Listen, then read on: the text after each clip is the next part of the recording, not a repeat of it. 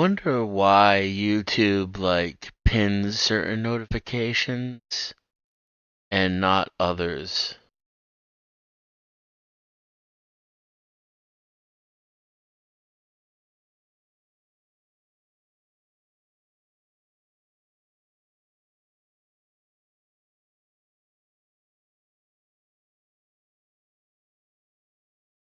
I don't think it's deciding very well either. Cause like James Freeman is probably like my most anticipated content right now. But he's never in my pinned notification. I always have to manually check or see it in the scroll.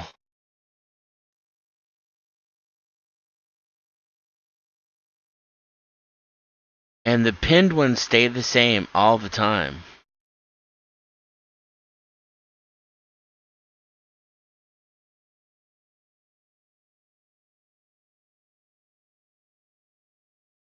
Like OTW and Mike Ball are both in my pinned right now. I don't even know who Mike Ball is, and I loathe OTW's panel.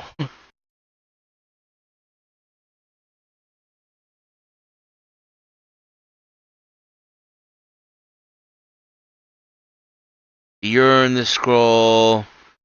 Jamie Oliver's in the scroll. Technically, I don't really like Jamie Oliver, but like food stuff should be pinned. Jimmy Dore's in the scroll. That should be pinned. First We Feast is in the scroll. That should be pinned. Billy Idol. OG technically should be pinned. Like, if it were analytics, it would definitely pin OG. I like every stream, go to every stream, I'm in every stream. There's a bunch of cat videos down here too. Get it.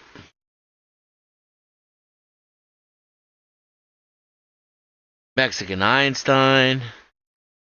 These are all notifications I never get because they're 50 notifications down and the same 3 are always pinned. And then like if I check an hour from now, those 3 are still going to be in there. I'll have gotten 30 more notifications, but none of them will be at the top. Can you hear me? There we go. Can now. There's like an echo.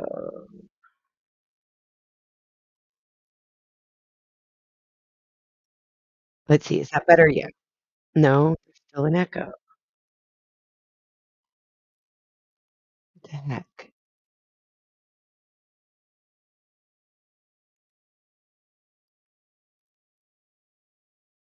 So I have 2 of me down here and I don't know why. You And have I the can't. browser open twice. Oh, let's do that. Hey, the other one disappeared. And I think the echo's gone now too, right? I never heard the echo. Yeah, I don't hear it now, but you can hear me now, right? So I have it right, Correct. finally. I don't know what's up with YouTube. It won't let me share the link. So you need to like type in my chat so I can mod you to share the link. Type it. So Oh, did so I it can hear be right? pinned. Right. Well, I can't even post it at all. So if you type, I can make you a mod, and then you can post a link, hopefully. Because the last time it did this to me, I made Sweet Leaf a mod, and she was able to. You're probably under Post your it. other account.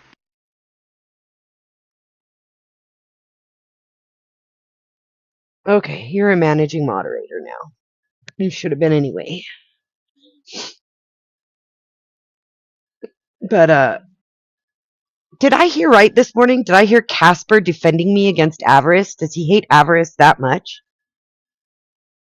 Um, Or am I just growing on him? I think it's all the things. I don't think he cares for Avarice. He doesn't know him. He knows you. Yeah, I got the impression And he didn't know him because he's like, "Is that guy that was going off on Witchy?"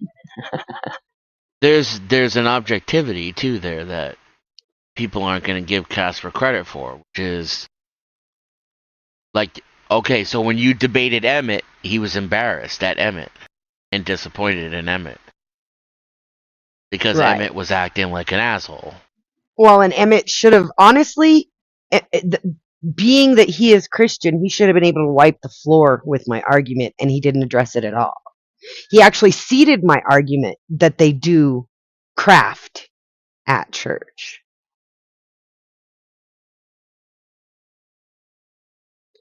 Yeah, so he'll tend to choose reality and justice over tribalism.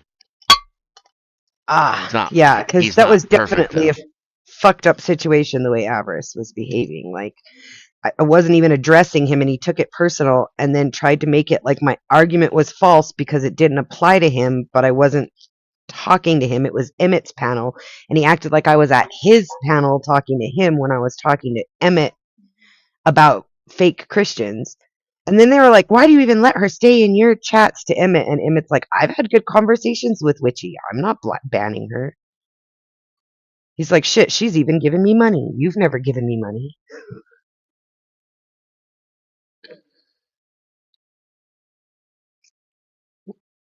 I last night, Dan, I don't know what the fuck happened.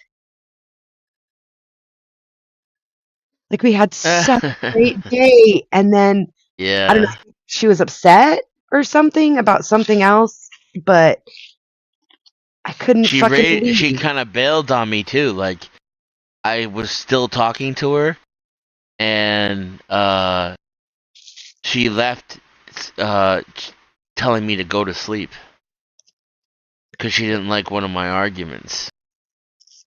Wow. All I said was, "Dude!" And she's like, "Don't call me a fucking dude." And then I don't even know how we got from that to fucking Palestine, but she really wanted to fight me on Palestine. She must have been holding that all day. Yeah, well, that's the thing is, she wasn't even upset about the dude thing. She was just arguing to argue. But it was to start the argument so she could come at me over the Palestine bullshit. Well, I think like it's a better like Drop the the link for fake Joe.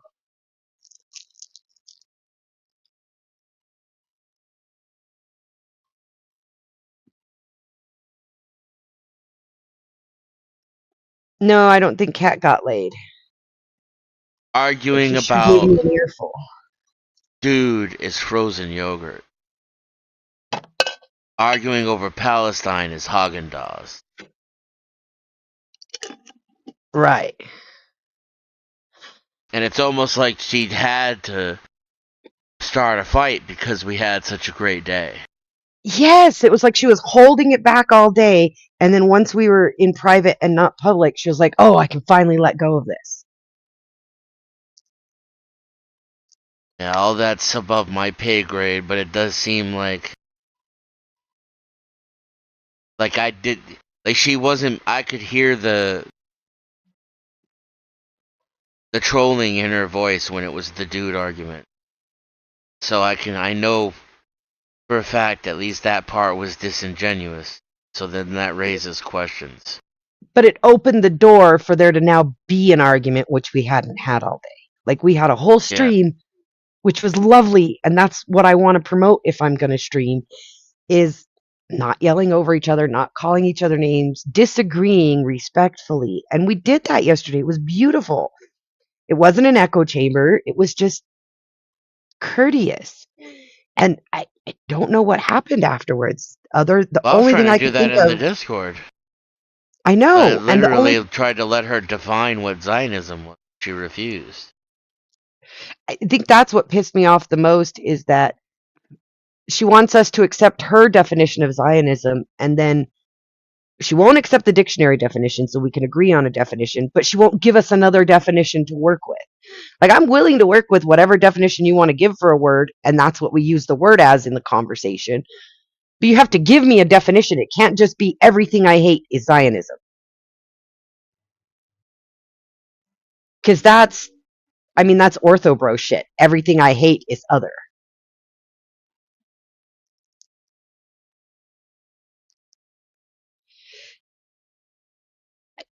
I think what pissed Avarice off in the chats and what got us going was me commenting on Christians being drunk. And he's like, the Bible says you could drink. I'm like, actually, the Bible implies that getting caught up in the fruit of the vine is sloth and gluttony, which are 7 deadly sins. Well, where do you think I get my morals from? I'm like, well, if you're a Christian, they're from the 10 Commandments, right? Like, that's the moral basis of the faith. Well, what makes you think I'm a Christian? I'm like, I didn't say you were. I said Christians should not be meeting up to go get drunk and act degenerate together and then sit there pointing fingers at other people saying, you're a degen, you're a degen, when they're doing the same shit. I don't know. And that was the whole thing. And then Dusty plays that clip of him where he's obviously fucking blitzed out of his mind. I mean, if you can't tell he's drunk in that, you've probably never seen a drunk, you know? And I'm like, doesn't he have infants? Yeah, he has a newborn. Yeah, he has like this tiny little baby that he pulled up on screen that I got. That day when he pulled the baby on screen to like prove a point or something, I got dogged in reviews over the fact I didn't ooh and ah over his baby enough when the conversation had nothing to do with his baby. Me too, LA. Me too. 100%. I am so glad that I am no longer Christian. Like, I was raised Christian. My mom raised me Southern Baptist, and then my dad sent me to every church he could so that I could learn what the fuck they were about. Like, he bribed me. You know this, Dan. He bribed me to go learn what each of them represented and how the people actually acted. And what you learn is that 90% of people who claim any kind of faith are faking it. Like, it's their ability to judge you, not their measure of themselves that they claim. You know what I mean? Yes.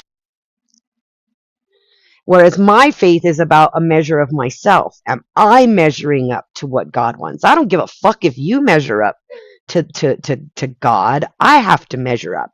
And part of that is not judging you for not measuring up. It's giving you a hand up so you can if you want to. And I love how they all call me atheist and they call me either atheist or agnostic. And I'm like, I'm neither of those things. I know God personally. I don't have to wonder what God is. I know, I connect. And then they're like, "Oh, God talks to you." And I'm like, "No, I don't hear voices. God talks to us all in the plan." Like, of course, for me, God is not what they call God, and that's okay because they don't have to see it the way I do.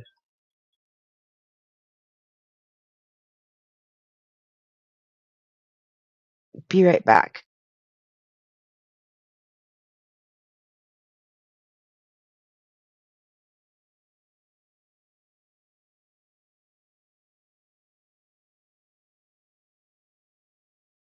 I am downloading a free game. OXTO, I think it's called.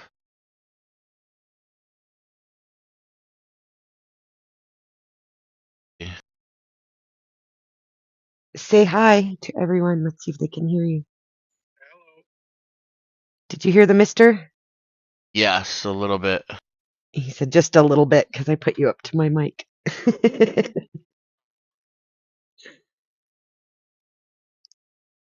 He's calling from work. Is he waiting for a delivery or something? He's waiting. You to Oops, he's yourself. waiting for his trailer to get back. He's got to share a truck right now. Share a truck. Well, they have two shifts. So one person drives the truck one shift and somebody else drives the truck the other shift, and the other shift is running late. So, well, actually, they're not technically running late because he had to go in early today to get some paperwork done. So he's got to wait for his truck to show up. If I could go back and do shit again, I would have got like a trucker's license. Oh, I love that he has his CDL. He always has work, and it's work where he Yeah, doesn't typically have to deal with people. Like he tried being a tow truck driver for a while. He had yeah. this like dream of tow truck driving because of watching like tow videos with the big cranes and shit. He thought that would be so cool. And then he went and worked for a tow service and found out this is not fucking cool. So now he's driving hazmat again. People trip out on that too because like he's a trucker, so he can't do anything. He doesn't smoke weed. If he gets 2 days off and he wants to have a beer, he'll have a beer on the first day, but the second day off he won't even drink because he has to work the next day. Like he doesn't smoke weed, he doesn't smoke cigarettes. So people are like, how do the two of you work? Like you smoke weed all day long and he doesn't even fucking like the smell of it. And I'm like, that's part of what makes us work is that we accept things about each other that don't make us happy in order to receive the things that do. And we made a rule. I am happy, LA. In fact, um, you said I always seem so happy. I am. That's why. My channel used to be called Nikki's Happy Little Life. But so we have this agreement and we made it in the very beginning. We got in an argument over something petty. And then we both started coming with our small little petty grievances that we hadn't released because we were still new. You know how that is. Like we were telling Kat about, you got to fuck before, we had to get past letting grievances out. And we had a conversation and we agreed if it's not a deal breaker, let's just let it go. Like, I'm not going to fight with you over something that I don't want to walk out the door over. I'm just not. If I don't want to walk out the door over it, then why the fuck call you out on it all the time? And I guess that's why Christians get me about calling out each other's behavior all the time. If I love someone and they're doing something that's going to harm them or harm me, I'm probably going to speak up. It's just who I am. I can't help myself. I'm kind of motherly. But if it's not like something that is actually causing harm, I'm typically not going to say shit about it. I might give you shit like jokingly, but I'm not going to make a big deal about it. And then I get caught up in these panels where everybody's arguing and I find myself being just like them. Who was it who said this to me recently is why, oh, Silver Diamond. I know you don't care for her particularly and Kat really doesn't like her. I love Silver, but she said something about hanging out with like AC and that crew is that it wasn't that she didn't like what they were doing. She started to not like what she was doing. And that's what I catch myself doing, She doing stole stuff that that, line from me. well, I catch myself doing stuff that I think several of us have said it before, but recently I heard Silver say it. Because someone asked her why she doesn't go to ACs anymore. And she's like, I'm not against AC. I just don't like myself when I'm around them. And I started noticing lately going to some of these panels that I've been going to and hanging out that when I go to journal at the end of the day, most of my journal is full of me being angry and allowing things that don't affect me to affect me. Yeah, I get a headache and a stomach ache. And then I go back for yeah. more. What the fuck is wrong with that? That's why I call it the toxic community Well, and that's the instead thing is of the drama community. I don't think it's just a particular community. I think that in general, most people, when they get in groups, become toxic and tribal. And this is why I believe in less population, so that we could actually be tribal without rubbing elbows so much. Because tribalism is what we do naturally. So it's like if you have wolf packs, right? And you have 3 wolf packs in the area and they have to share the area. Well, if all the wolf packs keep growing, they start encroaching on each other's areas and they're fighting all the time. And eventually one wolf pack takes out another and the balance comes back. And that's how people are, except for that we're using convenience and technology to live longer. So, like they say, we need to replace everybody, but shit, some people are 100 years old. They don't need replacing yet. They're still here. Like they talk about a replacement rate. Well, who are you replacing? Those people are still fucking here. We had to replace them before because they died at 40 years old. But they're fucking 80 now. My mother-in-law is 82 from my second husband. From my first husband, my mother-in-law is in her 80s. My current partner, my mother-in-law is almost going to be 80. Well, not in law, my mother-in-love. Because there's no law and no government involved in it. Why are we replacing people that are still here?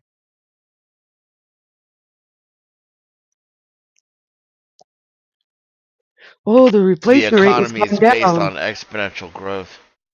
No, capitalism is based on exponential growth. That's profit, not the economy, because our economy isn't pure capitalism. Our economy is a mixed economy. We just need to lean a little bit away from one side to the other a little more. Well, it's dominated by.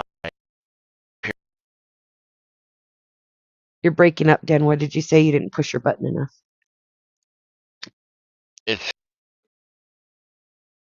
It's dominated by pyramid schemes and debt-based growth and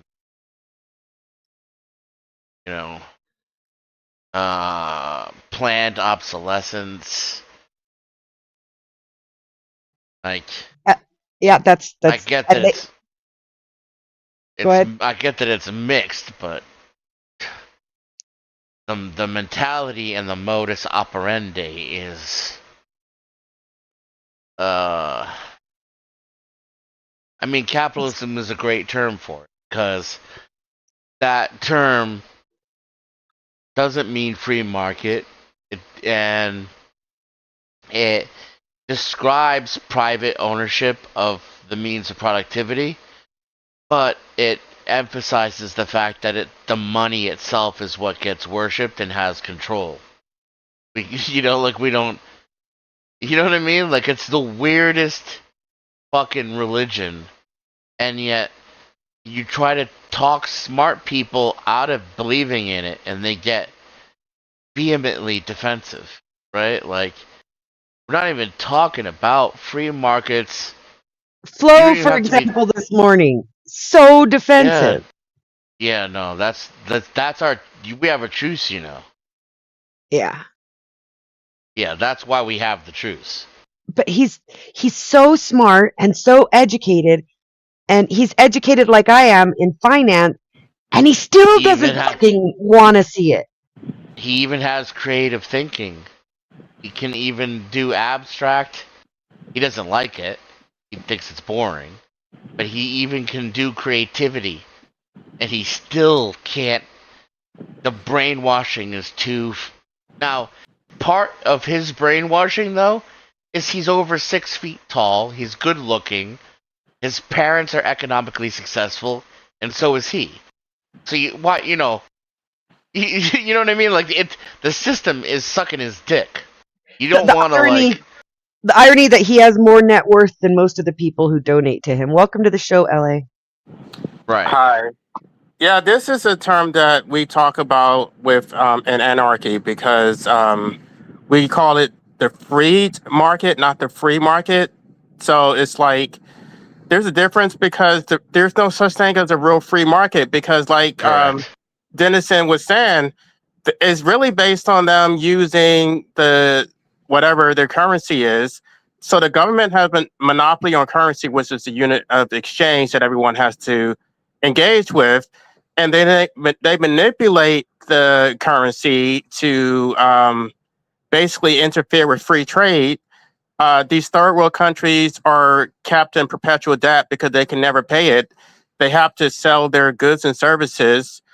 Um, and we just keep manipulating the US dollar and keeping them in debt. And then also the property rights. The property rights are based on state violence. The state of nature, property rights are based on use. That if you find a piece of land, you're making productive use of it, that is yours. That's how animals determine property rights.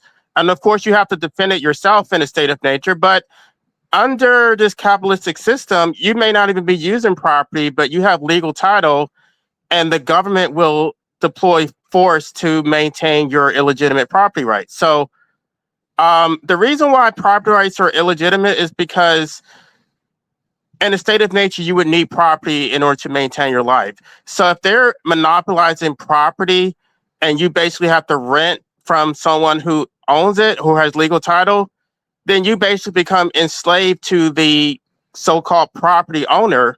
And so now you have to pay just to exist. This is the main reason why I'm against procreation, because the civilized human being is the only animal on the planet that has to pay just to exist.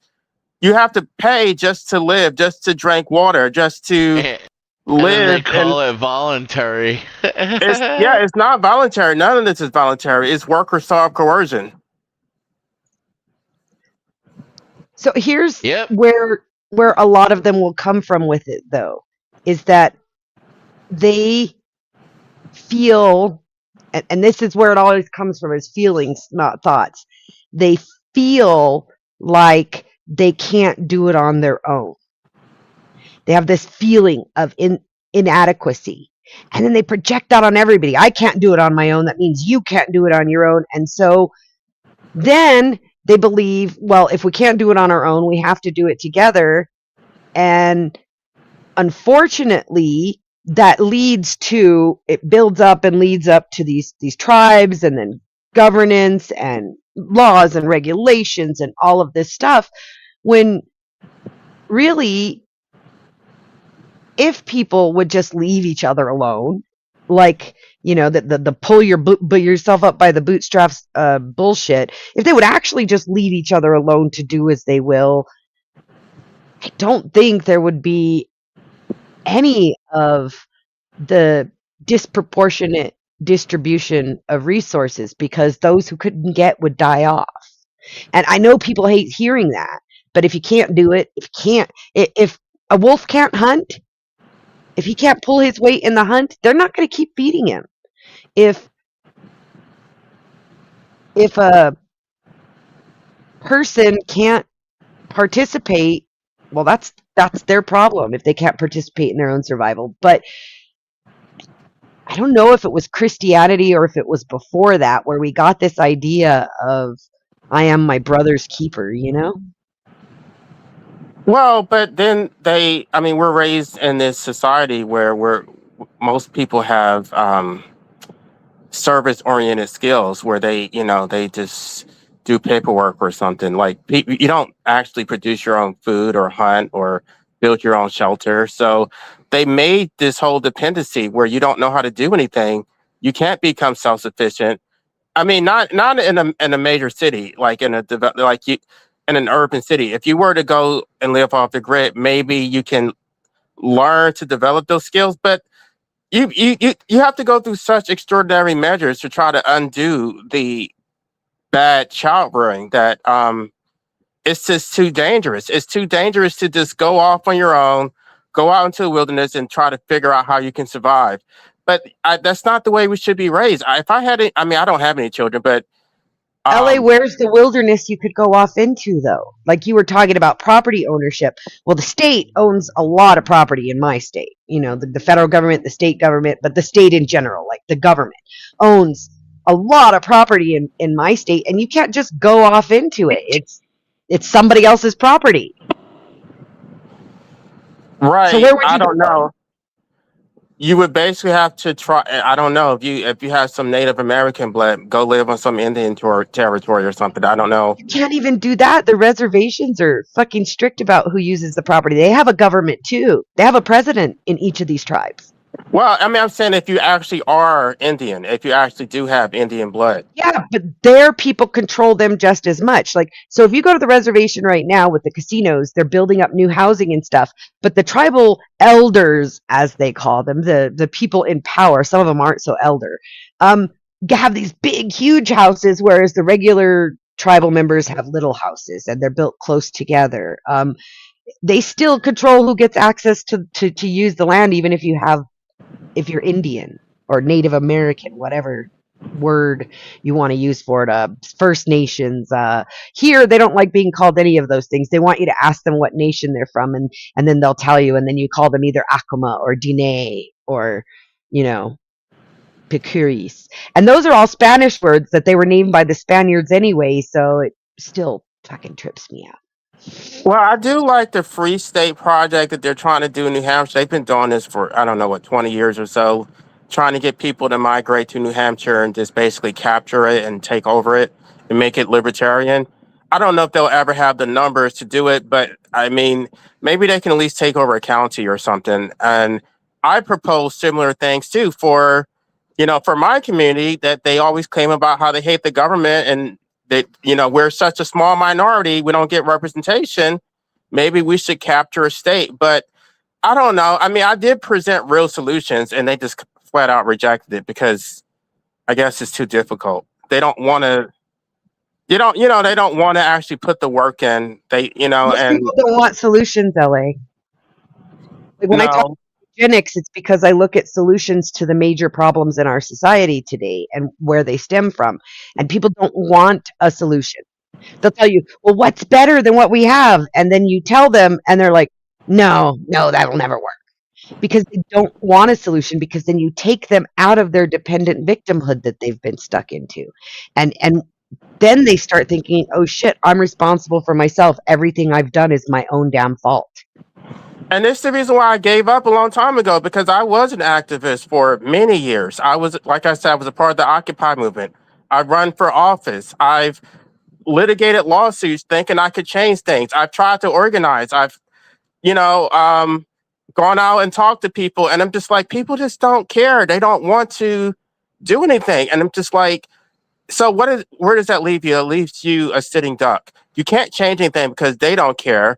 Democracy is majoritarian, and the majority is just apathetic. So that basically leaves you to be a sitting duck. Nothing is ever going to change. So that's the reason why I'm pushing for May, because I know I don't blame the government as so much as I blame the people themselves. They are complacent. They don't want to do anything. You're too nice, LA. You call them apathetic. I believe it's intentional. I believe that it's not apathy. It's not apathy at all. It's reveling in it. They're like pigs. They wallow in it. They want to be oppressed, because when they stop being oppressed, then they have to take responsibility. Like you said, if they don't want to work, and I don't mean work like they don't want to have a job. Most people are fine doing a job repetitively. Most people are willing to do that if they see the benefit to themselves. It's that they don't want to work on themselves. Like when you start to look at whose responsibility is it to change my life, and you start to realize no matter what the circumstances around you, the onus is really on you. You start to think, well, fuck, like I can't fix it.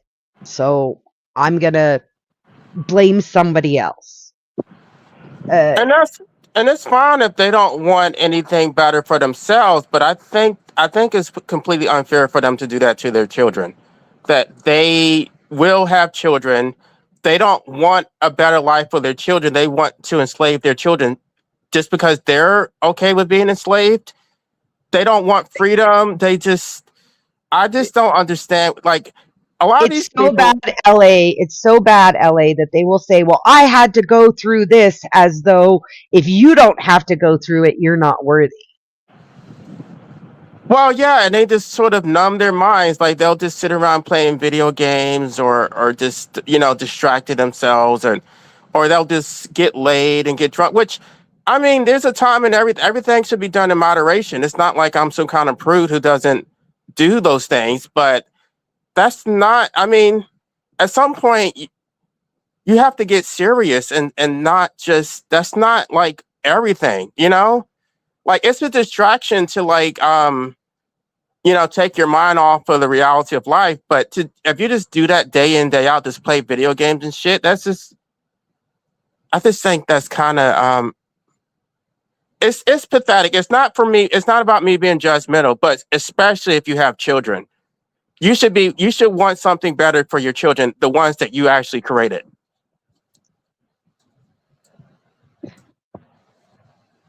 And here's where you're going to differ from them, and probably from me a little bit too, is that I don't know that I want better for my children. I don't know how to define better for my children, because I'm pretty fucking happy. So I want them to be happy too. Um, I don't know about this. Why does everything always have to be better? Why does there always have to be a profit and improvement? Why can't sometimes, you just be happy in what is? And that's what I want for my children. I want my children to look at the world and say, no matter what the fuck you people are doing out there and what the fuck is going on, I can still find joy because I like me. That's what I want for my children. I want them to learn the lessons that are brought to them in such a way that it doesn't jade them, it enlightens them. That's what I want for them. But I have a different concept than you, LA, in a lot of things when it comes to children. I believe firmly that I should have never been allowed to have my children. Allowed, I take issue with the word allowed. Like, it's not that you, I mean, I agree that you probably shouldn't have had them, but it's based on your a personal ethical choice.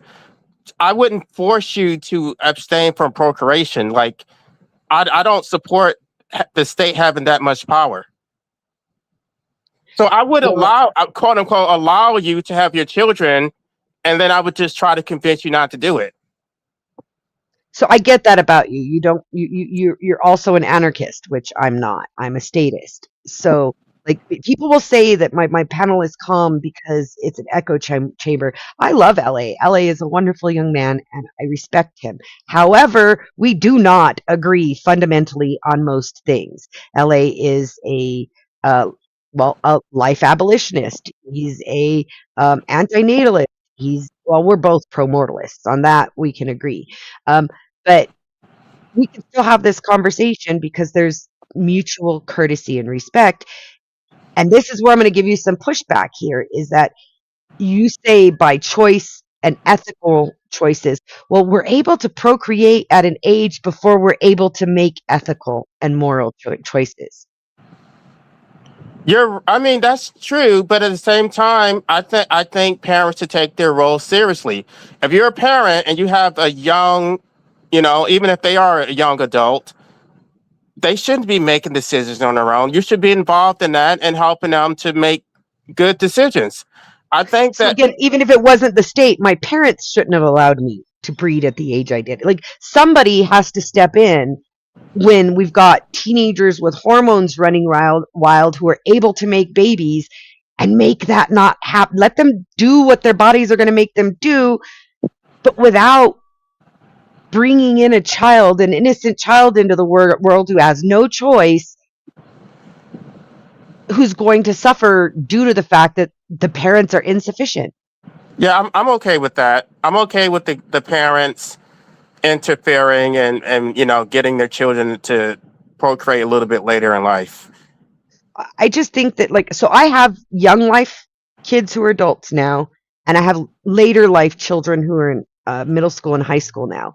And I'm just going to be honest, the younger kids got the better me. But that's most parents do that, like, when they're young. Because I have aunts like that. Like, I have an aunt who had children when she was like in her early 20s, and then she had children when she was like in her late 30s, early 40s. And yeah, she was a much better. The like the first set of children she had, they were abused and neglected. She was a horrible mother. But yeah, she did, like, she learned from through her mistakes, but you can't fix what the damage that you've done to the first set of children. Exactly. Like my oldest daughter is amazing and I love her, and we've had a lot of heart to hearts and what some people would call come to Jesus moments between us. Um, and one of the things I had to accept in doing my shadow work was that I was not a great mother. I mean, I was passable. I didn't beat them. Do you know what I mean? I didn't starve them, but in some ways, um, you could say I starved them for attention at times, and I was neglectful. I wasn't mindful. That was the biggest issue, is I was not mindful at all. And I think that as a society, because we now populate the entire globe and we don't have the ability for it to just be, oh, based on your morals and ethics, you can make a choice. We're just not at that place unless we really decrease the population. I agree with you. I believe in using I force. Okay, I guess I agree with you.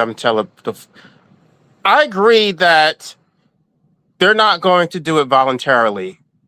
It probably is necessary to use force. I still oppose it, like, morally. I just don't think that is the right approach. I think people have to learn the hard way. I think the better approach would be to stop intervening. Let them suffer the consequences of their own choices. If they have children that they can't provide for, let them suffer. Stop feeding them. Stop giving them housing and shelter. You don't have to use force. They will learn. This has happened before in the past in history, where I don't know if you're familiar with Thomas Malthus. Thomas Malthus' theory was that if the government would stop that the government interference is what's going to lead to overpopulation. As long as the government keeps feeding people and providing for them, there is no limit to human population growth. It's just it's infinite. I think the problem is biggest dickus with population growth.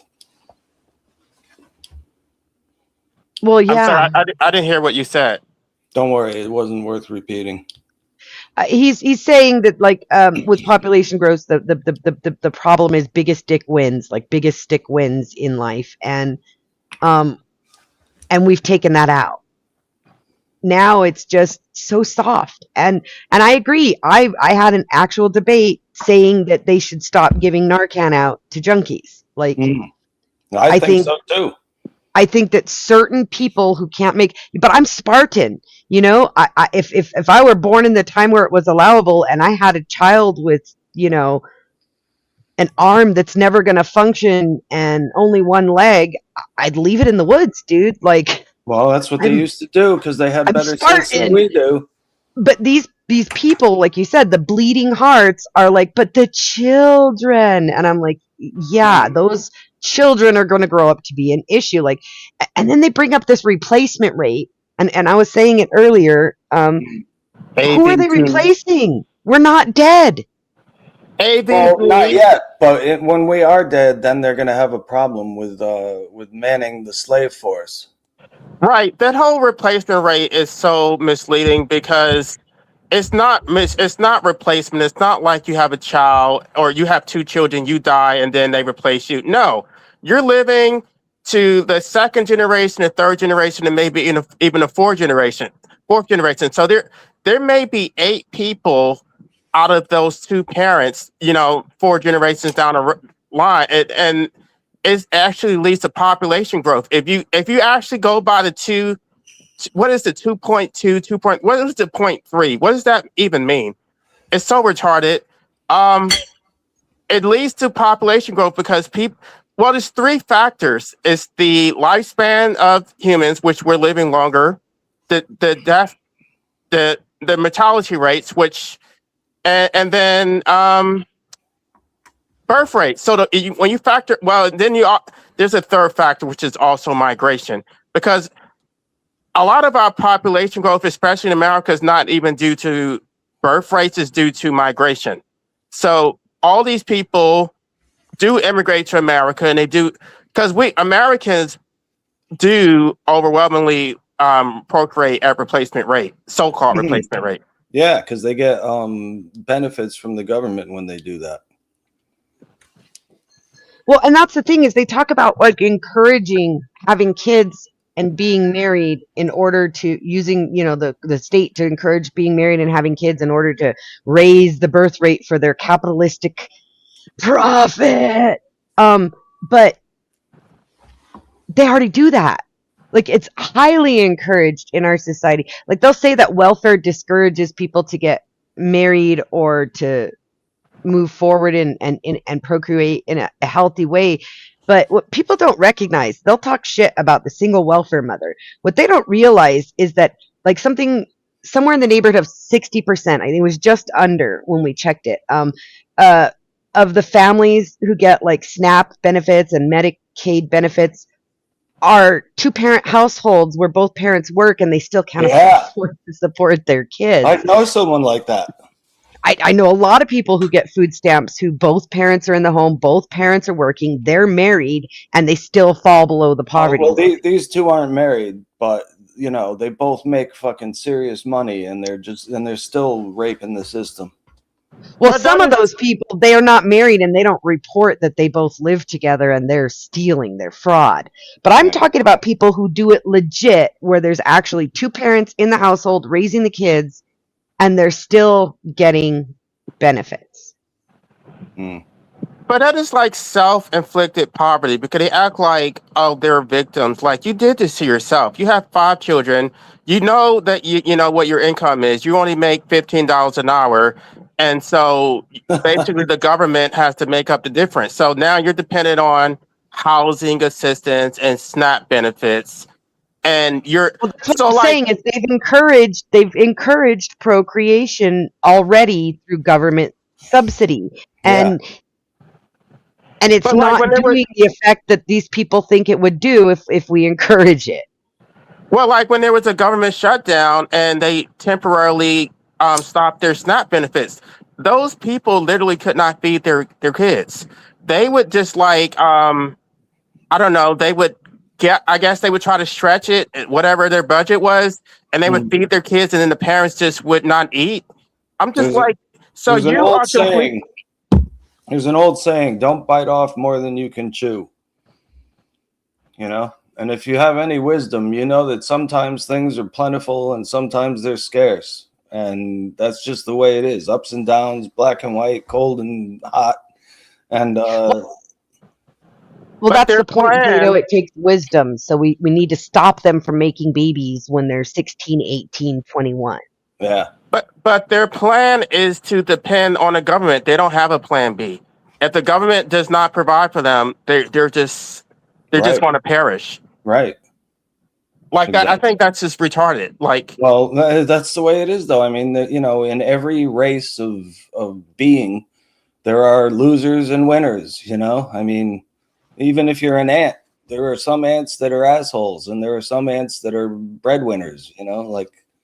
Only the queen gets to eat. They don't even try to get creative because, like, I know I've had times where I was struggling really bad. I may have only, and this was back in the day before the U.S. dollar, you know, became completely worthless.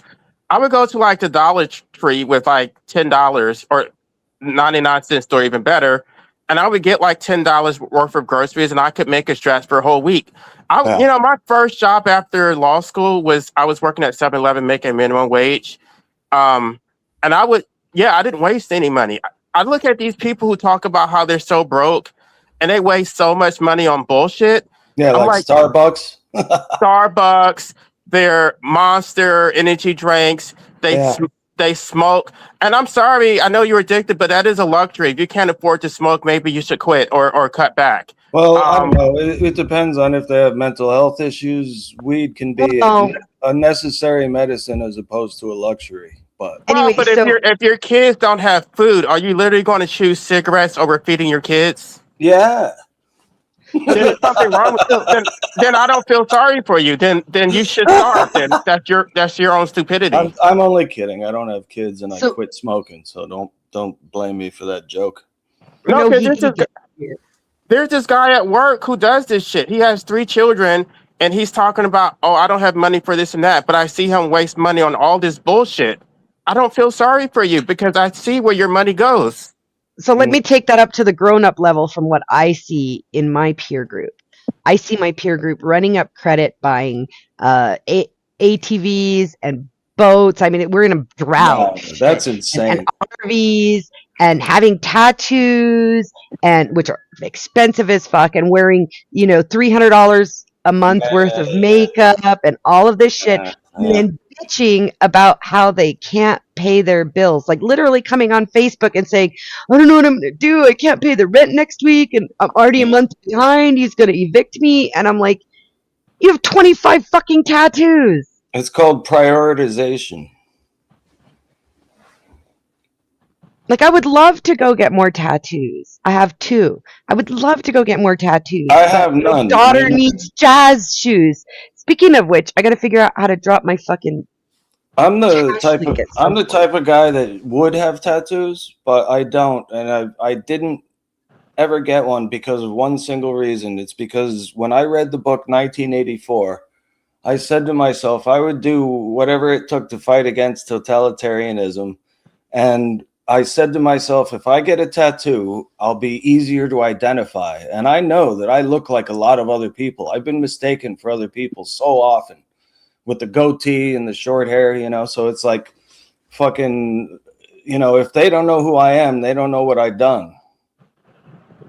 The tattoos are how they identify people quite often in Yeah. criminal enterprise. Like, if they send out a wanted ad, they list their known tattoos Yeah, and locations. Oh yeah, there's an article on MSN It's a or brand. something, and it's about they're looking for some chick that has like this full back tattoo or whatever. I don't know what she Well, did. especially these people who do face tattoos. Oh, I know. That is like dumb. Post That is Malone. so dumb.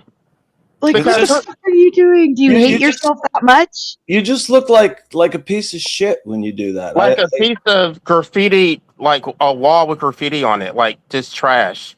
yeah, Nobody's it's just- gonna hire you with all that shit or all over your face. They do, LA, everywhere I go anymore. It's people with big old holes in their ears and in their faces and face tattoos.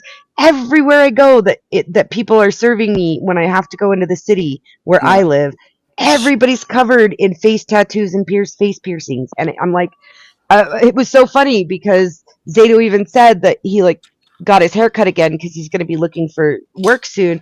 And I was like, why bother now? Like, they have green and orange and blue in one part of their hair, and then yellow and red over here, and then they've got a hole in their nose. Like, I thought the gauges in the ear were gross, and I've never been big on nose piercings, but now they're doing this gauge thing in the nose. It's No fucking way. nasty. No way. How does that heal up? It I doesn't. don't Well, fucking the thing know. is, though, and a lot of these people they actually were good looking, and they just completely ruined their fucking faces. Yeah. And then, but they're getting jobs because they don't want reliable workers. It's nice to have people you can fire to keep the others in line, But- and but then what you is keep the- a stack of resumes or applications this thick on your desk because you always say you're hiring. You don't even look through it. That stack is to scare the other employees that you could replace them at a second's notice. What is It's it not that about they're people really today hiring. that they want to look like a fucking clown? Well, it's like there's like their little easy way of being rebellious, like, oh, I'm different, but you're really not different. No, because we all rebelled. Everybody's Everybody doing it. It's rebelled. conforming now. Everybody rebelled in their own way. Long hair used to be the rebellion, and now it's fucking clown hair. You're Well, just it's not even. repeating It's history. not even rebellion. It's conformity. Yeah, conformity to the system of authorized rebellion. Exactly. Spot on. And I don't know that it's rebellion. It's that it's their belief of their expression. Like, so I have kids with tattoos and piercings, so I can't really talk too much shit about it. My son has gauges, and my daughter has 2 in her nose somewhere, and whatever, they can do that stuff. They're adults. Mm.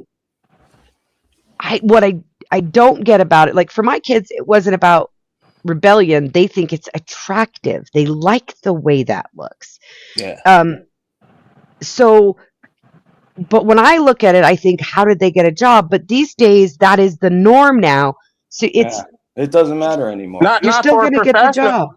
not for a professional job. They're not going to hire you at a law firm. They're not going to hire you for the police department, or maybe you can be a server or something, but Yeah, but bro, there's a general in the fucking military that wears high heels and a skirt, and he gets up and gives speeches to everybody. Like, you know, it's LA, accepted now. how many people are going to go into the professions? How many jobs are actually available for people to go to the professions? well, if you want to start your own business, What are the majority of people going to do for a living? I don't know, but I think it's still aspirational that you would like to be the person making six figures, not somebody who's just waiting tables for the rest of your life. If Well, but everybody's where are making those six figures, opportunities? who waits the tables? Where are the How opportunities? many more tables are there to wait? Like you can get one accountant who can go in the office and throughout the month handle 250 businesses worth of books. But you can't get one waitress who can do 250 tables at the same time. Like it's a different thing. You can't get everybody to be a six-figure income. Who's going to serve us then? Like my dad used to tell me, and I never got it when I was a kid, but I get it now. The world needs ditch diggers too, which means they got to make enough of a living to eat too. And so the average person is going to be in some form of service, serving the people. That's just how our society is shaped.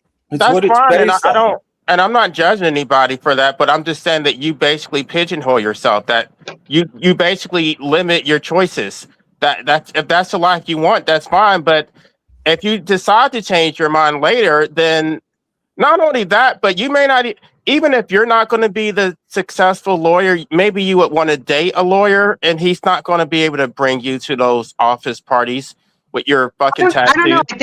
I think you're wrong. It depends on where you're at, because there's a billboard here in town of a law office that's making quite a bit of money, and I know people who have used them, where they're brothers, and one of them is like clean cut like you're talking, and the other one has face tattoos and full arms, and he's pierced, and they pull in motorcycle victims, and they all like crash victims, and they do criminal defense. And people look at them and trust them because they look like them. They're like, oh yeah, this is a homie. He's got my back. My lawyer has my back. It's like the Better Call Saul thing, you know? In certain parts of the professions, that is not taboo anymore. So you could be a lawyer making pretty good money and have face tattoos in our society today. In fact, I've seen some on YouTube. These judges are very old school and very traditional.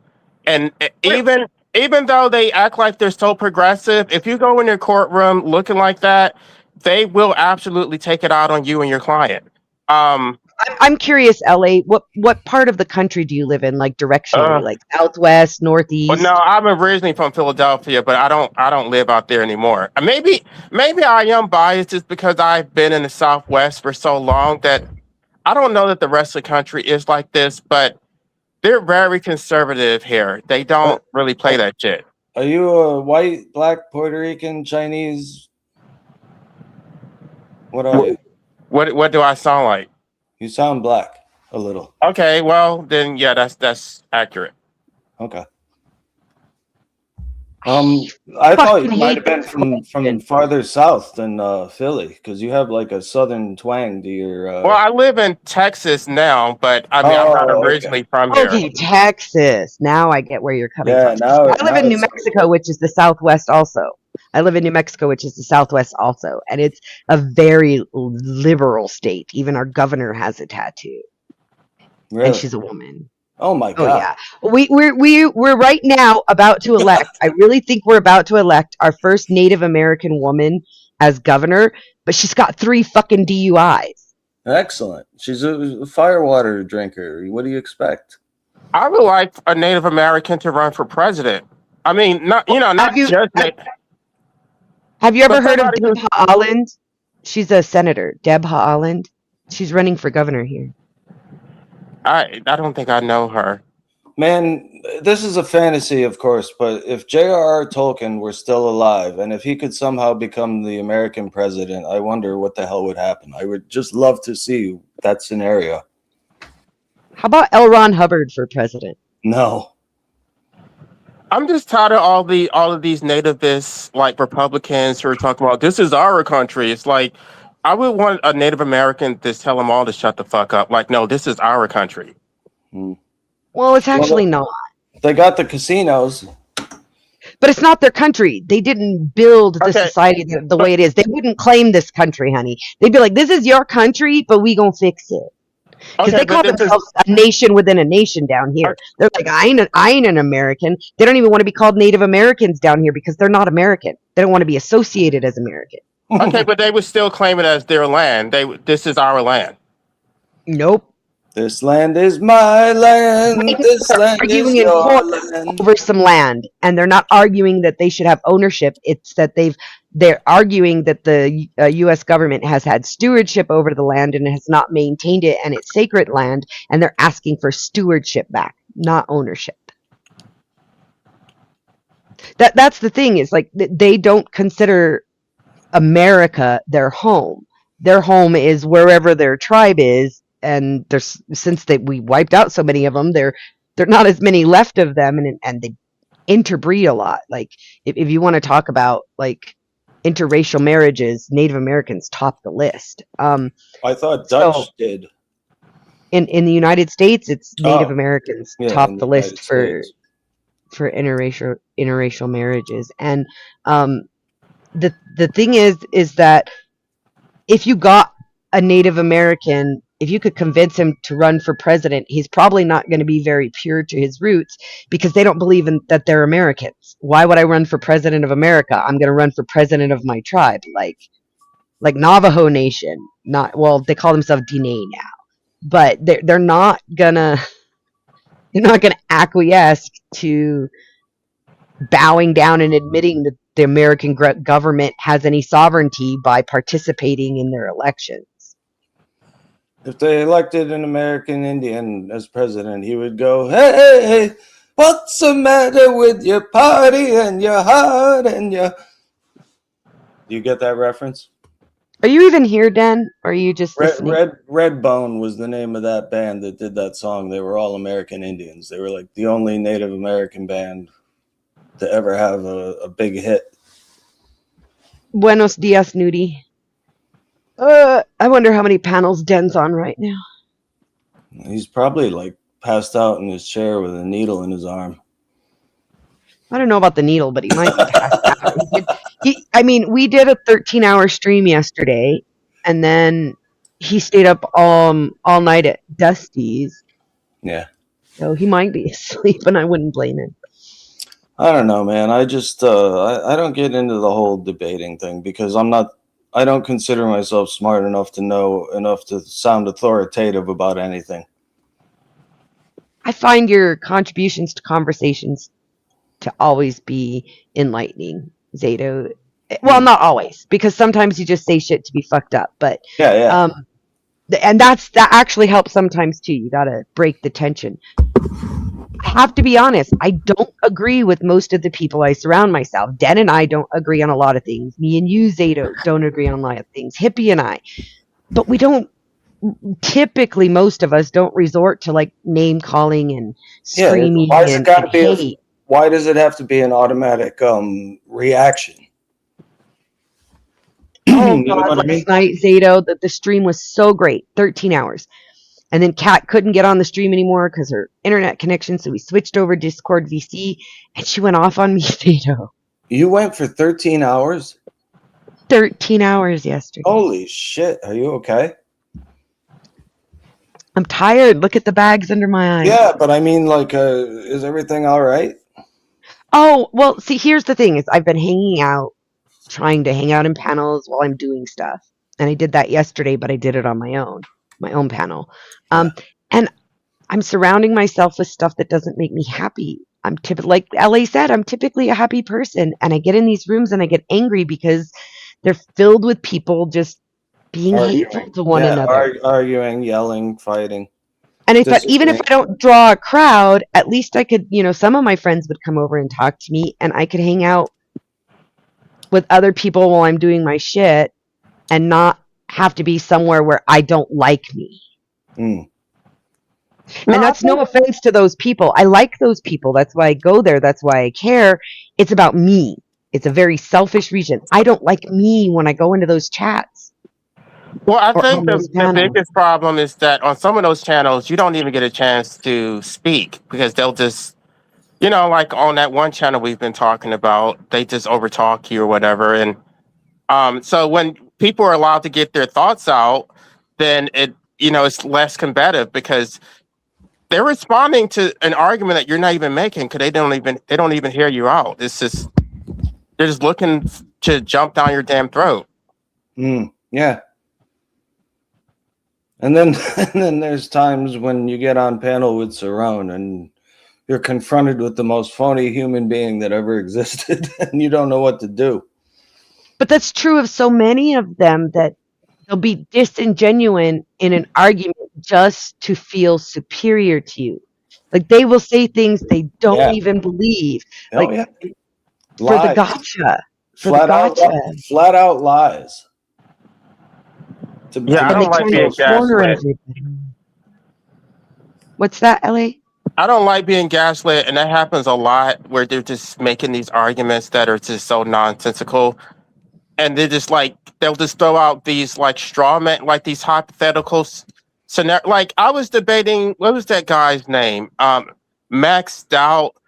He started saying, oh, well, we don't really need wombs because the government may have the ability to procreate without humans. And I'm just like, do you have any evidence of that? What he's trying to say is that humans are not responsible for what happens to their children because they could exist anyway.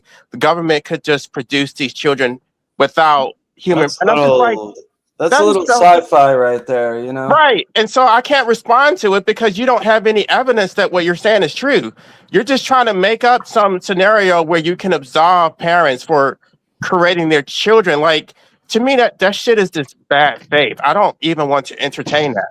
There's no way that technology can overcome nature when it comes to parents and children. I mean, they can try, but they're not going to succeed.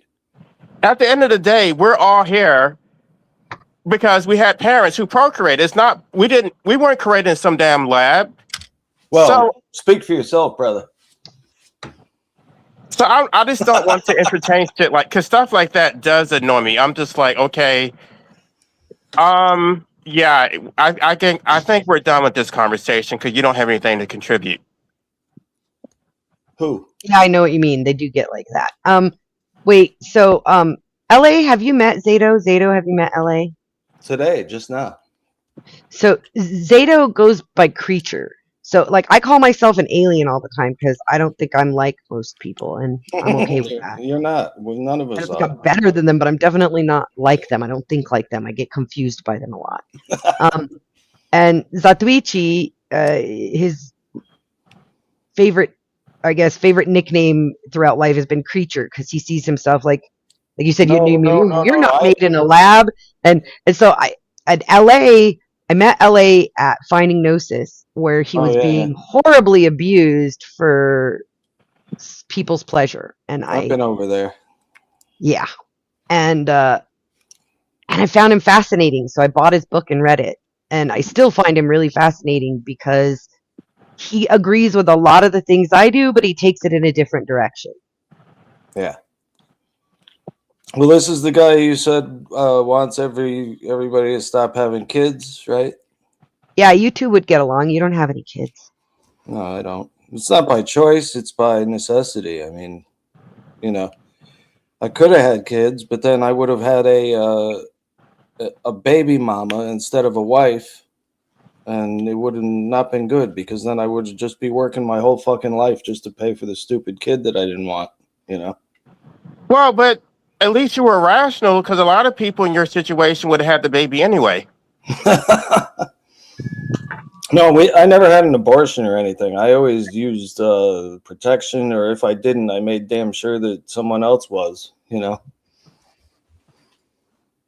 there was no chance, or very slim chance, of me having a kid, because I knew I just knew increased my better. pull-out game. That's reliable. Well, I got Yeah. sterilized, and I'm not even straight, so I don't. I mean, it's really not that hard. Yeah. When you ask what do you sound like, LA, my first thought was a gay man. I didn't think that till just now. Yeah, that's funny because I think that I do portray. You know what? What is the guy? The 10th man said that he accused me of being straight. I'm like, how dare you? Hmm? He's like, I don't think you're really gay. You just. I don't know. I'm just like, I've never had sex with a woman. I've never had a desire to. Like, there's nothing straight about me. Yeah. I don't think 10th is gay. I think that the only reason he has a husband is because only a flamboyant gay man would put up with him. Because he's got to put up with the other guy too. What if he's just faking it for money? No, don't know. I don't think his husband has any money. I think 10th is the provider. No, his husband works. Well, but I don't think he's the breadwinner though. 10th doesn't work. Okay. Well, I don't know. We never discussed that. His husband is fucking amazing. I mean, I'm not getting down on either one of them. What I'm saying is, even 10th will tell you he's 51% gay, 49% straight. I'm That's like, his claim. I'm not making that up. He's as divided as the country. I would say I'm probably 96% gay. There's probably been like a few women I was attracted to. I don't know. It's like I can be emotionally attracted. I don't know that I'm physically attracted to women like that. Like if I've seen women naked and I'm just like, I just don't feel anything. Like, you know, because I have female friends who will just like, you know, get dressed in front of me or something. And You're the gay bestie. We can do that. And you're going to give us Right. fashion advice. Like I'm not an incel. I've had opportunities. I just don't. I'm not attracted to women sexually. You get more opportunities than a lot of men. I know a lot of women who are like, "Are you sure you don't want to test it out? Are you sure you're gay? Prove you're gay." There's a lot of women like that. It's so crazy. Oh, I know. prove it on My best stream, friend but- from high school tried to get me. Exactly. That's what I'm talking about. And she didn't take no for it. She well, because at that time I was still in law school, so she thought I was going to be her meal ticket. So she just this woman literally.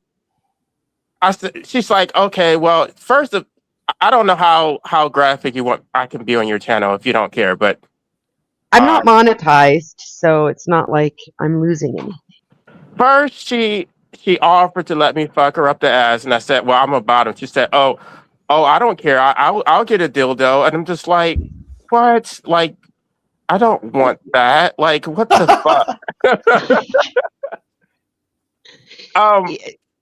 She tried to like, We'll make it work.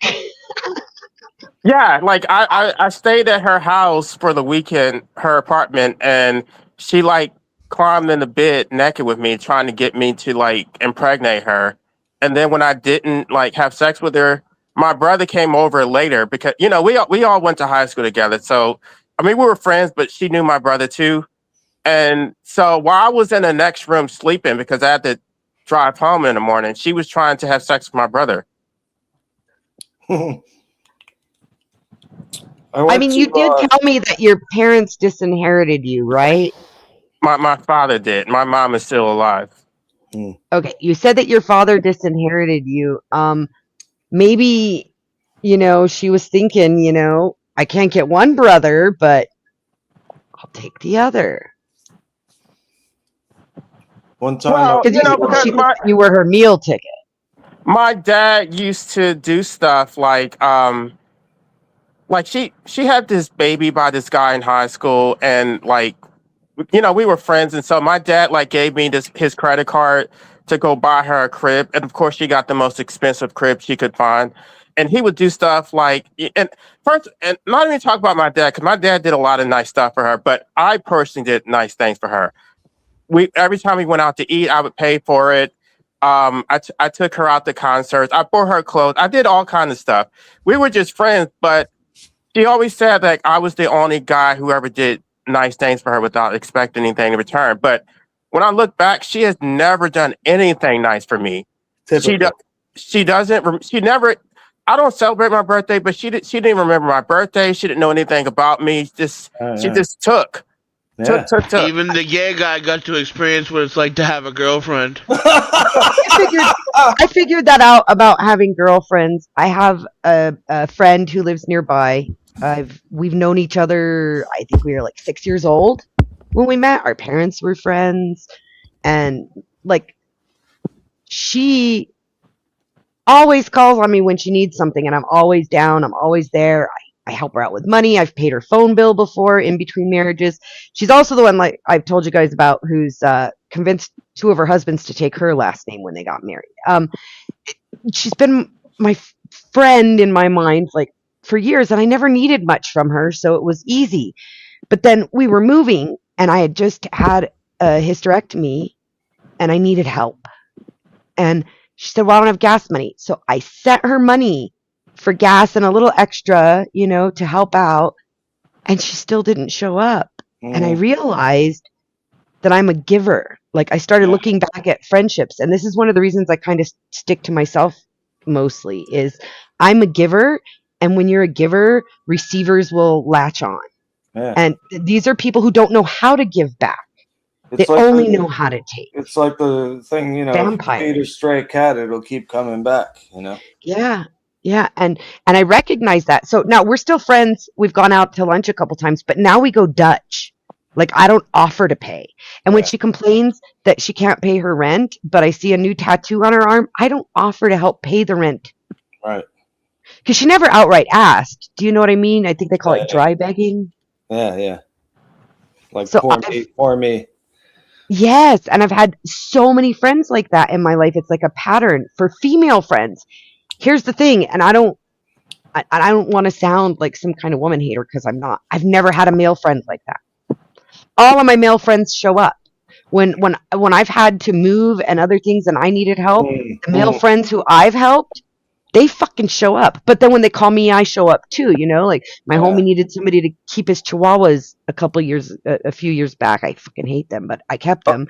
I used But to when show I up needed for to move, everybody, and they didn't he show showed up to do the heavy lifting. Do you know what I mean? Like, Yeah. but I've never had male friends who just took and never gave back. But almost all of the female friends I've had have been, not almost all. I do have a couple of female friends who I could call them right now and say I need a plane ticket, and they're putting it on their credit card for me, and vice versa, kind of thing. Yeah. Yeah, every time I've had a female friend, they basically treat me like their surrogate boyfriend, except we weren't having sex. And I was supposed to solve all their problems. Whenever we went out to eat or whatever, I had to pay for everything. I could never depend on them for anything. I couldn't ask, like, come to I had another friend in law school. And I was there for her through so many of her problems. And I had one problem, and I came to her. She's just like, "Oh, I don't coddle men." And I'm just like, "What?" Congratulations, you're bi. I was just gonna say, Den, you're gay.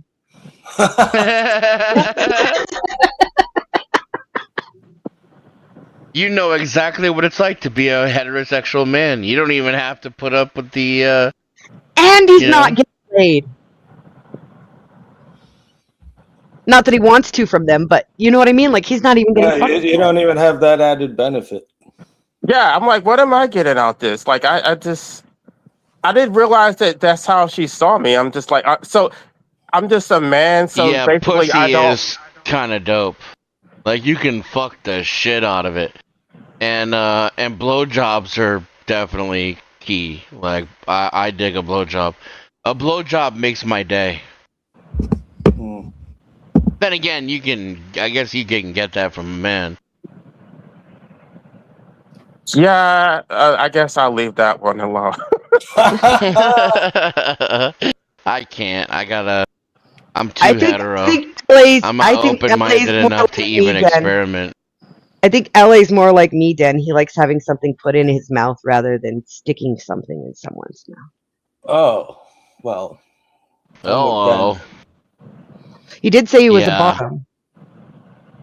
I mean, I have top, but whatever.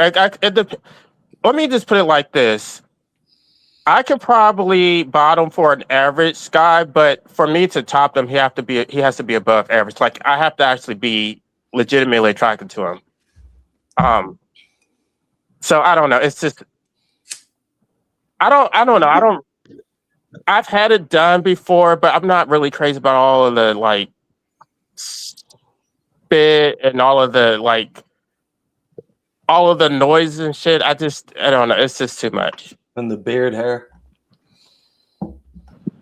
Oh gosh, I don't know if we should go there. What? Oh my God, Yeah, I LA, I have love had you. the I love whole you so much. rug burn, but not in that area. Hmm. Well, Yeah, that I happens guess to straights too.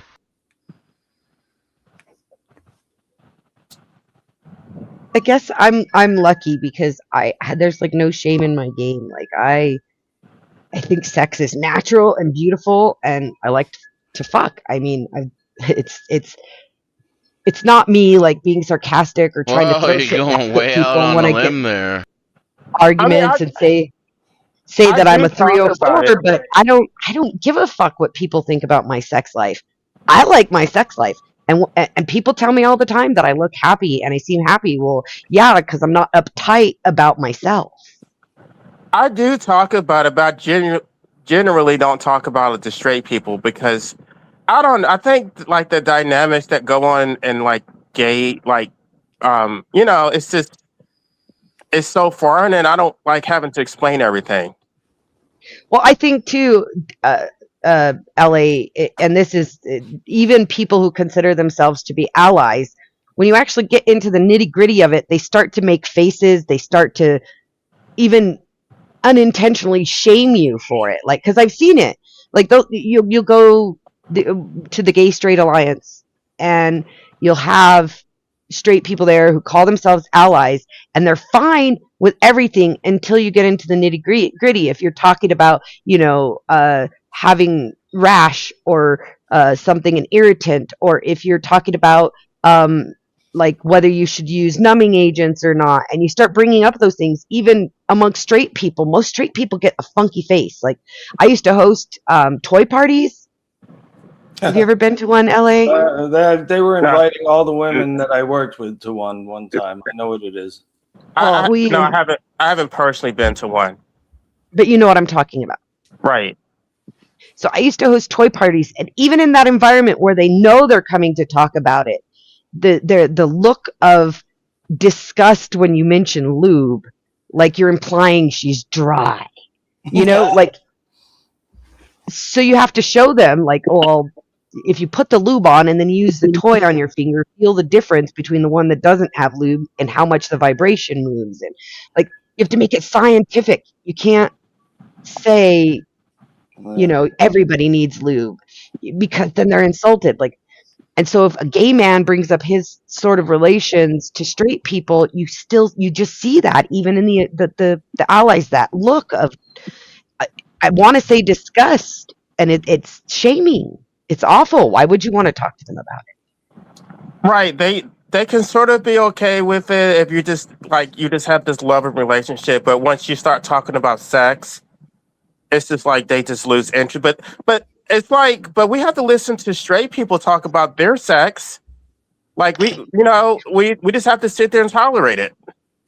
Okay, Yeah, the I only wouldn't time want to they do want to that talk either, about though, gay to be sex, fair.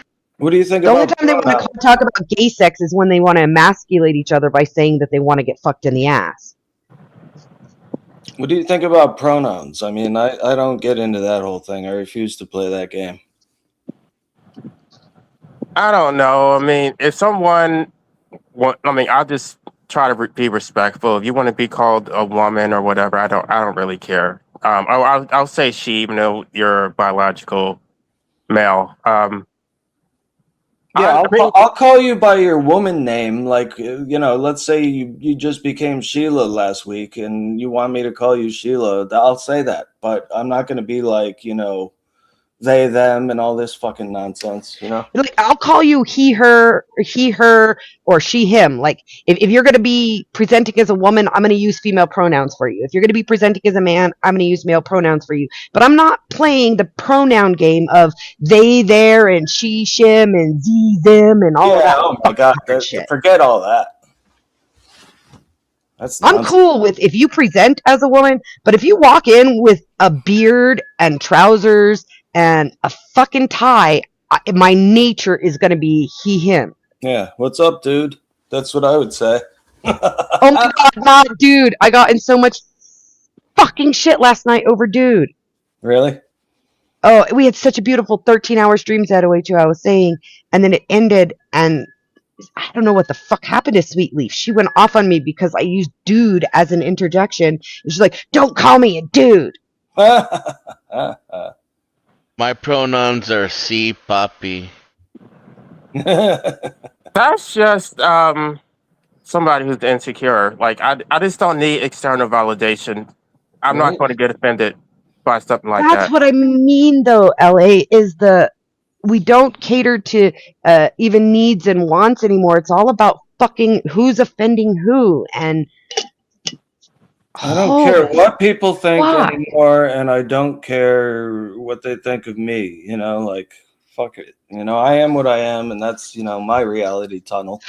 One of the cool things about AA that it taught me that I didn't know until my 40s, unfortunately, was so there's this saying, other people's opinion of me is none of my business. Mm. RuPaul And- says that also. Well, it is your And it- business when they're fucking spreading it around the workplace, and you get fired. Can I finish? So other people's opinion of me is none of my business. And it doesn't mean that I shouldn't be aware of rumors and gossip going around about me. It's that I shouldn't let them control who I am. And when I react to them emotionally, I'm letting those rumors and gossip become true, yeah. I mean, I've had like female friends. It becomes my business then. Like, having knowledge of it doesn't mean you make it your business. Like, I have knowledge of some plumbing. Plumbing isn't my business. Yeah. I've had female friends, and they'll be like, "Oh, girl." I've been called girl and shit. I don't care. Like, I know what you mean, so it's not a big deal. Yeah, well, I have been my whole life, I have been of the firm belief that whatever somebody presents themselves as and what they want to be called, I'm going to do that. That's fine. But when we get into pronouns, now you're trying to control how I talk about you, not how I address you or talk to you. And that's just fucked up. They're trying to control you. Yes.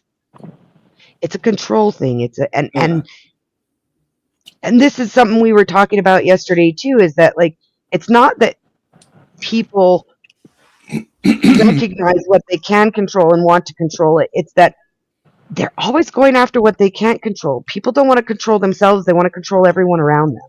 Mm. Yeah, it's time to look inward, not outward. And it started with fucking central air and AC. Because once we started controlling our environment, we started thinking we could control everything around us. Mm. Yeah, I kind of agree with that. I mean, I remember being a little kid and thinking, wow, air conditioning, this is a new thing, because my grandparents' cars didn't have it. Fuck that commie talk. It's 112 out right now. No, I want you to have your air conditioning, Den, but it's a metaphor again. I'm using an analogy I shouldn't. But the idea that we work to control our environment now, and other people around us are now part of that environment that we want to control. Mm. I mean, I guess it started before air conditioning and central air, and probably goes as far back as to, like, moving it into the cave.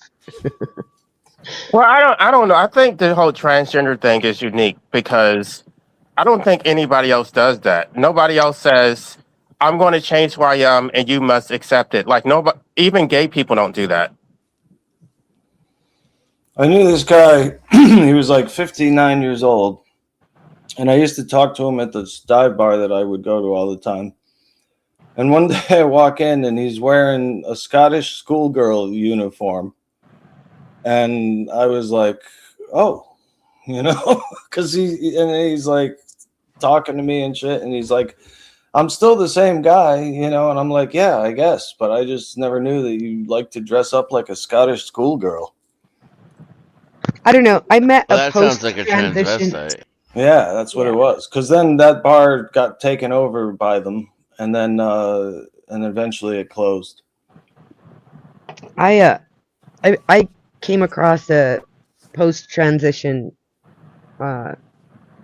M to F at a party recently, and Oh no.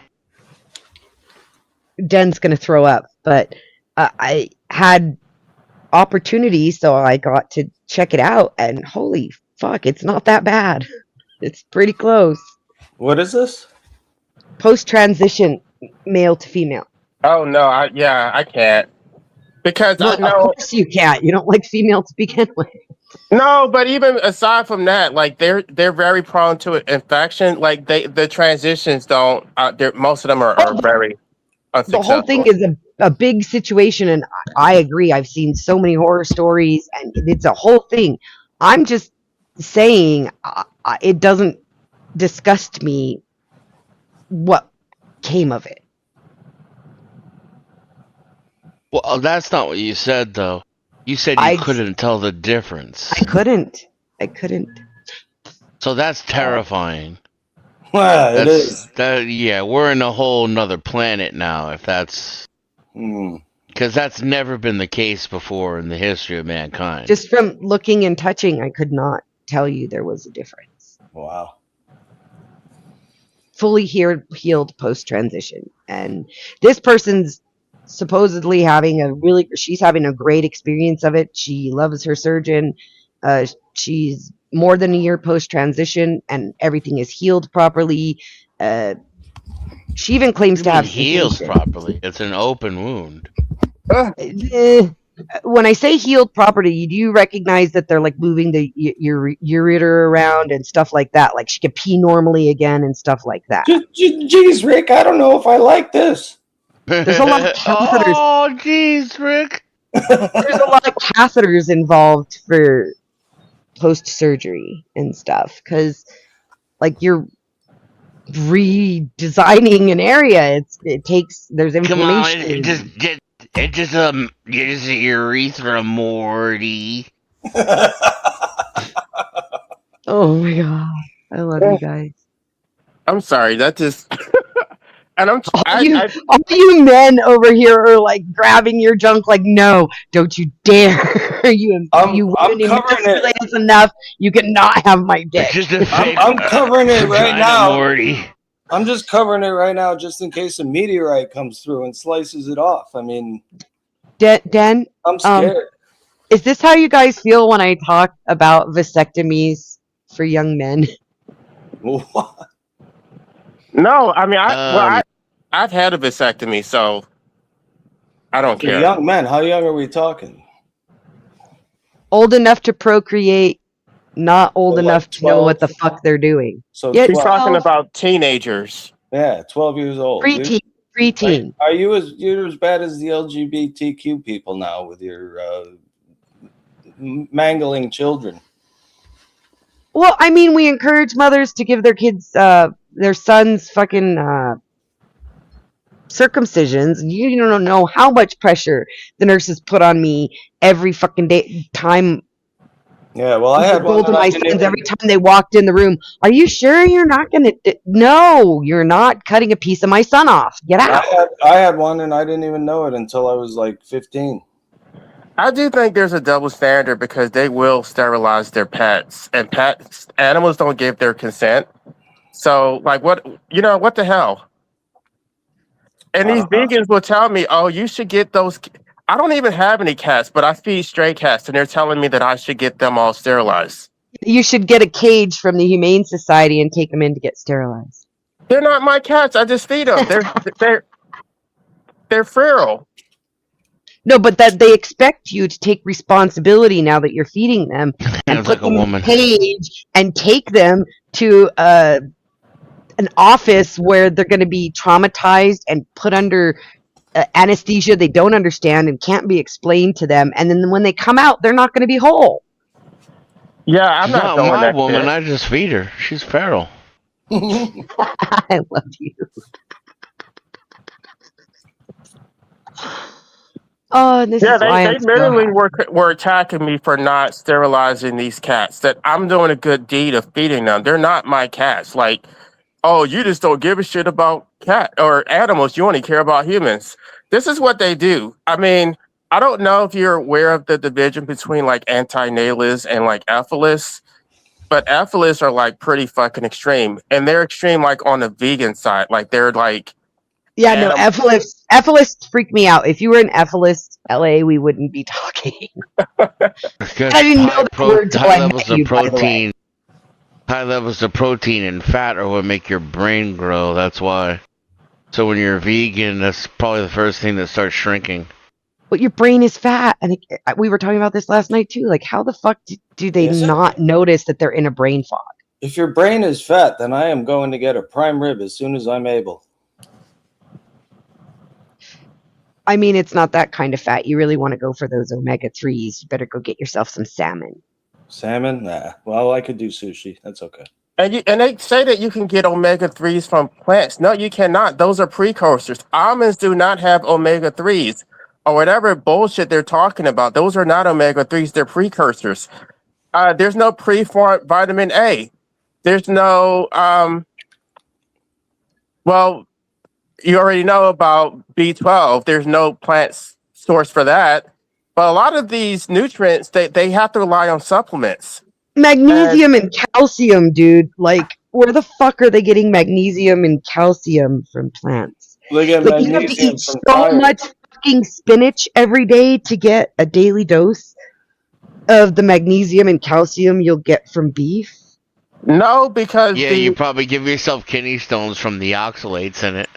right, the anti-nutrients actually block the absorption, so it may be there, but if they don't prepare it and they don't know how to prepare their vegetables properly, they just eat them like they'll eat them raw. A lot of them are raw, and then they'll just like steam them or something. They don't know what the fuck they're doing. Well, And no, it's serious. It's seriously self-fulfilling cycle that they do something like this and then they dumb themselves down and they can't think themselves out of it. They don't care about themselves though. They just focus on the animals. As long as the animals are protected, then they'll sacrifice themselves and their children. Yeah. So you really I have to can't- hate yourself and have low self-esteem to believe that. I can't with those kind of vegans. Like I get people who are truly vegan for reasons like their health, like they find that red meats make them ill, or who do things because they're respecting their own body. But the fucking white knighting bullshit for the animals is the least respectable vegan. No, Not but that to any of them them, are very respectable. but to them, that is the only vegan. If you're not a vegan if you're not plant-based for ethical reasons, you're not vegan. Because from the vegan society, their definition is what is it called? The ethical treatment of animals, the elimination of animal exploitation as far as possible and practicable. It has nothing to do with your diet being plant-based. It has nothing to do with your health. It's only about animal welfare, according to the vegan society. So it's just white knighting and moral high ground bullshit. Right, exactly. So I can still eat my prime rib if I get one? Oh hell yeah. Save me a Well, piece. according to them, veganism is not a diet. But then, if you ask them, well, can I eat meat? Oh no, you can't do that. But wait a minute, you said it wasn't a diet. I don't know what the hell Well, they it's more than that because you can't just not eat meat. Do you know how many things aren't vegan? Did you know that Skittles aren't fucking vegan? No. Skittles. Well, diet When you think soda. about it, it's gel. It's got like a gelatin, and that's bone chips, right? Jello is bone chips. Yes. Well, diet soda is not vegan either because aspartame is tested on animals. They don't even. Right. A lot of them don't even know what the hell they're talking about. They're so ignorant about their own philosophy. And vegan leather is the worst thing in the world. It's one of the worst pollutants as far as plastics go because it's the way that it's manufactured or something. I was reading about that. Vegan leather actually does more harm to animals than actual leather. But if you really were to be honest, like there is no such thing as veganism because all plants are fertilized through pollinizers. They're bees or butterflies or something like. Unless they're just like growing their own shit like in a lab or something, they're like there's some type of animal involvement in all production of food, and even the soil itself has animal decomposed animal parts in it, like it either like cow manure or bones or something. There's no such thing as an actual vegan, but that's why the definition is the elimination of animal exploitation as far as possible and practicable. It's so arbitrary. It doesn't mean anything. So it's like, okay, well, it's not perfectly vegan, but so what? At least I'm trying to be vegan. And then they'll cheat too, because most vegans do cheat. Like if they're at a birthday party and there's some birthday cake, they will eat the cake. Yeah. And and then they'll say, oh, okay, well, I'll just go back to being vegan after this birthday party. Yeah. I figured something out really young. I think my first biology class, when we were talking about herbivores and carnivores and omnivores and different types of plants, and my first realization that I recognized about life on Earth is carbon life consumes carbon life. Like, Right. period. Even if you're eating plants, you're eating a life. And we're discovering now through mycelium that they're mutually supportive. Like, if one tree gets cut down in a group, often you'll start to see new shoots coming out of the trunk if it's not removed. And that's because other trees are using the mycelium of the mushrooms to send fucking nutrients to the stump so he can grow back. It's like, oh my God, homie. The mushroom is everywhere. And, so even though they don't have the same sort of neurological systems we do that we attribute with conscious life, it has a type of consciousness. They took mushrooms and they put food sources where all the major bus stations or train stations in Tokyo were.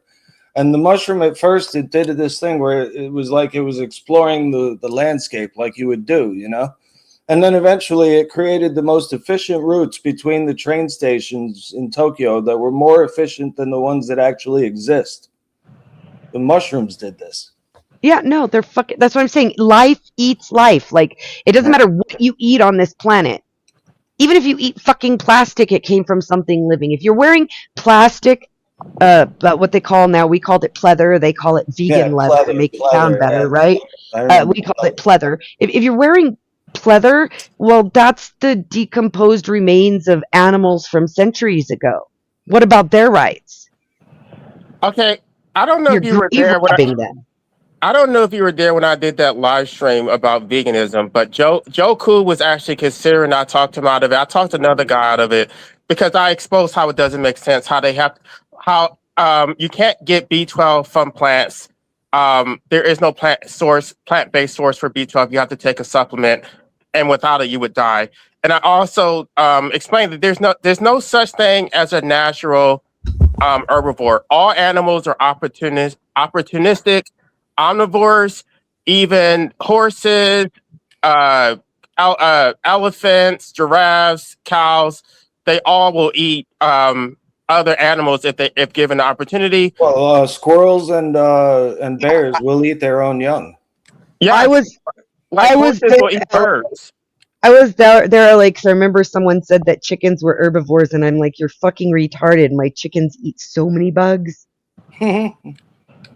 But It's a lot of insectarian. vegans don't know this though, and they will claim that they are themselves herbivores. No, you're not. There's no such thing as a damn herbivore. And first of all, even if you, I guess there are some animals that are primarily herbivores, but they're not pure herbivores. But even those animals, like a ruminant, like a deer or a cow, they have a four-chamber stomach, which allows them to digest cellulose. You don't have that ability. You can't just eat grass and then like ferment it in your stomach and Right. produce amino acids. You are not a damn cow. Like you're fucking That's why ignorant. we need them. That's why they need them, so that they can do that work, and then we can consume them to get the amino acids. Right. If you were really, It's a cycle. if they were really serious about animal welfare, I would say they wouldn't procreate. But for them to procreate and then force their children to go vegan and take supplements and shit, that makes no fucking sense. Like, I will admit that humans do cause harm to animals, but it's not, the solution is not for me to go vegan. The solution is for me to not procreate. Like, I'm still going to consume my natural diet. I'm just not going to I'm not going to produce another omnivore. I'm just, yeah, so it'll die with me, but because you'll have these vegans who have like this woman named Unnatural Vegan. She has 3 children, and she forces her children to be vegan. That makes no sense to me. Do you believe in Jesus Christ? As an allegory, I don't believe he literally existed. Okay, because if you believe that he really existed, by not having kids, if no human being ever had another kid starting right now, we would be fucking up his whole plan. Well, Jesus didn't have any children, and actually, the early Christians were Gnostic and they didn't procreate. So No, I don't I'm know just these modern apostate Christians who got this shit so backwards to say that Christians are supposed to have, they're supposed to be fruitful and multiply. That's completely wrong. That was a commandment. That was, first of all, that came from the demiurge, not the true God. But that demiurge told Noah to repopulate the earth after he destroyed it in a flood. But that demiurge from the Old Testament is not the true God. yeah, I know. I believe that myself somewhat. That's the Gnostic philosophy.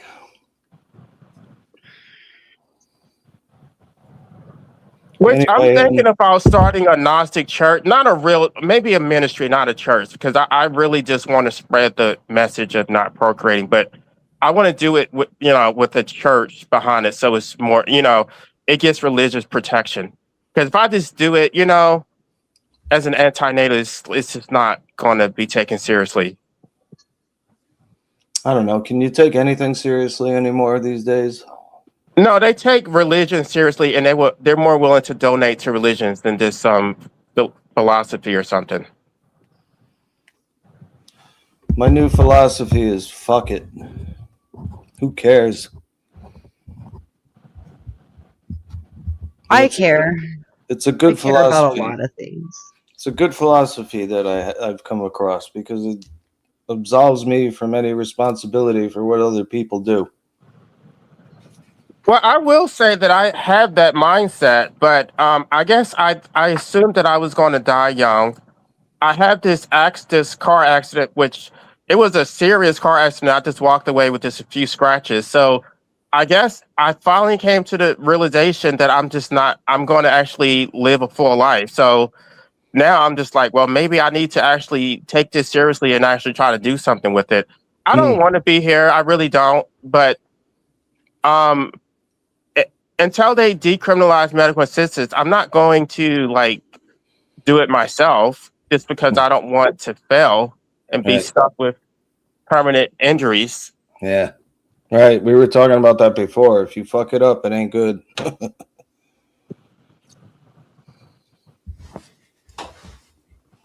Anyway, though, to leave on a lighter note, maybe I got to go to the store with you, Nikki.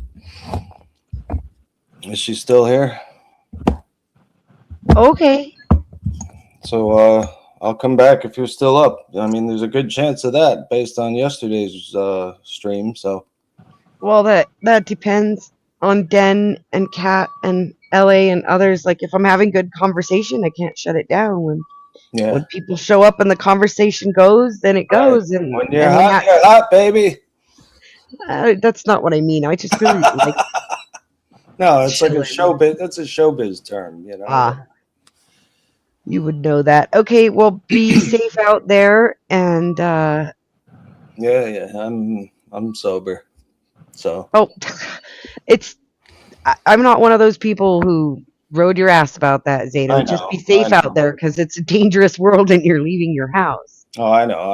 I'm well familiar with the driving situation around here, and it's not safe. But I do what I got to do. All right. See you later. Love you. Love you too. Bye. Yeah, so I did get that Whopper last night. It was absolutely delicious. And I got the real Whopper, not the impossible bullshit. Yeah, so I don't know. Like I get shit that's on sale because I don't like wasting money. So like on Wednesdays they're like $3.99 for like the full size Whopper. But normally they're like $6.99. I'm not paying for that shit. So yeah, I always find out what is on sale, and that's where I go. I don't, especially because fast food prices have gone up like drastically. One of my sons is really frugal also, and my other son, it's like as soon as money hits his pocket, it's burning a hole through it. And my oldest daughter she's not frugal, but she's also not like irresponsible. She's really responsible with money. She saves and she goes on trips and she does things she wants. But she's really responsible with money. But my youngest son, he's not my youngest child, but my youngest son is like super frugal. He can stretch $100 over 3 months and still get the things he needs. I mean, of course, I'm providing his food and shelter, so and basic necessities.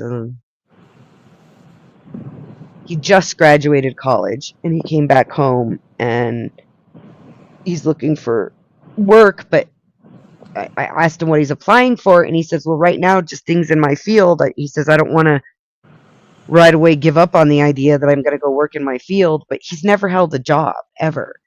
When did he graduate? In May. I would try to, well, it would have been better for him to do while he was still in college, because it's easier for him to get an internship because they don't want to pay you anything while you're, and then they assume that if you're getting college credit for it, that you won't quit. But if he's a recent graduate, he can probably. Oh, no, he's applying for internships. He has actually. There's an internship he's really interested in that might come available for him now in the fall in a nearby pueblo, because he's got a psychology degree, and there's an internship up there. It's not paid, and so we'd have to find a way to get him housing up there, and he doesn't drive, which makes it more difficult because it's a rural assignment. But no, he's applying for internships too. But he told me, he was like, Mom, I'm just focusing on stuff in my career path, not like, as long as I've got you here as a backup, why shouldn't I try to stick to my career instead of looking for other stuff? And I was like, well, I wasn't implying that. I was more concerned, was he applying for stuff here near us or near his girlfriend who's not near us? And he said here first because he wants to be able to save up before he tries to move. Well, like I said, I've gotten really great advice from AI, because whenever I'm trying to figure stuff out, I would just ask AI. And I mean, I was in a rut for a long time trying to figure out what was I going to do, with my useless degrees, and like I don't have a law license, but AI did give me some good advice or certifications I can get that would pair well with my education. So, I think talking to AI is more helpful than talking to human beings when it comes to stuff like that. Yeah, he already did that, and that's why he's not looking just like when he says in his field, he's also looking into like there's corporate positions for people with psychology degrees and managerial style positions and HR positions. Like he's looking for things that fall into his degree field that aren't like just direct path either. He's a lot like you, LA. I mean, he's not an antinatalist, but he certainly doesn't want to try for kids without being sure he can raise kids. And he definitely isn't in that position now. And he's not gay, but he's poly. Like he's got a group thing. I don't fully understand the way theirs works because poly is such a big amorphous term. But there's 4 of them, and I've met one. She's been to my house. Really nice lady.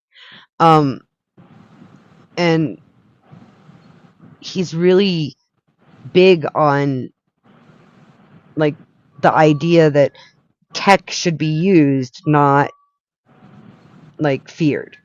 So yeah, he's run options through the AIs. He says the AI has helped him even find job listings that he wouldn't have thought of. Okay, so he already has it figured out. It sounds like so. Oh yeah, and he's got the room to breathe here because we have a 4-bedroom, 3-bath house. Like I don't know, like 2,200 square feet. So he's got the room to breathe here, where I can afford another mouth to feed right now, and the bills are essentially the same anyway because we have a well, and he doesn't really raise the electric bill that much by being here. Do you know what I mean? Yeah, I didn't have that So kind of support from my parents. Like, I was 16 years old. First of all, I grew up with my mom, but I moved with my dad when I went to high school. And I went back to Philadelphia for the summer and I got a job just because I want to be broke and I wanted to enjoy my summer and, to be able to go out to eat and shit like that. My mom asked me to pay rent. I don't even live in your fucking house. And you want me to pay rent in a house where I'm visiting for the summer? Like, you're the fucking parent. Anyway, so that's the shit that my mom did. And then my dad, like, I was 17 and, I wasn't, I wanted to finish my last year, but I had already completed all of my credits. And I was talking to this recruiter. And so we were talking about me joining the military, but I was just like, I kind of would like to finish my last year and just go to prom and do all that shit. And he's just like, would you ever think about me? Like, I would like to have the house to myself. And blah. So I just said, fuck it. You don't want me here. I'll just join the army. So I graduated early at 17 and just went to because I didn't want to hear his fucking whining. So, um, I feel like I just kind of got pushed to do shit that um, I don't know that they were bad decisions, but it's just like I felt like I had to be raised myself, and then I basically had to raise them too because they were so fucking irresponsible. so my mom, the first job I did to help pay rent, I was 8 years old, and my mom had a buddy who sold organic vegetables at the market in Santa Fe, but he needed people to pick them. And I picked organic vegetables, paid by the bushel, and my mother collected the money, and that went towards. I got some of it, but that was put into a savings for me for school clothes. Because I didn't want her making my clothes anymore because it was embarrassing. She said, "You want school clothes? You can earn them, but if you're going to have a job, you're going to pay rent." I At have eight 2 years adult sons. old, Yes. that is ridiculous. I've worked my whole life until the last decade or so.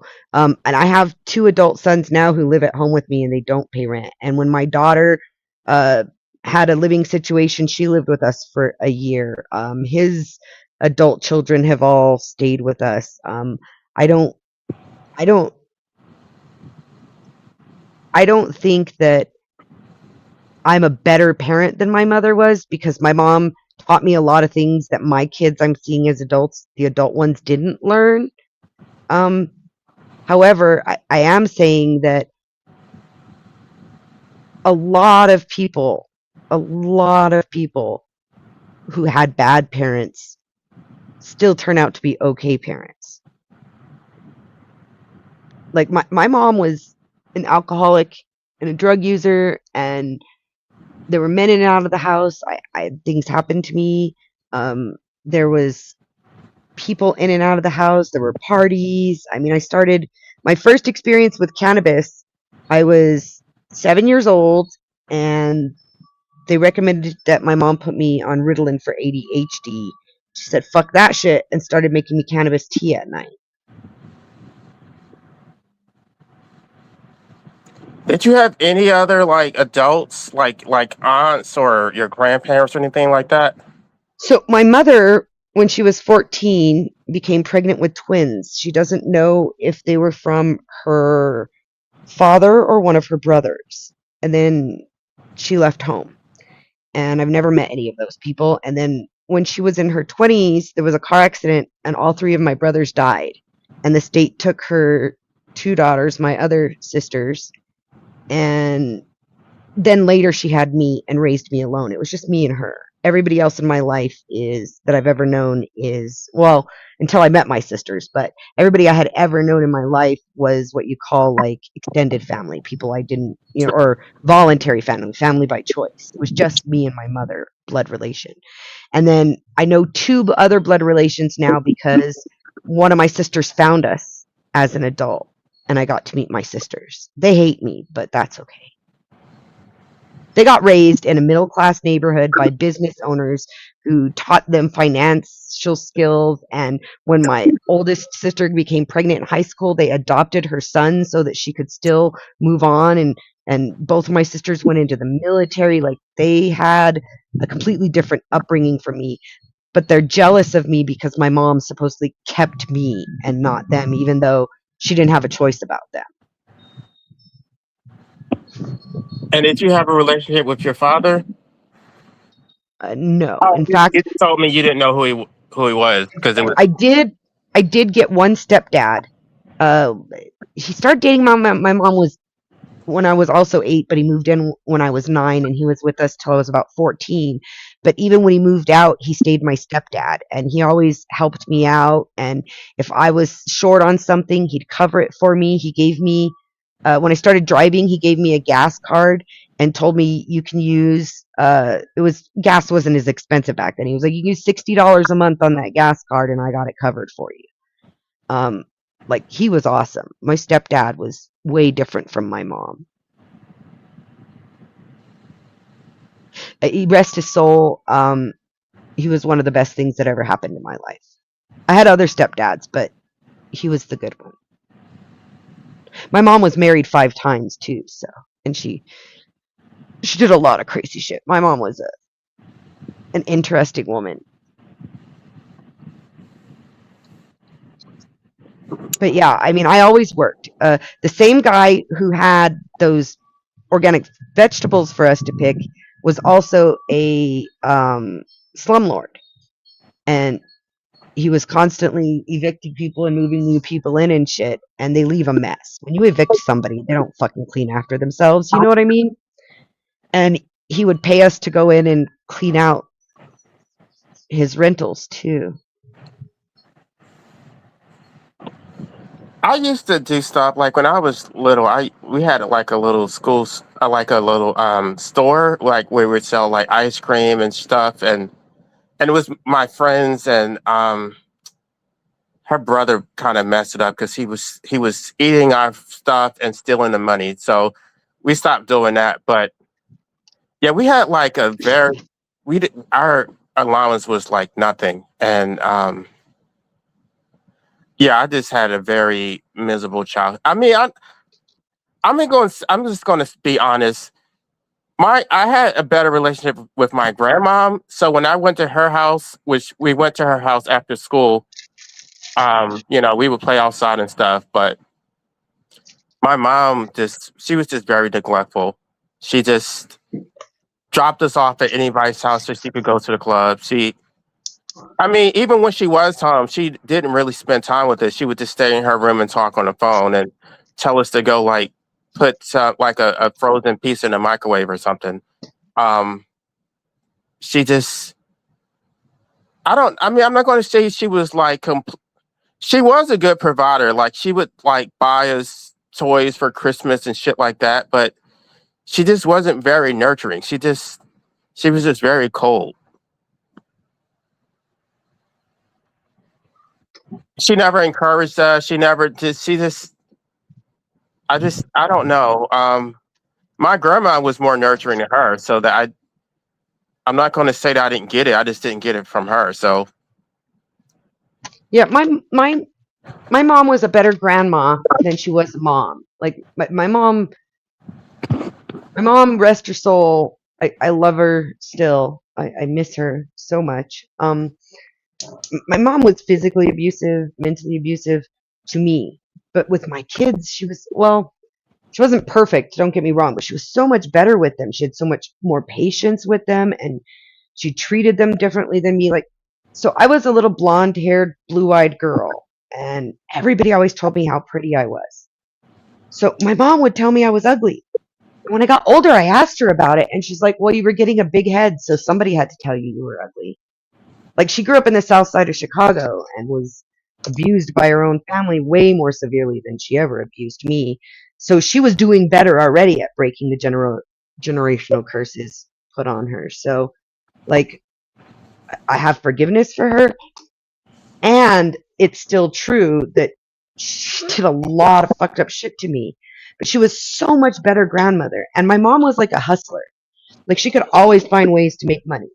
Like, there was always ways for that woman to make money constantly my whole life. We never were rich, but if I needed $300 to go to Girl Scout camp, that $300 was there by a hook or by crook. And she was really good provider for me and my kids. And she gave up working and stuff at several points for me and my sisters after they found us to stay with us and help us with our kids when we were struggling with childcare issues and stuff. Like, when I got my master's degree, that would have never happened if it weren't for my mom.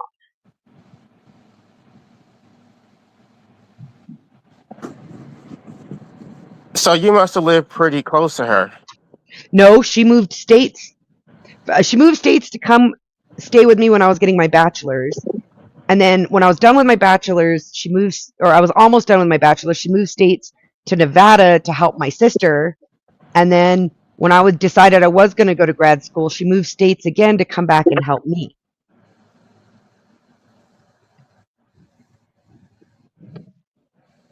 Nice.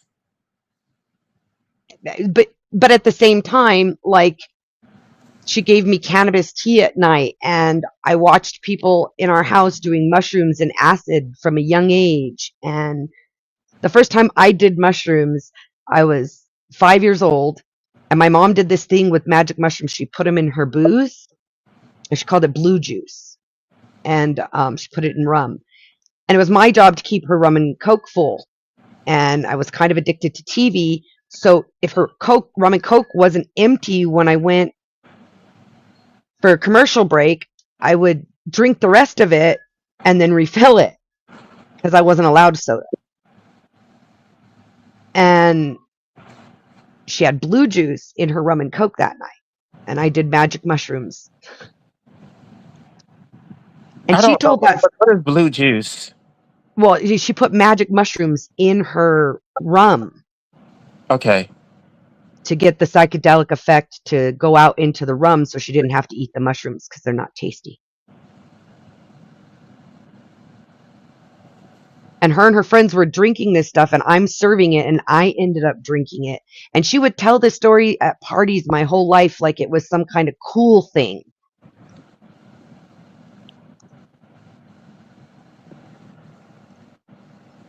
Wow. So like I said, she was a way better grandmother than she was a mother.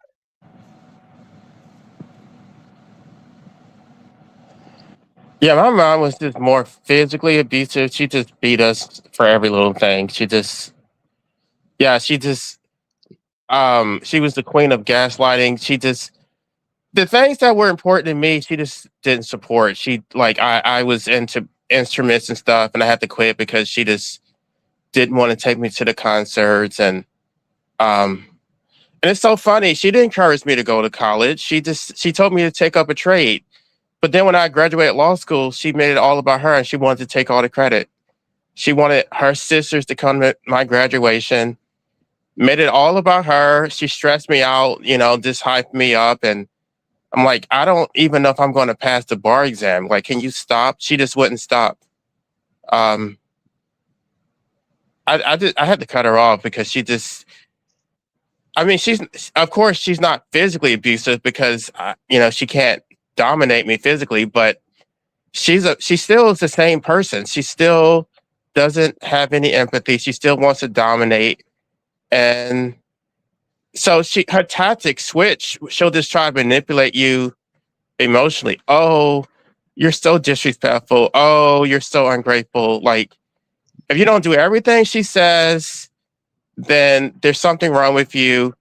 And even when you do, like, comply with her, she doesn't appreciate it. She act like it was nothing. Like, she literally ruined my graduation and drove me into depression. And then my final straw, because I basically didn't bring it up, right? Because I didn't want to make her feel bad about it.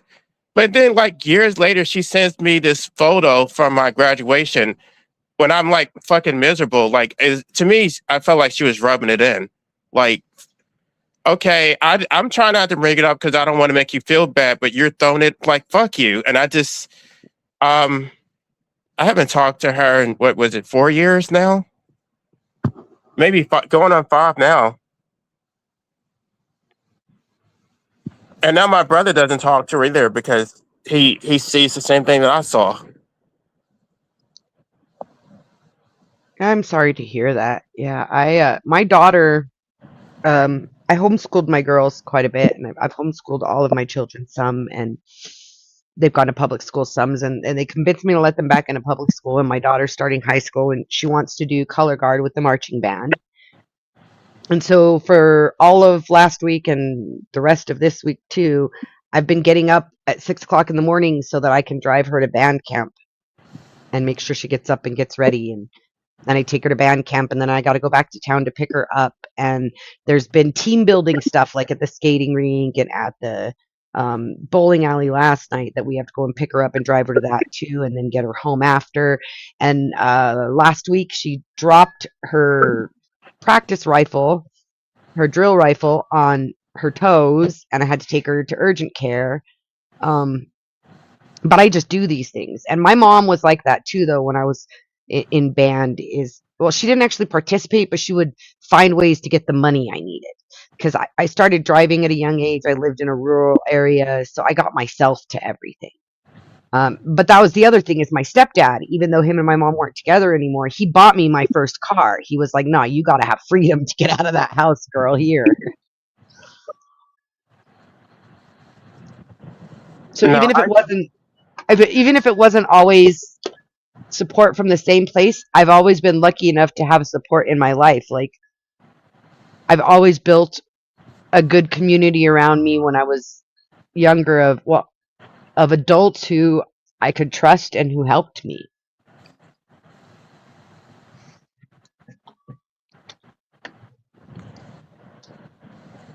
yeah, it's just mom. It's just like it's really difficult to finally accept that your parents don't actually care about you because you sort of assume that they do because maybe they did things for you, but it's just like no, most of the stuff that they did was transactional. Like and then she would always bring it up, like, "Oh, I did this, I did that." It's just like, yeah, but you're my parent. You chose that responsibility. Like, I mean, this shit. Like, so I had a room. My room did not have heat. Like, there was heat in the house, but for whatever reason, the vent did not blow heat in my room. So she bought me a space heater for my room, and she's acting like she did me a favor. Like, what are you talking about? Well, my electric bill was high because of you. No, this is your house. I'm your son. You created me, and now I need heat in my room. So you didn't do me a favor. Like that's not like a favor. That's like a basic necessity. So I live in a house. It's a double wide trailer with an addition. and my sons live in the addition, and they're adults, and they don't pay rent. And because it doesn't have any ducting for the central air into there, there's an electric heater built into the wall. And I don't complain. I go in there and complain when they don't have the damn thing on. I'm like, I have plumbing out here, guys. You got to turn this on. They prefer it off because of their computers, you know. But I'm like, I have plumbing out here. This has got to be on. Like, whether they're in that room or not, I've got to heat that room. I've got plumbing in it. And do you see what I'm saying? Like, it's not their fault that I have to heat that room. Their presence doesn't make that a necessity. And then my daughter's rooms are part of the main trailer, except for that we don't like to use the central air. I'm not a fan of it. I like wood heat, and so we burn a fire, and so it doesn't allow the central air to kick on because it's near the thermostat. So I bought them each individual electric heaters for their rooms so that if it gets chilly for them, and I encourage them in the summer, I'm like, dude, that electric heater thing I got you also has a fan you can turn on to help cool your room and draw the cooler air from the house into your room, because we have a central swamp cooler. We don't have air conditioning. We have a swamp cooler. So yeah, like, I don't get parents who think that those sort of things aren't just part of the deal. Like, now I do expect things in return, though. LA, you're right. There is a transactionalist to it. Is that I expect that if I take the time to get you the thing you asked me for, that the thing you asked for you take care of and you put it away. I don't go in your room and step on it because it's underneath a pile of clothes and I didn't know it was there. You know, I don't want to spend $150 on a new tablet or a new tablet screen or whatever because you left your tablet laying underneath clothes in your room. Like, do me the courtesy of, if you want something and we get it for you, that you take care of it. You know, like, I expect them to clean their own rooms, and I expect them to keep their laundry up. Like, I'll buy you the clothes, I'll provide you a washer and dryer, I provide you soap and dryer sheets and softener and all the good stuff. My daughter wanted these scented pellet things for her laundry. I got for her, like, whatever, but just fucking do your laundry, wash your ass, and clean your room. I don't think that's transactional. Like my mom literally thought that I owed her. I mean, cleaning my room, of course, whatever. But she literally thought that she did me some huge favor, like by raising me, and she would, just little things that she did. She would bring it up, and even as an adult, it's like, I'm your mother. Like I sacrificed for you, so basically I still have to obey her. Because when I talk to people, they're just like, "Oh, you're an adult, get over it." No, it did not stop at 18. She still, if I didn't cut her off, she'd still be trying to control me right now. She never really treated me as an adult. She always wanted to like interfere and have a say in whatever decision I made. Like I'm 5 years old. Um, I think, LA, I understand you a little better from this, and I think that a big part of our problem in this society, to take it away from this really intense personal stuff, because we've both kind of gone off a cliff with that right now. To bring it up to the bigger picture with society, is that they're encouraged to believe that. Like, if you look at modern media, women are encouraged to believe that there's some sort of saint or martyr if they not only raise their kids but hold down a job, because they're just so much better than men because we got a job and I raised my kids, but they did both things half-assed. right. Like, they aren't the worst at either of them, but they're not the best either at either of them. It's a mediocre. People like, oh, women can multitask. Nobody can fucking multitask. You're dividing your attention between two things. Nobody can multitask and give 100% to either thing. You just can't. And women have been, in our culture, almost brainwashed into this idea that they're superhuman, and because of that, they deserve some sort of accolade for both working and raising children, when really they're doing a half-assed job that somebody else is having to make up for at the job, and they're doing a half-assed job raising their children that society is going to have to make up for later. Yeah, that's definitely true. And I'm not trying to absolve your mom of the guilt for her behaviors because we're each responsible for our own individual behaviors. I'm just saying, though, this is a societal problem. It's not just your mother. It's not like, oh, well, fuck LA's mother. She was a bitch. This is women in our society in general are putting themselves on that kind of a pedestal that they've earned it because they had to do both, when really neither of the things they did was all that great. Like, they're not excelling in their careers and like hitting the top benchmarks in their careers, and at the same time raising stellar children who are also hitting all their benchmarks in development. They got kids halfway through the benchmarks and work halfway to the benchmark and call it good enough. Yeah, I don't even Not only think call it good enough. Not only call it good enough. Let me hold on. With your mom in particular, from what you've explained, and a lot of women I've met, not only call it good enough, but call it some sort of great feat.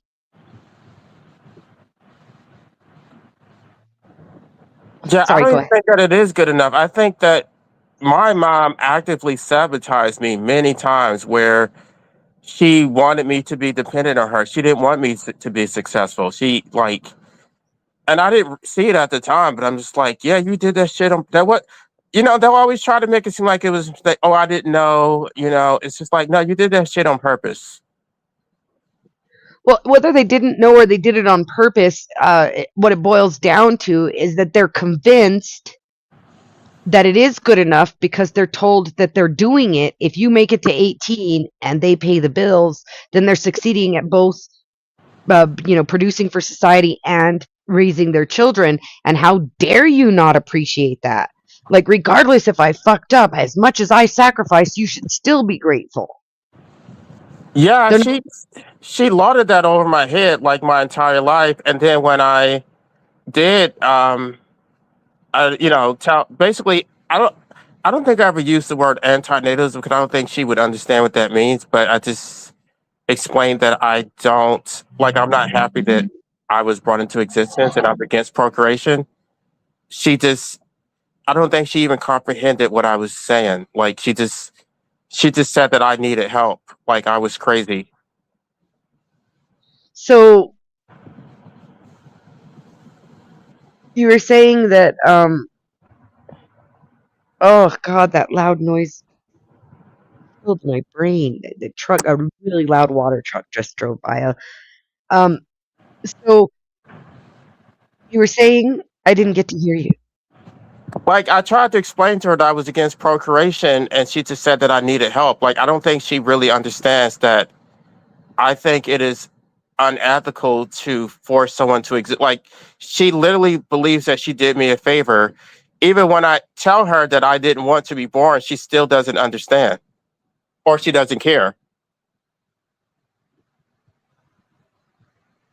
Right. So I have a question for you, LA, because this is something about my mom that I didn't notice about any of my friends' moms that got called out to me. How many times did you have to tell your mom thank you for something she would do before she let it go? Before she let it go, I don't know. I didn't that yeah. I never had that issue. If I said thank you, that was it. Oh, so my mom was one of those that you tell her thank you. And then 2 days later, if you haven't thanked her at least twice more in the interim, she would say something like, and you didn't even thank me for those new shoes, in front of people because you needed to thank her publicly. So my kids even got in the habit, if grandma bought them something, of going on Facebook and posting a picture of themselves wearing it and saying, thank you, grandma, so that everybody could see. So she couldn't come back and try and publicly shame them for not thanking her.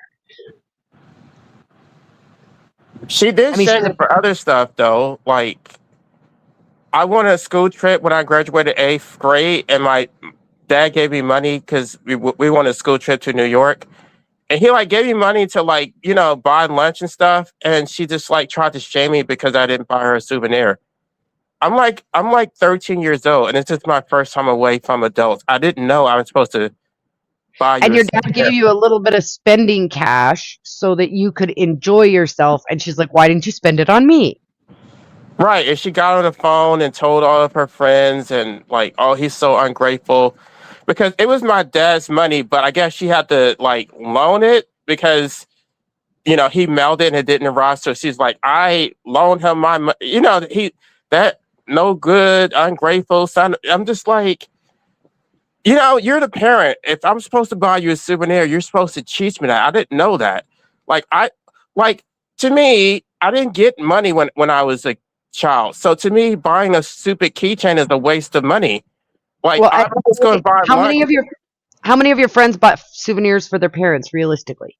They Your class. did. Like, okay, so I went to, like, I'm just gonna be honest. I lived in a black neighborhood, but I was bused to a white school. So all of the white kids were buying like keychains and stuff, but I was not in the same situation as them. They got allowances and stuff. So Well, they had like $300 and you had 50 by way of example. right. So and they probably had already gone on trips, so they already knew to do that. I did not know that you're supposed to buy a souvenir. I'm like, what, why would you buy a stupid keychain? And so, long story short, after we came back, she threw a hissy fit and told everybody. And so now I have to waste even more money because I had to go back to school and buy a stupid keychain from one of my friends. And of course, I didn't get the same price that he paid for it, and I have to waste money for a stupid keychain that I don't even think she even used. It's just like these stupid games, and she would just like make you feel guilty and manipulate you and shit, and you think there's something wrong with you because you hurt your mother's feelings. It's like, no, that's her. She would do shit like that all the damn time. Well, and I think that's, like I said, that's a societal situation where women are put in this position of believing that they're doing such a great job at everything they do that everyone should be, throwing petals on the ground in front of them. And it's not all women, which, oh my God, hashtag not all women. But the vast majority in our society have this idea that they're a queen. They're all a queen and everybody else is subject to them. And how many fucking queens do they think we're supposed to have? Okay, but if they are queens, then they would be queens to the men who they gave children to, right? It's like you gave him a child, not like what I mean. I know she didn't realize at the time, but I don't think you did me a favor. So I mean, am I supposed to be grateful for a life that I never wanted in the first place? Like, um, yeah, I don't think she did me any favors. I don't think she's a queen for the way I see it. She bred me into hell. She abused me. I didn't. I mean, my father wasn't perfect, but I think he was a much better parent than she was. Like my father was very transactional, but he would, he did stuff. He was more involved. He did like, he would like, he did buy me I didn't get a car. I got a truck. Um, he just, I don't know. I feel like I spent more time with my father than I did with her. And I moved at a time when I was in high school. So she raised me when I was like in elementary school, but she just wasn't really active as a parent. But I think that you're right in your book when you talk about like I asked you, I even outright asked you when we'd have conversations at the start is, well, what benefits do you think I'm getting? And I think you're right in your book in a lot of ways that society provides benefits, especially to women who have children. And we're not talking about welfare benefits here. We're talking about the, oh, congratulations, you're having a baby. Oh, congratulations, your son graduated high school. Like my son just recently graduated college, and even at the beginning of the ceremony, because most of these kids, a lot of them, their parents are paying. So the dean gets up and he's like, oh, and let's give a round of applause for the real heroes today, all of you parents. Like my kid just did all the work to earn that degree. I didn't fucking earn that degree for him. What are you thanking me for? Dropping him off at the door? Like picking him up for semester breaks? Like, Well, what are you thanking me for? Even if I did pay for it, which I mean, we're not wealthy, so and our state has a really great lottery scholarship, as well as right now we have a full tuition at in-state colleges for all in-state people is free all the way up to a bachelor's degree. Um, so I didn't have to pay for it, but still, like this concept of they're telling these kids that are graduating to still be grateful to their parents for the fact that they got to graduate college, which the parents had really realistically no part in. Well, I don't know. I mean, it seems like you were involved, but my parents were very hands off. Like, I went into the military, I put myself through college. I took, I didn't really need student loans for undergrad, but I took student loans for law school and my master's degree. But um, I feel like I pretty much did everything myself. I don't know, like, I'm not okay. Let me be honest. She would do stuff like she would send me money, like to get a laptop or something like that. Like, I did need a laptop for law school. She did send me money for that, but so yeah, she would send me money, but she just wasn't emotionally supportive. So I don't. I mean, she wasn't like the worst parent because she did do stuff, but I just felt that she was emotionally abusive. That's Right, but the fact that she wasn't the worst parent, and yet you're not saying she was the best, but she thought that even though she was bare minimum on everything, that should have an accolade. Like, you did so great. Like, and then it's not just her. I'm saying women in general in our society, they want big accolades for doing the bare minimum. They don't think they have to be exceptional to earn gratitude. Like, you can't just squeak by and think that deserves a ticker tape parade. Like, the ticker tape parade is for the guy who carried 5 other guys out of heavy enemy fire, not for the woman who, well, her kids didn't die. well, she had all these like delusions of grandeur. She thought, I mean, she was always trying some loose like game. She had me when she was 20 years old, but she's like, I know, remember she would do like she tried out for the Philadelphia Eagles cheerleading. Like, she was like 28. Um, she tried to like she wanted to be a rapper. Like, she just thought she was going to be a celebrity or something. Like, with 2 kids. And so I guess in her mind, she sacrificed. She gave up her youth for her children. I don't know. Maybe So she. what I don't understand about that premise, and I've heard it before, I gave up my youth to you, to like a husband leaving them, or a child who's they consider ungrateful. I've heard that premise before. Yeah, I gave up my youth to you. What does that fucking even mean? Like, you lived your life. Like, okay, so it's kind of the concept here on the internet where they say this isn't real life.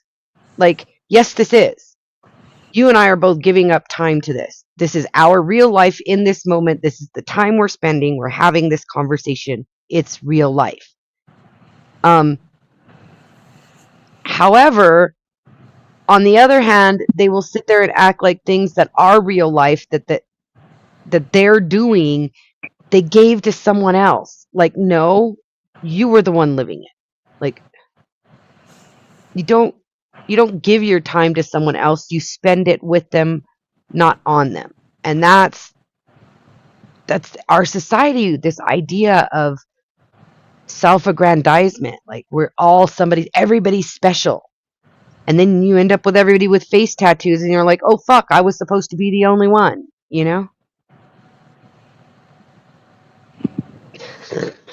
Well, yeah. I guess the thing is, it's not. I don't think she really made any real sacrifices because she still went out almost every weekend. She dropped us off at our grandma's house or whoever's house. She still pretty much did everything she wanted.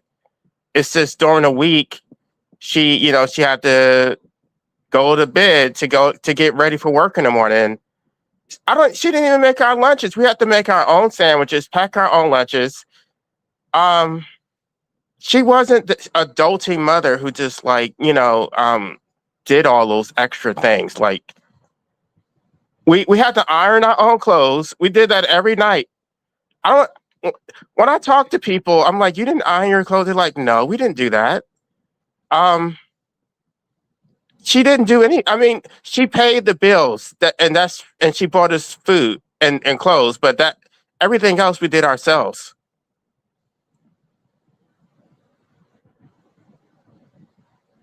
And she specifically told me that I was the man of the house. So any sort of manly duties I had to do. I had a terrible phobia of rodents. If there was a rodent on a trap, I had to take it out because I was the so-called man of the house. Wow. I've heard of that, but I've never actually like seen it in place because like Hispanic households are a little bit different, and I grew up in a very predominantly Hispanic area, and like I've never seen women who make their young sons the man of the house, but I've heard of this phenomenon, and it just always seems weird to me. Like, go get you a man, woman. Quit telling your son. Like, now I agree. Like in my house, the boys take out the trash, and um, but so do the girls, and the boys do dishes and the girls do dishes, and everybody cleans their own bathroom because we have enough of them. And like the boys clean their bathroom, the girls clean their bathroom, and I keep my bathroom. And everybody stacks wood. I do ask the boys more often to deal with like the animal messes. But it's more because they're adults living at my house, so I feel like they owe me more than the girls do because I'm still legally responsible for the girls and I don't ask them for rent. So I find little chores around that they can do so that I don't have to. Does that make sense? It's not about them being boys. It's about, well, shit, if you're going to live here rent free, I might as well get out of some of my chores. So what do you have pets or is that what you mean? Oh, we have chickens and then we have dogs and cats. Yeah. And we had rabbits for a good while, and I want to get rabbits again. It was so hot this summer. They don't I do would well like to in. do that. I mean, I have some space in my backyard and I would like I don't know. I live in a city. I mean, I could probably I guess I can get the hint the roosters are the ones that are loud, right? Or is Well, it I mean, hens can be loud too, but like you're in Texas, so most likely you can have up to 6 hens in your backyard. Most of Texas is that way, even in the city. Some states you can't even have hens in your backyard. Where I live, I'm rural, so there's neighbors out here with roosters. There's uh, I mean, it's rural. There was a bobcat that came through my yard and stole a chicken a while back, and uh, there's deer that pass through my security cameras, and I would like to do that though. I really would like to. I mean, I don't think I would. I would like to live in an unincorporated municipality off the grid. Um, Maybe like have a well and like grow my own food and just be left alone. But I don't know how have you realistic that is. have you ever like looked at any of the videos on my channel, LA? I've listened to your live streams more than like your videos. Well, at some point, if you're bored, because they're not super interesting, if you're bored at some point and want to kill a few minutes, check out a few of my shorts or something. You'll see the area I live in and what I do. And yesterday on the live stream, I don't think you were in here yet. When I was still on my phone, I went out to the greenhouse. Yeah, I mean, I don't grow all of our own food. Like, I'm learning.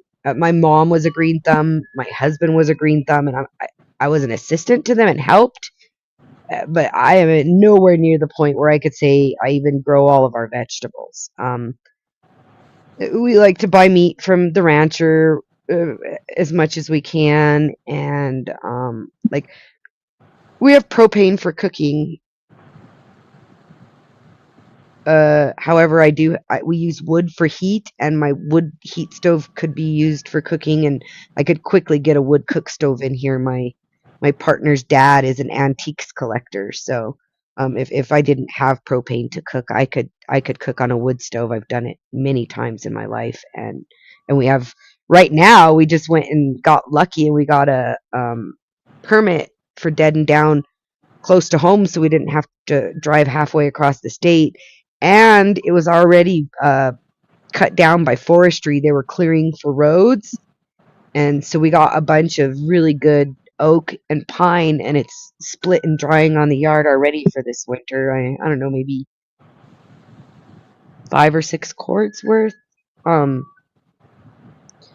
And What is the weather like where you are? Is it like really hot in the summer, or what about like the winter? okay, so I live in the center of the state, but I live at 7,600 feet up in the mountains. Typically, now this last year, I don't want to think about too much because there's been a drought and it's fucked everything up. But typically, we get about 4 snowstorms a year, 2 at the beginning and then 2 at the tail end, that are worth measuring. They typically melt off within a week. We get monsoon, but the rest of the time it's mostly moderate where I live. Now, I also live near the city, which is really cool because I live way up on the mountain, but the city's 30 minutes away, so I have all of the amenities of the city while living outside of it. And down there, it gets really freaking hot down in the valley. But up here, maxing out in low 90s usually. You might spike into mid 90s a couple times a year, and then bottoming out maybe single digit negatives.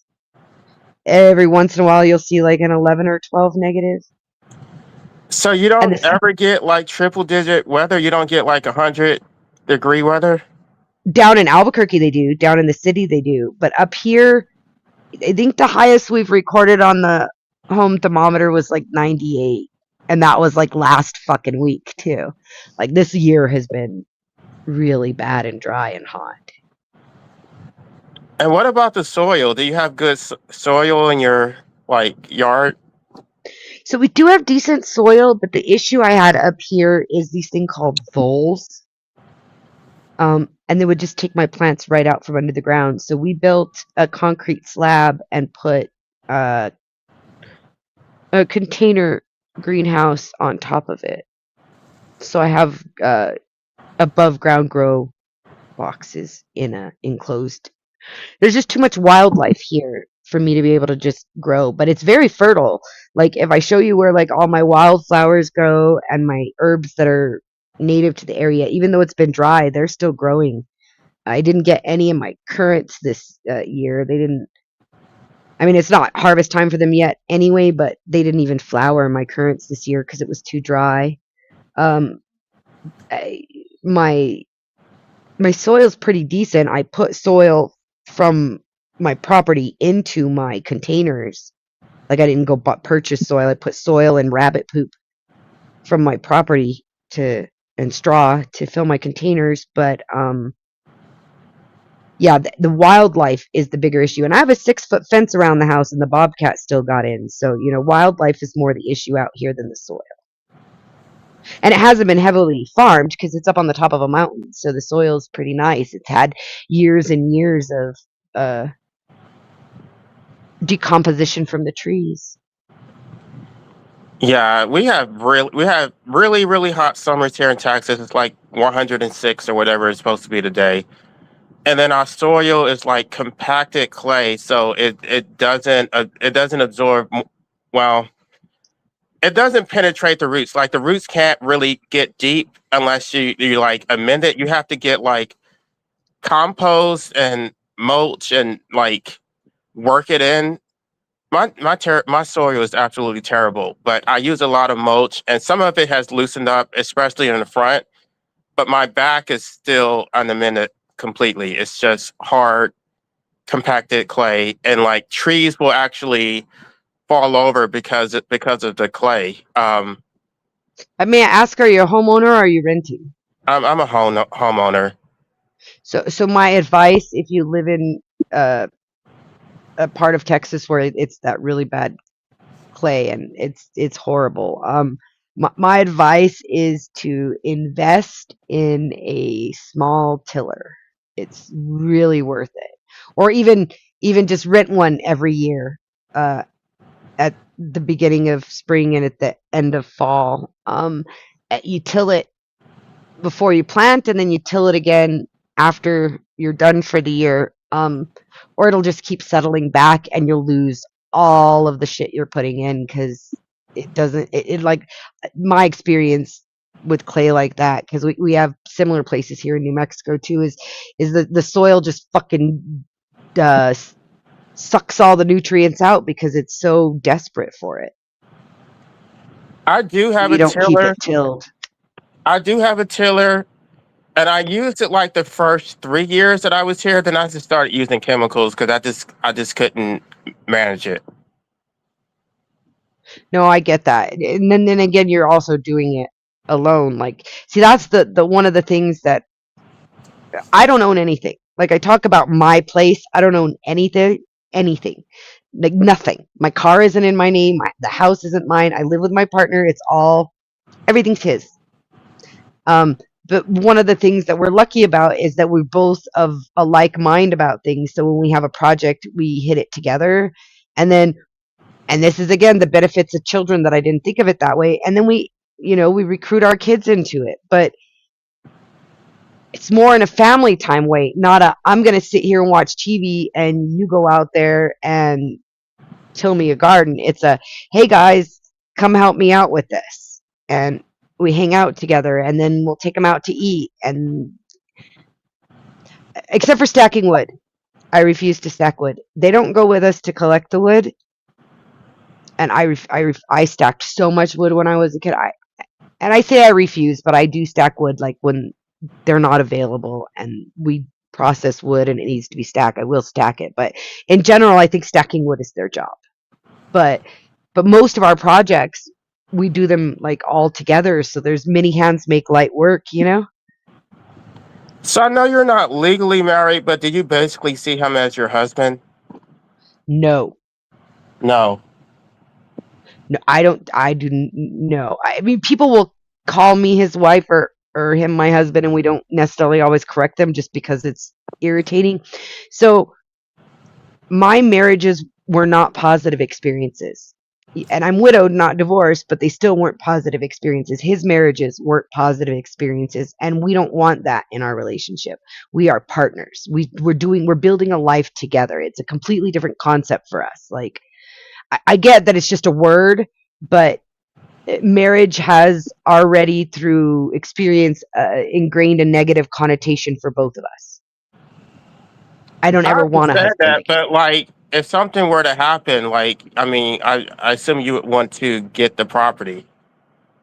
Well, here's the thing: is I really didn't want to. He has children, and we've talked about this many times. And his children, they don't bring the grandkids to see us. They only reach out to him when they need something, and he still does it. Like his daughter recently left her mate and needed help with finances, and he helped her out. Like, you know what I mean? Like he still helps them, but they don't really reach out to him unless they need something. And like, I think we see his grandkids like at Christmas and on their birthdays when we get invited to the birthday party kind of thing.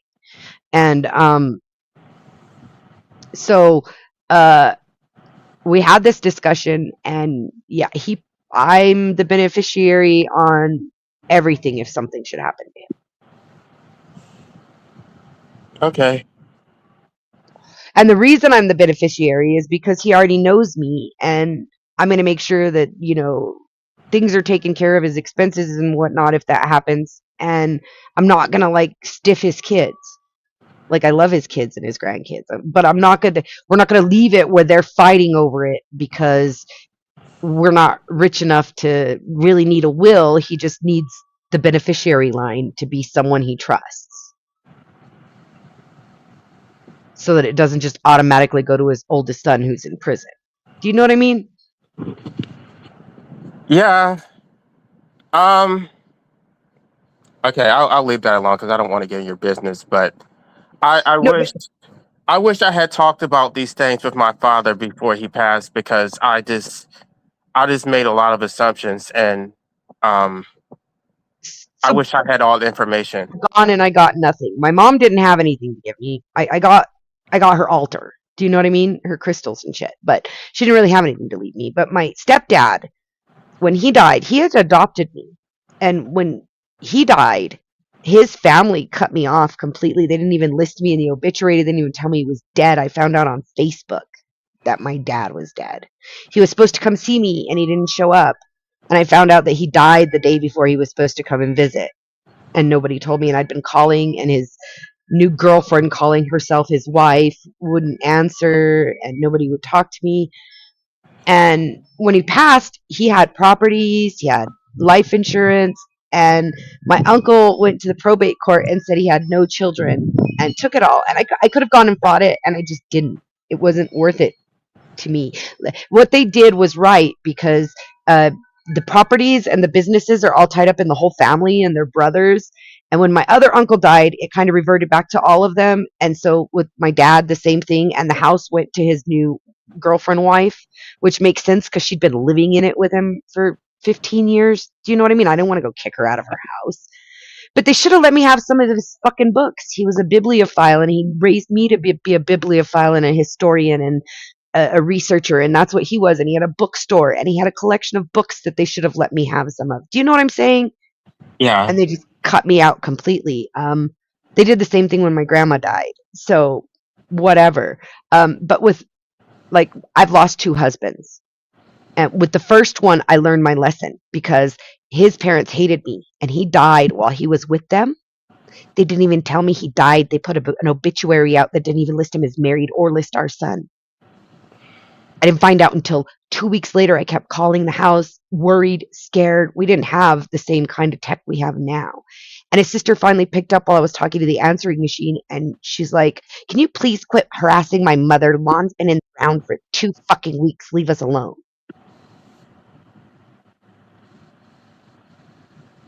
Wow. I found out then that you have to talk about those things with the people that you love. I've had to unplug my second husband. I've had to unplug my mother. If you don't talk to people about your wishes, you're just fucked.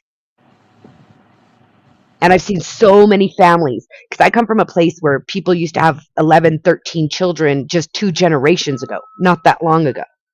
And I've seen families I was a CNA before I got my accounting degree and my master's and shit. I worked as a CNA. That was my first degree, was my associates for CNA. And I watched so many families torn apart because nobody talked to anybody before they died. And then everybody else has got to sort it out. And you've got 13 kids and 27 grandkids and one house. Yeah, that's all we did get really was the house, and we had to sell that, and then my brother and I split it because he didn't. I mean, his money he had already gave that to his sister, so I really didn't want to sell the house because that was the only thing we had, that to remember And him. And that's what happens when you have 13 kids and 6 don't want to sell because they want their kids to grow up coming to grandma's house, and 7 want to sell, and it's just gone. Like, if you don't make your wishes clear and put it in writing, you're fucked. And even if you put it in writing, you can be fucked because my mother had it in writing. She had a DNR on file at the hospital that fucking resuscitated her. And I had to go unplug her. Motherfuckers. This is why I'm with you on the pro-mortalism, LA, because my mom was suffering. And I knew my mom. My mom she was on pain pills a lot of her life, especially towards the end. She had really bad cancers. And she kept a little pouch in the lining of her purse, and she called it the Get Out Quick Kit. And it was some really high-grade medications that she could just slam them and be done. She said, if the pain gets too much, that's what I'm going to do. Well, she was in the hospital, and her boyfriend husband thing was with her. I say that because they call them husband and wife and they never got married.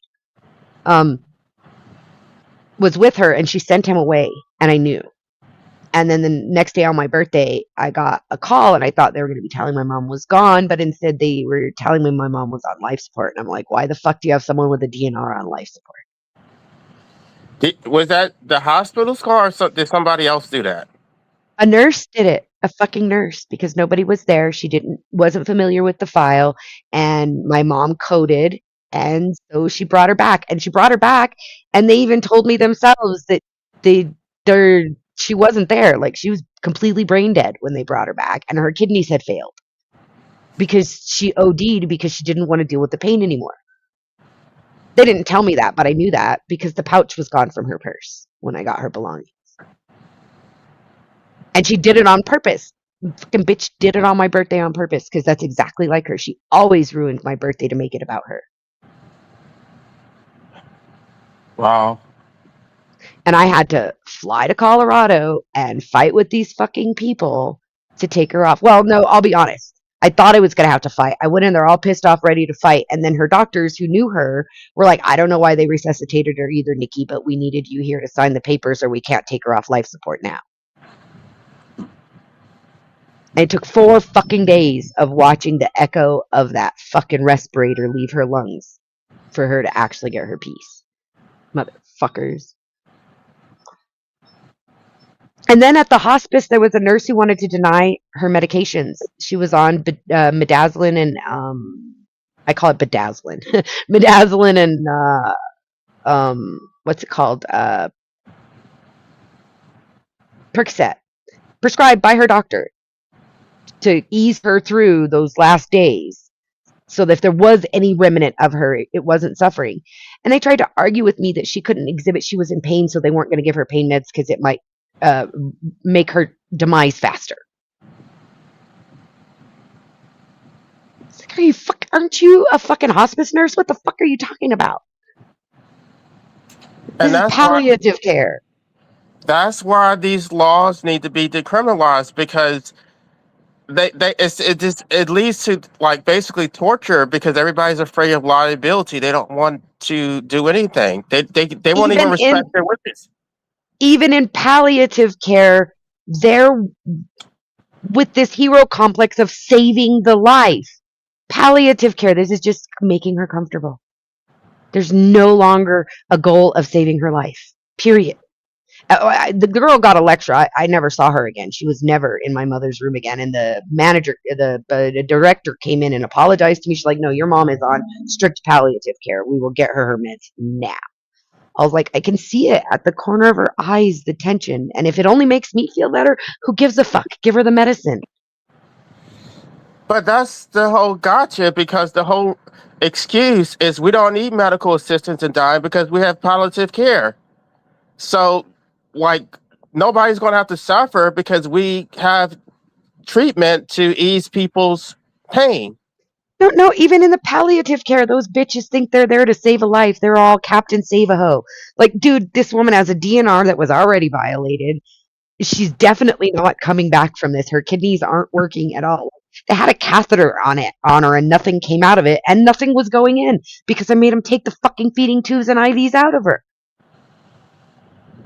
Right. This just tells me everything I need to know. This all this shit is So just this a is lie. why I'm with you on pro-mortalism, because of my own personal experience. I also had to unplug my husband, which was a little different, but that still was fucking horrible, and nobody should have to go through that.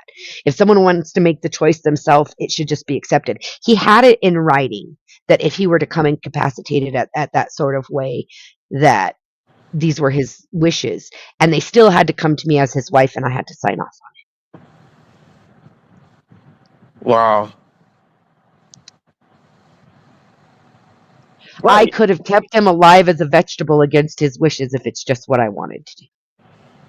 So they have plausible deniability. It's not our fault. She's the one who signed off on it. But he had already signed off on it, so what the fuck?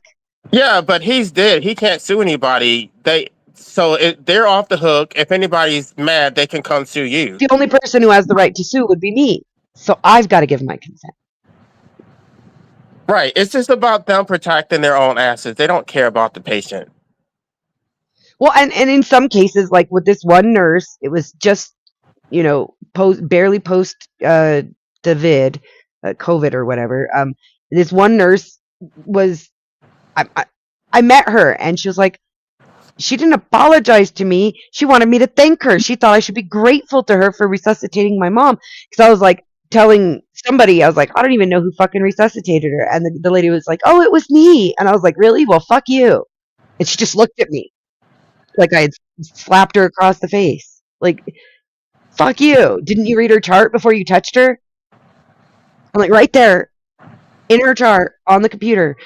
It used to be, and I like this better when I was younger, because my mom's had a DNR for a long time. My mom was a junkie, so she got hepatitis C, and they didn't think she was going to live as long as she did, you know? Back then, everybody was fucking dying. She just quit drinking for a good while, and she made it through. I don't know how. She even got that Havarti and got cured of it before she died. But they used to have it hanging on a little clipboard on her bed, and every time anybody walked in, they picked up that clipboard and looked at it. Now it's on the computer, and half the time they don't even turn the computer screen on when they come in.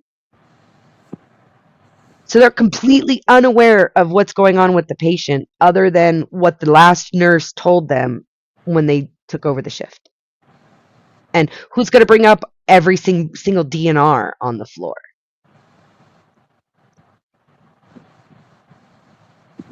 This is the whole. I had so much to say about this, but I don't even know. I could go on for days about the whole. I'm not a big fan of occupational licenses, law licenses, medical licenses, but they're always talking about how we need, like, they want to gatekeep because they're the ones who are so competent and they're going to protect the public. It's like, no, they don't. They don't even respect the patient's wishes. They do whatever the hell they want, and then you have to pay for it, even though they're going against your wishes. So people bitch about obesity, people bitch about smoking, people bitch about bad diets, people bitch about being vegan and all these things because, oh my God, you're killing yourself. Do you know what the number one cause of death in the United States is? I'm sure. I don't know. I have my own guess. Medical malpractice. Yeah, I was going to say medical treatment, but whatever. To me, it's all malpractice. They get shit so wrong, especially when it comes to like cancer patients. Oh, don't get me started on that. I've had cancer twice, LA. I had ovarian cancer because some fucktard didn't read my ultrasound right and left a dermoid on my ovary for 2 fucking years and it turned malignant. And then I got cervical cancer in my 30s. And I did chemo the first time. I did not do chemo the second time. Fuck those motherfuckers. Good for you. Don't listen to them. People I know get cancer, LA. I don't know what you know about New Mexico, but we're kind of a cancer hotspot because of all the testing here. My best friend doesn't even smoke, and I do, but she got bilateral mastectomy because of breast cancer. My mom, eventually, what she really died of was liver cancer, hepatocarcinoma. I tried to tell my dad not to get chemotherapy. He didn't listen to me. Ditto. I begged my mom not to get the chemo, and she went and did it, and it was fucked up because it was post-COVID, and they put those little radiation balls in her, and when she was supposed to go to get them out so that the rest of her liver could stay alive and it wouldn't kill the good liver, she tested positive for COVID, so they postponed her surgery for 2 weeks. So those little irradiated balls stayed on her liver 2 weeks longer than they were supposed to. And it killed off the good part of her liver, and that's what she ended up dying because of. They're so competent, they need a monopoly. Nobody who's not licensed should be able to compete with them. You tested positive for COVID, so we're not going to let you come in where we're going to remove something that threatens our life anyway from your body. Like, I get wanting to protect the medical professionals, yada, yada. They're taking out irradiated balls. They're putting themselves at risk just from taking them out in the first fucking place, and leaving them there literally killed her.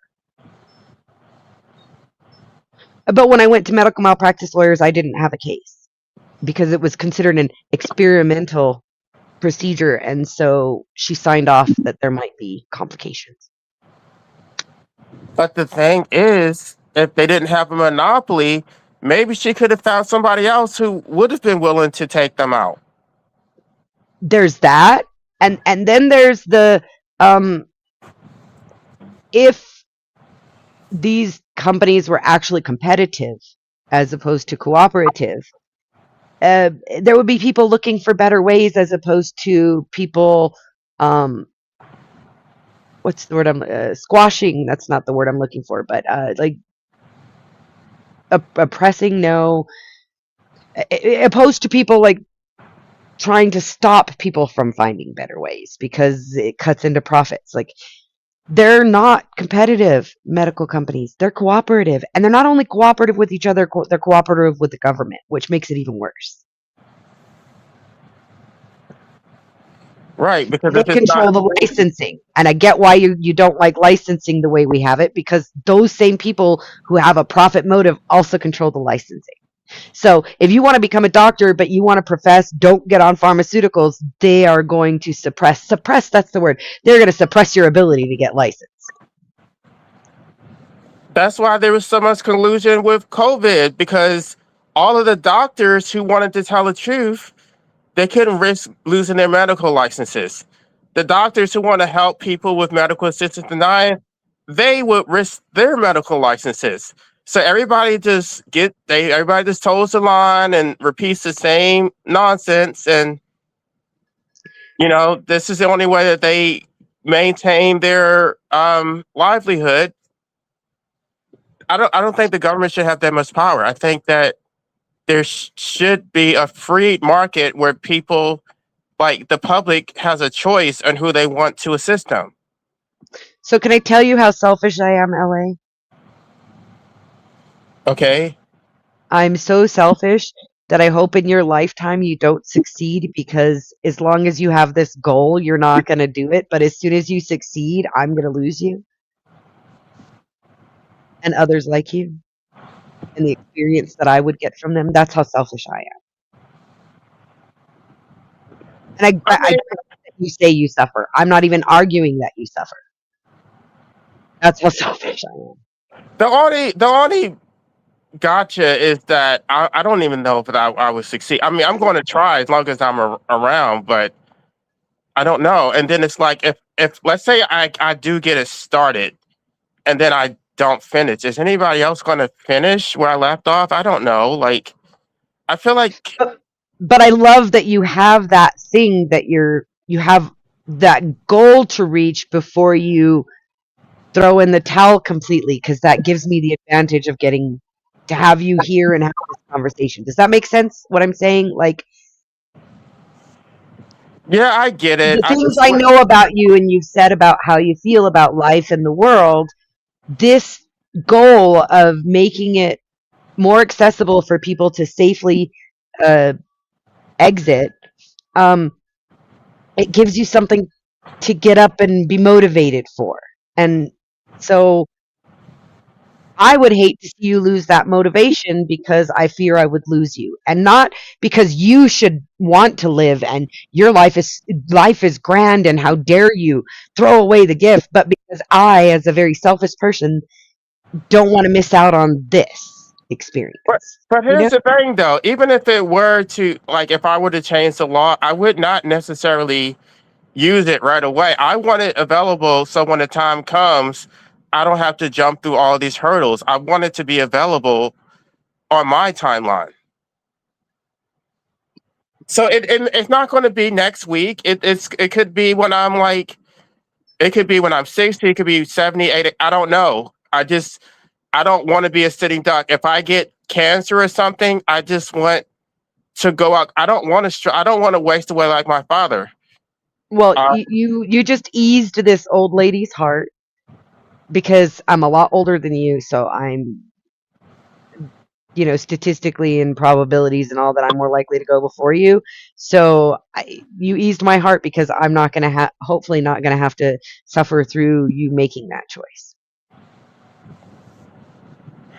And again, I'm concerned about my own suffering because I'm selfish. Well, I mean, I get what you're saying. at the end of the day, none of us really have any control over it. Like we could die any moment. That's it, like I know Christians say tomorrow isn't promised. They say it like you should take it as a blessing that you wake up. I don't see it that way. I see it like every day is just another day of hell. I have 3 biological brothers that are all dead. My mom is dead. My biological father is likely dead. I kind of figured out some information about him, and he's one of 6 brothers, and the one I think it is deceased, and none of the family will talk to me. But because I did my DNA, so my biological father is likely dead. My stepdad is dead. All of my grandparents are dead. My 2 husbands are dead. I told you I made myself an extended family. Well, 2 of my brothers, lifelong brothers, are also dead. So I recognize you can be at any time. Like we recently had, and this is really sad, in the family, a stillborn. And that's the thing is when you have these kind of experiences, you start to realize that it can come at any time. And I get wanting to feel like you have some control over it, be dignified. But that's why I tell people talk about these things with your loved ones too. Like you said, you wish you had talked to your dad. My kids know my wishes. My husband and I had invested in a plot, and it's for 2 people. I finished paying it off with some of the life insurance, and that's where my second husband is. I'll be buried with him, cremated and buried with him. That way nobody has to worry about it or deal with it. And my kids know my wishes as far as, until my youngest are 18, I don't have a choice. I don't get to have a DNR. But once everybody's like, and not even just 18, but once everybody's somewhat situated on their own, that's really my choice, is I wouldn't want to be. However, I have an obligation here. So I have to live as long as I possibly can and to provide them stability. That's like, and none of my kids are fully stable yet. So I'm in no position to step away. Yeah, I just want to clarify. I did talk to my dad. I just didn't ask the right questions because I didn't know that he had already given his money away. Like I just assumed that, because I did do a living trust, but he had already done what do you call that? A death, a payable on death beneficiary, and so the payable on death beneficiary like trumps a living trust, which I didn't even know to ask those questions because I didn't think that he would do something like that. See, and that's what my partner has set up for me. And I didn't ask for it. In fact, I argued it, but that's how he felt about it, and it's his shit, so he can do whatever he wants with it. He also comes from a family with a lot of land, and he's the only. There's 3 sons, and he's the only one who has or will have children. His oldest brother is probably autistic, but never diagnosed. He's lived at home with his parents. He bought a house. Like his door is like 10 feet from his parents' door. It's a long story. Like he's not gonna leave progeny for these inheritances. And his younger brother is gay, and him and his husband refuse to have children. Like we've asked them, are you guys ever gonna adopt? No, fuck no. We don't want kids. That'll ruin our life. And so it's his kids who it all has to be sorted out with. And a couple years ago, his mom took him aside and was like, we need to sit down and like discuss this stuff. We're getting older, and you're the only one with kids. Like, how are we going to do this? Especially being that, like I said, one of his kids is in prison. Like, what do we do that's in their best interest? Because you don't want to give a kid with a drug addiction a bunch of money. That's not in his best interest. Like, so they sat down and had the talk and did all the stuff, and they had to go meet with a lawyer because there's land trusts, because they're part of a family that's been here hundreds of years, and they have like trust land and shit. And it was a whole big old thing. But when she approached him about it, he was like, yeah, I keep thinking I need to talk to you guys about that, but it feels like disrespectful. And that's the thing is, we don't want to ask too many questions, especially if your parents own something. Like when there's trusted land, there's land, especially acreage, not just a house, but really land. You really have to be willing to have those discussions. And most kids, as their parents are getting older, feel like they're going to insult their parents, like, oh, well, I'm waiting for your inheritance kind of thing to talk about it. But then afterwards, you have everybody fighting and you're in probate court and the state is deciding what the fuck happens. And in some of these cases, because it's trust land, they just fucking gank the trust back and say, fine, we'll just sell that land off and the state will take the money. And if you hire an attorney, that attorney will take the money and then they will sell the house to get their attorney fees. Absolutely. They've done it to a lot of people. Absolutely. And they will milk it. They will just rack up all these attorney's fees and take all that money. That's the difference between the middle class, what poor people would call wealthy middle class, and the actually wealthy.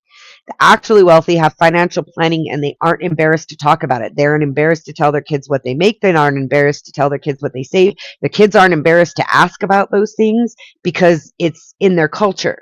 But when you get down into, especially people who have risen from the lower class into a level of middle class, there's a taboo on even discussing these things. Like I saw it especially as a CNA with these huge families, and it was fucked up to begin with that Medicare had to pay me to come take their grandma grocery shopping and help her with her dishes, wipe her ass and shit, when she's got 27 grandkids who live in the same town she does. This is fucking ridiculous. They could each put in an hour a fucking day and there'd be spares for when somebody's sick. Do you know what I mean? Yeah. But they couldn't sit down at a table and discuss things. I remember there was a lady who liked to give me gifts. And we had to get the family together to talk about how to deal with this because it hurt her feelings really bad when I refused them, but I'm not allowed to take them. But at the same time, she would be like, well, I'm just going to fire you. You have to take my gift. I'm your boss. Or she'd mistake me for a grandkid. And I didn't want to hurt her feelings. So we got with the family, and one of the sisters wanted us to just give it all to her. She's like, well, I'm taking all the jewelry anyway, so you can just give it all to me. And the other sister's like, what the fuck you mean you're taking all the jewelry? And I'm like, guys, what we need to settle here isn't going to work if you guys are just fighting at each other's throats. What we need to do is somebody needs to come in the family and take inventory of what's here. Because I don't want to get accused of stealing. And when she gives me this gift, then it's something was here and where to put it back at, because she's not going to remember tomorrow. She gave it to me anyway. Like, they don't want to take accounting of things. They just want to grab. When my husband died, we had 4 children in our home, and his family showed up, his brothers, looking at his tools and shit like, well, you're not going to use this. And I'm like, well, his sons might one day. Yeah, my brother and I didn't have those issues. He just, we just agreed, you take this, I take that, you need this. And, I don't think it was evenly split, but we just basically It was fair. It wasn't even, it was fair. You both got what you wanted and needed out of it, and it was agreeable. Right. And that's what I wish families would do, and they don't. So I tell people all the time, talk about it, write it down, get it notarized. If you don't want to pay a lawyer, just get it notarized. Just get it notarized. Write it down yourself in plain language in your own hand. Don't type it. This is a legal thing. Don't type it. You know what I'm talking about, LA. Write it down in your own hand. Go to your bank, who has a notary that already works for you, by the way, and get it notarized. Or you can have 2. Well, there's, I don't know, because I'm not even going to tell you the state that I went to law school, but it is different in every state. You can do a handwritten will. You can sign it and have 2 witnesses, or you can get it notarized. But if you get 2 witnesses, that's just as good as a notary. it's easier, at least in my state, it's easier to contest witnesses if you can't get the witnesses there. Like, if you're going to do witnesses, make sure it's someone who's younger than you who's probably going to be around, because you have people older than you who witness it and they can't call forth the witnesses. It's easier to challenge in probate court. If it's a notary, it's in a log somewhere. So even if the notary dies, it's in her log with the state. Right. Go to a notary. I'm telling you, anybody who has a bank account, 90% of banks and credit unions, especially like Wells Fargo and the big ones, if you go in and ask for a notary service, you might have to make an appointment. They will notarize things for you. They pay a notary for their clients. You are their client. She gets extra pay or he gets extra pay. It used to mostly be women, but they get extra pay for carrying the notary seal because it requires like a class and certification and shit. Yeah, I'm a notary myself. I haven't. I was for a business situation in my younger life. I haven't recertified in a long time, but I've been a notary before too. My boss had a used car dealership, and a lot of the title transfers we dealt with weren't cars and required notarization. And yeah, he paid me extra to carry a notary. And they do that at banks too. It's like being bilingual, it's an extra skill. Extra qualification. Do you speak in Spanish?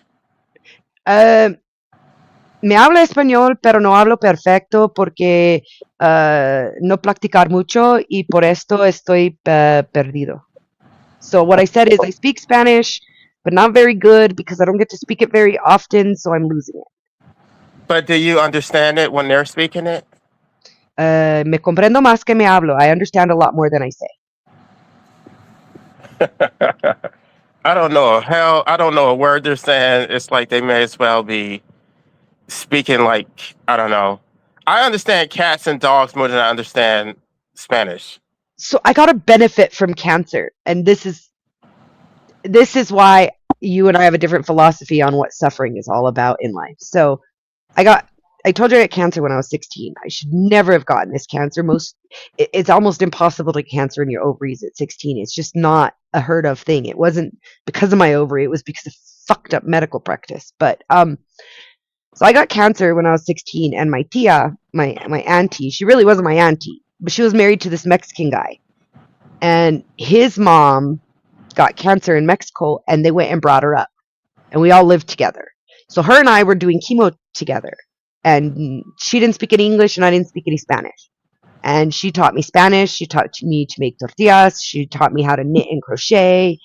And I developed a really close relationship with her. She didn't survive her chemo, unfortunately. Rest her soul, abuela. And but that's how I learned it originally. So when I got to college for my bachelor, when I got to college the second time, because the first time I fucked off and failed out. Not because I'm stupid, but because I'm stupid, if you know what I mean. The second time I went to college, I decided to minor in Spanish. And then I learned Castilian book Spanish, which is nothing like the Mexican Spanish my abuela taught me. And so I sometimes get them mixed up. And I also, like I said, I don't practice a lot. So my verb conjugation is... People who really speak Spanish and I talk to them, they're like, why do you always talk about the past like it's today? Like, because I can't conjugate my verbs properly. Wow. Well, languages are like any other skill. If you don't practice it regularly, you lose it. Like, I played flute really well when I was younger. And I could still pick up a flute and play my high school, what's it called? Rah, rah, sis boom ball, my high school, Anthem? Yes. And I could still play it from memory. But I don't sound as good, and the transitions aren't as good because I don't play it every day like I used to.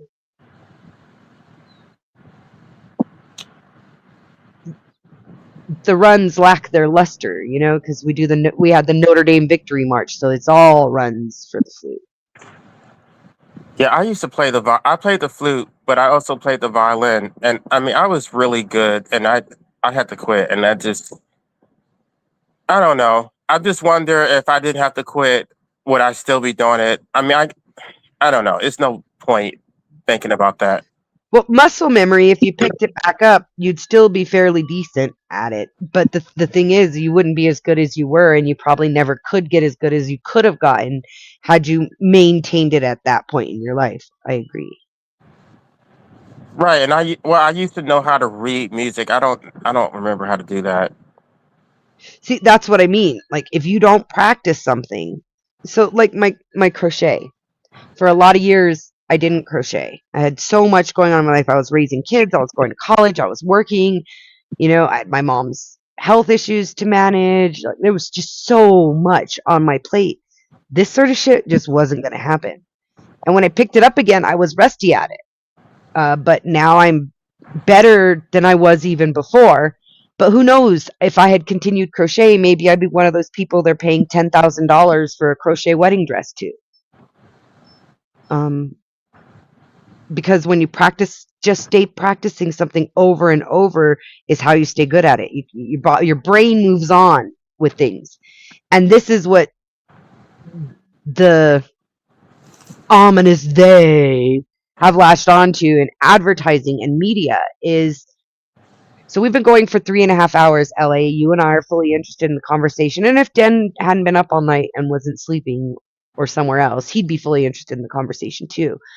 But we can't keep people in here. They come and they go. They come and they go. They can't sit through it because it doesn't change topic fast enough. It doesn't move fast enough.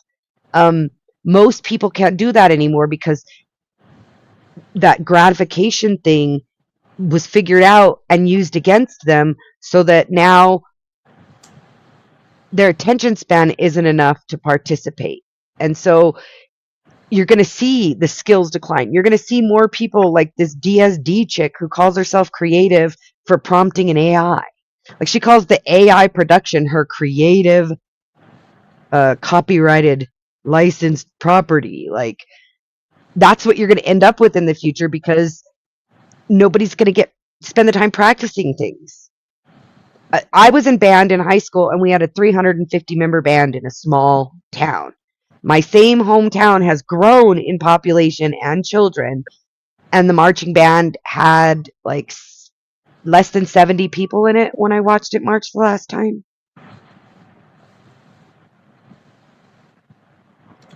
Yeah, I did stay up, but I had a Red Bull. Not a Red Bull, a Welcome Monster. to the decline of Western civilization. Oh shit, he is awake. I thought he was sleeping. It wasn't you I thought was sleeping because of being up all night. It was Den, LA. Yeah, I was not up all night. I slept. Oh, good. well, I've just been like applying for jobs and working on my resume and shit, and I need to take these certifications, which I don't know. I have like 4 that I hope to get done like before the end of the year, and then who knows? I have other plans too, but I don't know if I want to say it publicly because I do have haters, and I don't think the last time I checked, there were only 3 people here, so I don't think anybody's listening. Yeah, but that's the thing is that it does get posted, and then you see 2-3 viewers in here, but then if you go back and look at some of my older live streams, there'll be 150 views, and it's not because I had 150 people come in there. It's because 12 haters watched it 15 times each, trying Right. to find something to pick. And then there's people who are information brokers. So your information, like whoever your haters are, they're in a network of other haters. And so, like, your hater might not be aware of this channel, but Nikki's haters are, and they'll join up on Discord and broker information. They'll be like, "Hey, I was watching my Spank Bank, and I saw this guy. Is he somebody else's Spank Bank?" Right, and that's why I don't like talking about we talked about a little bit, but stuff that I don't really want to be Yeah, shared. I wouldn't want you to bring up your future plans on here if they're not in stone yet. That would compromise them. Not only just to your haters, but people like to steal things. Like, if you say, "Oh, I have this great idea," and then you don't have time to move on it yet. And 2 weeks later, you're watching somebody else do it. It's Right. funny that you're working on certifications and shit. I remember doing that myself. Now I'm discussing with the AI creative financing solutions to acquire land and property without having to work. I'm completely unemployable at this point. One small correction to what you guys said earlier. For the longest time, decades in fact, the number one killer in the United States was medical malpractice. Recently, it has been overtaken by accidents, heart disease, and guns. So we finally got so unhealthy and dangerous in this country that we finally kill slightly more people with hamburgers than we do with doctors.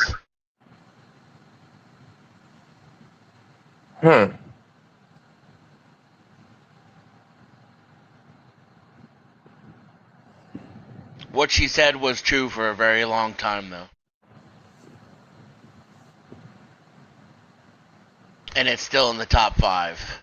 Well, I didn't want to apply for jobs before because I had all this shit on the internet, like, lawsuits and stuff. And then I just figured out how to get some of that stuff removed. And so I was actually considering changing my name.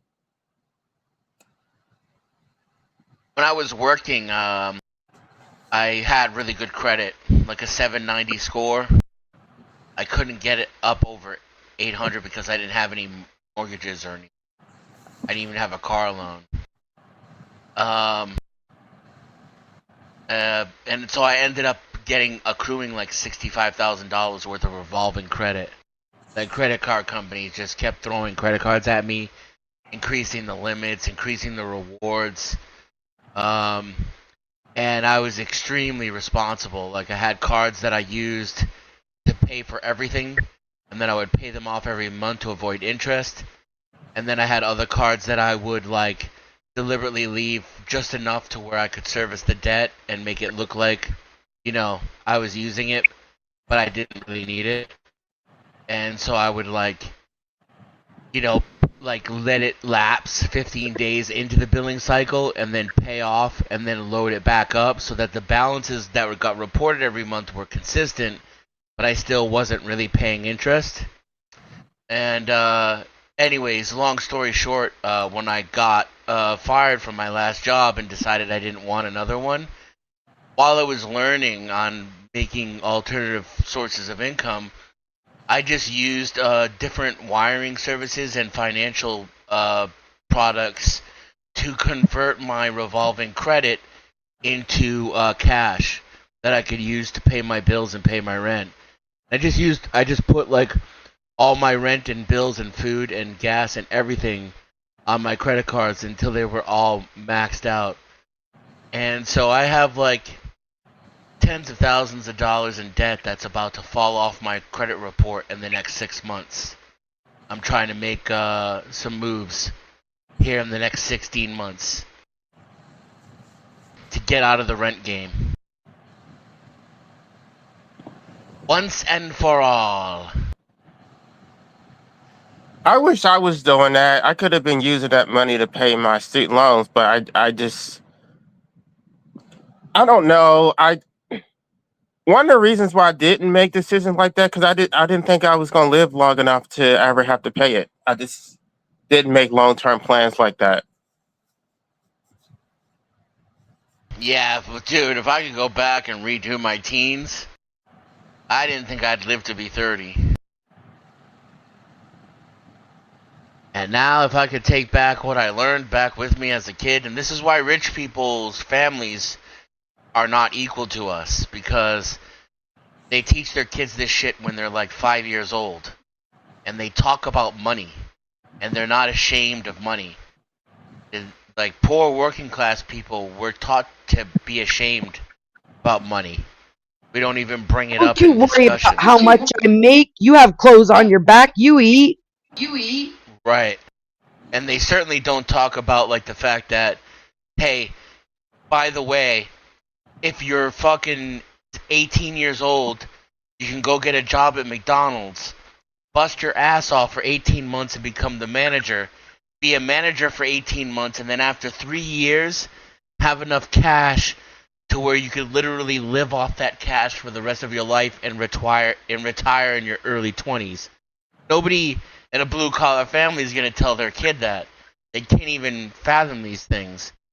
And as a matter of fact, they won't even let it make it possible for their kid, because as soon as he hits 18, they're going to be like, you need to get a job and get out on your own. When the best thing you can do for your kid is let them live with you rent free until they're like 25, 27.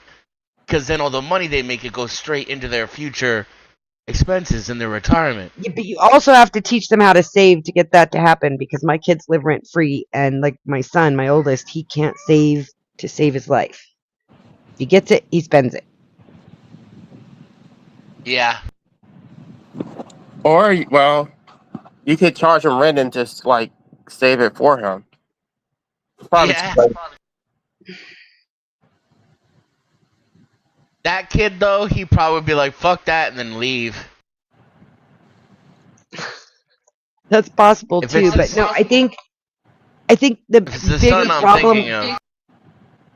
the bigger problem with that for me is that that's not teaching him. What happens when he leaves? He hasn't learned Yeah. to save. He hasn't learned to manage his Discipline. finances. Yeah. That And I've been lying to him. short-term I don't. sacrifice for long-term gain, that's a tough one. Yeah, I don't There's know not a about lot you, of that in the LA, world.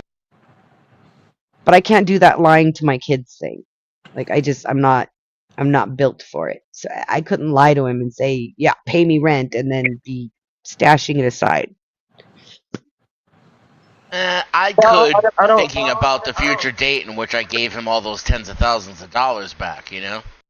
Yeah, I wasn't saying he should lie to him. I was saying that maybe you could actually tell him that. But well, like what? I mean, do you know what he's spending his money on? Is it like girls? Is it like clothes? Like going out to eat or what? What is it? All of the above. I don't know. Wants to go to a concert, wants to get a piercing, magic cards. Holy fuck. Now, that I guess could be considered a savings account, except for that things that hold that like that don't hold value. But some of the cards he's drawn are worth thousands of dollars, and they're in his little book. Like he's magic cards. Holy fuck. And stupid little shit. Like he wants to be nice to his little sisters, so he brings them home like Funko Pops.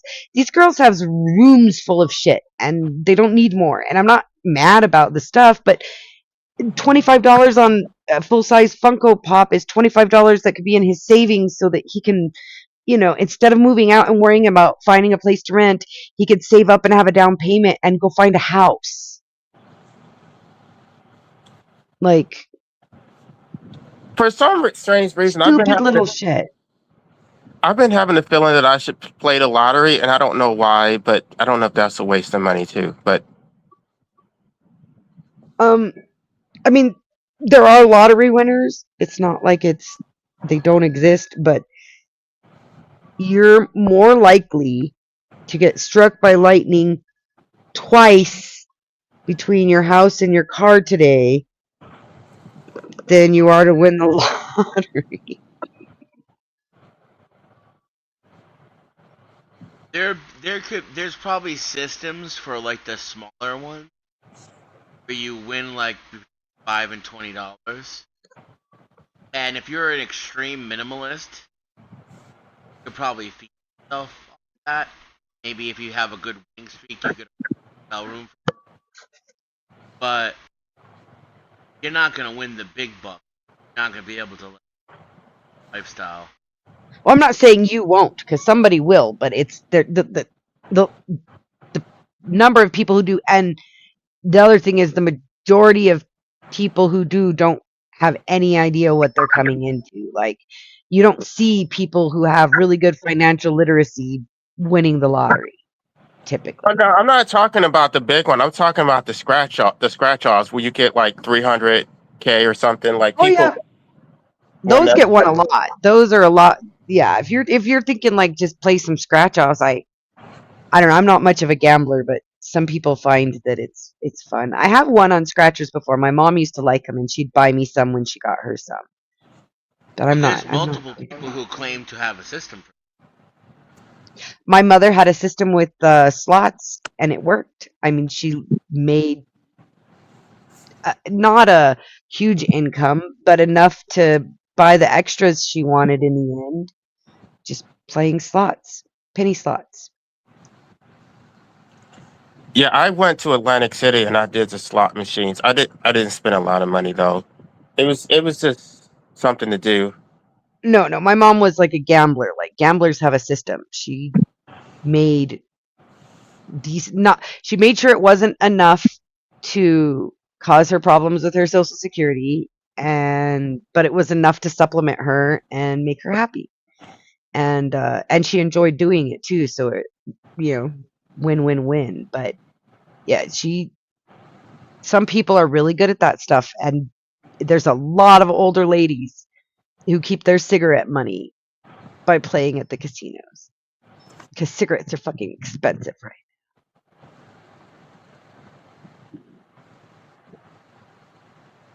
Oh my gosh, I went to Las Vegas too. I forgot about that. But I don't think I gamble in Vegas.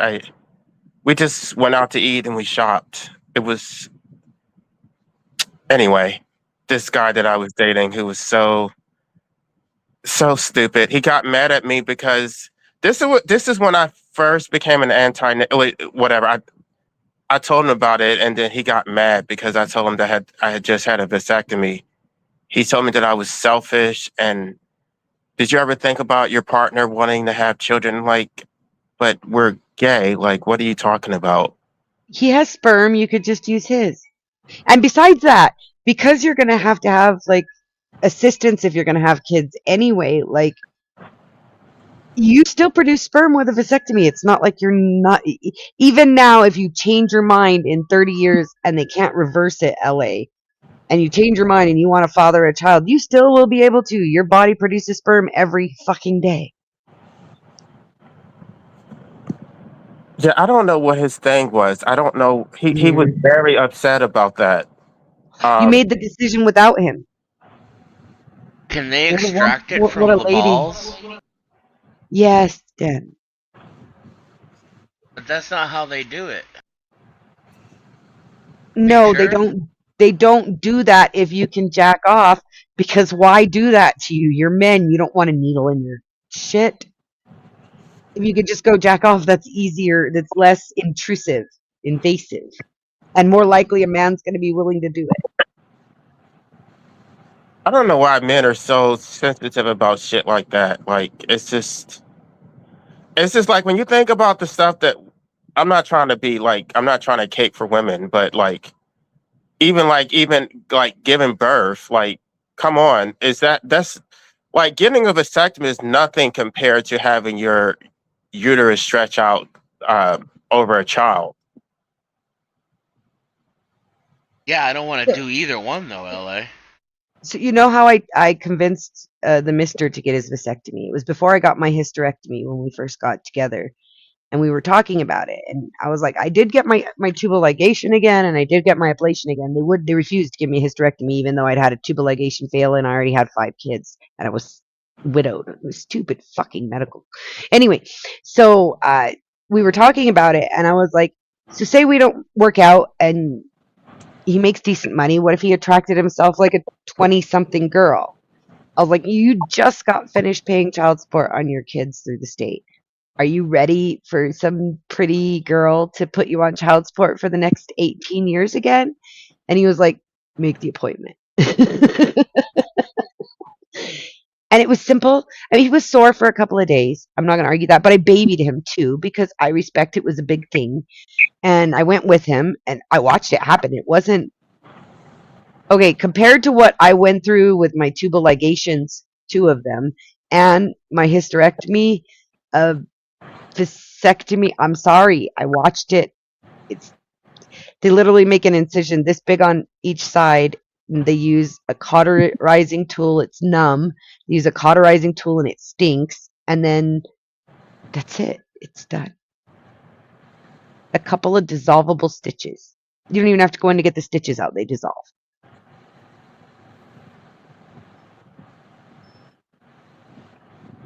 Yeah, I don't like when I got it done. It was like I was some type of like lab rat because they were all fascinated. Like all these people want, oh, can I watch? Can I watch? Like they had never seen. I don't know if they never saw it done or if it's just my age at the time. Like they were all fat. Like they were like incredulous. Like why would you want to get a vasectomy when you don't have any children? Like, aren't you going to change your mind? Like they were literally in there just asking me all these questions while it was being done. It was Well, so. at least you had no children. I went in after 3 children, and I had gotten rid of my cervical cancer. We won't talk about that because that will probably get me for some sort of misinformation. But I went in and I asked for a hysterectomy. Me and my husband went to my obstetrician and we're like, look, I have 3 kids. We don't need any more. I've had a lot of issues with my female organs. Can't we just do a hysterectomy? And the doctor looked at me in front of my husband and said, what if you guys get divorced and you remarry and your new husband wants kids? I had 3 fucking children. After my 4th child, they still didn't want to give me a hysterectomy. After my 5th child, I didn't get a hysterectomy until my uterus prolapsed. Like my uterus had to fall out of my body, and then they were like, okay, come back in a couple weeks and we'll cut it the rest of the way out.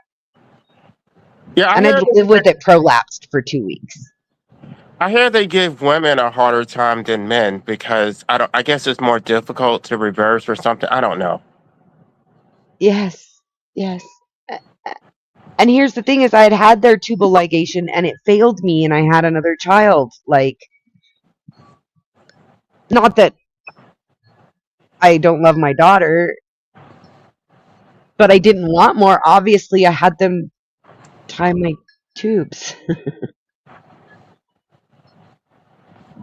Okay, so you're not religious, right?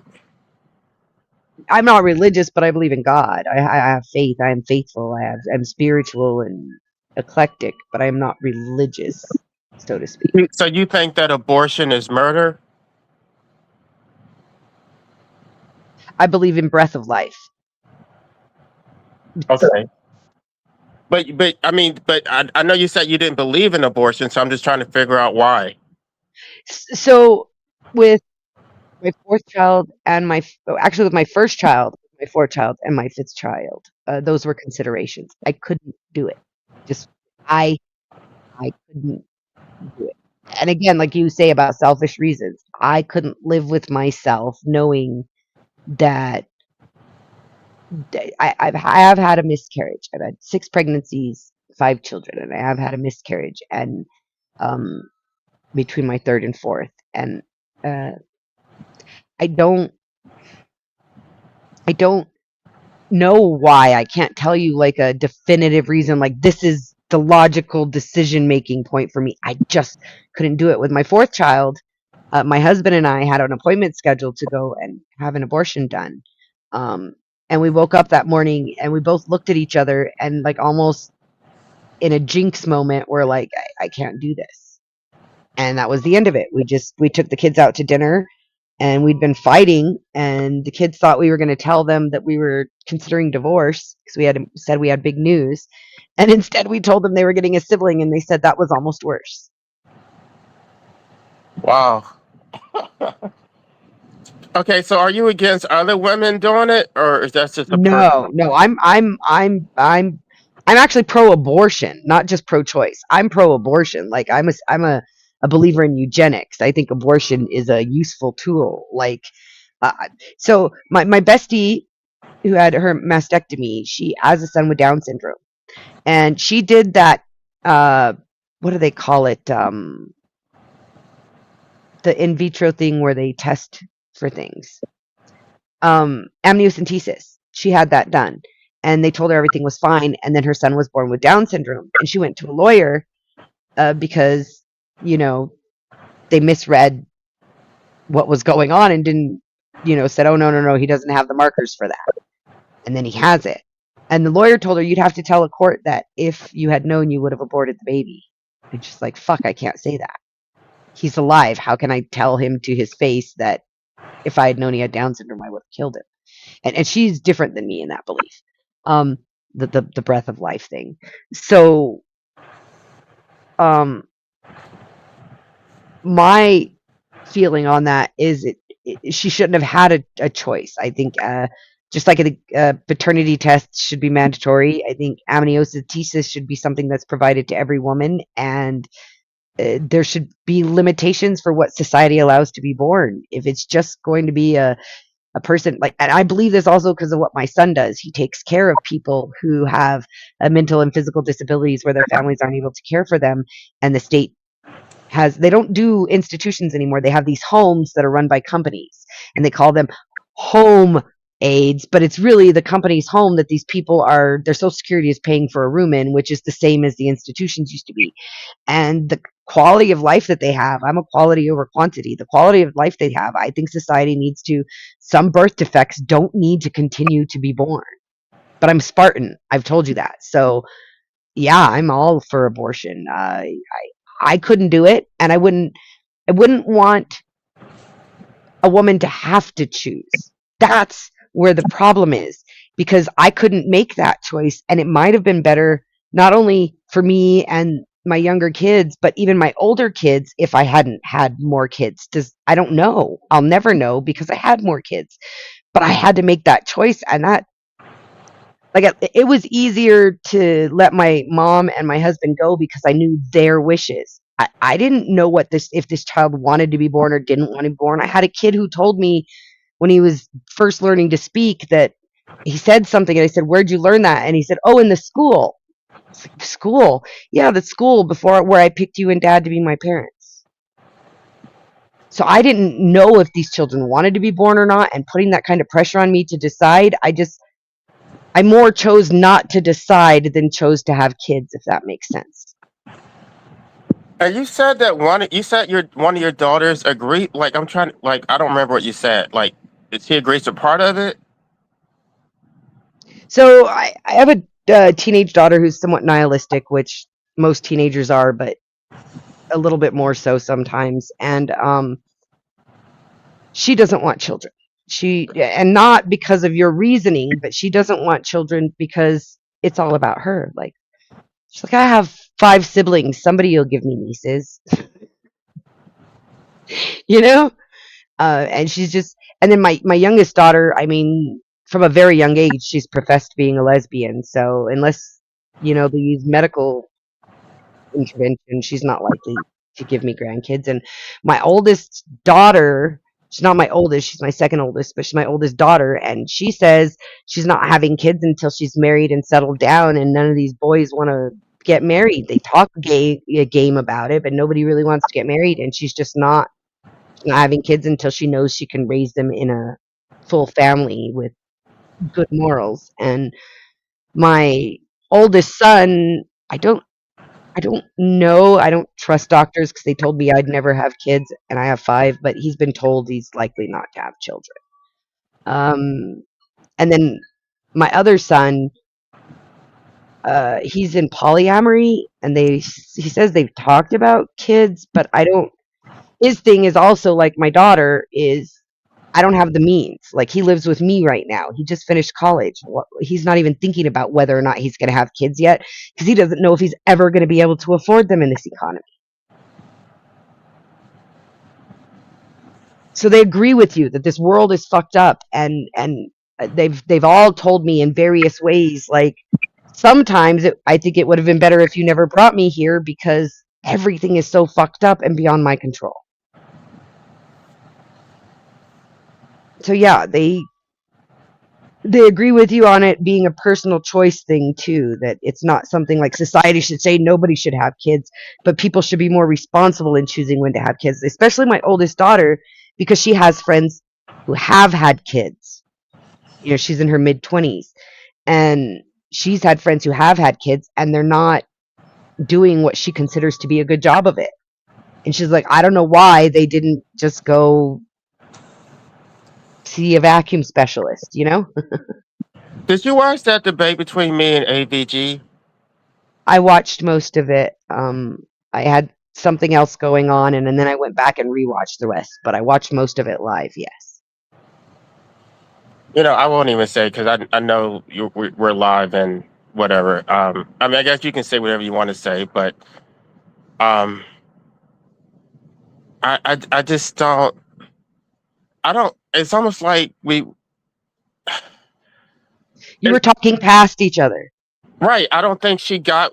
Either either she didn't care, or she didn't understand because she kept talking about how parents are responsible for raising their children until the age of 18. I'm just like, no, you're responsible for their entire lives. Yeah, legally. Well, not their entire life. I'm responsible for my entire No, I mean, I'm saying like legally, maybe you don't have an obligation to take care of them to 18, but you created an entire life who's likely to live until 80 plus years, and that's not something to take lightly. Like I don't think she just didn't get it. No, here's with ABG, and this is what I figured out debating her a couple of times and having conversations with her, is that it's not about the content of the argument in the debate for her. It's about the win. It's about finding ways to back your opponent into a corner and come out looking bigger. It's not actually about the content of the debate, because what I've noticed in debates is, and not just with me, because when I was debating her, I also watched her debating other people and went and watched her other debates just get an idea of what I was going into. And I'm not going to say she's disingenuous, because I can't say that. I don't know her that well, but she takes leeway. She takes She takes leeway in her morals for the win. And she won't listen to your argument or address it. She has a prepared argument. Even if she's the negative, she doesn't respond to the affirmative. She has a pre-planned opening. She has a pre-planned argument, and she sticks to it even if it doesn't counter any of your points. It's the structure of it, not the content. She doesn't actually react in the moment to the debate that's happening. She's continuing to have the debate she already had in her head when she planned it out. And even if you don't play into it and give her the talking points to counter, she'll throw the counters out even though they don't counter the talking points you have given when you're the affirmative. And she wins debates that way because it's the debates she's doing are popularity contests. Well, I threw a whole monkey wrench in that game because she wanted to debate overpopulate, which first she wanted me to debate whether procreation was beneficial for society. I'm like, I agree that it is beneficial for society. That's not the point. And then we changed it to should people procreate, and then she wanted all these statistics and studies about population and birth rate. I'm just like, okay, I'll give you the damn statistics, but I'm not going to argue any of this shit. Like, I did give her, like, I gave her Benatar. I gave her this other woman. What is her name? Gosh, I can't remember her name. This woman. This is off this philosopher who Benatar cited, who came out before Benatar, but I can't remember her damn name. Anyway, I gave her like 7 different sources. I don't think she read any of my. I read all of hers. So the stuff that she said, I was familiar with it, but I don't think she knew anything what I was talking about. She vaguely referenced Benatar, but I could tell she didn't read it because she didn't know the asymmetry argument. And the asymmetry chart is the thing that most people are. That's what Benatar is known for. Well, that's the thing, though, is she's not preparing to meet your argument, and she's not genuinely meeting your argument in the debate. She has already, like, she's a very organized person. She's very put together, and so she gets, like, she's reading her opening typically, and from that she's got points. And even when she's responding as opposed to being the affirmative, she doesn't respond to the affirmative. She responds to the argument in her head. So if your points don't fit into the argument she's already made, she's not going to pay any attention to them. They just go right past her because it's not. She's looking for that thing to grab onto for her response, and then if she doesn't get it, she'll just like, well, fuck it, and she'll interject her points instead of responding to yours, and then if you try to steer it back to the points you're making that she would be needing to refute, she refuses to even admit those points are relevant because the points she came up with are the ones that matter. And I don't think she so did people, I argument. see them, they go past each other. And all of these debates that I watch, they're not actually like trying to have a discussion with cohesion. They're just talking past each other. That's why they talk over each other in the open panel portion. I felt like she didn't make any compelling arguments. She just kept asking me questions. She asked me like 3 questions back to back, and I would answer her questions, and then she would have follow-ups, and I would keep answering her questions. And then once I was done answering her questions, I would ask her a question, and I would never get an answer. And I'm just like, wait a minute, I answered all of your questions, and you just dismissed it like it's not even worth it's not even worth a response. Like I was like, what the hell was that? And then afterwards, like they all just like ganged up on me. They didn't even want to talk to her. It's just like, let's just get this weird anti-nihilist and let's just like prove him wrong. And Did they cry that nobody wants to come and have these conversations with them that oh, well, if people call us an echo chamber, that's because those people are too afraid to come in here and talk to us. And I'm like, well, yeah, because we come in and try and have what we thought was going to be a genuine discourse, and you dogpile on people. And then when they can't get through their point to where you're crying enough, if you don't start crying or getting upset when they're just dogpiling on you, then they switch to like ad hom. Like, holy fuck, you should have seen at Emmett's yesterday, LA, the way Avarice reacted to me in the chat. He was even telling Emmett, how do you let her in here? And Emmett's like, me and Witchy have had some good conversations. Like, we don't have to agree on everything. And they just want to feel like they dominated someone. Like, they'll even afterwards be like, did you see how we dominated her? And it's like, the fuck did you dominate? it's so funny though, because I don't even think her supporters, like I was looking, because she reposted it on her channel. And even the people on her channel were not even, I mean, and of course they're not anti-nihilists, but they didn't think that she made good arguments. But that doesn't matter in the end, because she sets it up as a popularity contest from the start, and then she floods the voting pool with her online entourage. And it's not just her. That's how that whole group debates. It's based off of the way, like, because like Andrew Wilson thinks he's a great debater because of the Whatever podcast. Like, come on.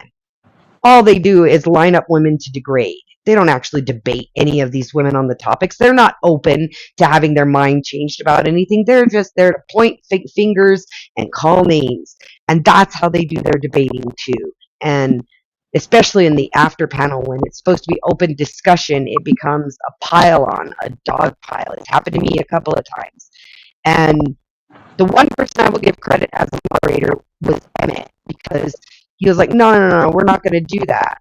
Like, just because she's different doesn't mean you all get to call her names. Like, he even put one of his friends backstage after I debated on his panel with Glacier, and was like, nah, dude, come on, that's not okay. So he started talking about my kids. I feel sorry for your kids, because they're like, you should never procreate. And I'm like, I have 5 children.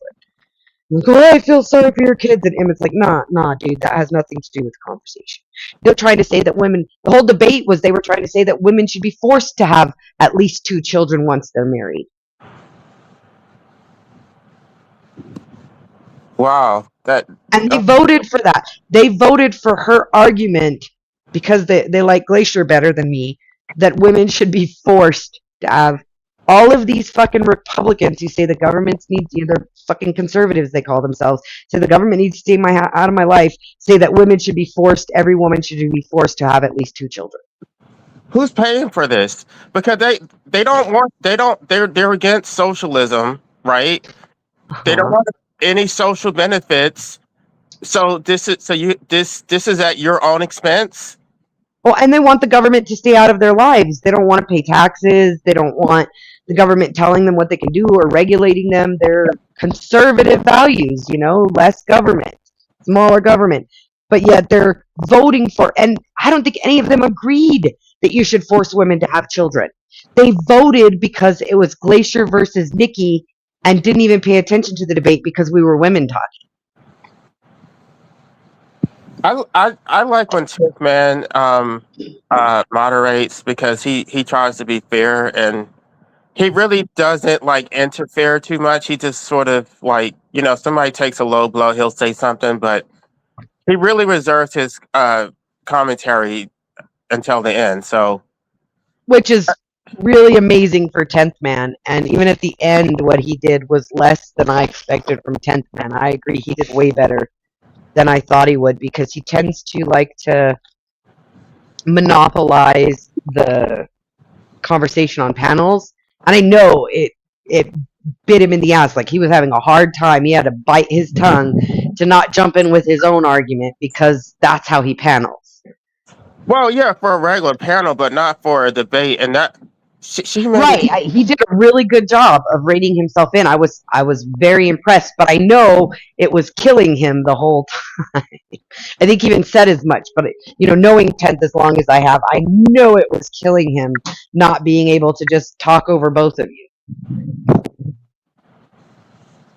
Well, we had actually been talking about this for weeks. I don't know why she pushed it back so far because I just thought this was going to be a little informal thing and we were just going to talk and get it over with. Like, she made it so informal. I mean, so formal to where, like, I'm like, she wants these,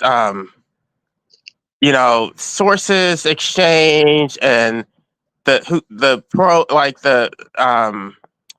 who's taking the pro position. And I'm just like, does it really have to be? And then the other issue was she wanted me to go on camera, which I wasn't against, but I do have a stalker who goes around and clips everything that I do, and I'm just like, no, I don't really want to go on camera so that he can like take shit out of context and twist it around.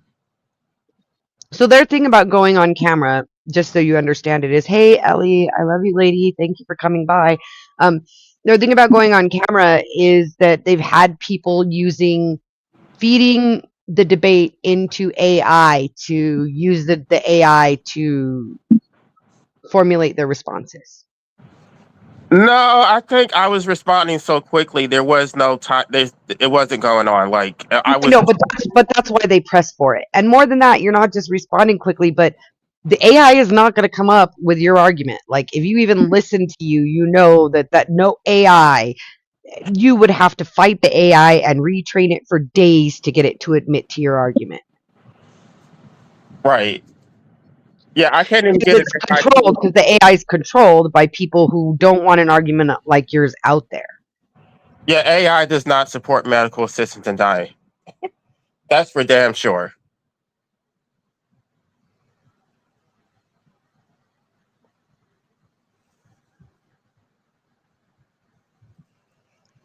Holy fuck, it's been 4 hours again already, Den. How did that happen? Oh my gosh, and it is hot as hell. You know what? Good conversation.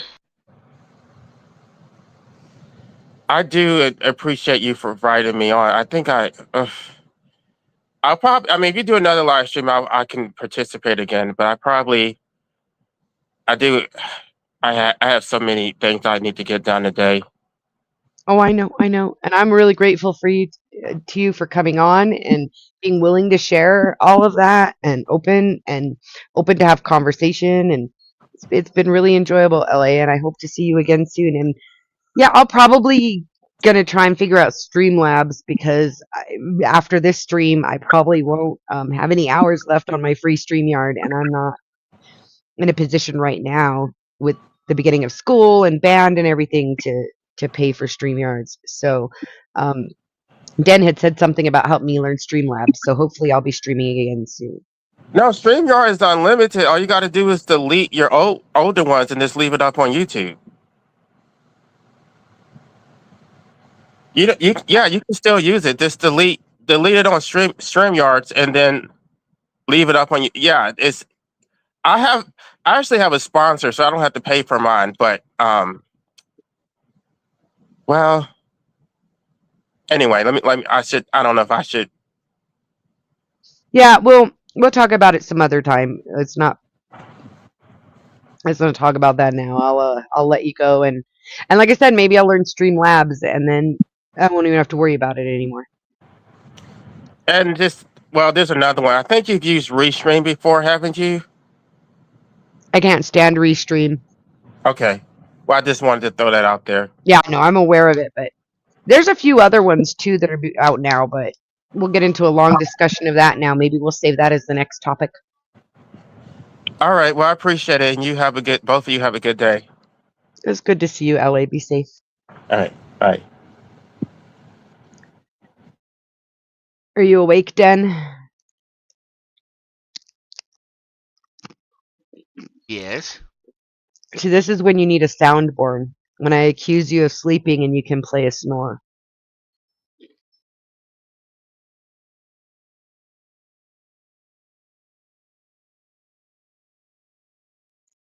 Ellie came into the chat and Hippie came into the chat. Oh my god, that's the little mouse. Jerry's little nephew or whatever. What the fuck was his name? With his bow tie.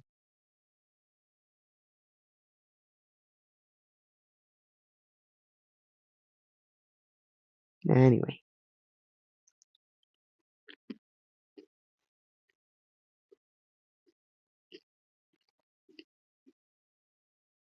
So what crazy thing is going on today, Dan? I don't know. But you're the king of Spurg. You gotta give me your Spurg, man. When did I get that title? People are always saying that you're emotional about something. You're in your fifis. You're reacting with your emotions and you're pissed and you're angry and I think it's because I stay so level-headed, calm, and logical most of the time.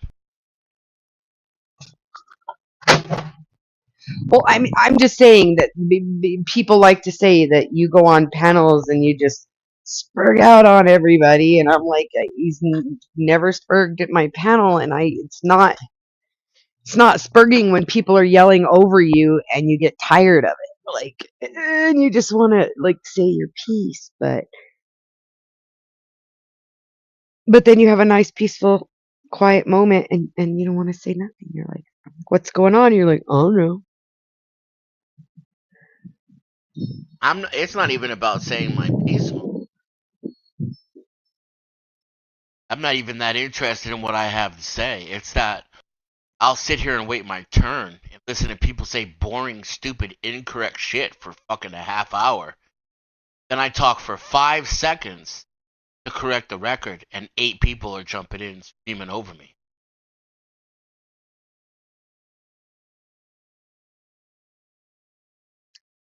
That's what I mean. I was kind of pointing out the fact that it's not about you, it's the environment. Not only that, but I'm not even mad because I can't say my piece. It's more like, am I the only one who gives a fuck about the rules? You know? Well, that, and I think for me, because it happens to me a lot too, it's about like, most of the time I go up on panels, somebody has asked me, hey, Nikki, you should come up here for this or something.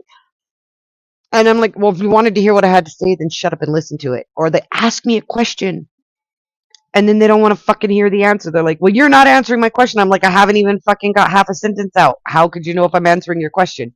You're assuming I'm not going to answer your question so you can yell at me.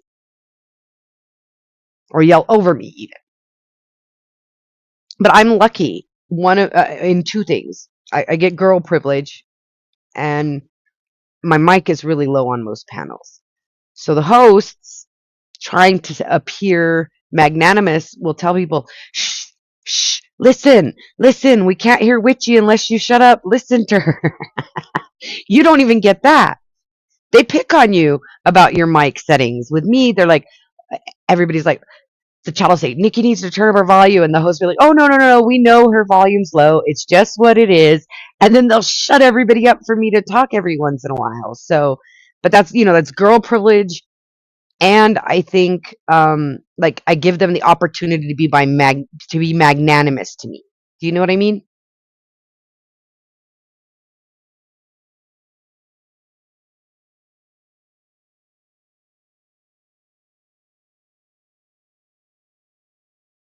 And I guess my tits are too small and too hairy. Yeah, you unfortunately wear your balls too low. When they come out of the chest is when they matter the most nowadays.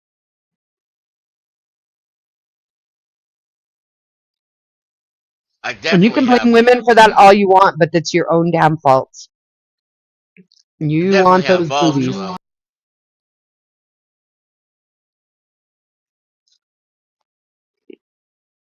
I'm an ass man.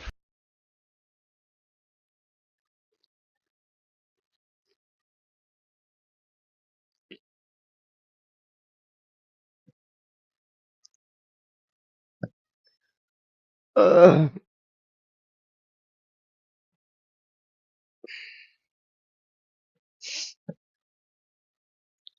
Yeah, I gotta water the plants next. Not the outdoor ones. Those get done in the morning, early. But the house plants need to get watered. Already got a couple rows of crochet done. And breakfast dishes are done.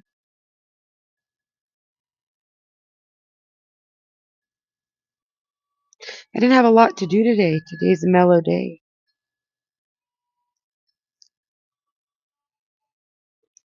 I have a shit ton to do.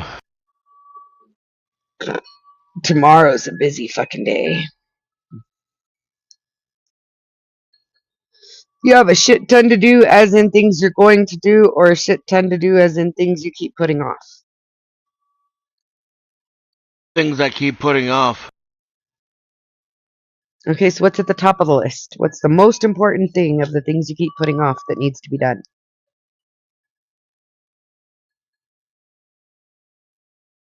You don't have to say it out loud, just get it in your head. Oh, trust me, it's in my head all day, every day. So get a piece of paper and write that thing down 10 times. Piece of paper? You think this is 1980? I type things into an AI, lady.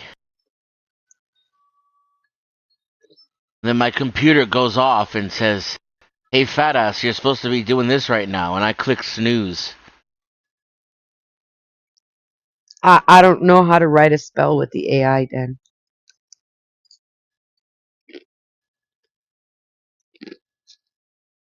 Well, you can write a spell. So writing a spell isn't like writing a novel.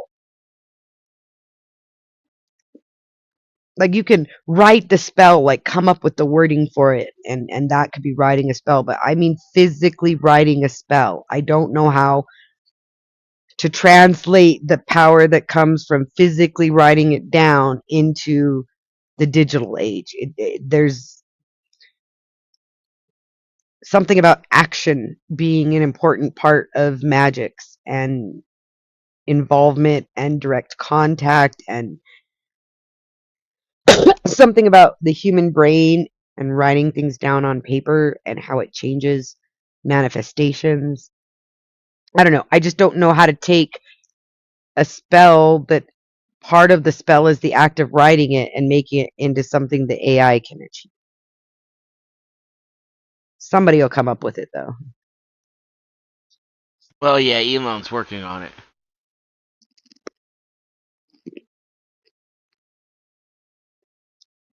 Dude, Did I my hear lymph Flo? node feels like it's gonna fucking explode.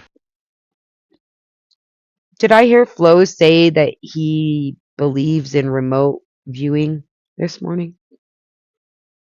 I did not hear that. Said something about Ahimsa convinced him. That wouldn't make You, sense. I think it was She after you believes in went that over. hokey pokey crap.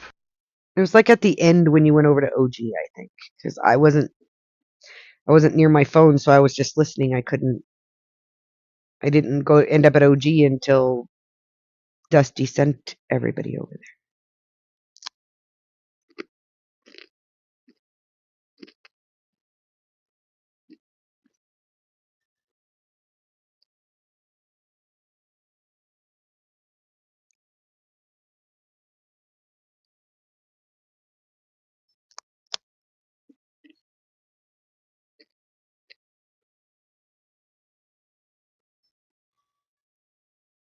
Oh, my poor ear. Do you take garlic every day? No.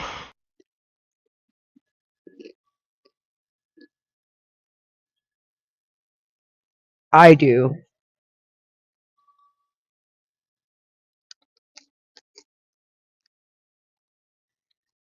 What about ginger root? Got any ginger root? Nope. Powdered I have ginger? ginger paste. Ginger paste will do. Make a tea with some garlic and ginger and oregano. What's that gonna do?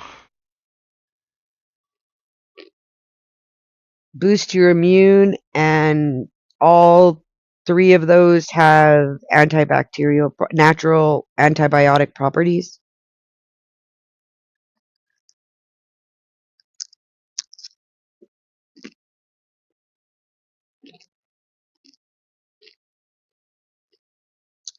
And put a black tea bag on the outside of moist black tea bag on the outside of your ear, or a little bit of a potato pack to draw the fluid, but not a big potato pack, a little bit. It's better the tea bag because you want it to be a very slow draw. You don't want to rupture the eardrum. But most importantly is to get some antibiotic in you if it's an actual ear infection, and ginger, oregano, and garlic. This is not medical advice. I'm offering Den supplements for his comfort.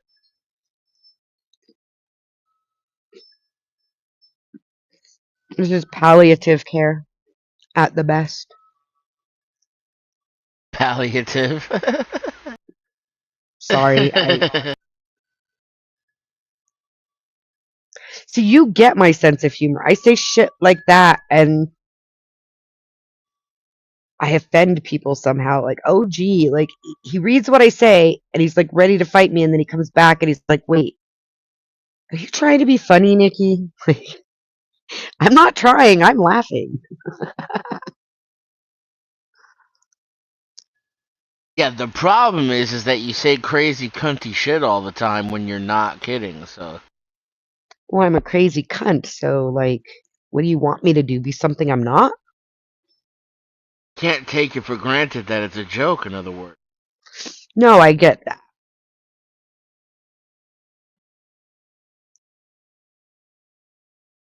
And that's what makes it funnier to me, too.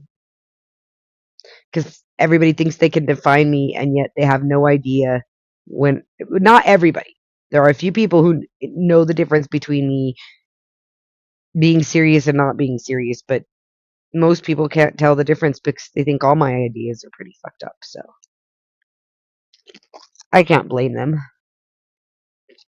Welcome to the club. That's what Kat told me yesterday before she left. She was like, "You don't even believe that now. You're just trying to troll me." Because I told her, like, I want, and like, I don't care that Israel's taking land, and I'd rather Israel take over the whole Middle East. It's better than the Ayatollah having it.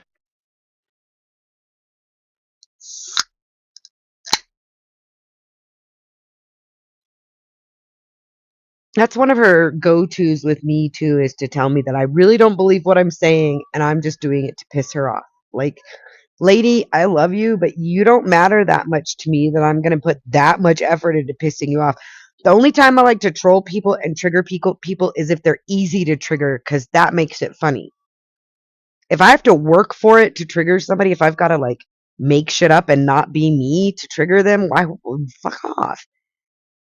But like Avarice, shit, all I got to do is be me. And he's ready to like grow horns out of his head.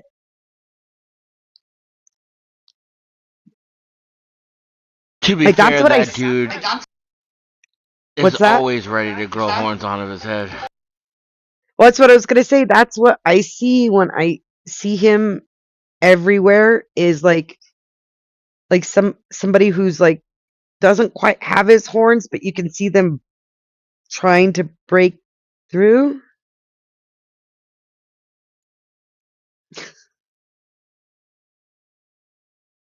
And actually physically see it. Like, the first time I saw him, I had to double check that he wasn't like a cosplayer wearing horns. I mean, he is a gamer after all, you know?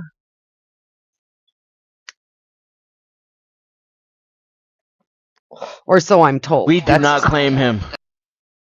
Well, I mean, I don't know who claims him except for his wife, and God have mercy on her soul.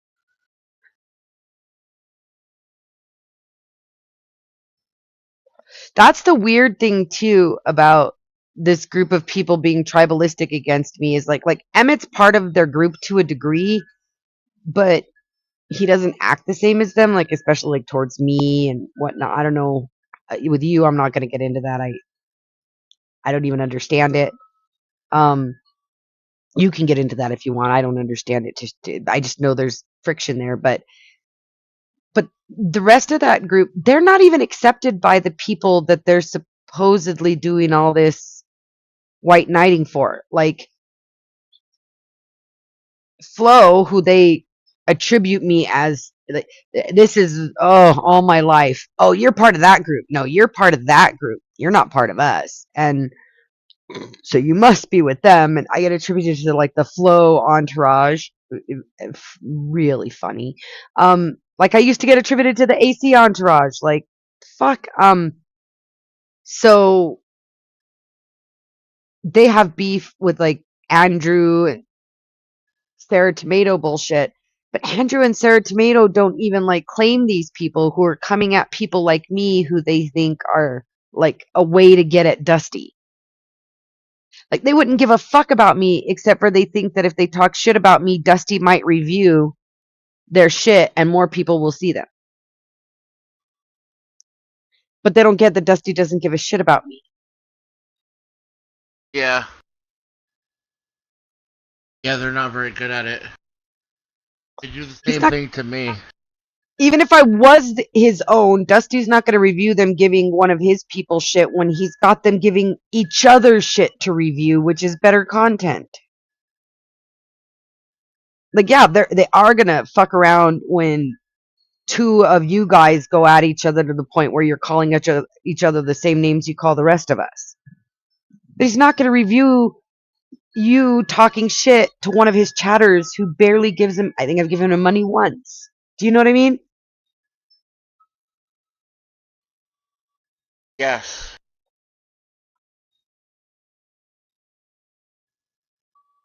But they're fucking stupid. Because he didn't have any beef with me. He doesn't even fucking know me. He just thought if he could spurg out like that, it would get other panels to be reviewing that shit. That's what I see in Avarice, is a guy who thinks, okay, if I spurg out enough, everybody's going to want to watch this. Well, yeah, we saw you as an easy target, I think. I don't know how much he thought about other panels. Well, especially being that I was someone that we can all throw rocks at. Yep. Oh, look, there's a target for everybody because she came here.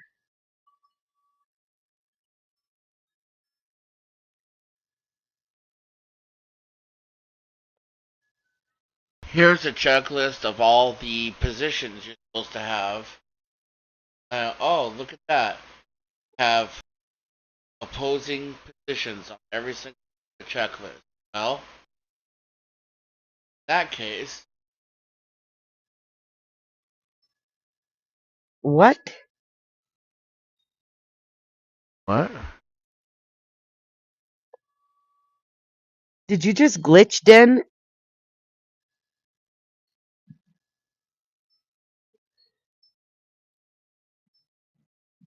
Hello? To make a man force me nearly dead with laugh me watching people rush a door like a berserk to come. A checklist of what? I said, here's a checklist of all the views and positions you're supposed to hold. Oh, yeah. The only thing is they each have their own checklist and none of them checks off all the marks for each other even. They feign that they do. On the core ones, and then they call each other names on the peripheral ones that they don't agree on as much as they call the other side names. Fucking Well, dichotomite. that's literal. That's Christianity in a whole. Huh. I feel like there's more Christian sects than there are religions.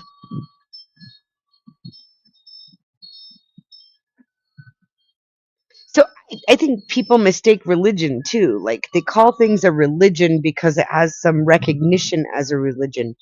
But if you look at the word itself, it involves religious practice, and religious practice means something you do religiously on, it's something you do regularly and in the same order and in the same way. And most people don't practice anything religiously other than selfishness.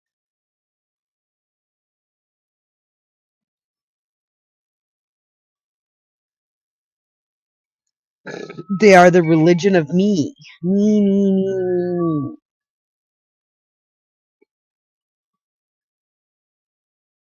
Like, for example, in the Panelverse, and I'm not talking like Panelverse versus Crucible Panelverse. I mean, in these YouTube streets, as they said back in the day for it, or, in this basic forum, the majority of people feel like they're in a position of some sort of authority over other people, typically moral, and they want to impose that on other people.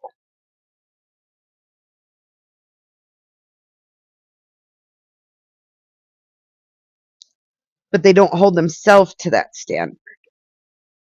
It's only about putting that standard on other people in order to somehow feel superior to them, even though you don't maintain the standard yourself.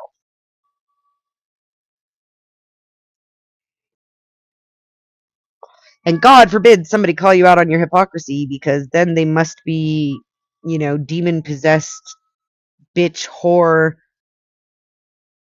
who's not even a witch. That just sounds like humans. Well, yeah, because we suck.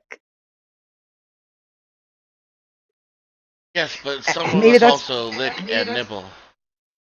yeah. If you're any good at it.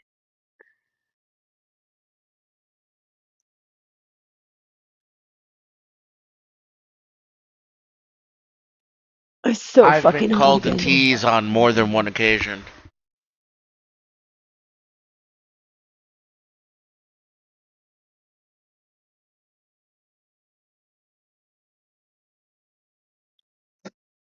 I wouldn't know, but I've heard some stories. Oh yeah? Do tell. You're the only one telling me stories. Which one of your girls do I actually? Oh, I guess I do get along with Hottie. Maybe she could have given me stories.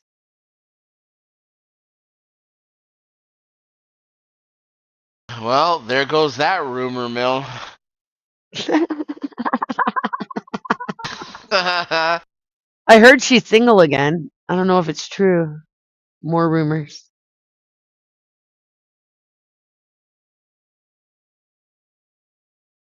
I haven't seen her around in quite some time, but I also don't like hanging out at Sasquatches, and that's where she's usually to be found, or hippies, and hippie is so rare of an occurrence anymore.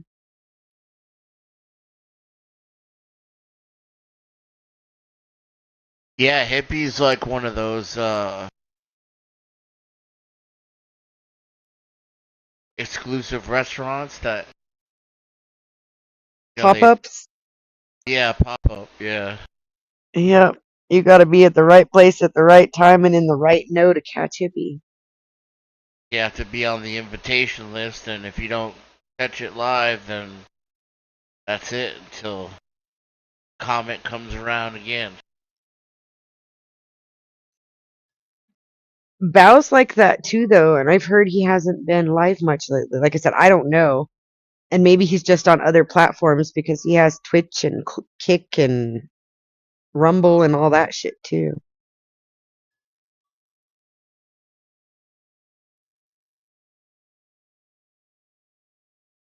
I would think that with Direct D getting arrested, that would have been like a huge stream thing for Bow, but I'm told that he hasn't been live. I don't know. I unsubbed his channel. I got nothing on that anymore. AZ Unfiltered went live. That's how I found out about it.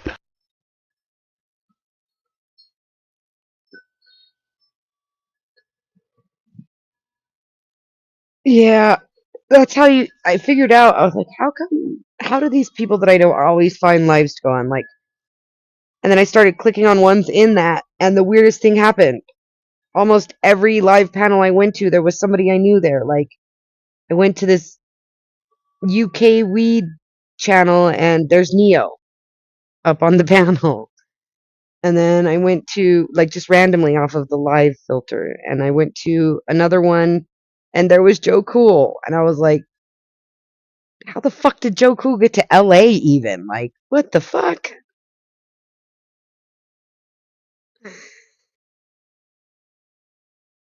Oh, that was me.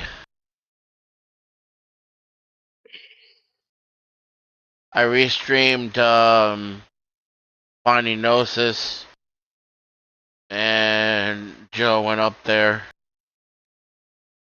Yeah, I remember that. Yeah.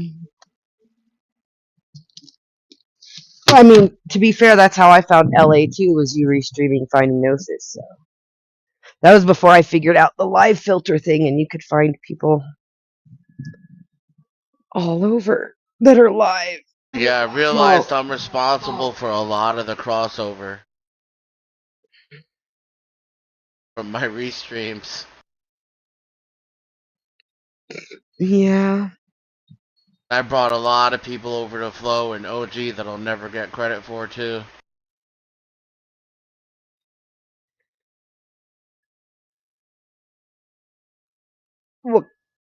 What's going on at OG trips me out a lot because I'll go in there and there's fucking AC on the panel. Or RLM.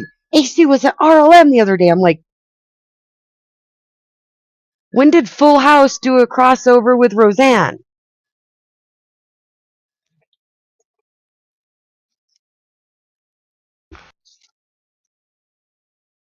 It was AC and somebody else. I want to say Bird, but I don't think it was. It was AC and somebody else.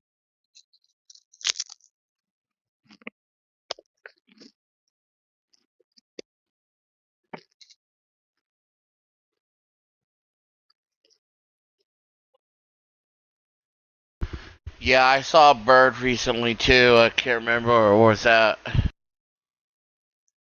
Could have we swore it was were on the AC panel and together. Bird at. I could have swore it was AC and Bird at RLM.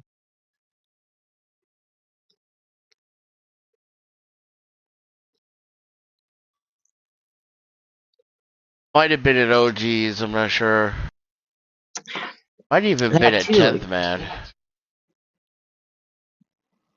Yeah, I did see him at 10th Man, but that was a long time ago. Like, I don't know if 10th nuked his channel or it got nuked or what happened, but he seems to think he's like Beth's co-host or something now. I don't know. And then I saw he came back. He was on Flow this morning. I thought he was having a conniption fit, or is it only with Beth? Yeah, I like 10th man, but I was disappointed to see him again so soon. Not gonna lie, I didn't even stop to think about why. I'm just being honest about my initial reaction. I can say both, one, that I like him, and two, that I was like, oh, Jesus. At the same time, like, we could have used a longer break, I think. But he wasn't all 10th-y. I mean, he was, but he wasn't. Like, he actually let Casper talk.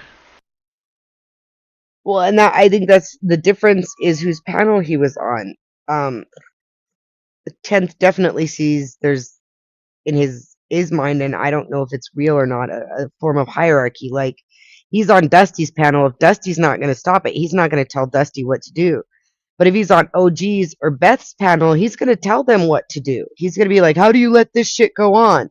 He's not going to do that to Dusty because Dusty is doing what the fuck Dusty wants and making money at it. Who the fuck is 10th to tell him? But OG comes across as insecure and looking for advice, and so does Beth, especially Beth.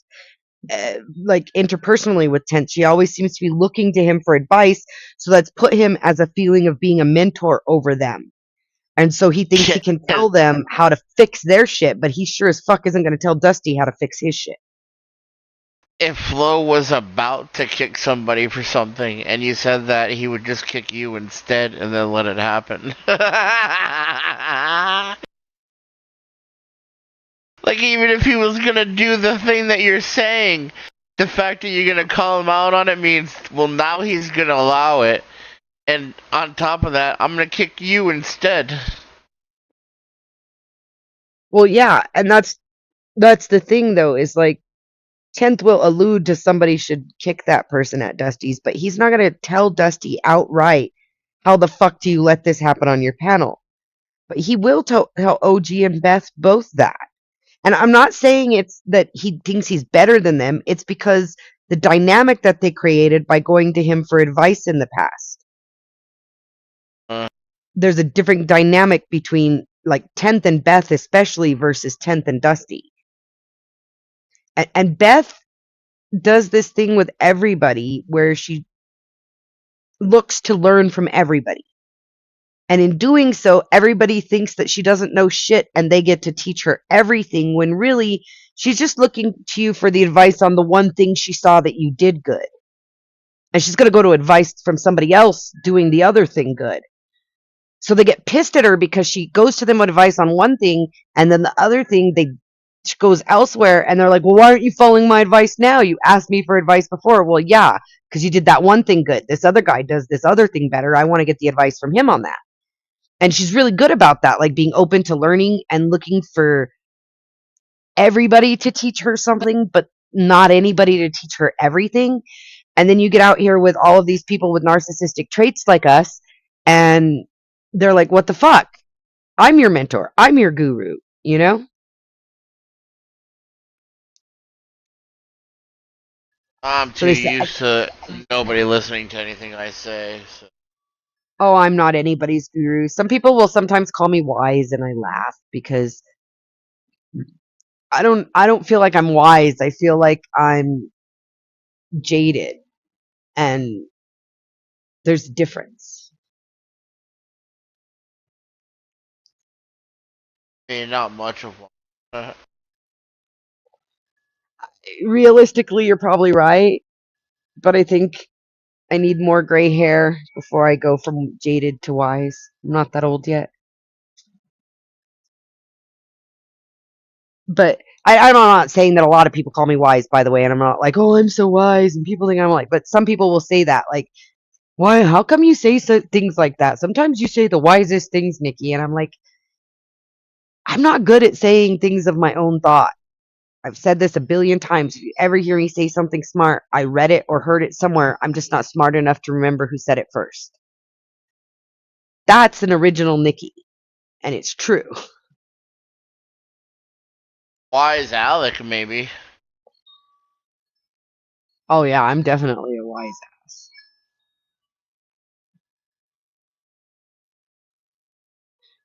There are some people I'm less of a wise ass with, and some people I'm more of a wise ass with because it's a defensive mechanism, and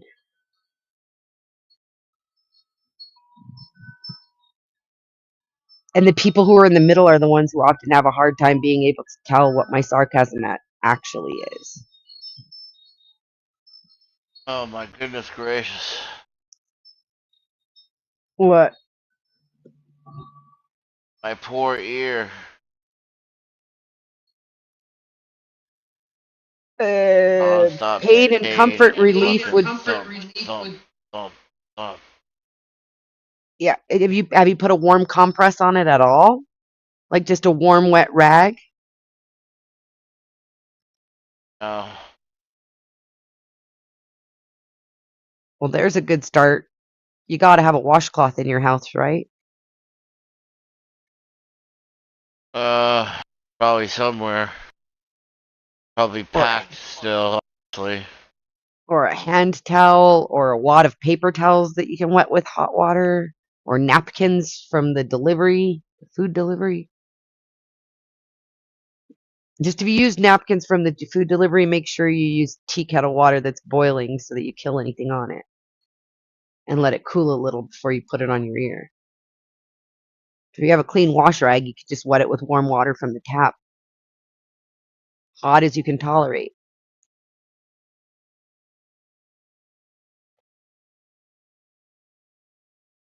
Because that thumping is inflammation around your eardrum, and you want to relieve some of that swelling, make some of that liquid flow. Ice is good too, but it's not going to help comfort you as much as the heat. Although maybe as hot as you are, maybe the ice will do better.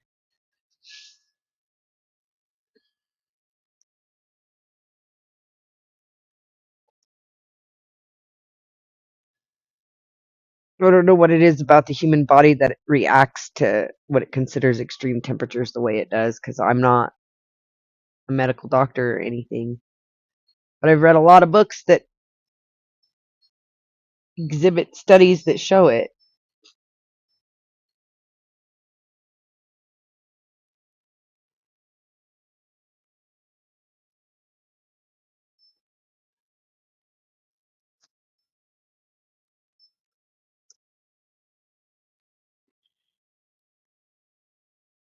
So if I end it now, I have 2 hours left, which would give me enough time to start another one tomorrow that we could run for a while. Although I don't even know if I have time tomorrow. Yeah, I Holy guess shit, if we said his nobody picks name. him up Den, we said his here. name. Here. 10th? No, AC. Oh shit. Beater, beater, Paging beater, Mayor. beater, beater, beater, beater, beater. Paging all beaners. Paging all beaners. Please come to the panel. I don't know how far up the link is. You might have to drop it again. Let's see. Oh no. No, it's not that far up. Don't make Maybe it'll let it me hurt. drop it now. It didn't want to earlier. Let's see.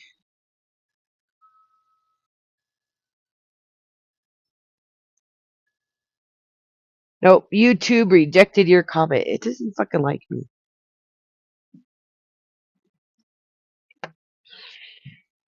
He said, I'm here and I see it. So it is not too far up. one of the benefits of not having very many people come through, and the ones who do, very few even chat, is that the chat doesn't scroll too. It doesn't have to scroll too far back. You can probably scroll up to the very beginning of the chat.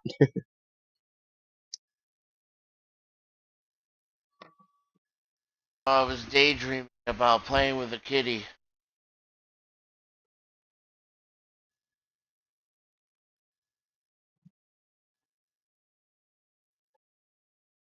My cat came over. One of my cats came over here a couple minutes ago and stood at the screen door meowing at me like, it's so hot. So I went and turned up the swamp cooler. And he's now laying right under where it blows.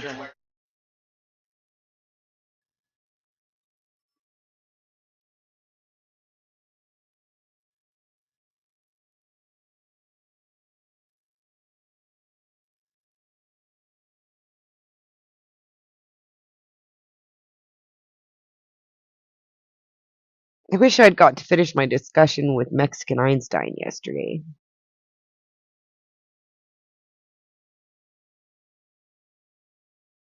Or was that the day before? Fuck, the days blur together.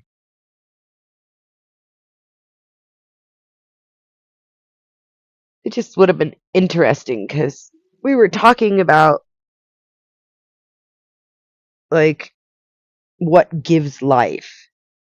And he's convinced that it's the man's sperm that is the giver of life. The egg is just a vessel waiting to receive the sperm that gives the life. Kinda. I The don't believe sperm that needs that's. the ovum. I just don't believe that that's But life. the sperm is seed. It is life. The sperm and the egg start a biological process, and then the breath of life is breathed into it, and it becomes life. That's my belief. It becomes life once it's like a gamete.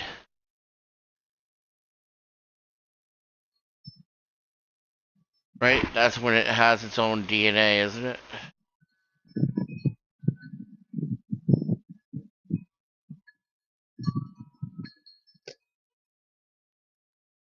I don't know, because a lot of your cells contain more of your mom's DNA than your dad's, only because her body also produces those cells for you. You don't just produce them yourself. Like, a lot of the cells are self-replicating, but her cells are also self-replicating to give you some of her cells.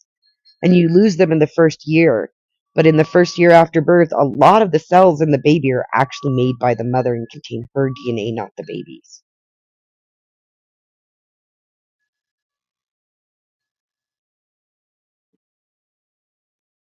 So I could, in my point of view, I can even argue like a Spartan that until a year after birth, it's not really an individual life form of its own. But people don't like Spartans. They only like them in movies when they think they're the underdog and they're standing up for themselves. They don't really like Spartans.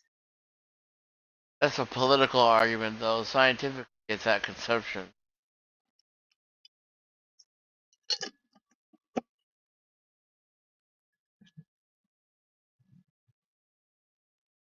That's why Michael Jackson was right. About what? Life beginning at contraception. About what? Life beginning at contraception. Conception. Oh. Contraception. That's why I said what? And you said it again. Why is Michael Jackson right about it? What did he say? He said life begins at conception. That's all he said? I don't remember the context.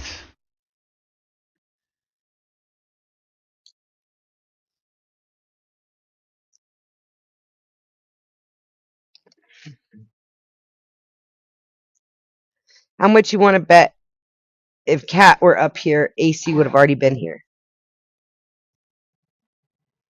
I don't know about that. If Cat were here, he might stay in the chat and observe. Welcome to the stage. The one, Oh, the only pot stir extraordinaire. Beaner, beaner, beaner, beaner, beaner. there's an echo, by the way. Yeah, whenever Den pushes his button. It happens. But he's laying down, Um, so I didn't want to bitch at him about it. My ear hurts. yeah, y'all are impatient. I'm not that quick with it, especially when I just woke up.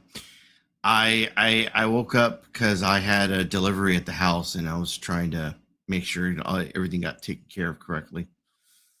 But Was it your yeah, new yeah. sex robot? Well, those things are on point, but you got to make sure that they're calibrated. So I had to make sure. Calibrated, lol. You working nights now? Sleeping days?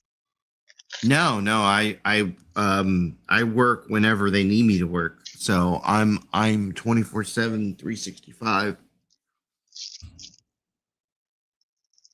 Whenever it's necessary. I thought you did cybersecurity or some shit like that. No, oil and gas industry.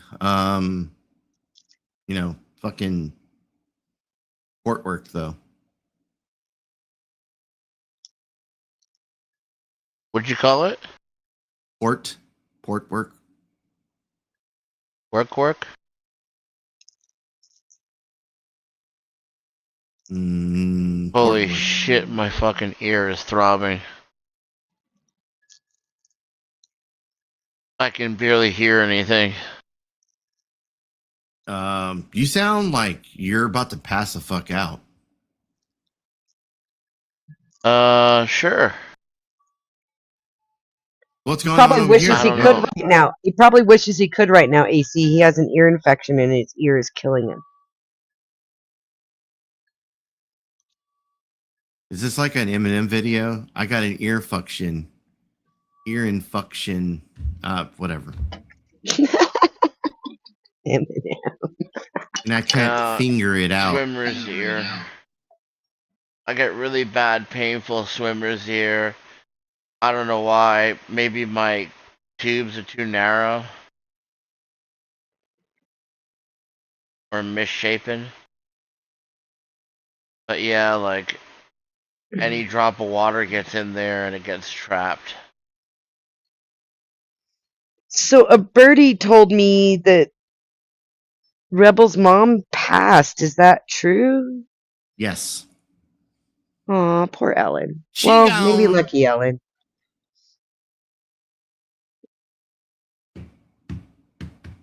Yep, she gone. Wow. You did Does that hear mean the other he's homeless passing? now? What's that? You did hear the other passing, right? Who? Abby? Abby Pollen. I don't think I knew her. Doesn't sound familiar. She's been around. She's, No, I didn't know her she's either. been a little bit of everywhere, but she passed. That one was a couple days ago. I actually think Kat mentioned it last night over here. And I didn't recognize the name. But I mean, it's been years since I hung out in your chat, AC, and then I find myself in another drama community and I'm like, fuck, they're everywhere. Yeah, well, I mean, drama sells, right? I mean, we're not having drama over here and we're averaging max like 9 viewers at a time. Max. And it's typically 1 or 2. So yeah, and then you look at like OG who's live getting 30, 40 people to listen to people yell over each other. Mm. So you're not wrong. I mean, it just it depends on the community. There's just a lot of factors that play into this. Oh no, I'm How not. far I you've been recognize trained. there's other factors, but I'm just saying, as by way of example, like it really does. Drama does sell. I know most of the people that are in that chat. Some of them way longer than OG would, but they'd rather be there. Like I don't know what's going on for sure, but if it's anything like a normal day, they'd rather be there listening to 10th and Casper yell over each other and yell like talk across each other as opposed to each other than they would watch Jack Talcott tell them how to save their eternal soul. Right.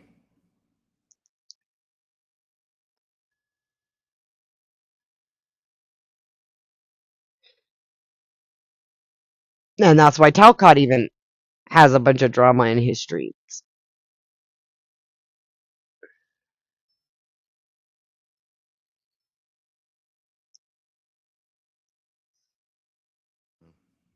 What's that guy say all the time, Dan? Boring. Vanta? About Vanta? Yeah. Boring. Boring. He's on OGs right now watching another stream, like a review. Really? They're Does reviewing another stream that they're never going to get through and they're going to argue over for the next 6 hours again? Shocker. Yeah, that they were on. And they were even on it. Wow. so? Is this going to be a normal thing? You going live? Possibly, AC, possibly. I'm seriously considering it just to have a nice mellow place to hang out during the day while I do my chores. Hmm. It'd be more like a hippie stream than anything else, but still not like a hippie stream because hippie like to watch people fight too. I mean, it's always on the channel owner what they want to do. Like, I say this like the Silver Diamond thing. Silver likes to be around the drama, but she doesn't want it on her channel. Oh no, I'm not gonna say there's like no drama allowed okay, here. Me and Den have fucking drama just in regular conversation. Hold on, I got a phone call coming in.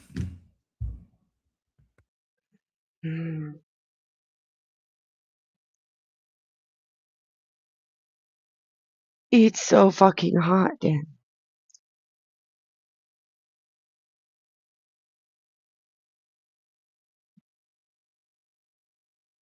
Tomorrow I get to watch a performance from my daughter's drill squad, or color guard, or whatever the fuck they call themselves. We used to call them flag girls. Okay, I'm back. I guess if anything, if you're, I think when I clicked the button, I heard you say something about having 3 more hours if you shut it down now. Well, without paying right now, Right. and I was well, it's really what I'm trying to do is put pressure on Dan to teach me OBS, but I'm a woman, so I have to do it with manipulation and not direct asking. Yeah, but then my response would be like, there's a YouTube video for it. He's my YouTube video though. Yeah, but like you've got to nag him and drag him and poke at him to get him to do it, where you could just touch the screen and type in OBS and hit enter, and it's going to give you like 30,000 videos of like how to set up your OBS for your YouTube. See, and this is why you guys are my friends, because you call me on my shit. Don't get me wrong, like I do similar shit. It's not like you're the only one. There's a lot of stuff that I still need to do, and I'm just like, oh, I don't really want to do it. But there's a YouTube video for it. That's what my mister always says. Like, he's like, I don't know why anyone says they can't do anything anymore. Anything you want to do, there's a fucking YouTube video for it. Like, what the fuck do we need college for? Anything you want to do, there's a fucking YouTube video for it. Right. Or 20.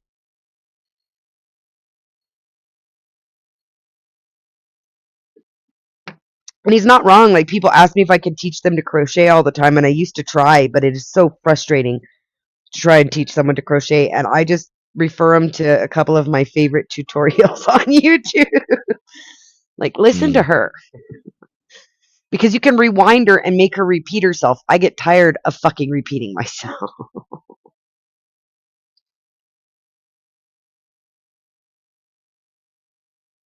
No amen yet, Den?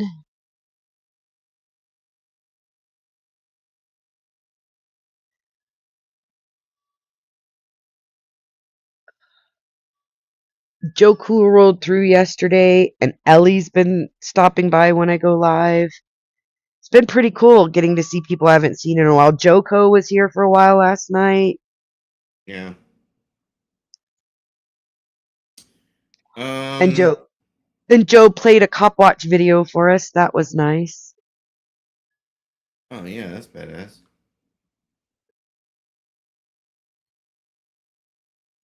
Like, more than anything, AC, the whole point of this for me is that I look for a space to hang out and chit chat, and everywhere I go, it ends up just being a shit show. And then I find myself falling into all the rumor mills and gossip and wanting to know who's fucking who. And I was like, you know what? At least for a few days, I'm going to try and just stream a spot where we can chill and nobody's yelling at anybody. Well, I need some screaming and hollering, but that's just what I do, right? No, I got the link sent to me, and they said you were live, so I thought I'd come check you out for a little bit. But So somebody actually is sharing my link out. That's pretty fucking interesting. yeah, I'll even give him credit. Willie's the one who sent me the link. Oh, Willie. Yeah, he stopped by in the chat yesterday. He didn't come up. I love Willie.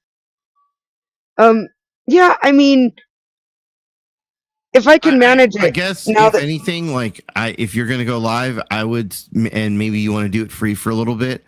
What other people have done, like Connie, for example, he'll make 3 or 4 accounts like through different emails, and he'll use up the 12 hours on one account, then he'll switch over to the next account, and then Yeah, no, if I can't figure OBS out and I really want to keep doing this, I'll just make a pouty face at my mister and he'll buy me StreamYards. Yeah. I mean, there's other means. Like, it doesn't have to be StreamYard. You've got Restream, and you've got I think Rumble's got their own version of it. Streamlabs has another version of it. So it just depends on what you like, what you don't like. Certain programs, certain apps have different functions that you can do more than the other. But I've heard of a couple new ones too on some panels that people are like Excite or something. I don't know. I'm not good at remembering names of things. But everybody I've talked to has suggested that if it's not like something I'm like trying to make a career out of, just to use OBS. And at this point, I'm not, like my mister would love to see me make money on the internet. He thinks everything should be capitalized on. But I'm not at the point where... Tonic's the one who uses the OBS all the time, which does make a lot of sense.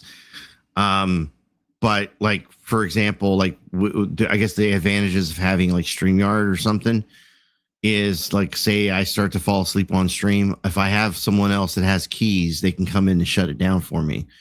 whereas that's not really an option with like the OBS. I mean, I guess there's another way to do it, but I don't want to. I don't want to say. What's up, Right, Willie? right. Oh, Willie, you are a bushwatcher. We love you.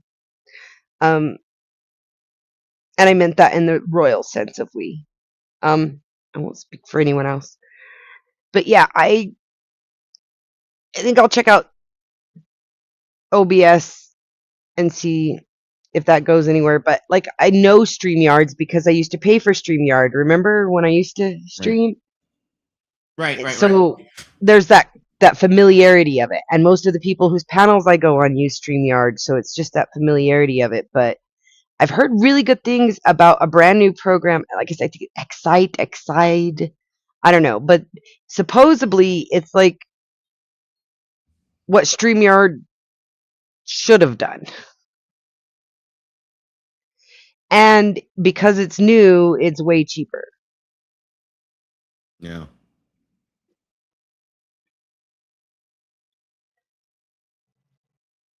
In the end, if I go at it for very long at all, if it lasts more than a week or two, and I find people are coming in and hanging out with me, and I'm not sitting here by myself talking to myself, I'll probably spring for the StreamYard at some point, just because the familiarity and, like you said, there's certain features. One of them being able to give away keys, but other features too that are just not available on any of the other ones. Like, so I don't know though. I'm still up in the air about this shit. So far, I managed to go 13 hours yesterday without sitting alone and talking to myself, and today it's been 5 already without sitting alone and talking to myself. So it may be a worthwhile venture to keep doing it. We'll see how long it lasts, if it builds or if it drops off. Yeah.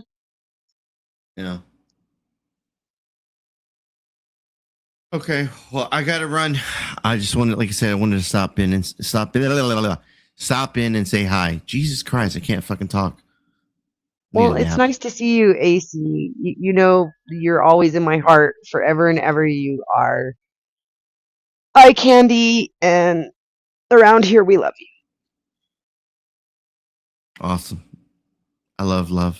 Dennison later. Bye. Okay.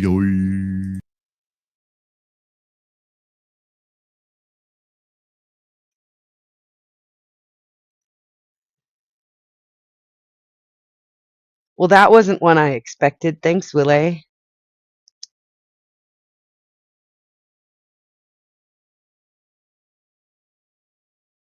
Blast from the past.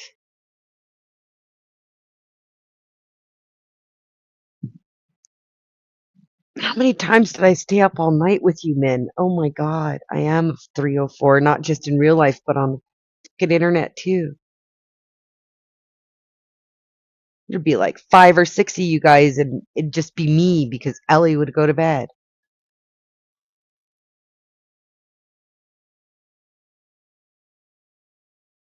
Trying to think what other women were actually around back then, and the only one I could think of is Slushy.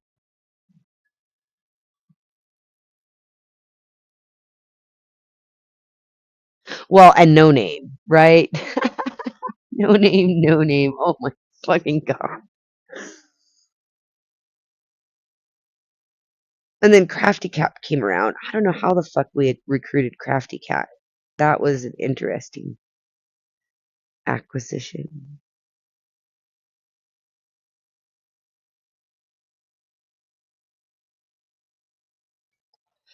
Hello, Joko.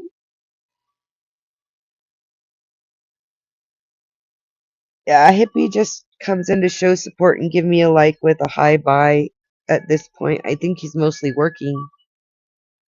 I know last I talked to him, he was doing a lot of door dashing, Joko.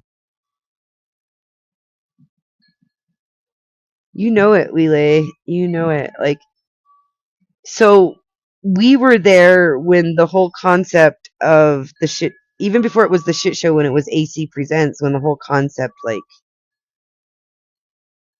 came up and then evolved into the shit show. And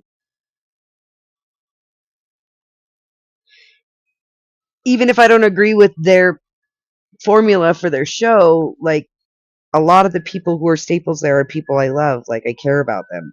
Other people will say, "Oh, this isn't real life, and you can't have friends on the internet." And I've just spent 5 fucking hours of my life talking to these people. This is my real life. Like I have other things outside of the internet. Like I got to go in a while and go to band camp, and tomorrow I get to watch her perform the end of band camp performance tomorrow evening, and then we get a week off and we start high school. Like earlier, I watered my garden, and I've watered the plants in the house. And since Mike did a good job on my floors yesterday, I went ahead and swept them up again this morning. And breakfast dishes are done, and like it's a nice place to chill on the internet with people, but I needed a break from the constant just mean spiritedness everywhere. People, even people who claim to care about each other, doxing each other and yelling at each other and sharing each other's fucking DMs, and it's fucking everywhere. And I'll still attend some of those on occasion streams. I know I will. I'm incapable of completely separating myself from it. I know that about myself, but if I just start a stream and have somewhere else to hang out while I'm doing my stuff instead of hanging out there, maybe I won't find myself being allowing myself to be unhappy. Like yesterday it was so happy. Today has been so happy and I feel good. So I know I told AC I really don't know because I don't, but for the time being, I am going to try to have my own stream in the middle of the day instead of going everywhere else, you know? Aw, thank you, Elay. The crotch fruit, the rotten crotch fruit.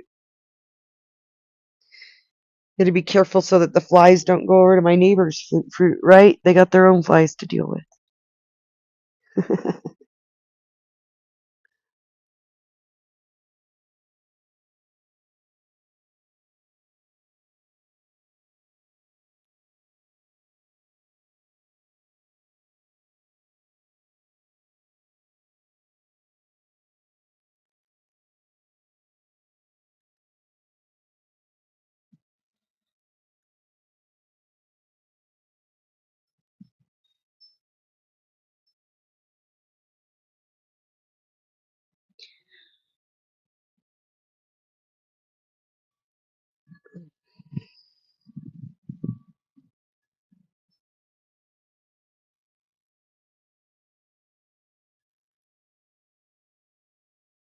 This takes me back to Cat and Nudie streams when they would take turns sleeping. And they would stream for 30 hours.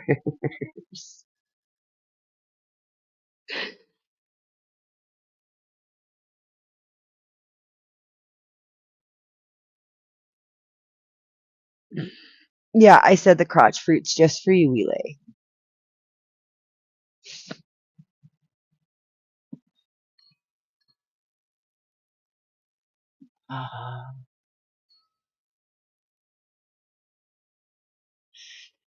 You know, Relay, in the beginning, my channel was named Nikki's Happy Little Life. Well, no, it wasn't. In the beginning, it was named my full government name because I'm a retard. And Dennison and the ASMR of all people, the two of them talked me into changing it. So I made it Nikki's Happy Little Life. And then, I don't know, maybe 2 years in, it became Witchy Bitchy Nikki. And then that channel got nuked, so it became Witchy Bishy. But yeah, I came out like all bright eyed and rosy tailed, thinking that people on the internet were going to be like, I don't know, happy to see other people happy. No, I get it, Wheelie. Naps are important, and if Den is asleep, that makes me happy. Even if he's not and he's just resting and listening, that makes me happy. His poor ear. It was cool that LA came up for a while too. He's made it up both days and said he'd come again. And Elise is always swinging in when I go live, and I love Elise so much. I know she doesn't stick around, and I get it, but she comes in, and that means a lot. Hippie too.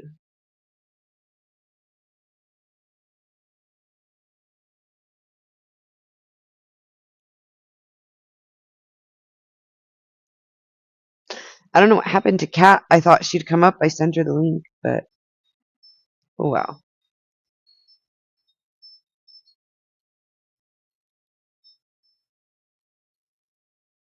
She's probably still mad at me about last night. Dude.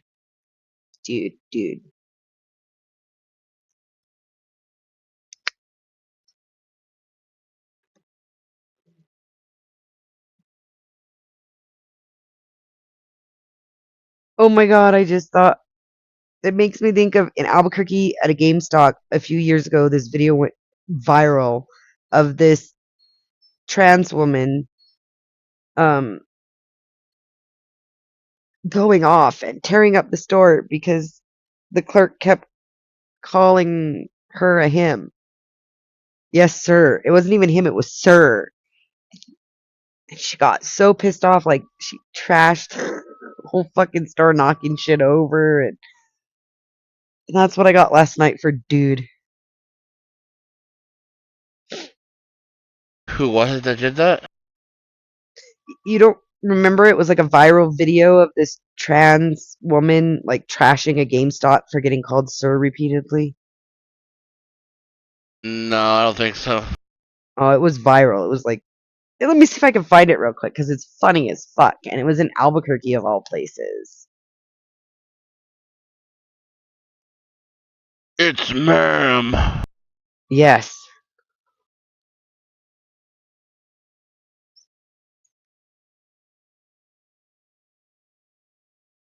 Let's see.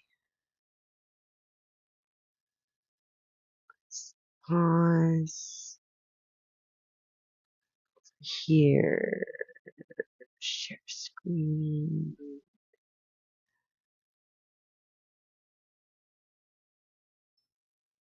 Okay. Excuse me, sir. There's a young man in here. I told her, You hear excuse it? me, it's ma'am. I'm It sorry. is ma'am. I can call the police if you'd like me to. You need to settle down.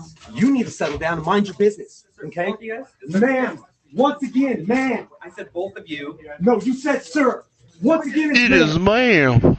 You guys. It was a Yeah. gentleman. Right beforehand, you You've seen this fucking before, said, right? "Sir." It went fucking viral. Motherfucker, take it I outside. don't know. I don't think so. I will show you a fucking sir.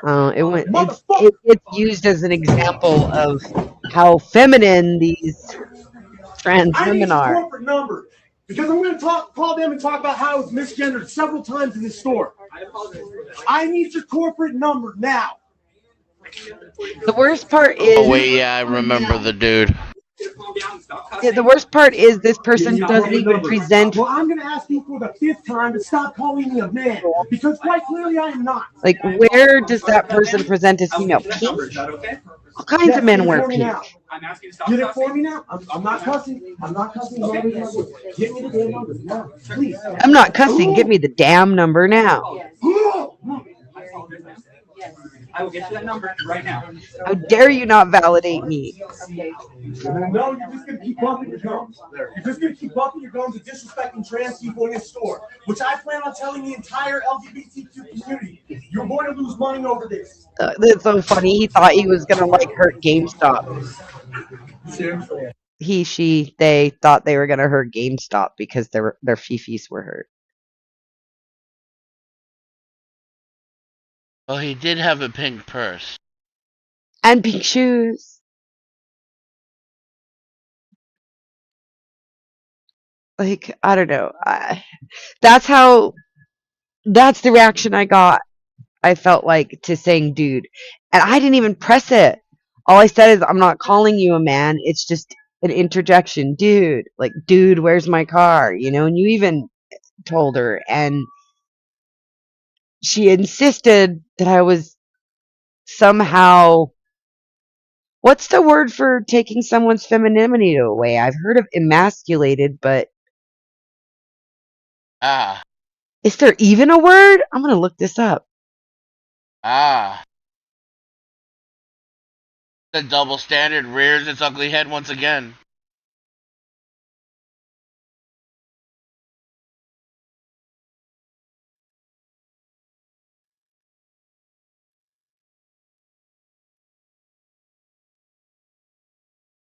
Defeminize or effeminate? No, that's not it. Defeminize. This is not a standard dictionary word.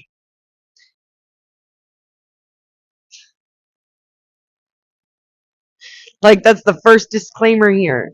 This is not a standard dictionary word, but it is used in some contexts. Like, emasculate is totally a dictionary word, but defeminize is not.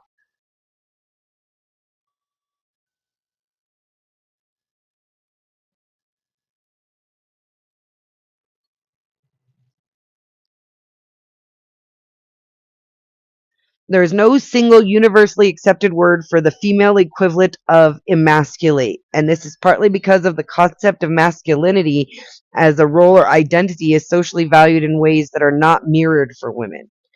In patriarchal context, taking away a man's wait, it's because they're victims. Let me finish.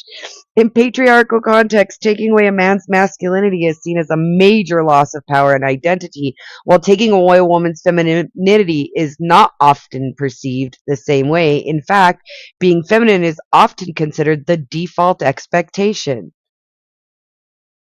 And there you just witnessed the Christmas miracle of feminism. Even Holy when you're fuck. shitting on men and fucking them in the ass, women are still the victims. Holy fuck. Can't Like, make that shit up, bro. Femininity isn't valued in society. No, it's valued and cherished and protected so much it can't even be considered to be taken away. That's the real fucking truth of the matter. well, I mean, I think the trans situation is exactly doing that, like undermining what it is to be feminine or a woman. It's trying, yeah. And so I kind of think MGTOW should like them. But the other thing is, MGTOW don't hate women. right, so MGTOW should date trans women, at least the successful ones. But Should hate them? I never said you hate them. But I do say that. I'm MGTOW, and I think trannies are a joke. Well, I'm just saying they're one of the few ways where they're trying to do the same thing to women that women have done to men now for a long time in the emasculating. Like, Yeah, but I keep okay, trying to explain to people that MGTOW isn't reverse feminism. It's not about hating women. They can't seem to get that through their thick skulls, though. but they'll tell you that feminism isn't about hating men either. So, and they know they're lying, so they assume you are. I agree. That's why they call you woman haters, because they say feminism isn't about hating men, but they do hate men. And so because they're lying and saying, oh, it's not about hating men, it's about empowering women, when they hear you use that same line, it's not about hating women, it's about empowering men, they're hearing their own bullshit coming back at them. And they're like, no, I know that's women. bullshit. I know, but you hear what I'm saying? Like, the whole time you guys were paneling for an hour, I just looked at pictures of Elizabeth Hurley.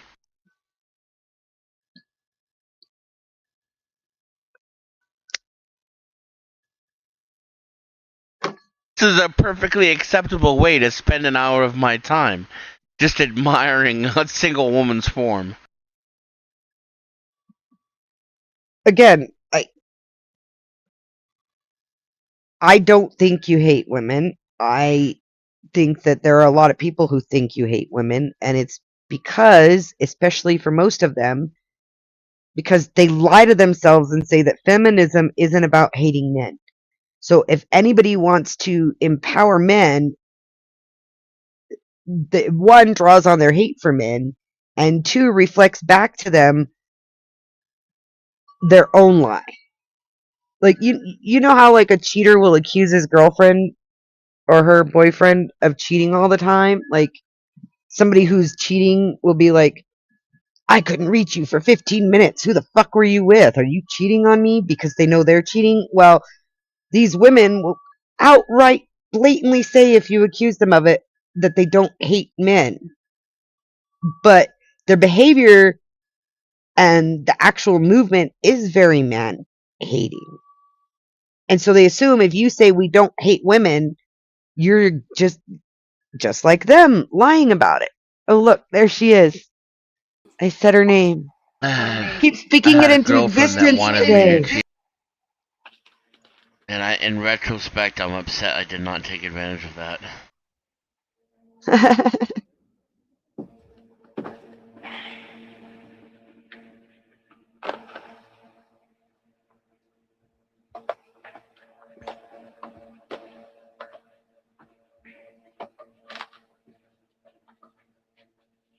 Am I here? You're here. Welcome to the stage, Miss Cat. Thanks, Miss Witchy Bitchy. You still are mad at me. Listen.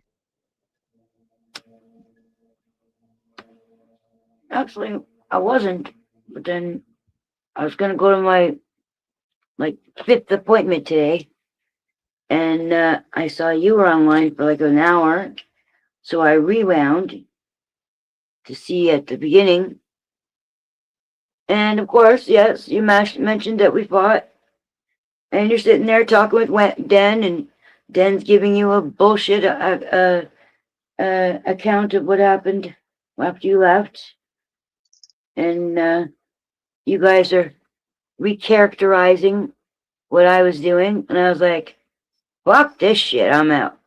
So I just left. I had to go to another appointment anyway. And then I come back and you're still alive.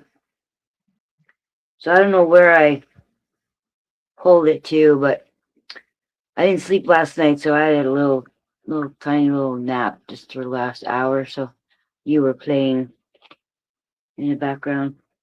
Are you done with your appointments? Yeah. And then I woke up and I heard you say, I don't know where Miss Cat is. I sent her whatchamacallit, invitation. And I went, okay. So I just looked in the chat and you had the link, so I just clicked. I didn't get your message, but I haven't looked at everything. I'm a bit tired.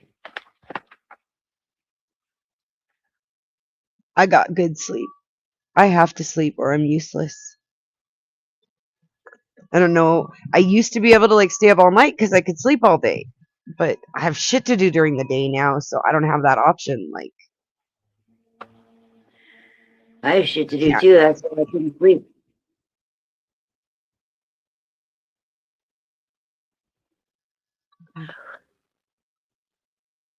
What is that?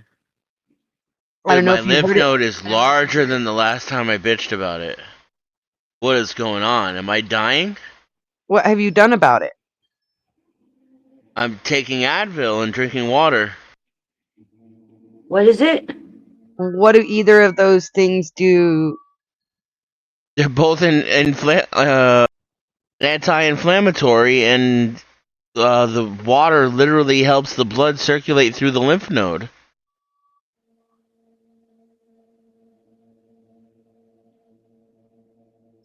Is this one's in your neck? Yes, Like behind your ear. Behind correct. your tonsils if you still have them. I do. You're sure it's a lymph node and not a boil? Yes. Okay.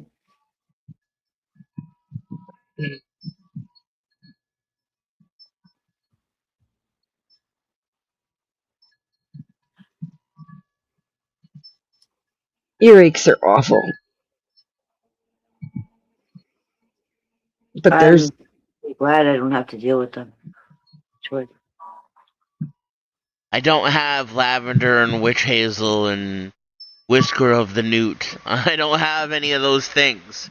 I didn't tell you to get those things. I said a warm washcloth or warm wet paper towels. I said possibly ice if the inflammation is that bad.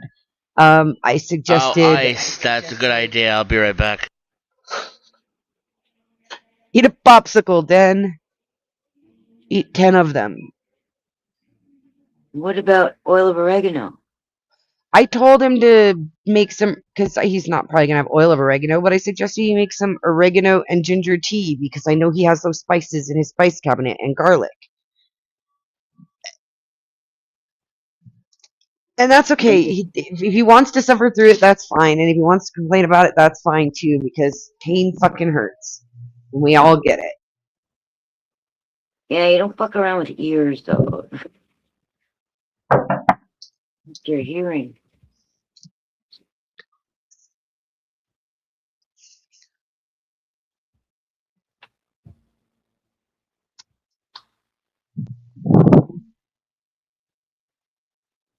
We got one more week next week, and then at the end of next week, Friday.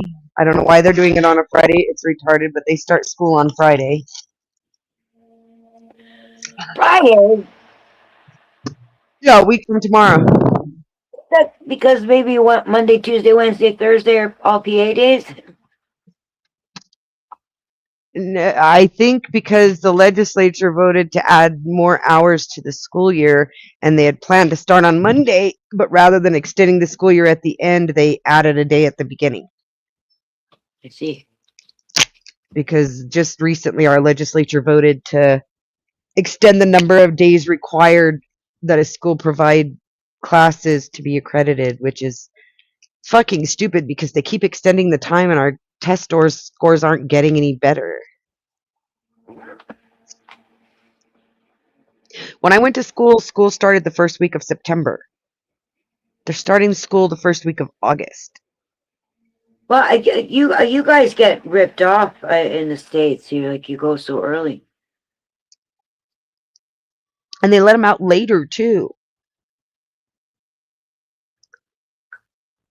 You let them out late. Oh, I thought your benefit was to let them out early, but for us, like they get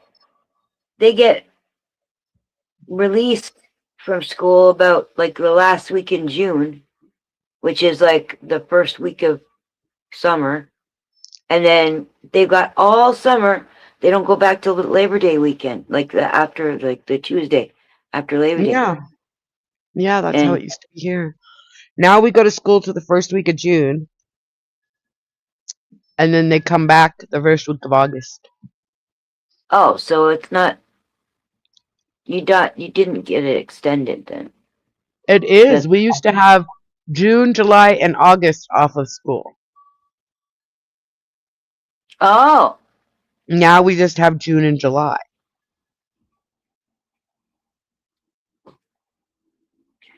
No, if you homeschool. Right. Which. You never had to worry about that for a while. It was nice. Yeah. But they're happy being in school, so I'm happy for them. Yeah.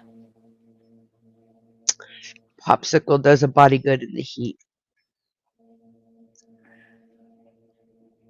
And they had a sale of 2 bags that each had like 50 of these stick popsicles for $5. Talk about freezies? You call those freezies? Stick popsicles. Well, Freezies is one of the brands, but this one's generic. It's just a stick popsicle. I didn't know that was a brand name. I just when you say stick, is there a stick in it? No, it's a stick shape. Okay, yeah, we call those freezies. All of them. Doesn't matter what brand. It's like Band-Aid. Doesn't matter what brand it is, you still call it a Band-Aid.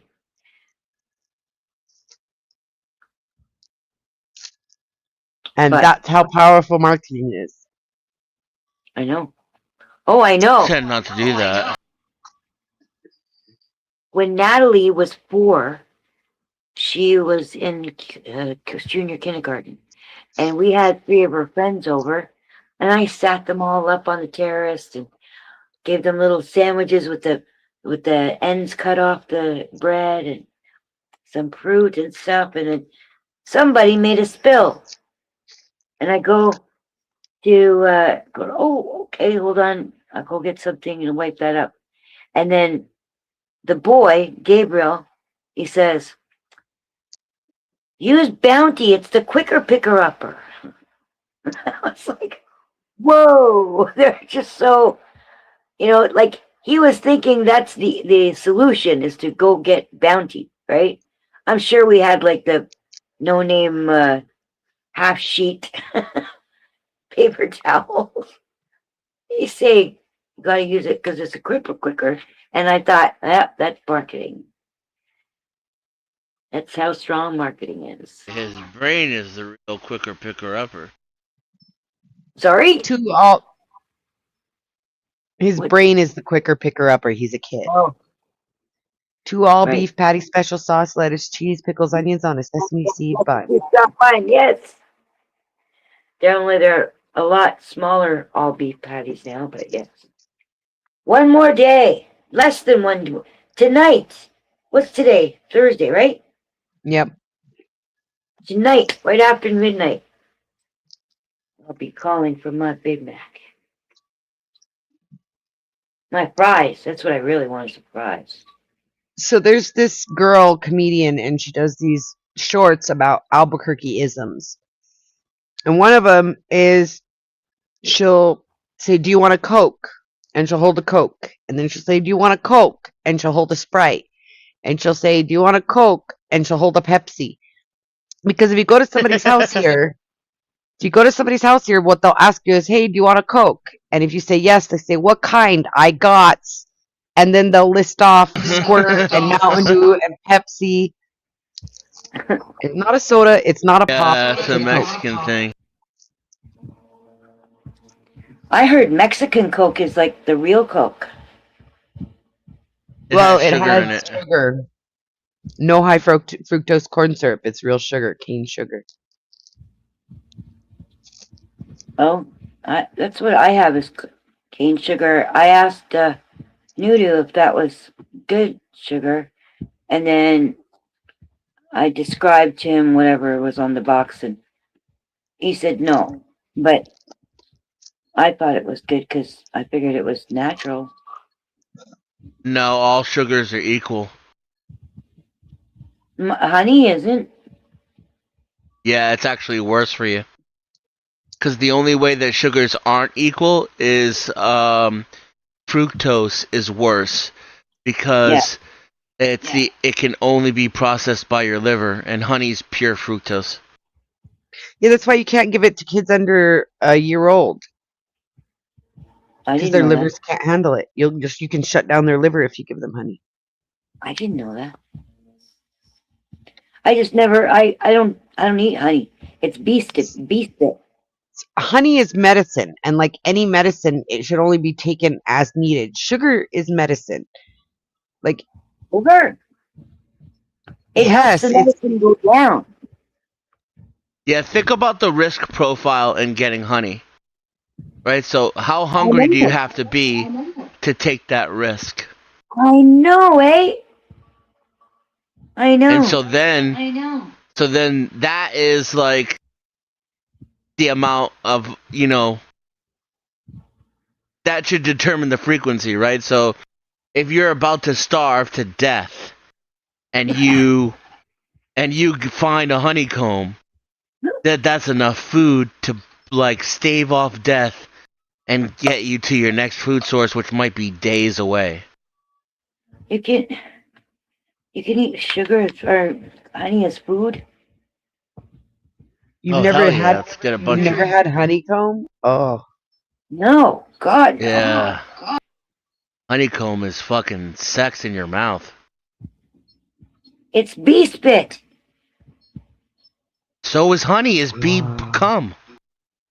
That's what I'm saying. Well, isn't honeycomb just bee spit on a comb on a honeycomb? Yeah, it's just dried up bee cum. Yum.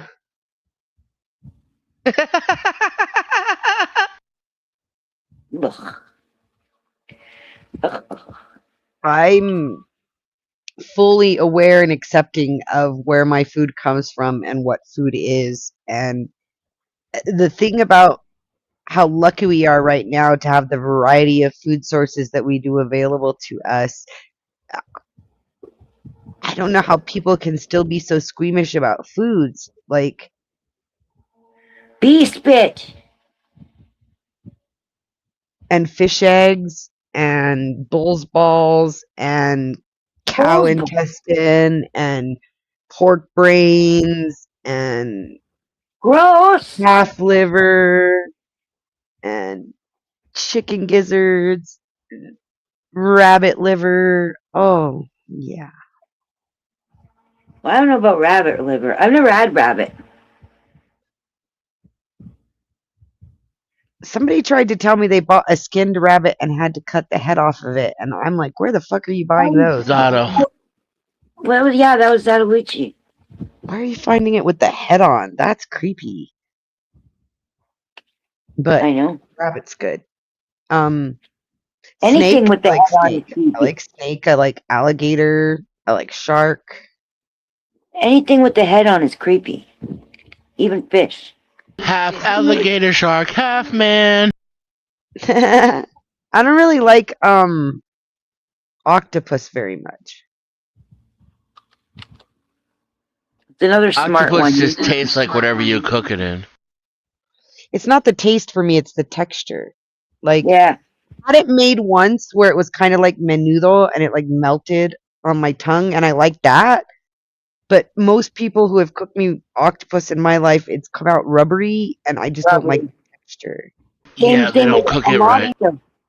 Same thing with lobster. I've been told how great lobster is, but anytime I've ever had the chance to eat lobster, it's been all just rubbery.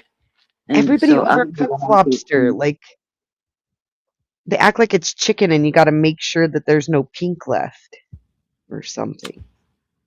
You should just shock the lobster enough that the inside of it separates from its shell. Like You people don't on the internet.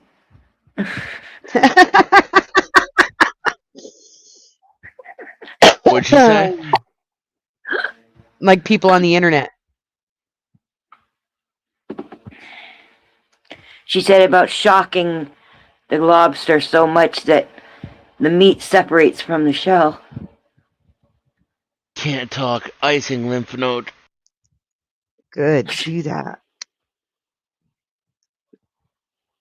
I once had a boil back there before. It wasn't washing by my ears, I guess. He has other symptoms though. He has an ear infection, and he has them frequently. Yeah, but I mean that is an infection, so it might be like in his No, ear. it's like an inner ear infection, which is basically all an inner ear infection is. You're right. It is kind of similar to a boil. It's an abscess, but it just needs to drain, and it will. But poor dude, it fucking hurts when they're full of water or other stuff, liquid fluid, I should say. I haven't That's had what- an ear infection in a long time. Knock on wood. So I he didn't has go through ear- them much with my kids. No, and we didn't do it either. We didn't have that kind of thing either. Me and my brothers. I think And in all five Natalie. of them, we went through like 2 ear infections. But strep with my Mm. my 2 older girls, Yeah. their dad also had strep a lot, but they had strep a lot. Me and Natalie, we were having this bout where we were doing the antibiotics, and then we'd be okay for a bit, and then we'd get it right back again and right back again. And I was blaming the antibiotics don't work and all this. But you know what it was? Because we were drinking from the shower. Wow. Drinking the water, we'd go in the shower. So we just kept on giving ourselves strep throat every time. Wow. So Zato, even with the seafood boil on your ass, I am not tossing your salad. Seafood boil on your ass? Yeah, he was being facetious. He said I have a seafood boil on my No. butt. It's just really gross, Sad. Really. I thought it was funny. No, I'm starting to regret this conversation. Well, you brought up boils, and one of the most common places to get them is on the ass. Really? I've never had one on my ass. That's one of the most common places, especially for people who have sedentary jobs where they sit on their ass a lot. I see. And sweat. They must be sweating on their butt. Yes. Well, I know, but just like be I don't know. I spit thought it and was funny because he was doing a play on words, a seafood boil, because we were just talking about lobster, right. and then a I boil know. on my butt. Like I don't know. I thought I laughed, Zato. So don't feel bad. My It's not job. gross. It's funny. It's my job to say that it was gross. It's your job to say it was funny. So I did my job. I suppose that's probably true, being that we don't know our thoughts until we think them, but they exist before we do. So Yes, and rabbits being whole souled with no skin but the head's on is gross. Bee spit is gross. yum, Just yum, cut yum. the Yum, size yum. in half. 10 minutes with a can of Coke. And now the inside of my ear is itchy, like the whole ear is going, thanks. Did you press really hard? Hottie! Fuck Oh my no. god! Oh my god! I spoke Hottie's name earlier today too, and look, it keeps happening again. I'm speaking it into life. Dude, you're fucking Neo. What? Neo? Does that make you Morpheus?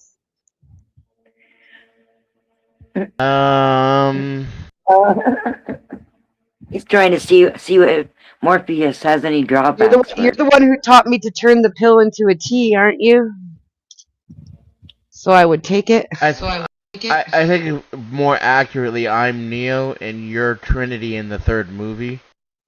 But I'm not sure. That's a possibility. But still, I mean, Hottie's I'd never seen that until last week. When Kat rage quit and we watched The Matrix, I watched all three. I'd never seen. I rage quit.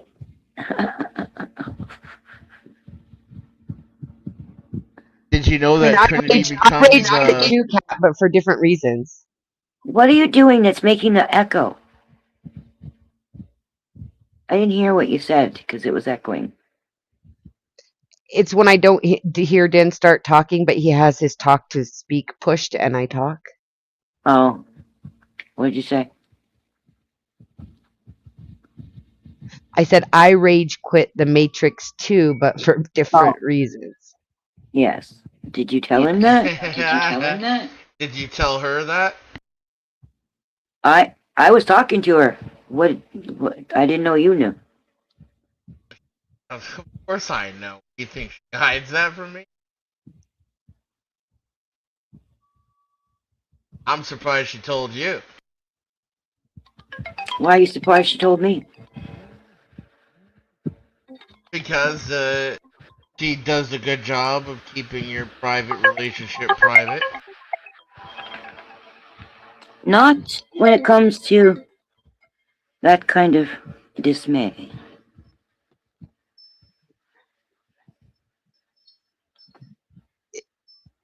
Yeah, well, on that particular situation, everybody knows my position, and so it's not like I have to try and downplay it for anyone.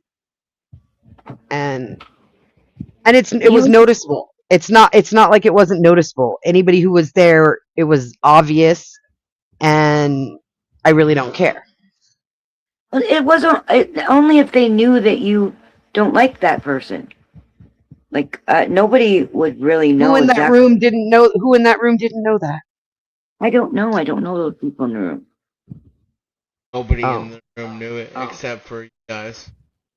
Oh. I thought that's all that was there. Who else was there? I'm trying to remember. Yeah, OG maybe. was there. The one that sounds like OG was there. Yeah, OG doesn't know lore. the Aunt one Betty was there.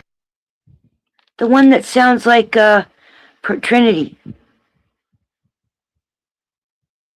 Trinity's Trinity friend. wasn't there. Yeah, No. Aunt Betty. Oh, that's Aunt Betty. And there was a new guy, but not. It was either. I think Shintai was working. It was For the Win. For the Win was there. Oh, I just lost my earpiece. But to be clear, even though I thought it was obvious, I sure made sure Den knew exactly how I felt about it. Well, I was hoping that you But I'm a woman. and OG and RLM could all put aside your differences to watch a movie together, and because nobody was obligated to talk to anybody. But No. I was wrong. Oh, I could watch a movie with OG and RLM. That Yeah, person. but they can't watch a movie with each other. Oh, I didn't know that. That person only said like a half a sentence the whole time I was there. Yeah, that's why I thought it wouldn't be a big deal. And that person will never come here, so let's stop talking about them. It's not. It's just not okay. I don't have ill will, and I don't want to create it. Okay. Anyway, back at the ranch. Yeah. It was obvious to her, so there's that, right? And I'm sure you got an earful from both of us, so. Oh my god, your baby mamas are fighting, Den. I was just your sounding board. Somebody clip that. You just wanted to get it off your chests. Go away, Baton. Anyway, I don't think I've seen all of the Matrix movies either, but I know I've seen 1 and 3. I think it's 2 that I haven't seen, because 3 we went to the theater. I was dating a person at that time that was like a big deal to them, so I took them. But that person's not here. Sorry. It didn't last 10 fucking minutes. Holy crap. Like, I mentioned a person, I'm not talking about them. I mentioned them by way of it was a reason I went to a movie. Listen. There was no reason to say that. I just said it just to be funny because of what you said just a minute ago. That's why I said that. Who cares if we talk about the person that you saw the movie with? Who cares? I'm just kidding. The chances that person. I think Andrea should come up on the panel. Who? Andrea. Who's Andrea? Oh, that's Maybe funny. Is he having his own conversation? Maybe No. he's asleep.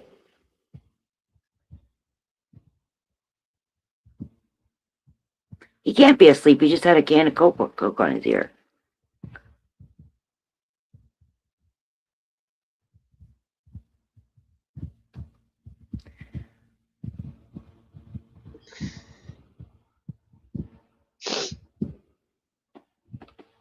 So fucking hot. You get a You nice guys breeze. don't know that that's her name. We don't know what? You guys don't know that that's her name. Oh. You showing off? No, I was just saying she should come on the panel. I didn't know you didn't know her name. I don't like everybody calls me Nikki because they just do, but with other people, if they don't have their actual name Yeah.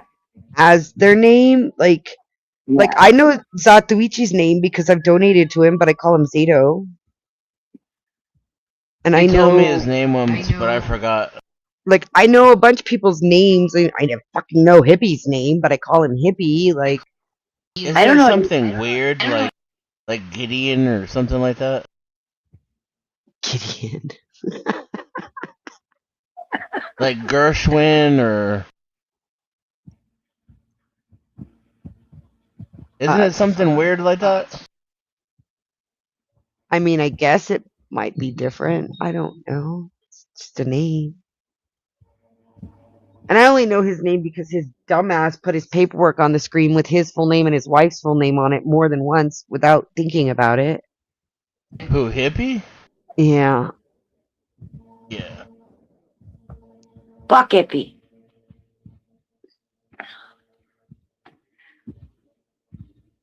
Oh, alright then. Well, he got his heart fixed, so he's getting boners again. You might get your wish. Oh, God.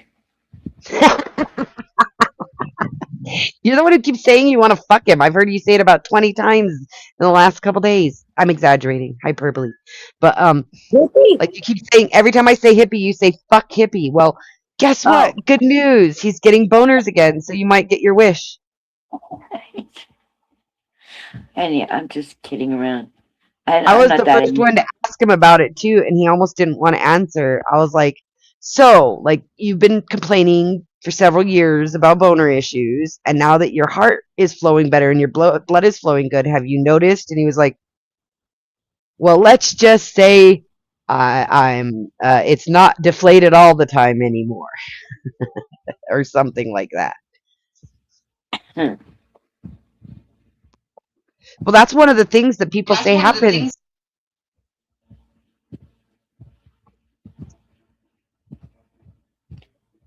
You were going to say something then. I heard myself echo. Does that mean Did you hear that, Kat? I didn't hear that. I think he said, what does that mean? But I'm not sure he's awake. Oh my god, this is the same shit you did to me last night, and then you left. When you don't make, you've never heard yourself when you're sleeping. When you're sleeping and you're online, You never heard me when I'm sleeping. you will say nonsensical things. Like you did last night, and like you are now. I was not saying nonsensical things last night. You just didn't like what I was saying. He didn't say anything nonsensical. He's not aware that I hear an echo of myself every time he pushes his button to speak. Because I haven't brought it up to him. I just left it alone. Using a penis pump. Oh my God! Fix that, then. Why do you have fix these nuts? Why do you have to do the push to talk thing? Yeah, tell me again who's nonsensical. Why do you have to do the push to talk thing when it's a use a echo? Think about it as hard as you think about Zionism. I'm sure you'll figure it out. How about this? When you talk over him, it produces an echo, so you stop talking over him because you can't even hear yourself. I don't mean to talk over him. I'm talking the proverbial you, Cat. On panels, in general, other people, when they talk over him, all they hear is their own echo, and it makes them stop.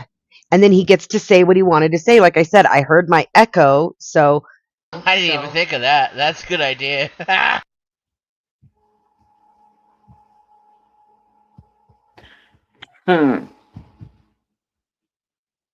I should do it more often.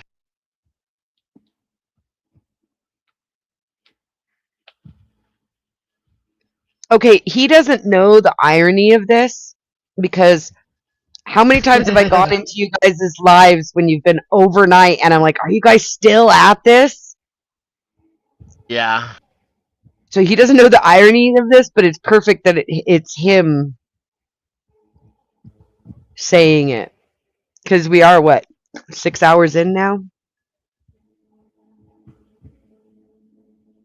Yeah, and I thought he was a YouTuber at first until I like. Wait.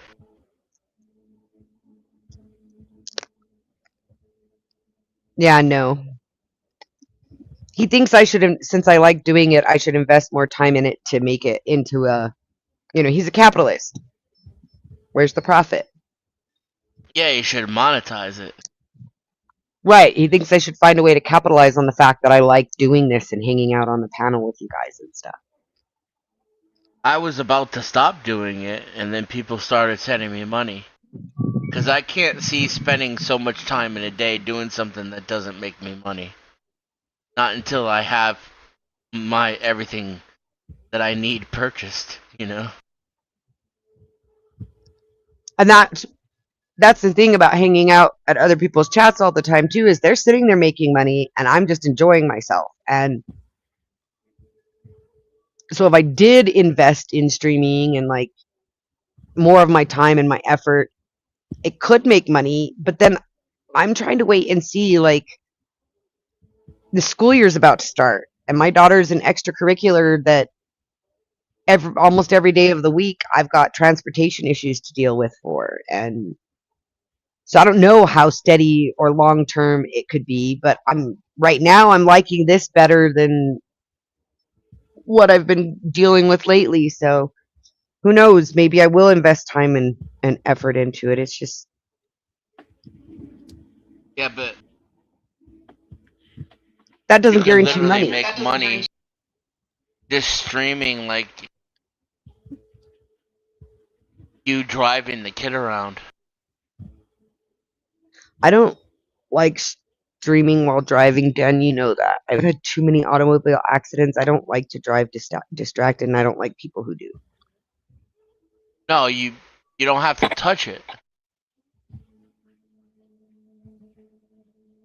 You don't have to act, you don't have to do anything. And if it breaks while you're driving, you just leave it broken.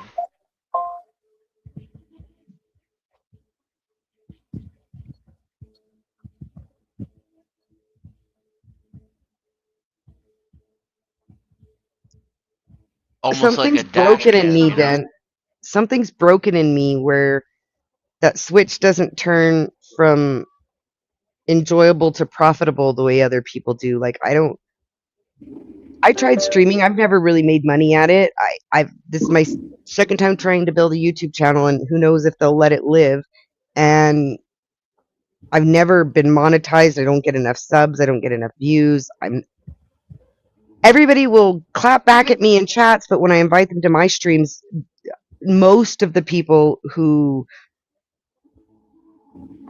would create the back and forth that draws a crowd don't want to come to my channel. But maybe here's the thing I also figured out. Maybe the problem is, like I said, I'm not putting enough into it, that if I stream 8-10 hours a day while the kids are at school and I'm not driving around and doing my stuff around the house with my avatar up and just hang out, I'll start getting view hours and there might be a sub build and I might be able to monetize this, and then people who don't pay for YouTube might have to watch a few ads while we do it. And even if it's just a little bit of income, it's more than I've got now. Yeah, so all those things you said are also true about me. Yes. And you restream other people's. Yeah. But YouTube paid for my washing machine. Well, I mean, when Hippie put my stuff out, I got a couple $100 to help towards my car. I did have that one You time. have to do that all the time. Right, and that's where I'm bad at. Like right now, I don't have any links up, but like there's 2-4 people in the chats. Like it seems futile, but I need to get in the habit of doing it. Like just pasting in the description my PayPal and my Cash App because I have them. Yeah, and you have to stay on the panels until the end, so that when you give your closing thoughts, you can say something clever and then promote your channel.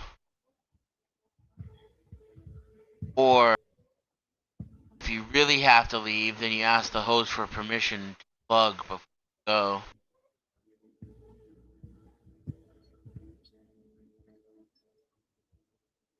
Yeah, like I tried doing that for a while when I was doing the debates, like trying to plug it to people I knew and in places I went, and what I noticed was the only thing that ended up happening where some people were actually watching it was it would get restreamed during or later, like they didn't actually like come into the chat and participate in where I was at.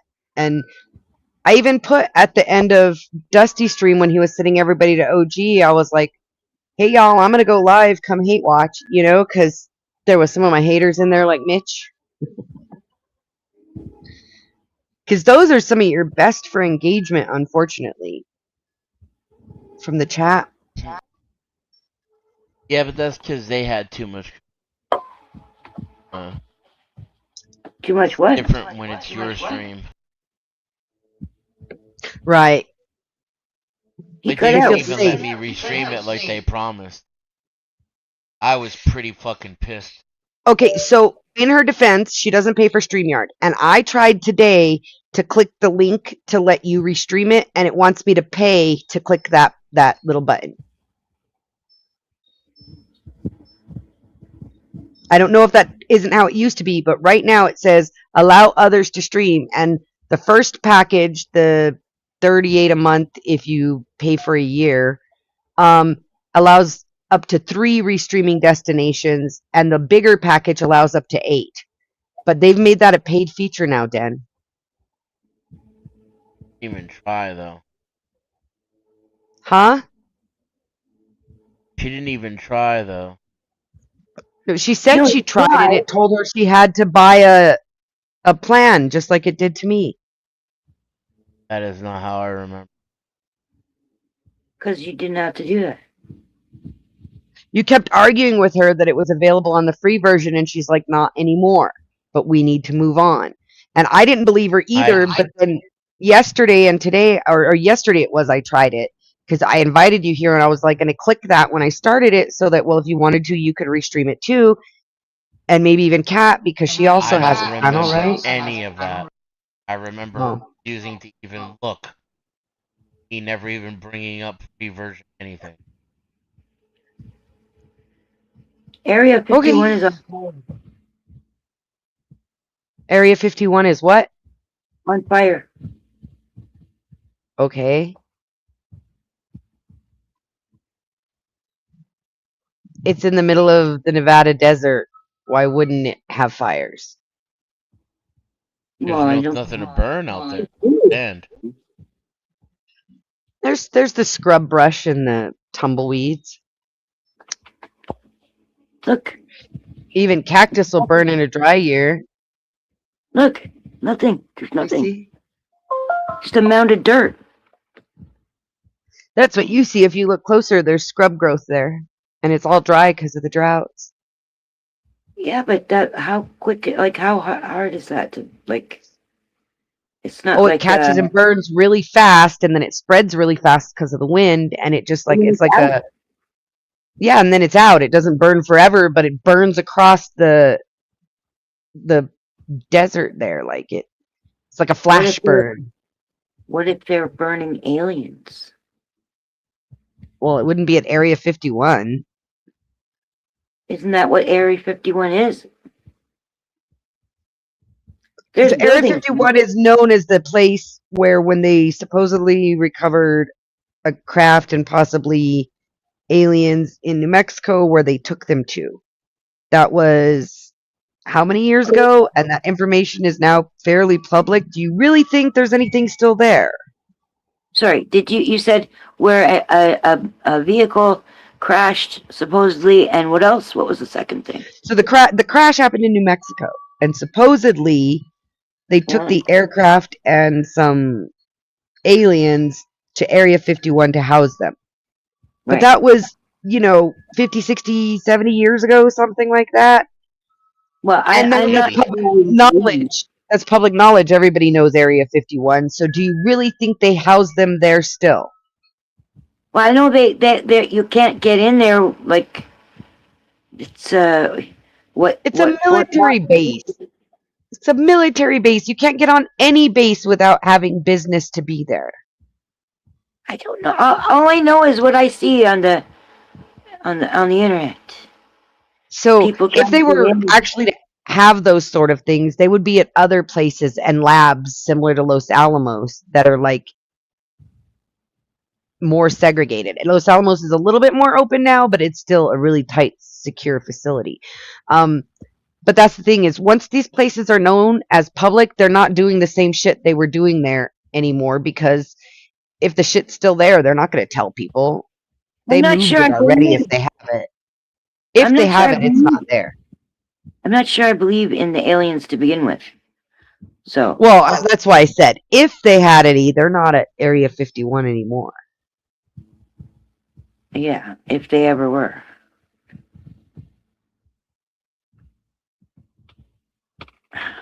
But desert brush fires are common.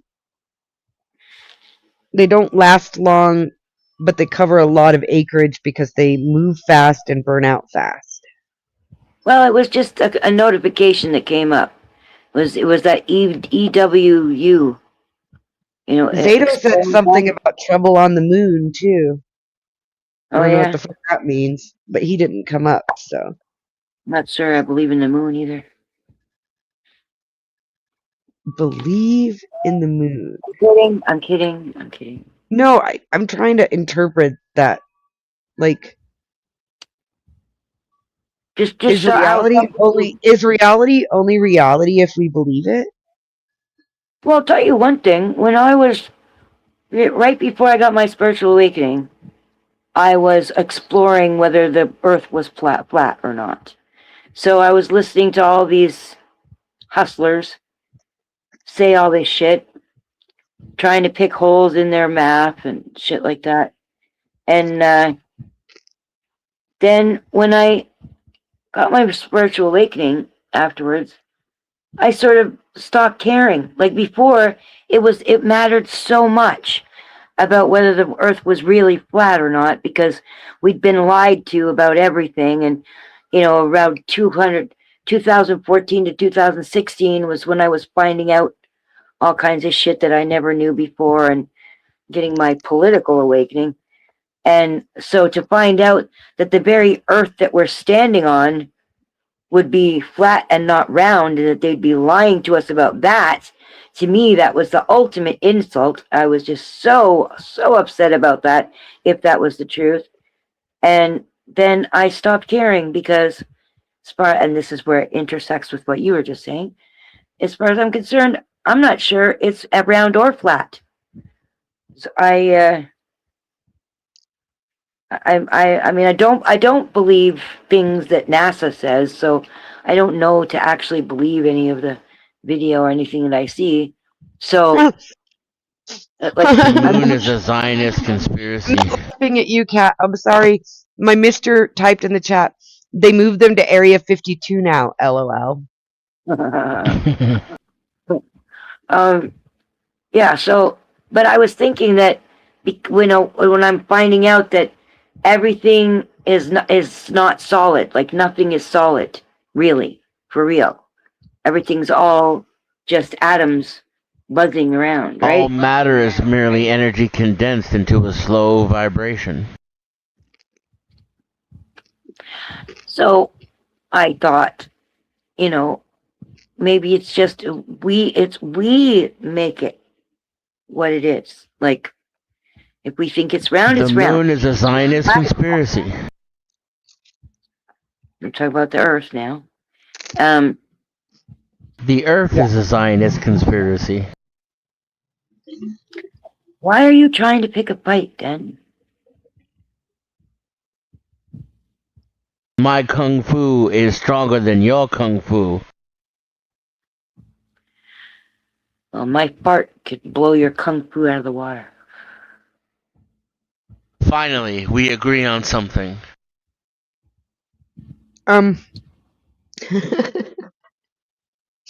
Here's my philosophy on the shape of the earth and whether the moon exists or not.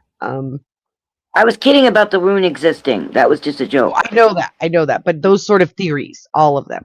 I was Right. kidding about the Zionist conspiracy. That too was what is known as a joke. Go on, Nikki. It's not a dick. You don't have to take it so hard. Wow. Ooh. Is that one of your pickup lines? Go on, Nikki. You really are angry, Kat. Like, Hold on. I'm not the one. I'm not trying to pick a fight. He's trying to pick a fight. You're Why do you literally think I'm you're literally angry? the one trying to pick a fight. I'm not trying to pick a fight at all. You are. And It's one of the most like entertaining things at this then I point. will be mad at you because I'm not mad. He's the one trying to pick a fight, Yeah, not no, me. she's not I'm mad. trying Look to- at her. I'm trying to I'm the one who's avoid mad. the fight. I'm trying to avoid the fight. Right? there's no fight to avoid. That automatically tells me that you're mad is that you're trying to avoid a fight. You You shouldn't know be here damn trying well. to avoid You know a fight. damn well. You know damn well that you guys' ignorance about the matter and still keeping on talking about the matter does annoy me.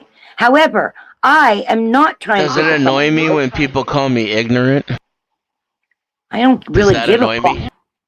After what Oh, you say well, about I Arabs, guess- I really don't give a fuck. I guess you are not trying to pick a fight then, since you don't give a fuck I what am not. causes you anger.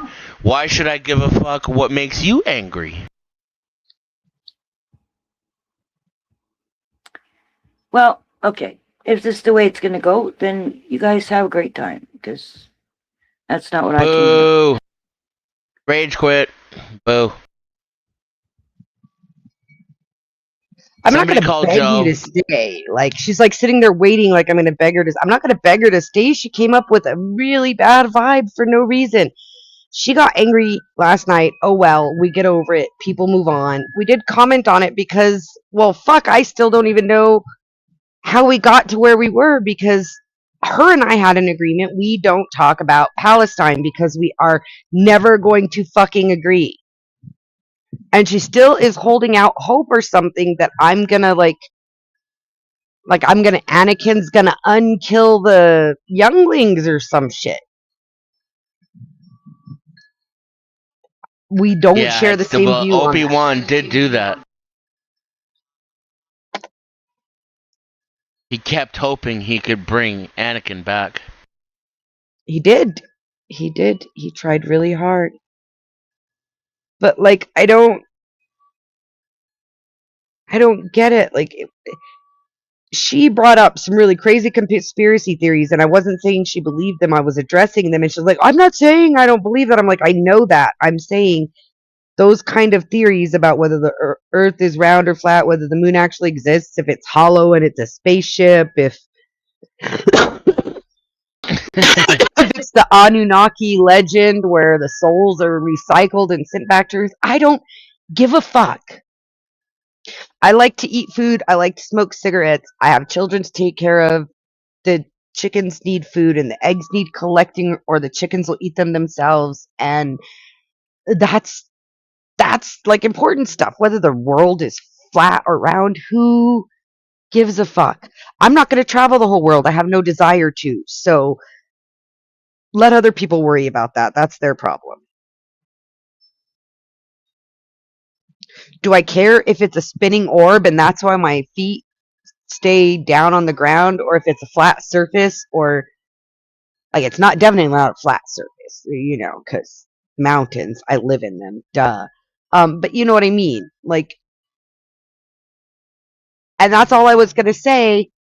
And then she's like, "I don't believe that stuff about the moon." And then that's when you said, "Oh, it's a Zionist conspiracy theory." Like, not that the moon existing was, but those conspiracy theories are just another Zionist conspiracy theory, making a joke. And she got, once again, really fucking agitated. I was scanning for a way to bring up Zionists to be funny. I was gonna say that's where the Zionist secret base is, and that's where all the Zionists live. That's why we can't track them down, because they live on the moon. Kumbaya, my lord. Well, that's the Anunnaki legend, Kumbaya. right? Oh, go on, Willie. Sing for us. Kumbaya, my lord. Kumbaya. Wiener, wiener, wiener. Someone Puppers. sing, Lord, Kumbaya. Oh, Lord, Kumbaya. Who's singing? Who's singing? Pupper's like, I'm out of here. Yeah, You guys Like, can't hey, sing. shit, dude, make her stop. she thinks Nikki's outside the window or the door or something. She's like, what happened there? Say hi, Bina. This is Bina. No relation to Hi, Bina. AC. Hi, Bina. Bina. Strictly coincidental that her name is Bina because my son is part Mexican because my ex-wife is a lying, cheating, whore, fucking Bina, Mexican Chiquita. So that's the whole family history right there. Hey, hello. Bina. Bina. Bina looks like she likes treats. She does. Oh, Don't say the T word. don't say the T word. She's had plenty today. She's had plenty today. You're And, looking well. You're looking oh, well, Wile. I'm not. Oh. I'm not well. Nope, not at all, unfortunately. But yeah, I've got some I'm currently been making myself sick to my stomach from the amount of ibuprofen I've been taking on a daily basis. So I feel your pain. Ouch. I feel your pain, Denny, just a different pain. Mine is lower left back where it meets the rumpus. It's nerve pain and it's shooting. It's like sciatica or what have you, and it's shooting to all extremities. And I have that too, but only when I'm standing. right. Well, I can't Or sitting. stand. I can't stand. I can't sit. I can't lay down. It's been going on a couple of weeks now. You know, I always like to see if something's going to pass. This too shall pass. And coincidentally, I have my annual physical next Tuesday, so I'll just wait and see what happens then. But So, as someone who suffers neurological pain and sciatic pain specifically, like you're describing, I only found one thing ever that's worked. I tried the different Stretching? things doctors have offered, like a gabapentin. And stretching helps. Microdosing is the only thing that has gotten it under control, where I don't even have the like that. It doesn't happen if I regularly keep track of my microdosing.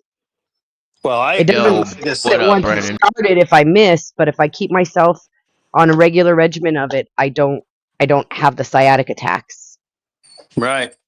What is your problem? She's freaking out. Brandon, Something's Oh, outside. I gotta She's resist freaking the out. urge to scratch my ear. Well, Denny, you reminded me of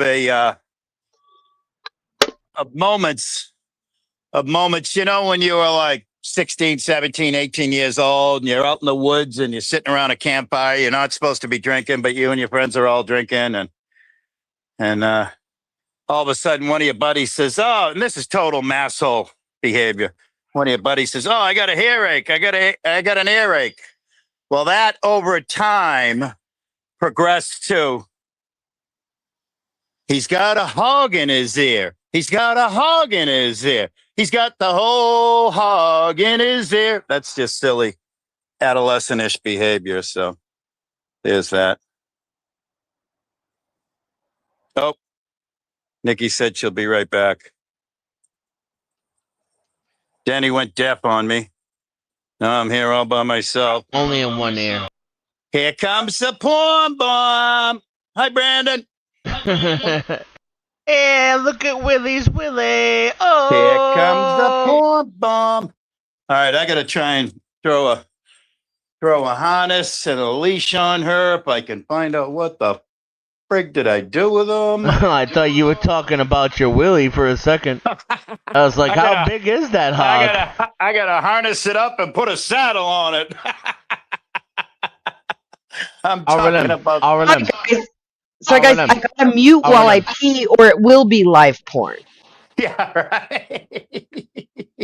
I don't think the tinkles is porn. Ruh-roh. Although it might excite some of the men in the audience. No, no, no, no, no. I read that the most popular fetish is foot fetish. And being in IT, I would have to concur. But being in IT, without looking this up, it would make me believe something that I don't like to admit, which is that peeing has got to be like the second most popular fetish, because I I don't understand the amount of Mormons with like girls peeing on their computers that I've run into. I'm sorry, but I'm not. Nope, nope, nope, nope, nope, nope, nope. You're just. You know that comedian Tracy Morgan when he shakes his head back and forth and says, nope, nope, nope, nope, nope. That's me right now.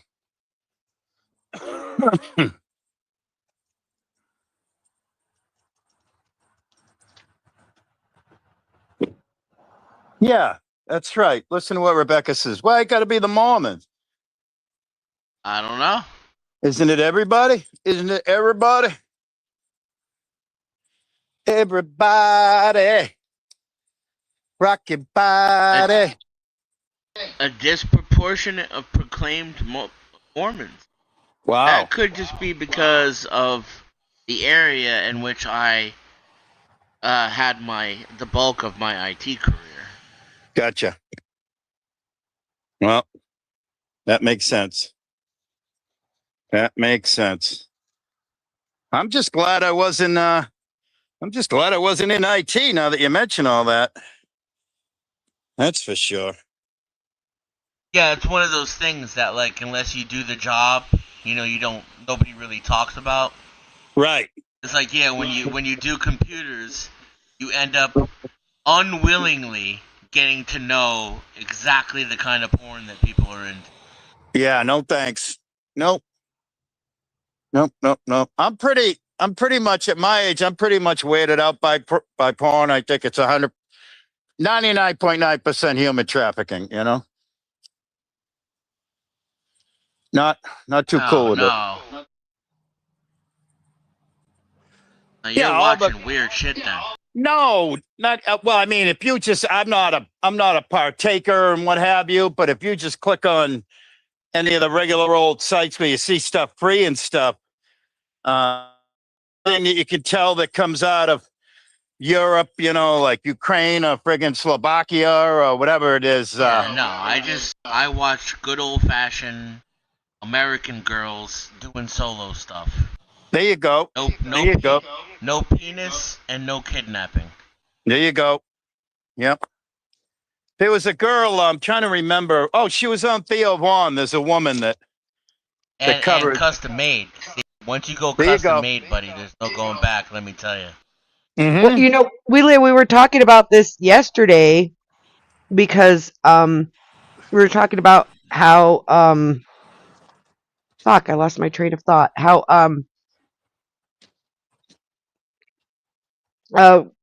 with the porn and stuff. What was I? Oh, fuck, I could. Never mind. That's all right. It'll come back to you. And don't get me wrong. Nikki knows I've lived many lives, and one of them was a very hedonistic bohemian life. And but yeah, I mean, I'm okay. I'm okay with somebody walking around bare-assed on a beach. I want to rub my ear so fucking. We were talking about how one of the top desires for women, like one of their top fantasies, is to. Oh yeah, the R. To get things done to them that they didn't ask for. Yikes. Nope. That's Ooh, that's RLM. Hey, yes, lady. I was saying hi to Rebecca. You gotta try to coax her up here. She won't listen to me. And she was digging it because I was singing "Rock Your Body." Yeah. And that's pretty fucking young for a fucking almost 70-year-old to pull that out of my fucking can't remember shite CRS brain. That's for I just a few minutes ago recited the fucking Big Mac song because the stupid shit fucking stays there sometimes and everything else just kind of melts away. Yeah, I heard. But yeah, I listened yesterday, and then the next thing you know, like there's a phone call, or she needs to go outside or go for a walk, or she needs some exercise or whatever, and I'd click up and I'd come back, and I'd click up and I'd come back, and it was quite enjoyable. Obviously, Miss Oh Cat yeah, didn't. that's your son's dog, isn't it? Yeah, this is my Yeah, I granddogger. just Yeah. remembered that. Yep, it's my granddogger. Yep. They're in fucking Ireland until late Saturday night, so she's here until Sunday midday probably. Yeah. Yeah, so it was quite enjoyable. And of course, I did the most noble thing yesterday, didn't I? I put it in black and white or gray printing, however you want to say it. I told Miss Cat, we can get hitched. I'm almost 70. I'm going to croak sometime in the next 1 to 20 years, and she can get some benefits, you know? But Yeah, I guess she didn't take your offer seriously though, because she was meeting some guy at the park last night. all right, well, good for him. Pussy. I hope. Hey, listen. Hey, do what you got to do. It's all good. It's all good in the hood. I just hope he had benefits. You know, I hope it just wasn't. You know, what do they call it? I hope it just wasn't one of them cheap old hookups. Isn't that what the kids call it nowadays? A hookup? Oh my God, that's so 90s. Right? Hope she wasn't just going for a smash burger. You know, To hope you, she was. to you, we lay, we are the kids. Right? That's correct. That's correct. Mm. Do you have a hot daughter or anything like that? Negative. I have my 3 sons. Da da da da da da da da. Da da da da da da da da da da. Dun dun dun. My 3 sons. Got a very attractive hot daughter-in-law, but she's currently very taken. I'm better off with the fucking dog anyway. Yeah.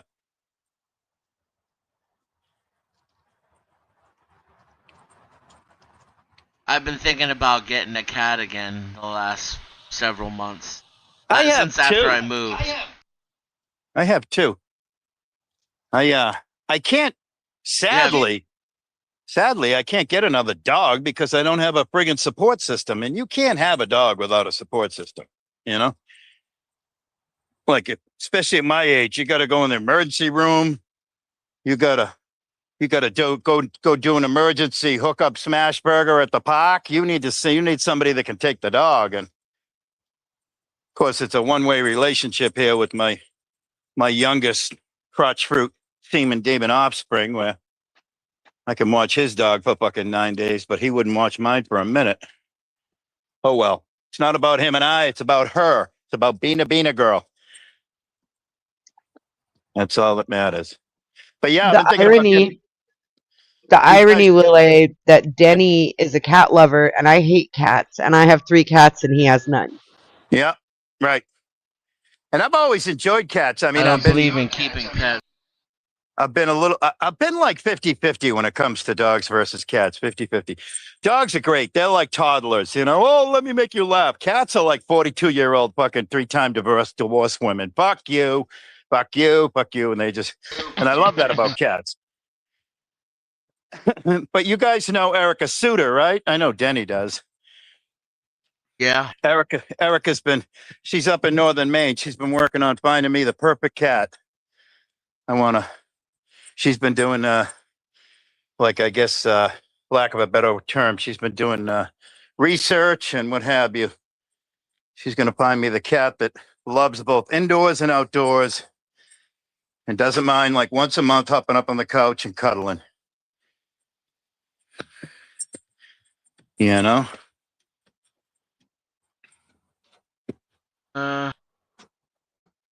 My cats are assholes. One of them learned to say mom, and I swear to God, he says B's name too. And then he stabs us in the back if we don't get up fast enough, little fucker. Yeah, they can all be quite little a-holes. All the animals can at times, that's for sure. That's for damn sure.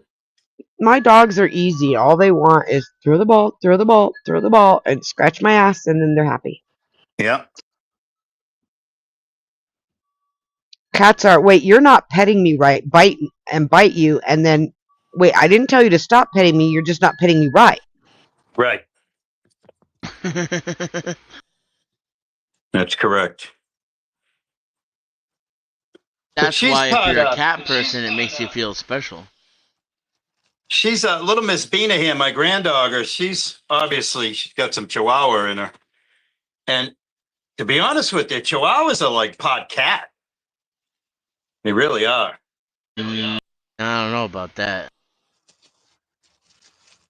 I hate chihuahuas more than cats, but I don't feel special for the cats. I feel trained. Like you train dogs and cats train you. That's just That's correct. Yeah, I never would have. This is the very first Chihuahua mix or whatever dog that I've ever experienced in my life. And I will say, for being a high strung Mexican Bina, she can quite often be wicked, wicked chill for like hours and hours at a time. it's believed that cats self-domesticated. So we really are the ones who are trained. Right. That's correct. That is absolutely right. I saw a sign somewhere at a vet's office a long time ago that said dogs think they feed me, they love me, they take care of me, they must be gods. Cats think they feed me, they love me, they take care of me, I must be God. Right.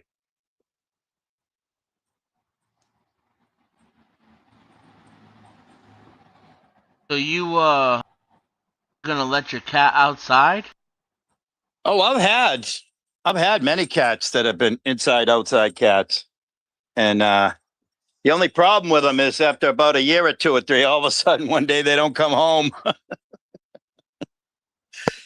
And our cats are indoor outdoor, but they stay really close to the house, and if he comes out and calls them, they come running to go in. Right. And that's the kind of Because cats they that I could have. be dead, you know that, right? Right. Dangerous out there. I know. Well, I will tell you, I had my most recent cat. His name was Blackie. He was all black. Very original there, huh? He was named before I got him. But he just didn't come home. And one night turned into 2 or 3 or 4 or 9 or 20. And all of a sudden, I see him on a missing pets. Some woman saying, this is my cat, and he hasn't come home. And it was him. It was 100% him. And I'm like, well, it's better than a bobcat got you, or a coy wolf, or or a fisher cat or whatever. You got a new home. Good for you, buddy. We had a cat. My oldest son brought a cat home from Wyoming, and I named it the Black Baby Jeebus. And that's one that I would think a Norwegian would be good for you, but you don't want to let it outside, though. Right. Yeah, I mean, worst case scenario, if I get a cat that can't go outside, then so be it. Not a deal breaker. Not a deal breaker. I just want a cat that's chill and cool. I said it earlier today, I'm a quality over quantity person, and the cats may have a shorter life if they get injured or taken, but I don't like seeing things caged. Like, I don't like zoos. I especially don't like birds as pets. Oh Now, I have my a turtle. I have a turtle, gosh. mind you, but I fucking hate that I have a turtle. He's a rescue. Like, it's not like I could go just return him to the wild after these people had. He was indoors, like, Right. and they abandoned him. So, yeah, we took him in and we've given him a halfway decent life. But I don't know if he was taken from the wild or bred in captivity. He was abandoned. And so, yeah, I'm not a caged bird person. Even when my mom did fostering of birds, she never kept them in their cages. Their cages were open for them to choose to go to. Right. I'd say a Maine Coon, too. That's a good thing. Good for you. That's a good thing when you have a situation like that where you have a cage and the door is open all the time. Same thing with dogs. I'm a big proponent, and I've been taught, obviously I've done quite 20 plus years in the rescue business, and people say definitely always have a crate for a dog because that's their bedroom.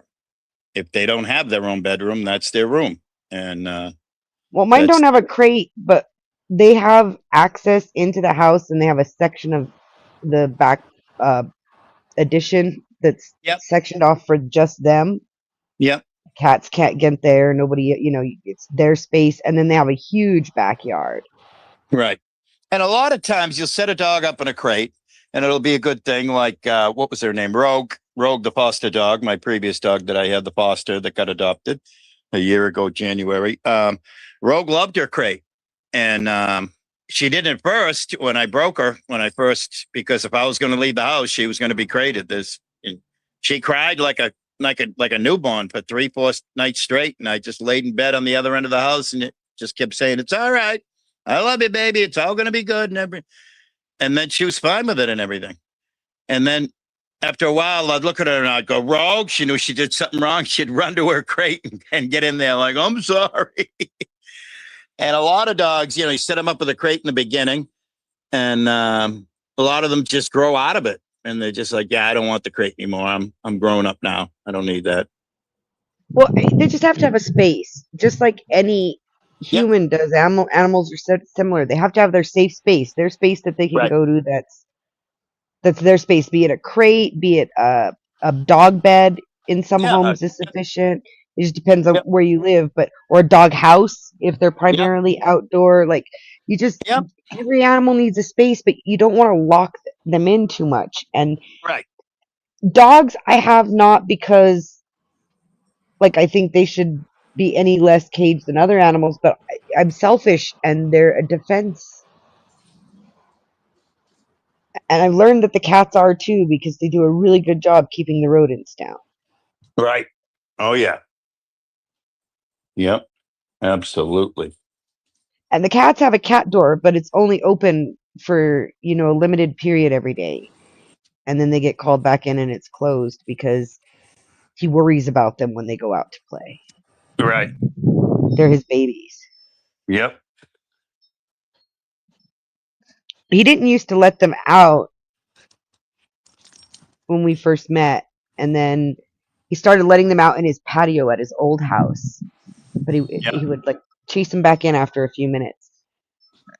And then now that we live where we live, he's extended it to where sometimes it'll be an hour and a half, 2 hours, and then he's like, "Okay, guys, you got to come back in." But he comes out he watches them on the security cameras, and if he sees them straying too far from too close to the edges of the property, he comes out and calls them back. Yeah. I tell you what, when you whoops. Whoa. She's playing fetch with the ball here, and you can hear her panting. Oh, she's out of gas. When you just mentioned caging animals, I saw the saddest thing ever this morning. I think it's called Buttonwood Zoo over in New Bedford, over in southeastern Massachusetts. They're doing a news story that their lion called Ramses, this big giant king of the jungle, what have you, is on hospice. And it showed a picture of the lion, and the look on the lion's face was, "Motherfuckers, I wanted to die 20 years ago when you put me in this fucking place." It was quite sad. So I've never been a proponent of zoos or SeaWorld or things like that. And we went to Corpus Christi, and we were supposed to walk the beach, but it just so happened that there was a flush of jellyfish, and they had been washed ashore, and it was bad. You couldn't walk safely down the beach, and we didn't know what to do with the kids. And there was an aquarium right there on the beach in Corpus, and we went to it, and some of the hands-on stuff the kids liked. But what struck me is I never really talked to my kids about not liking zoos. My mom had taken them to the zoo and stuff. They'd been, I never tried to put that on them. And what struck me as we're walking through, and my oldest daughter was like, "It's so sad, Mom. Those big turtles only have this tiny tank to swim in." Yeah. And as a child, she recognized on her own that, yeah, it's nice to see the turtle. It's pretty, but what about the turtle? Right. Right. I mean, like, for instance, New England Aquarium is a big draw. It's in downtown Boston, and they've got a huge tank there. And I think at the time it was built like the Atlanta Aquarium. I don't know if that's the name of it or not, but at the time, I think that was the biggest, largest tank ever constructed. And then, of course, it was outdone by somebody in Asia or Dubai or whatever. But when it's a huge, huge facility, you're like, okay, this is cool. With the exception of, I mean, if you got a hammerhead shark or you got a black tip shark or something in there, that's not cool. They need the whole ocean. And, but yeah, Here and a in lot of, Albuquerque, which is in the middle of the fucking desert, in the middle of the country with no fucking oceans, we have an aquarium. right. Now, when I was a kid, the aquarium was cool. We didn't have like exotic fish. It was local river fish, and they had like a river exhibit set up. It was really awesome. And I wanted Yep. to take my kids to see that, right? Yep. It was a Rio Grande exhibit that was there all the time. Mm, Well, now I go down there and they've got a fucking shark in a tank. I mean, it's maybe 20 feet tall, but it's only maybe 30 feet in circumference. yeah. Yeah, that's no good. And he's swimming up and down in a tube all day, a living fucking shark. Right. Well, Yeah, I don't know if it's now. It was a school outing 10 years ago when I Yeah. saw it. So it may have Yeah. just been a moving exhibit because they do that shit to them too. But Yeah. I was like, what the fuck are they doing with a shark in New Mexico? And I've seen a lot of, situations where they're rehabbers, and it's a great thing that these, I don't know, it might be like a Busch Gardens or something where they're rehabilitating an animal. And then pushing them back out into the ocean, yeah. yeah, well, there are some species, and of course, again, shout out CRS, can't remember shite. I saw one recently where I think it was on the Idiot Box on the TV, but they had live questions coming in, and one of the questions was from a young person from like an elementary school, and they were saying, "Will you release it?" And they said, "Unfortunately," and I forget what animal it was. They said, "Once this animal has been cared for by us, it can't survive in the wild anymore, so we have to be its mom and dad." So that's the rare situation. But yeah, New England Aquarium. And then there's also one, I forget the name of it, right over the border in Connecticut. But they're famous for rescuing turtles and what have you, and releasing them sea turtles and stuff, and seals. They'll find seal pups and then keep for a couple of three months and make them all better, and then let them go off into the wild so a fucking great white can eat it. Yeah, like I like the idea of refuges, and that's all fine and good. But we as humans have this hubris of thinking that it's okay to put other living things on display. Yeah. I mean, we did it to other humans for most of human history too, so it doesn't surprise me. It's just disgusting. I mean, still going on today. I mean, look at, people, No, you're right. Women fiancés are putting their male fiancés on display and vice versa. And, and people on the internet are putting their crotch fruit semen demon offsprings on display. Well, fucking Madonna, dude. Like, okay, another thing that I'm that about putting people on display that's just so dystopian to me is these 80-year-old rockers being rolled out and passed around on tours where they can't even fucking stand up. They're holding on to, they have to put rails on the stage and they still fall down. Right. Like, because of some contract they have with their label that until they die, they have to be willing to show up and make an appearance and make an ass of themselves. Although I am a big fan of the Ozzy finale, you know what I mean? His final concert there in Manchester. I'm a big fan of that. Although that was like a memorial so that he could be at it. That's different. It was like, than I've been to friends. We've had, they always called it a time here. Like you go to a function hall for somebody that's got cancer or a retirement party or what have you. The Irish always call, oh, you're going to the time, you're going to a time, you know. And I've Right. gone to times. It might be at a function hall, it might be at a backyard barbecue, it might be at a barbecue place that you rent with a pavilion for people that are going to die, friends of mine that are going to die. And, of course, there's always the 1 out of 10 that lives, that doesn't die and what have you. But it's kind of like an honorarium. It's not the same Yeah. thing as like there's billboards for these casino showrooms here Right. locally, and it's like fucking Earth, Wind, and not well. I mean, Earth, Wind, and Fire are old you're too, right. but You're right. or like fucking oh, what was the one recently that I saw that I just about shit myself? Not the Four Tops, but that other black quartet. There's only 3 of them left. Right. The Temptations. Yep. The fuck.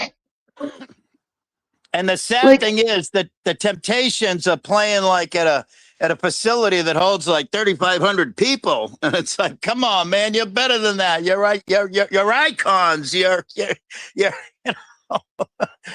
Right, and it's free tickets given out to the regular casino players who use their member cards. right. Right. Because of a contract, and I think it's awful to them. Madonna, the other day, I watched a video of her, and it just made me sad for her because Madonna's an icon, and people are trying to prop her up and tell her how she look how beautiful she looks, and I'm like, dude, she looks like she's being denied death so they can make a few more bucks off of her. Right. Yeah, it's crazy. It's absolutely nuts. It is crazy, crazy, crazy. And the people who fucking buy the tickets, like they're supporting the fucking Coliseum, and that's why I say they're all sheeple who need the fucking government, because the Coliseum would be nothing if nobody showed up to watch. Right. If they couldn't sell the fucking tickets on Madonna's name, they wouldn't be doing it. Tiffany's not out there. Right. Debbie Gibson's not out there. Mm-hmm. I will say, though, my son and I, we bought tickets last September. We went to Great Woods, which is it's probably one of the more sizable outdoor pavilion, Amphitheater? Yeah, amphitheater, yep. About 50, 60, 70% of it is covered with a roof as time goes on and what have you. And we did go see Sheryl Crow, Willie Nelson, and Bob Dylan. But that was an experience.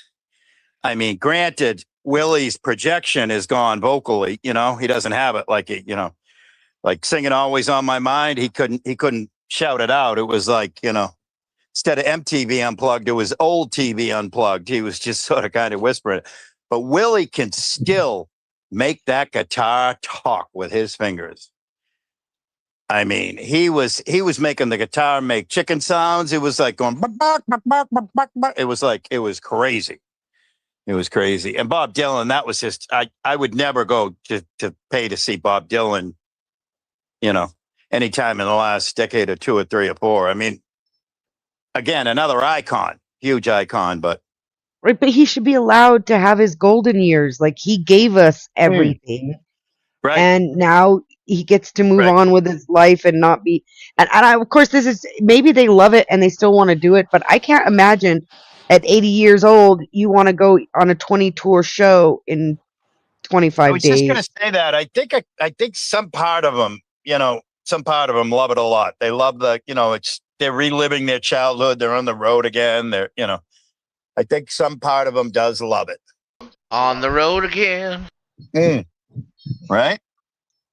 But I still just can't imagine that at 80 years old, like, I get it, like the way they did it on the show you went to, they broke it up into 3 artists. So Willie's not on the stage the whole time. Dylan's not on the stage the whole time. Right. But some of these, they headline them as a single show, and they've got to play for at least an hour. Right. And no offense, but you don't have the same stamina at fucking 80 that you had at even 40. Right. Right. And the only thing Bob's got left is barely an amazing piano player, but I say barely because it was I was going to say, at his age, even his piano has got to be a little bit stumbly. Right. Right. Yeah. I And, mean, and no he's a fault weird. in that. No fault in that. He's a weird dude, and he went his own way. You know, he went his own road his whole career. I mean, he was the consummate poet back in the, W. MGTOW. yeah. By the I was way, just gonna say, there's one of your famous MGTOW. thank you for bringing that up.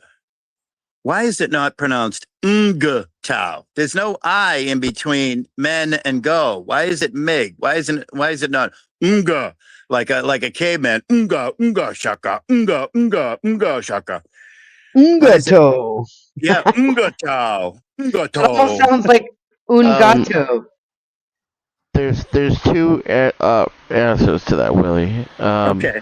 One is because that's fucking retarded, Yeah. and two is you can call it whatever you want. It's MGTOW for you. You're That's good. true. That's true. I can be a transgender tomorrow. Yep. It's MGTOW right now. You just made it so. Well, and for me, that gives me a picture of un gato. You know, like the tomcat. He never stays and takes care of the kittens. But back to Bob Dylan. I mean, he's amazing. He became the biggest star on the planet during the anti-war and the whole, all that. I think he was probably caught the tail end of the civil rights movement or whatever.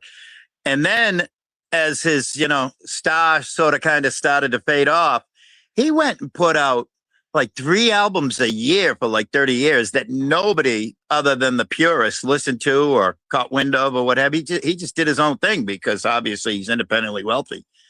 And he wrote one of my favorite love songs of all time that has still like I liked it when I was 20 before I ever had my first serious relationship. Yep. And I still like it now as I approach 50. Right. It's still like holds true and Yep, absolutely. But now he's just absolutely and I sort of kind of respect it. Hey, do your own thing. But now for the last 10 years, his modus operandi is he sits down at the piano.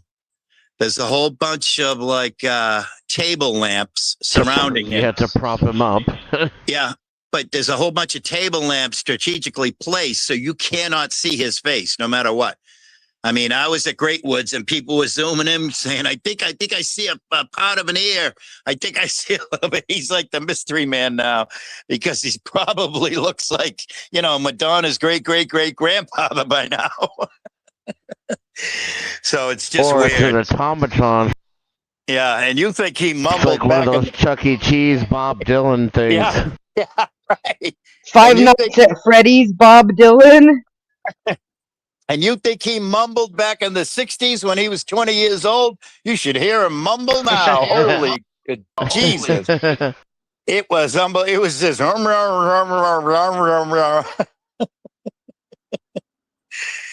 And I got my kid with me. Of course, my kid appreciated Willie and Sheryl Crow, but... and of course, they sandwiched Bob Dylan in between Cheryl. Actually, some up-and-coming country girl was first. And then Sheryl Crow was next, and then they stuck Bob Dylan in the middle, so everybody had to suffer through Bob Dylan if they wanted to see Willie.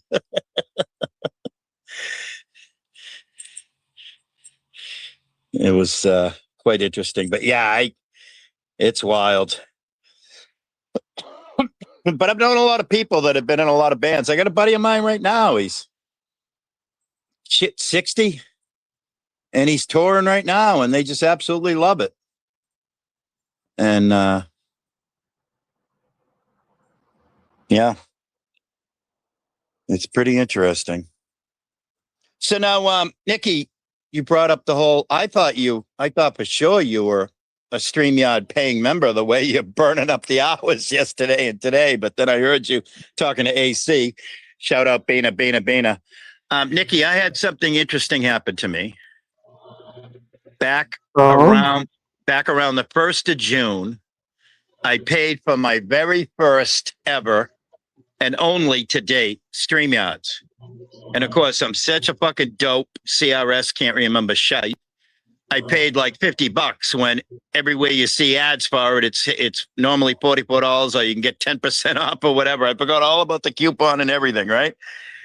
So I bought StreamYards for that month, and then I just never renewed it. I don't think it auto renews.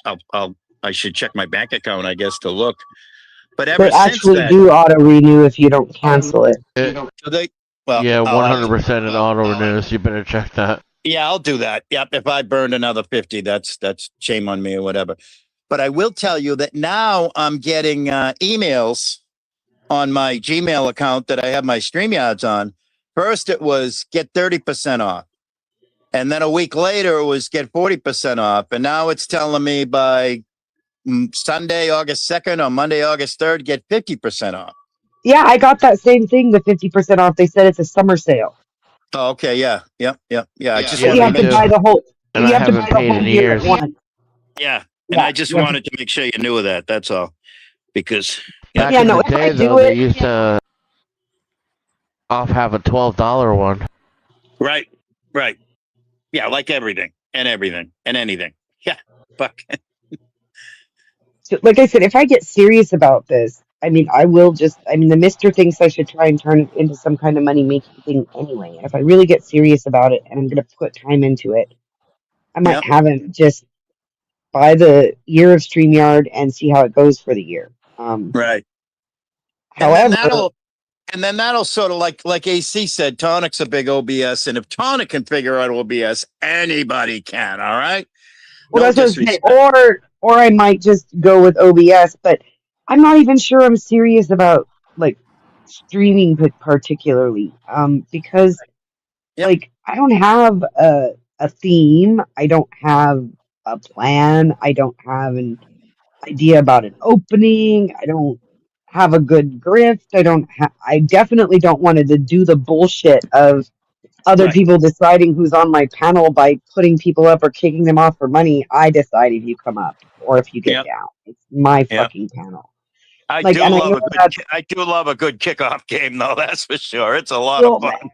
it's a money maker for sure. And so, like, since a lot of the things I see that actually make the money aren't things that I am like comfortable with doing, I don't know that it would be worth investing in if I'm not going to see it as something to make money off of. Right. Yeah. So, but I mean, yesterday I needed to decompress, and today I guess I needed it too. And if I find, like I said, I'm gonna do this for a minute, you know, like Yep. even if I do OBS or I do what other people have with multiple emails or some shit, I want to give it, you know, give it a few days of trying and enjoying it, and see if I still enjoy it. And also, like right now, even if it's only 2 or 3 viewers at a time, my viewership, there's been somebody watching, and there's at this point been at least somebody on panel with me at all times. I mean, granted, it's Den, and he's not going to do that forever because, well, Right. you know, he likes to panel hop. Well, But I gotta say, Denny, you've been an but you awesome come up. friend for the last 2 days. He's been a great guy, and he's Oh, he's been a great friend a lot longer than that. yeah. But No, I know. You know what I'm saying, though. You know what I I'm mean, saying. Kat would be here always too, but she's just mad at me right now. She'll get over it. And you're here, and Hippie came through. I get that he's busy. He's not even streaming himself, so I'm not surprised he didn't come up. Joko came up, and Mhm. Joe Cool came up, AC came up. And if it continues to be a flow like that, where, you know, like not that AC comes here every day, but every 10 Right. days, maybe AC stops by and Joe Cool stops by, and it kind of stays as a good flow of conversation. I don't see the point in not doing it, whether I make money or not, if I don't have Right. to invest money. Well, Because you I'm keep going to doing hang it. out anyway, and I'm doing Yep. shit while I'm doing this. It's not like half of the time it's my avatar up because I'm not even right by the computer. I'm doing shit. So I don't see why I wouldn't if it stays like this. But if I end up here like Right. sitting by myself, talking to myself, feeling like I'm just on display and not doing something with my friends, then so we'll give it a while and see what happens, Willie. I'm not Yep. thinking I'm gonna turn into like you know, the whatever podcast and have 2,000 people in the chats to the point where they have to put it on slow mode, and even then you can't read the fucking chats. Right.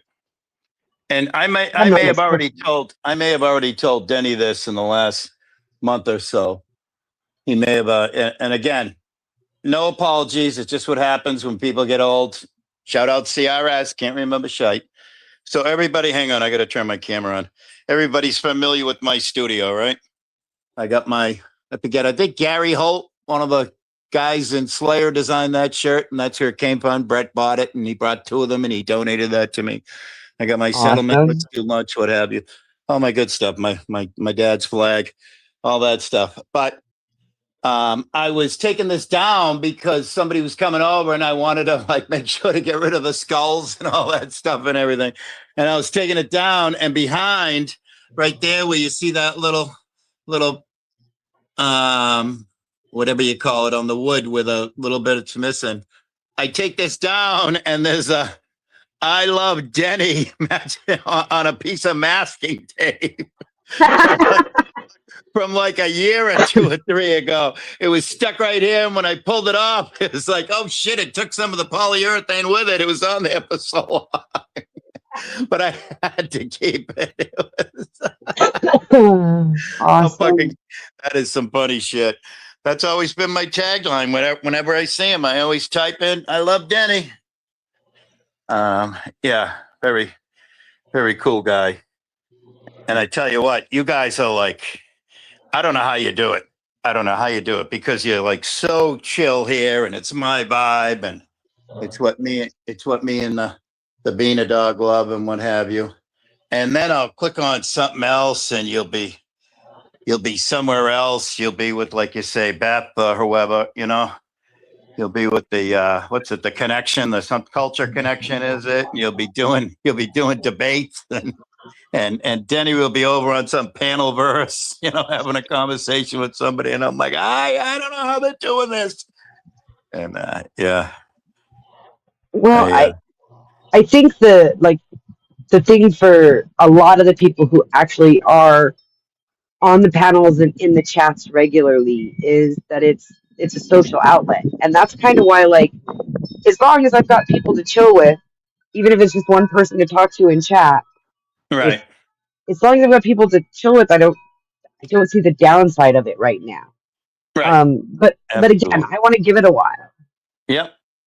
And by the way, like AC said, I'm a big sharer, so if you're doing something, I'll always share it out. That was strictly comedically, where I sent you a link to AC, and I says, "You're getting a shout out. You're getting a shout out, Bina." And I never. First of all, like I just typed, "Are you around?" And then I put your link up, and I said, "You're getting a shout out." And I was pleasantly surprised when he showed up, and I thought that was pretty cool. I appreciate that, and I was pleasantly surprised to hear that anyone was like sending out my stream, because like, even when I've advertised I'm going to be doing a stream or I'm going to be doing a debate or other things, only a few core people actually like acknowledge it or participate, or which is fine. I'm not complaining. I agree. Yep. So it's really nice to know that there's more people in that group who think, hey, you know, this could be a cool place to hang out for a bit and mention it to other people. And like AC, he's like OG YouTube to me, because like I came in and he was part of the very beginning of me being involved with this stuff. It's so interesting too how small the world actually is, even in like the YouTube sense, where you go places, and like the other day, fucking AC was at RLM. Yeah, right. He goes to some places, man. And it was actually pretty funny. I don't know. Do you know who KK is? KK's comedy or whatever? No. It's one of the women that AC's been hanging around with lately. And it was funny because I was just getting ready to type it in chat. I says, okay, Bina, you've done your time here. KK's live. She's She's about 20 minutes in, just done with her hi, how are yous and saying hi to every single person. Time for you to go now. Put your eyeballs over in there, you know? And yeah, it's quite funny. It's actually funny you say that. I'm in a couple of 3 Discords, and like I'm not in AC's Discord. I'm not in Jamie's Discord. And like I'm in Kristen's Beaver Dam Discord. I'm in Tonic's Discord, and they're both like morgues. You know, they are absolute morgues. They are just nothing happens there whatsoever. So I always put people's links in there. And then I always, quite often, I'll send a link to AC because he's the king of sharing things out, you know? So I'll always send I'm in one to him. 2 Discord channels, Willie. One Yeah. of them is called Friends of AA, Yeah. and the other is the Nexus Den's Discord. Okay. Yep. And like And I only people, recently went back to Den's Discord, even just because Discord is such a messy place. yeah. Yeah, it is. It is. And to be quite honest, this is my vibe right here. 2, 3, low key, low energy people at the moment. You know what I mean? I know you guys can get fired up and stuff and get passionate about stuff. But it's funny you say that. I did an experiment recently. So if I go live, I'll drop it in. Well, I think my live automatically goes up in Kristen's Beaver Dam. I'll drop it in Tonics and I'll give it to AC, and that's about it. I did an experiment lately. And I set my live up. First, it was 1 p.m. I remember it was 1 p.m. and I set it for 3:45. And I spent from 1 o'clock until like 3 o'clock sharing my link with just about every person I know. Everybody that I know on YouTube that it's not on Discord, but I have them on Facebook, you know, Messenger, you know. And everybody that I'm friends with on Discord, I share it with every single person. And then I actually pushed my live back to 6 o'clock because I got tied up doing something or whatever. And when it kicked off, there was not one difference in numbers. I maxed out at 12. My average was 4.5. And some people were nice. And of course I get people have lives and what have you. Like I shut it down, and somebody immediately went in the post-show comments and says, "I'm so sorry I missed it." I'm like, hey, no worries whatsoever. No harms, no fouls. People have lives. People do shit, you know? Well, and that's why, like, I really don't want to have to invest in StreamYard to do it, because if I start investing, then, like, my mister's a capitalist. He's going to see that it's something I should be right benefiting from. And honestly, like, there is no specific formula that works to make money on YouTube for everyone. Everybody's got to find their own way, and I don't know if anybody wants to fucking listen to me in the long run. Right. Like, I know I like to fucking talk. That don't mean anybody wants to fucking listen, you know? Yeah. Yeah. So, My we'll when I first bought the StreamYards back in beginning of June, Miss Cat was one of my regular, like 2, 3 in a row. She came up on panel and hung out and shoot the shit with me. So that was cool. And but it's funny, like when you say AC, he's like an OG, but in the same breath, he's just a regular guy that likes to laugh. You know? I mean, I guess I don't see. That's the thing. I don't think anybody who participates in panels is just a regular guy. Even if you don't do your own panels, people who go up on the panel, people who sit in the chat. AC loves These the are troll. These are a specific subset of humanity. Yep. Like AC, it's his hobby. It's his hobby to troll and the drama. That's all his hobby. That's his legit hobby. He's got a full-time job. He works, you know, he's got a full-time family, the whole 9 yards. But it's his hobby. He loves the silliness is what I call it. Well, I mean, whatever you see it as, why you're here for anybody individually, the fact of the matter is it's a specific subset of people who want to say something to an audience. Because most people, if you tell them about these kind of panel things, they're like, the fuck is that shit? Oh yeah, a regular human, a regular civilian. Yeah, no, A regular guy, no fucking idea what a YouTube panel is. right. They'll be like, "Is that Zoom? Is that a Zoom meeting?" They'll probably Yeah, tell you is get a fucking job. Like, right. and I don't mean that to hurt anybody's feelings, but I mean, I've heard people like my Mister jokingly calls me hanging out on YouTube my job because during the day Right, when I'm doing shit, that's right. what I do.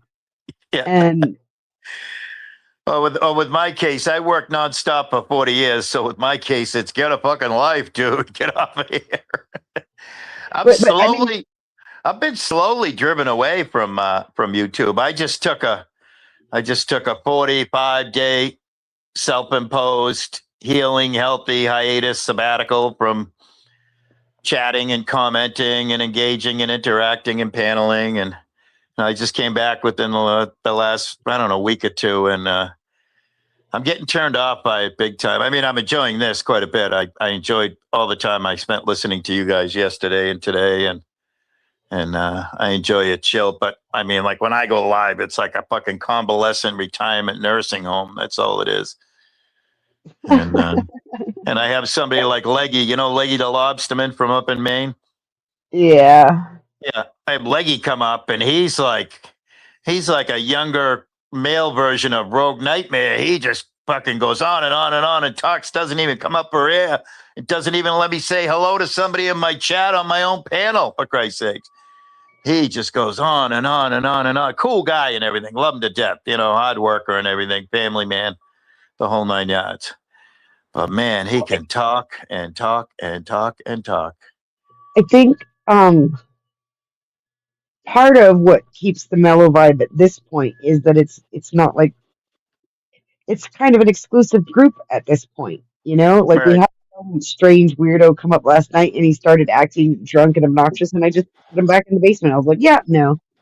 Yeah, I missed that. Thankfully. I mean, he lasted less than a minute. Like, just go have fun somewhere else. We're not. Yep. And Yeah. because I'm not looking to virtue signal, or at this point, I'm not like. That's what I'm afraid of. Is I would rather like do a bunch of watch hours as long as I can keep people coming in, and maybe even pick up the pace a little bit on people coming in. I wouldn't Yeah. mind making a little bit of ad revenue on watch hours for just hanging out, but I Yeah. don't be beholden. And this is what I see from the quote unquote grift crowds, is they become beholden to their donors, and they're constantly having to seek new donors because the last donor is going to run dry at some point, because at some point you're not going to do what they wanted you to do fast enough or good enough, or you know what I mean? It's just the Yeah. reality of it. And I Yeah. don't The only want to I put on gotta a say show trying to please everybody. yeah. I gotta say the only two people that I've seen that have really like mastered, I mean, number one is Jamie. Jamie has mastered it, He is the king of the grift. He has it down pat. Now he's been covering something else, somebody else on it. About king of the grift. That's nice of you to say, but I think Bao is king of the grift. All right. Yeah, I'll give you that. All right. So Jamie's we can have, good. Jamie's we can have, good, but yep. But I mean, Jamie back when I was paneling up with Jamie and he was making money, building Legos and what have you, it was just crazy. And now he's just completely flipped to doing the, what I call the, public awareness, public shaming and what have you. He's got a whole like 99.9% new audience, and they are just shucking money at him like crazy. It's a whole bunch of women's, and he's doing it. And then on the other hand, you get somebody like AC, where AC recently wanted to put down, he's got a patch of dirt that's surrounded by driveway and then front walkway, and it's all surrounded by concrete. And he's like, somebody said you should concrete that, and just make it all driveway, walkway combination, and you can put a little bit more better cars in, what have you, and all that. And AC recently was grifting for that. But AC's not a hey, I want your money kind of guy, per se, because he's got a full-time job. He every now and then people throw money at him, but just like organically, a couple of times I saw where it just popped off, and all of a sudden, people were sending money, but just strictly comedically and organically, people were chucking money at AC like crazy. But But that's the thing is that it can those can be can happen, but the consistency of it right, requires a specific type of catering, and right, I don't right. have the energy to like be somebody's employee, Yep, yep. and No, I so get it. I agree. I agree. so if I can make money or get viewership or build some kind of channel, just kind of chilling like we are now, fuck yeah. But Yep. if I've gotta like work for it in the way of people pleasing, I haven't bartended in a long time, and I don't want to go back to people pleasing life. Right. I don't want to go back to kissing people's asses to get their tips. I did it Yep. for too fucking long already. Yep. Yep. Absolutely. Absolutely. And that's why, like over here, this is something that just it's not gonna be a thing if I continue to stream. There will not be, oh well, how much to kick so and so. I'll be Right. like, say it again, and your ass will be kicked out of my chat. Right. Right. Yep. Absolutely. I don't. Yeah, I'm a lover and a hater of the kickoff game because number one, I think it's hilarious. But every now and then, I'm never. I mean, I'm addicted to my ciggy butts. I'll give it that. I think every human in some way, shape, or form is addicted to sugar, right? So between whether it be a cookie or an ice cream or whatever, I'm a cookie monster, But aside from that, I mean, sometimes and I'm a poor, I'm a poor. I'm on a very very tight budget, but I tell you those, but for just $5, that's my crack every now and then. I gotta go and get my hit. Well, no, I get it. It works, and it's effective. It is an Yeah, effective money making tool, and keeping yeah. the I've audience said, engaged. But I've said flow state $5 3 times over like the last year and a half, and every single time it was for 10th, ma'am. And like I say, I sent him $5 like a year and a half ago. I sent him like $5 a year ago, and I sent him $5 like 6 months ago. And I was feeling like I was rich at the time. And of course, afterwards, it's like, oh my God, why did I do that? That was so stupid. But I'm still laughing about it, so I get it's like, entertainment. oh, it was a whole pack of cigarettes. What the fuck? Well, the good thing is now for at least I want to say it's got to be going on 2 or 3 years now. I've been You're buying my stuffing them, right? Yeah. yeah yeah I buy. As a matter of fact, I went yesterday. Bina and I took a ride. It was a great day to take a ride in the pouring rain.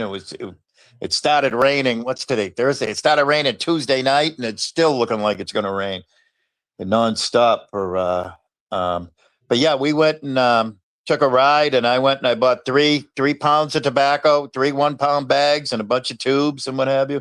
I'm smoking for about $1 a day right now, and that's not Nice. too bad. That's not too bad. And I'm cut way, way, way down. I'm down to like 10 cigarettes and less. And it's funny, but not in this case here. Now, yesterday I think I saw you light up a cigarette, and sure enough, I went and of course, I'm hardly smoking at all with her here because it has to be outside. When she's not here, I'll open both windows in the family room, turn the sound fan on, and I'll smoke indoors. And but paneling, if I am either doing my own live stream or I'm up with AC or I'm up with Blues Eternal or whatever, I'll smoke 10 an hour. It's great. I can go from 10 cigarettes in 24-hour period to like literally 10 an hour. It's nuts. But you've heard me say it many times. I love my ciggy butts more than I love my crotch fruit Shaman Demon offsprings, and that's always I going to be like to smoke, and I don't know that it'll ever change. I enjoy it, and until I yeah, don't, I will. And that's just how I feel about it. I'm a yeah. quality over quantity person, Oh my regardless. So goodness. Yeah, it's my one vice. I'll have a couple of beers, a couple of drinks a month, and that's being generous. Sometimes it's a couple of beers and a couple of drinks every 1, 2, 3 months. You know, it might be every 90 days or whatever. I smoke a little bit of wacky tobacco now and then, but usually it's only when I'm on panel and it's a goofy party scene and what have you. And I mean, like a half an ounce will last me like a year or two. You know, so my real vice is my ciggies. I have lots of vices. I am fallen, and I'm okay with that. Yeah, I mean, if you really start putting a microscope under it, don't we all? I think, you know. Yeah, no, I'm a perfectly fallible human, and I love it. I love me, and Yep. you know, LA State said something today that I seem happy every time he sees me, and that made me happy to hear that because I do feel happy, and I love that other people see it too. Oh, absolutely. I mean, I'm just happy I'm friendly with AC and he's not an op, you know?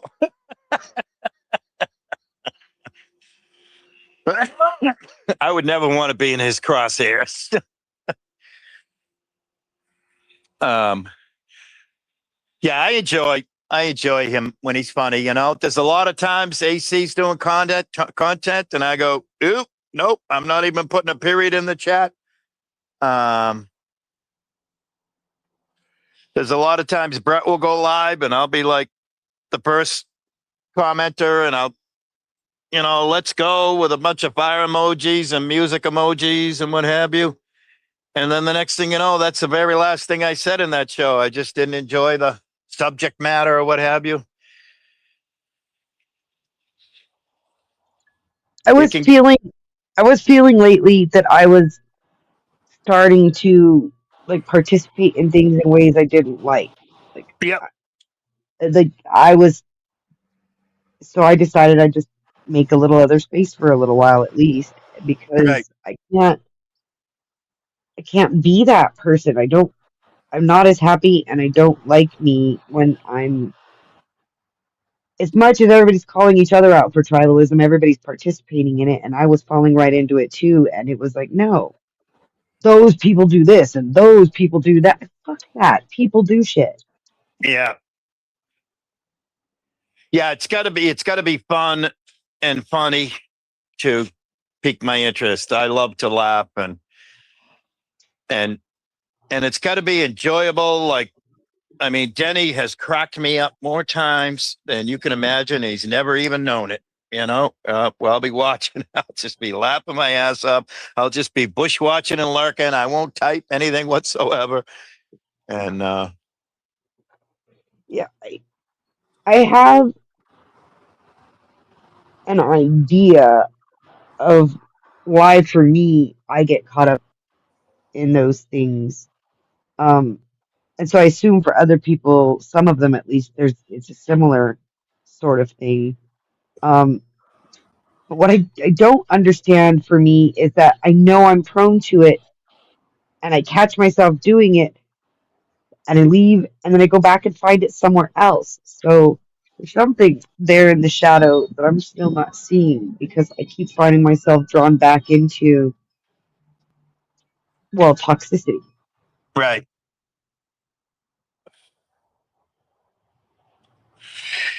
And just personally, I think real life is toxic enough, isn't it? Well, at least it was for me, you know, and I say was because I'm just a little old man just biding my time now. What do they say at the casino? The rest of the way is a free ride for me, so to speak, you know? That's And the thing, though, is I don't feel like I have a toxic life right now, and yet I still find myself like it was toxic in the past, and now I have the least toxic life I've ever had. Same. And yet I still find myself drawn into these spaces where even when they try not to, and they profess immediately to open a stream, I'm not going to do this stream about this or that. That's exactly what you know the stream's going to be about now. Right. And it's anger and volatility and being offended and calling each other out constantly. And like, I get friends call each other out. we do. That's what you're supposed to do if you love your friends, but you kind of do that privately. And it's not constant. Like, it's not the only conversation you have with your friend is every time you see them. Oh, you know that annoying thing you do? Yeah. Like, the fuck? And it's not even just against the quote unquote enemy, because they are tribalistic. It's it's against each other, and Yeah. I'm, then I'm sitting here thinking to myself, what am I doing here? yeah. Well, And there I've been comes a going, point where, like you said, you took 45 days. There comes a point where you just have to walk away from it. and not only that, like I said, I've been back for a week or two, but I've been very, very selective of where I put my eyeballs, where I put my ears. No disrespect, Denny. I know you're hurting and in pain and what have you. Yeah, yeah, yeah. But yeah, I've been very selective because, like you say, I mean, different. I'm sure different, totally different scenarios. But I had some toxicity in my life back in the day, and yeah, I'm like you were saying, you were somehow drawn to it. I'm being pushed away from it, by the universe, by myself, or whatever. I had some conversations recently with some people, and different ages, all the way from my age down to, I guess, middle age, somewhere 35 to 45 or what have you. And it was like, hey, you ever been married? No. Oh, so you never stood before 200, 250 people and did the whole till death do us part, sickness and health, blah, blah, blah, all that stuff, and then a big whining and dining afterwards and what have you. No, no. Oh, and then you never got divorced. That person, threw you out of your home that you worked so hard to build and create, threw you out of the family, et cetera, et cetera. No, that never happened. Oh, and you never stood in court in front of maybe 50 strangers who are waiting for their case to be called next and had all your dirtiest laundry aired out and everything. And the woman that professed love for you till death do you part was trying to put you in jail and take all your money away and never let you see your kids again and what have you. And they're like, no. And I'm like, all right, well then settle down. this shit ain't that. And also, and Nikki, you're gonna love this one. And it's just personal experiences. What happens to different people, different strokes for different folks. But I said, and have you ever followed up that Friday court date that you thought was the most nightmarish thing that ever took place, the most embarrassing thing that ever took place in your entire life, and the next day had to go to a semi-public function with that same person there, whether it be a little league game or a t-ball game or a youth soccer game or a birthday party where you had to go and co-socialize with that same person? You ever had to do that? And See, I'm lucky because like I never had any of that either. Though I never had a wedding. I never had a wedding. Both of my marriages were spur of the moment things that just like they flowed. It wasn't a planned out thing. There was no big party or celebration. With my first husband, my mother wanted my oldest son baptized, and my best friend, who's like my sister, her grandpa is a Greek Orthodox priest, and my mom wanted him to baptize my son, but he refused to do it unless we were married. So we went and got a marriage license, and he performed our marriage ceremony before baptizing my son. yeah. The second time I got married, my husband came home on a Thursday, and he used to have Fridays off, and he said, we gotta go to the courthouse in the morning. And it's like a week after my sister's wedding. And I'm like, why do we have to go to the courthouse in the morning? He's like, well, my boss said that if we're married, he'll pay the full health insurance for all of us, even the kids. And I was like, okay, because I thought he was going to tell me he got another speeding ticket because he was commuting back then and he had a bunch of fucking speeding tickets. And I thought we were going to pay another speeding ticket. But he was like, no, we're going to go get married. And I was like, okay. And that's what we did. And we tried to do it without my mother, like, because we weren't going to invite anybody. Like, we weren't inviting his mother, so we weren't going to invite my mother. But we got down there, and I'm from a small town. And the clerk who was going to record everything says, no, I refuse to record it. If your mother's not here, she'll fucking beat my ass. Like, literally, she will beat my ass if she finds out I recorded your marriage and she wasn't here. And she wasn't wrong, so we had to get my mom there to witness. Yeah. That's funny. She wasn't wrong. My mom had a reputation. She went to jail more than once in my childhood for getting into barroom fights. I mean, I had a pretty, I guess, conventional Northeast Irish Catholic upbringing, which was nothing to write home about, nothing great, but nothing horrendous, so to speak. So I guess I was blessed in that regards. The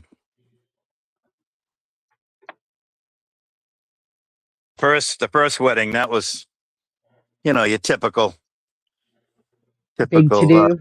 big to do, so to speak. Nothing compared to nowadays, because my daughter-in-law is a wedding coordinator, and she learned the business working for a company out of Newport, Rhode Island, and Newport, Rhode Island is famous for the mansions. The Vanderbilt they built the breakers, and all those mansions now are owned by the Newport Preservation Society, and she learned the business working for a company and Newport is a very big destination wedding kind of place.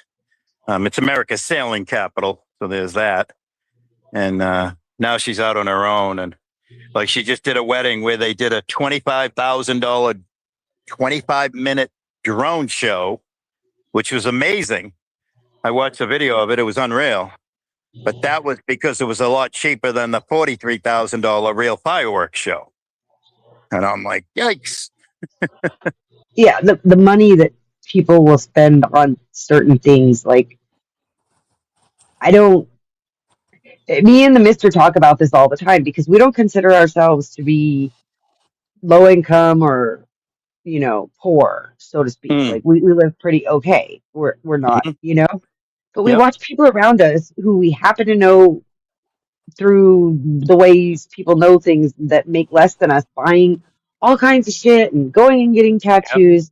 And then we have to remind ourselves that they're also the same people who come on Facebook crying because, oh my God, somebody help me, my electric's going to get cut off, or Right. Have huge credit card debts and they keep like refinancing them onto new credit cards and then Yeah. amassing more credit card debt. And we're not like that. Right. Like we don't. Yeah, no, Neither one of us very has frugal. credit card debt. The only Yep. debt I have is student loans, and because I'm never going to have use of that degree, I doubt they'll ever get any payment on it. Right. Yeah. Because at this point, I'm so far off of having had my degree without working in my field. Nobody's going to fucking hire me in my field with a degree that's 15 years old, and I haven't worked in the field in the meantime. Right. Because I chose to stay at home and raise my kids instead. Yep. I'd Well, have that's to go back to school, which nobody's going to let me go back to school when I already have a master's degree and a bunch of student loan debt. right. So, I mean, yeah, if they ever get payment for it, it's going to be because I somehow was forced to go work for somebody again and they garnish me. Yeah. Well, kudos to you 'Cause- for doing the parenting thing. And like I typed in your chat earlier, big respect for anybody. And I didn't put a word in there. I should have put big respect to much respect to anybody who does any sort of good parenting. I didn't. Well, I mean, to be fair, not all of my parenting has been good, Willie. No, I know. It's a But trial and error, and I guarantee you that my younger kids have a way better version of me for a mom than my older kids did. Right. And we've all been there, done that. I mean, you got to remember there's 50 to 100,000 species on this planet, and we are the Yeah. most mistake prone and flawed and erroneous species out of all of them. I mean, we're also the most intelligent on the same hand, but we are the, I don't know about that. Those dolphins, man. I mean, Yeah. I'm still on the fence line if we're the most intelligent, but we're definitely the most obviously self-aware. That doesn't mean we Yeah. are the most self-aware, but because we can't know what else is self-aware, because even though these other creatures learn our language, we don't learn theirs. Like, I swear to Right. God. And I wish I could record it, but as soon as I move and he knows I'm awake, he stops doing it. But we have a Right. cat named Oreo, and he started with calling me mom. Mom. Because he recognized my kids call me mom, and I react to that. Right. Well, we call B his first name around here. He doesn't get called dad because, Yep. he's Yep. not my kid's dad. And so he started saying his name. I swear to God, it's kind of distorted, but I swear to God, if you're half asleep, it sounds exactly like he's saying his name Yep. over and over until one of us moves. Right. Yeah. And Well, how about the great white sharks? I mean, they're jumping up. They're jumping up on top of like 25 and 30-foot center console Grady White sport fishing boats, on the bow and just about sicking them and tipping them over. Like, hey, this is my spot, yeah, Um, yeah. Well, not just that, like elephants, hippos, yep. all of these things have the capability to have self-realization. We don't know if they do or not. Dogs, Right. I really think that dogs and cats are self-realized, even though Right. we're the only ones. I know for Yep. a fact dolphins are. Dolphins, Right. like, no doubt in my mind whatsoever, dolphins are self-realized and they Yep. may be more intelligent than us. Yep. Absolutely. And they still jokingly nip at each other's penis the way guys pop each other in the nuts Yeah. to fuck around. You know what I mean?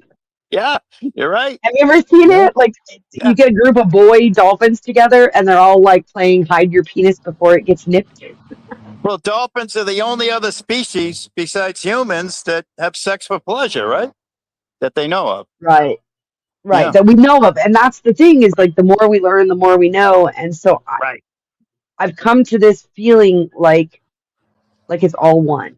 And I say Right. this all the time. You are me, Lele. We are. Yep. Someone said it yesterday too. Jen will remember who. I don't know if it was Joko. Helped me kind of categorize it a little better in that, kind of we all have to collect our bit of data to put into the whole system. Yep. Yep. So everything that happens is for a reason. It may have been Well, even Cat who well, said due to I don't know, whatever you want to call it, early onset dementia, Alzheimer's, whatever the fuck, my hard drive is being erased rather slowly but rather quickly. So, but yeah, and it's amazing. I'm a big fan of the ocean. I'm a big fan of the whole maritime, the oceans, all that stuff. Started with Jacques Cousteau when I was probably 5, 6 years old. And what, the ocean is 70% of the earth, but it's the least explored. I mean, we don't have any idea about the vastness and what's going on under there. It's absolutely amazing. more than that, we have no idea like what the things we do are really gonna cause globally because the globe is just one earth. Like people Right. always talk about, oh, the water here is good, the water there is bad. No, there's only one water. Right.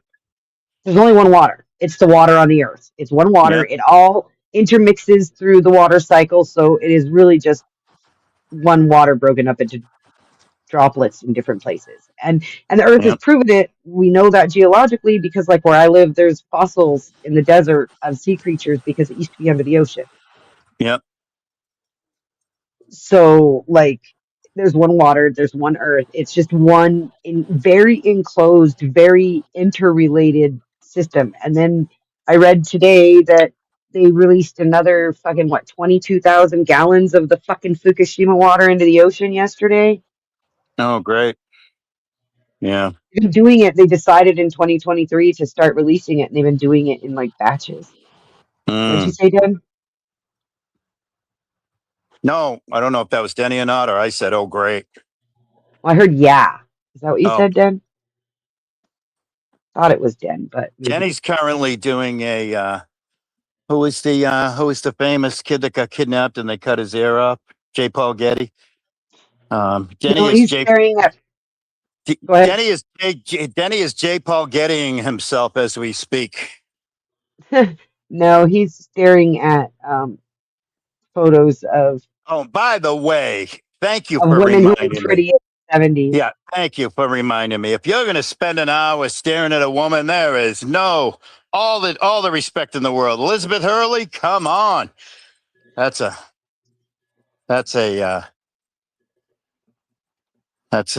all-time top. If you're going to just stare at a beautiful woman, I don't care if she's wearing a friggin' nun's habit. I don't care if she's wearing a Russian winter outfit. Elizabeth Hurley's right up there with the beautiful people. He's always got a famous but not kind of more subtly famous person who like Yep. people, oh yeah, I know that movie and that person, but not their name. He's always got a Right. woman like that in his back pocket to pull out. Like the other Yep. day, it was what's her name from that band from maybe the Bengals or one of them. Like you know what I mean? Like he's Oh, always yeah. got like Suzanne Hoff. there we Susanna go. Hoff. It's the sexiest woman to ever live. I can't disagree with that. Now, how Obscure about celebrities. Like what a fucking how about oxymoron. Den has a pocket full of obscure celebrities. how about Kathy Ireland Nah. in her prime? I think she was pretty. Well, every girl in her prime is pretty. So you guys might not agree with me, but and now her name just went out of my head. But do you remember that that movie where they shot a hole through her and she was with Goldie Hawn, the other one? Death Becomes Us. Right, but what's the other lady's name? Glenn Close? Oh, Glenn Close? Yeah. No, it's Meryl Streep. Oh, okay. Meryl Streep, that's the one. So fucking hot from youth to old age, like class and beauty and talent. Like fuck yeah, Meryl Streep. That's of course right now my celebrity crushes are two basketball players, Who are? Caitlin Clark and Okay. Sophie Cunningham. Yep. I can't disagree with that. Big fan of both of them. So that just blew my mind that you came up with a WNBA reference. I'm not a sport person, but Right. I somehow got some short of Caitlin in my feed, and I listened to her talk, and then I started watching stuff about her, and I'm a WNBA fan now. I wanna Yeah. get a You a got jersey. you got the fever. I Get it? do. I want a Fever jersey for sure, but I'm not sure. I kind of want to get like have one special made Yeah. that says Clark Cunningham or because of CC, but I don't think CC Right. is Caitlin Clark. I think of it as Clark Cunningham because like Right. they're just so amazing. I mean, Yeah, I they're love pretty. Angel Reese too because without the villain, you have the hero, right? Right. Well, I mean, there hasn't been. It's pretty funny because, correct me if I'm wrong, but the WNBA has been dominated by black women forever. And then you got a couple of white girls and all the black women, whether they're teammates or opponents, they're still cheering them on. They're like, it's pretty interesting. Well, not all of them. I wish it was all of them. There's those that are jealous. Like Angel Reese got mad because people are saying that Caitlyn brought the spotlight to the WNBA, and Angel Reese is trying to say, well, it's because she's white, but it's not.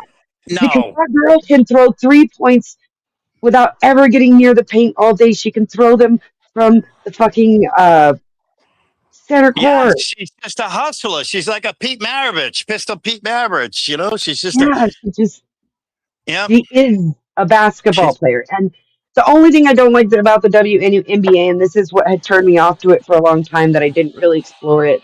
Not that I've ever been a real basketball fan, but I didn't really explore it because of Brittany Griner. When the story broke and they brought Brittany Griner back in exchange for who they did, and even to exchange for fucking anyone for what that person did.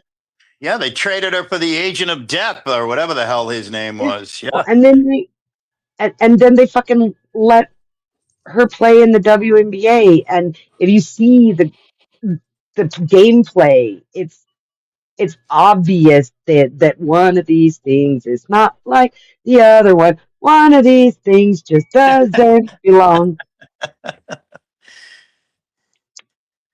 Yeah. Yeah, that's messed up. And they're not even that good of a basketball player. Like, right. Caitlin Clark can run circles. Even Angel Reese, who misses half of her layups, can run circles around Brittany Griner. Right.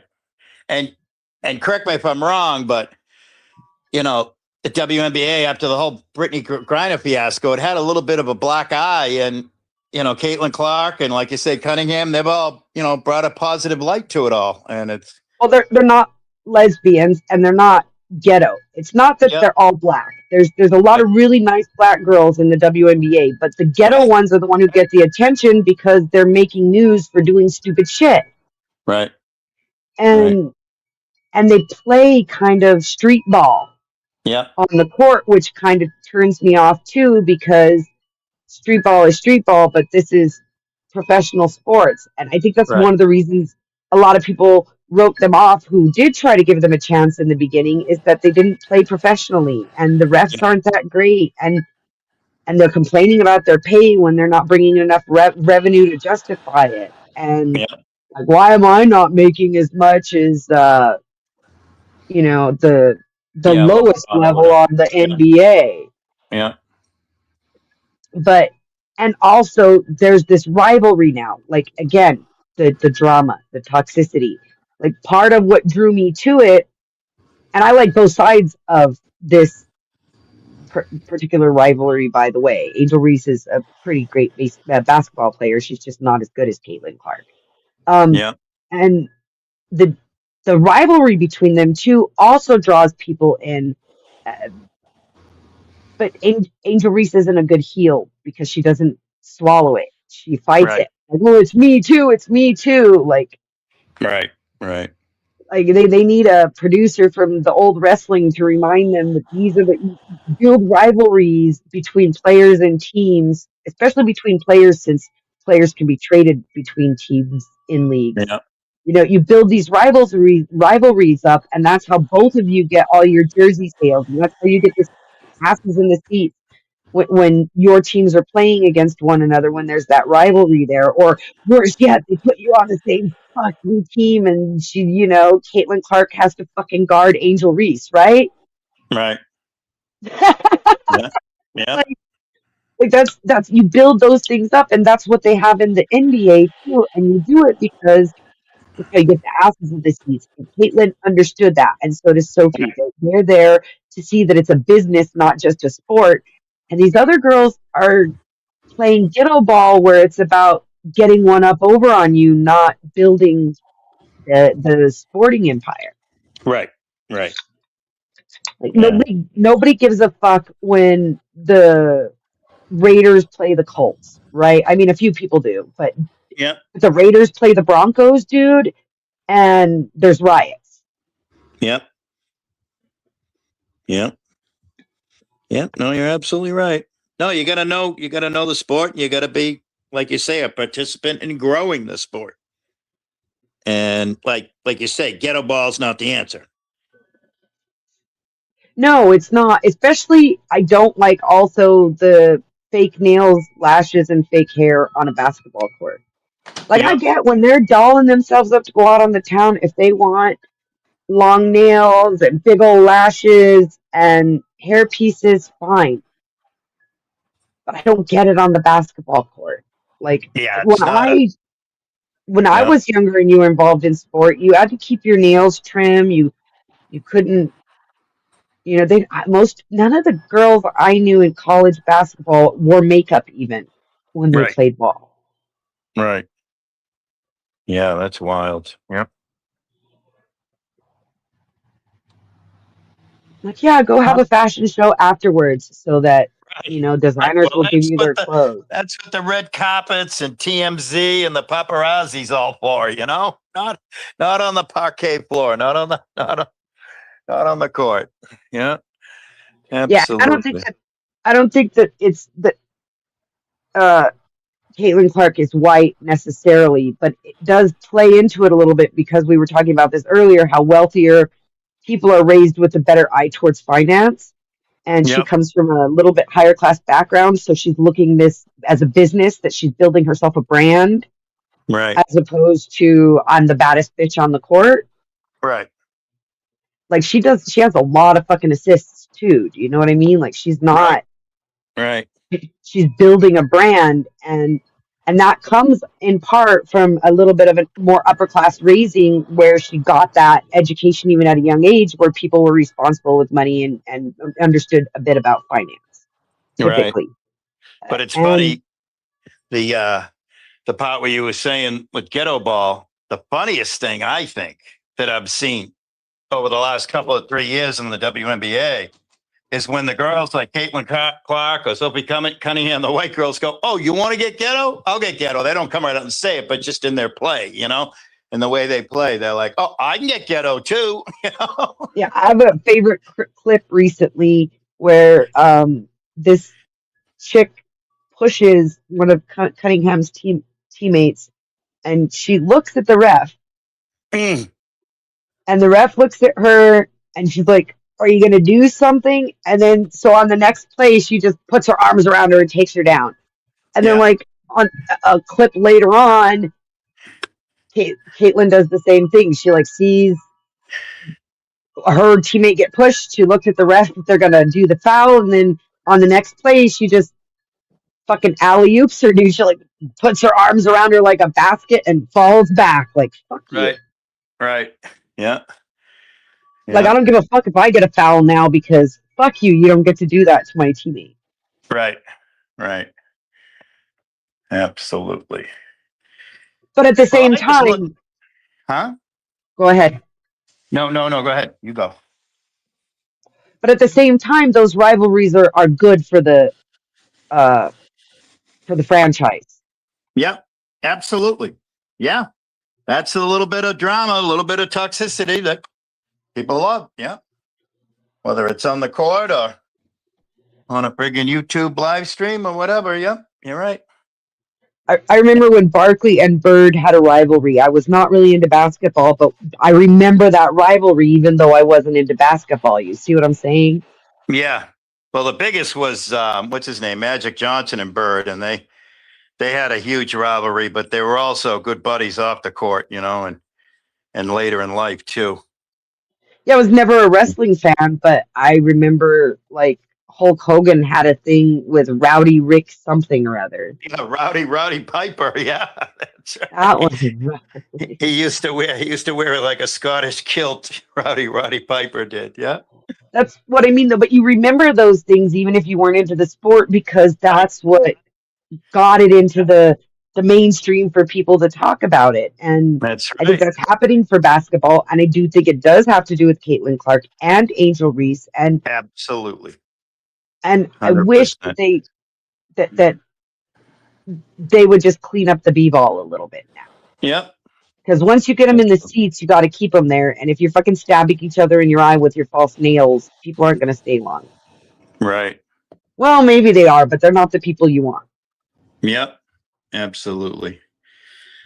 Well, this young lady, my little granddaughter, Bina, she just reminded me, she looked at me like, you haven't made yourself any supper, and your supper time is my supper time. So she's looking at me like, let's go, pal. So I'm going to go and get a little bit of sustenance here. Well, thank you for passing the time with us. Hey, today. thank you for having me. Thank you for having the link out there. Thank you for your time because there is no more precious thing on this planet than time. I'm sure Denny will disagree in some way, shape, or form, but that's my story and I'm sticking to it. Thank you. Come again. Yeah. And we'll see you soon, as always. Yeah. Yeah. Love you, All right. Willie.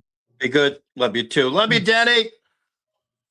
Yeah, he's fucking cutting his ear off some more. Kisses. Okay. Kisses. All right. Be good, man. Yeah, I'll be good.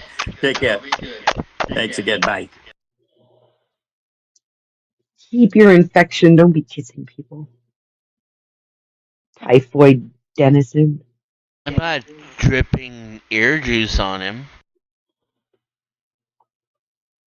Your tonsils are at the back of your mouth. Your lymph nodes are behind them. The infection is sitting rotting in the back of your throat. No. That's silly talk. Fuck anatomy.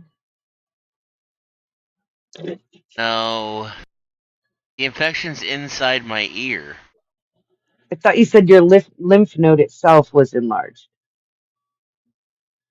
Yeah, because it's dealing with the infection in my ear. Everything has to pass through there.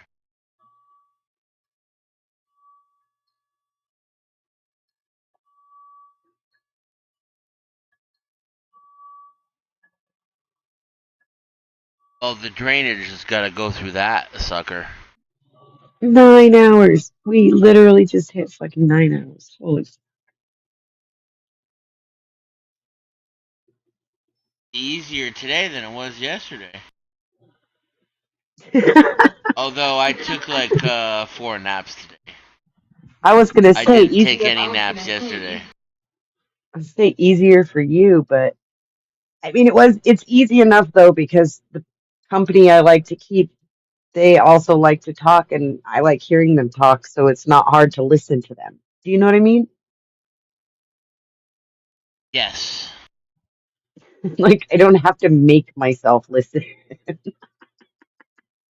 I don't have to try to sort out what the fuck I'm hearing either. I can just take it as it is.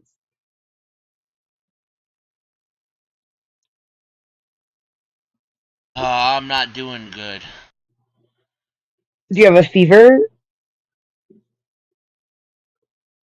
No. No, but the pain is so bad that 3 Advil is enough. That scares me. And I've never had a lymph node this big before. So scared like you're gonna put your life in the hands of the AMA, or scared like you're finally gonna make yourself the oregano tea I asked you to make this morning? I can't make oregano tea. I'm not a witch. Do you have oregano in your spice cabinet?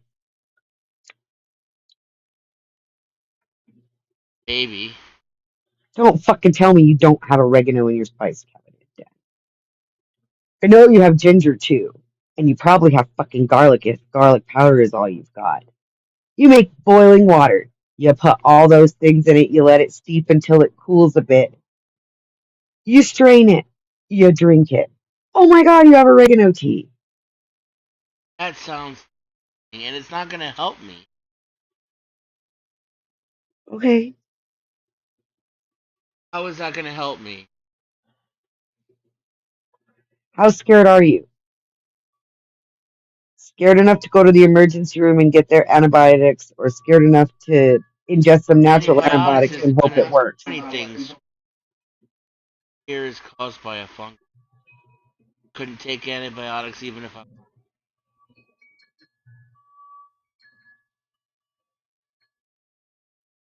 Well, I haven't had a lot of experience with ear infections. The only 2 that my kids have had, both of them got antibiotics for it.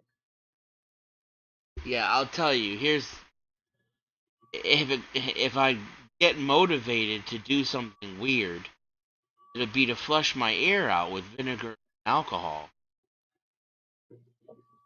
That I don't need an immune boost.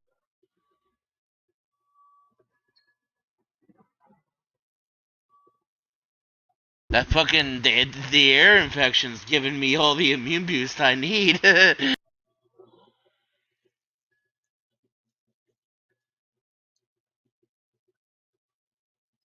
Jenny, listen to mom, Willie says.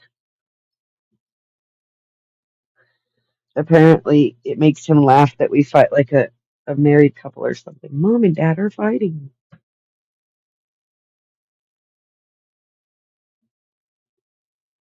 I don't know. I don't know what to tell you. I'm not there. I have no idea how severe it is or whether there's like a localized fever. You say you don't have a generalized fever. That doesn't mean there's not localized. I don't know if you've done ice again or if you just did it the once. Now the temperature in my ear is barely elevated itself. I don't know why it's so painful, why my lymph nodes are struggling so much. That's why I'm scared.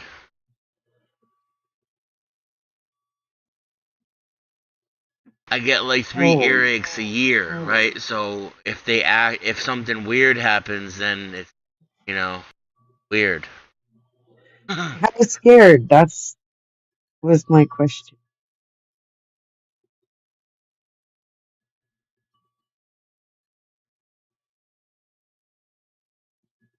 I'll let you know after I start taking more Advil.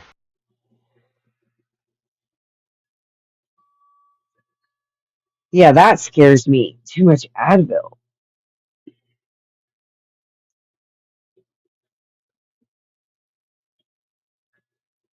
Advil is good. Ibuprofen is good, but only in proper dosing.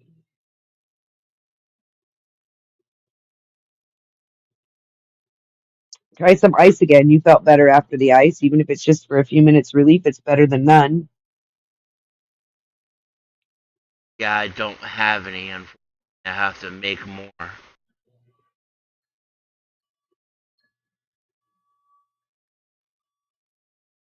Mm.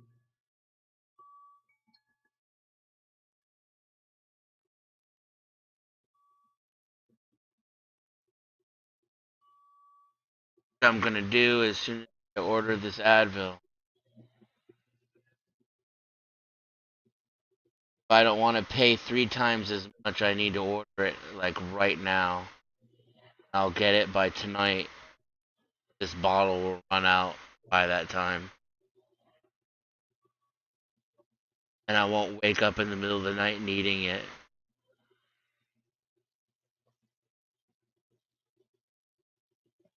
Okay, so you're ordering it? Yep, I'm keep this bottle right now.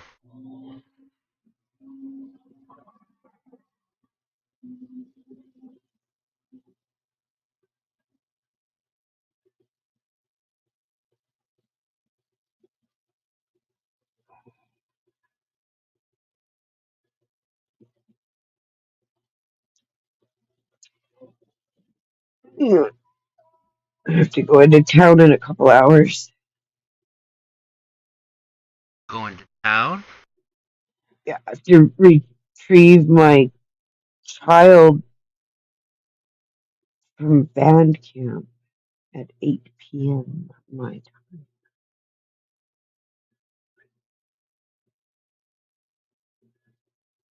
Unless, of course, her brother's coming home tonight and he can pick her up on his way, but he's not responding to me. I think he's coming here because him and his girlfriend were fighting yesterday, but they fight, they make up. You know what I mean? So, who knows?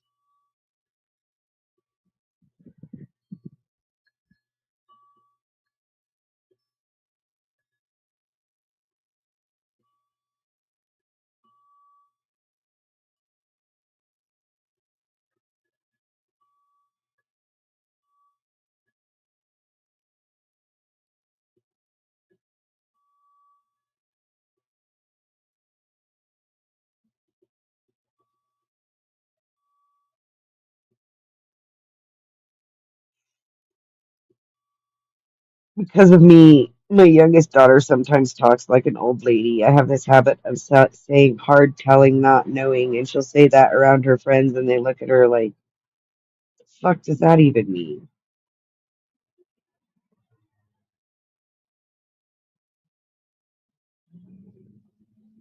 What do you say?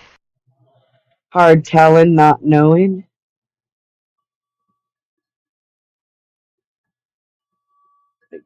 Well, what do you think's gonna happen? I don't know. Hard telling, not knowing.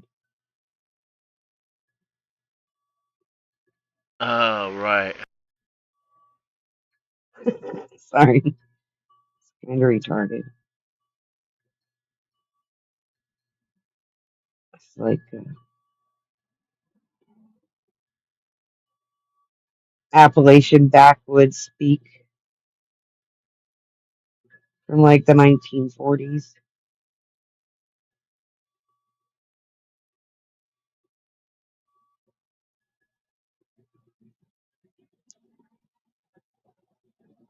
My stepdad's mom used to always say it. She was from Mississippi, and that was like one of her favorite things to say if you asked her a question. Hard telling, not knowing. And that's all you'd get, too. She wouldn't explain any further.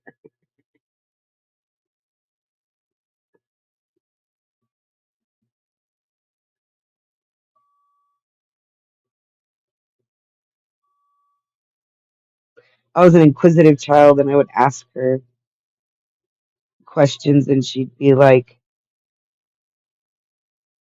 Why are you always asking me questions? Why do you want to know everything? Or she'd say things like, my opinions are for me.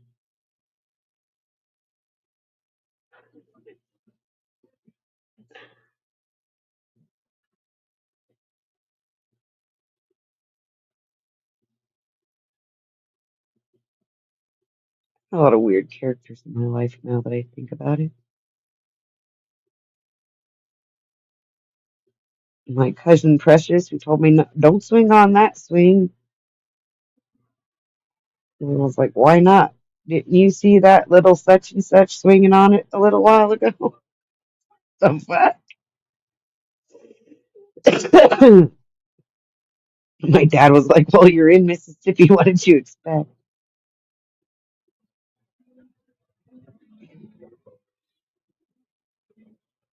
I was like, certainly not that.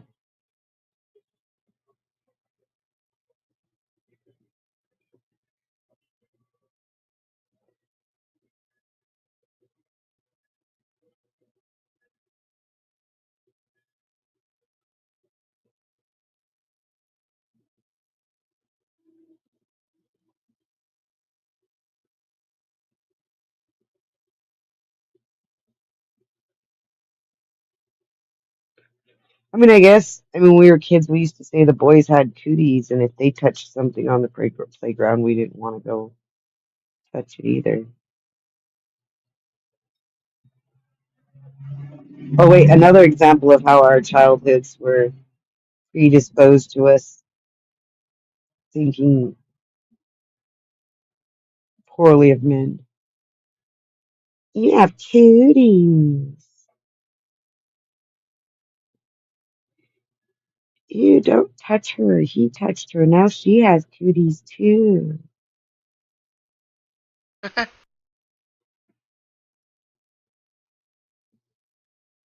You don't remember that shit?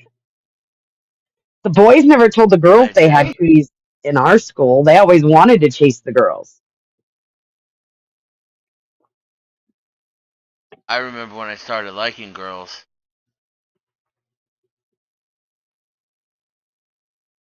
It was almost like the more you told them they had cooties, the more they wanted to touch you.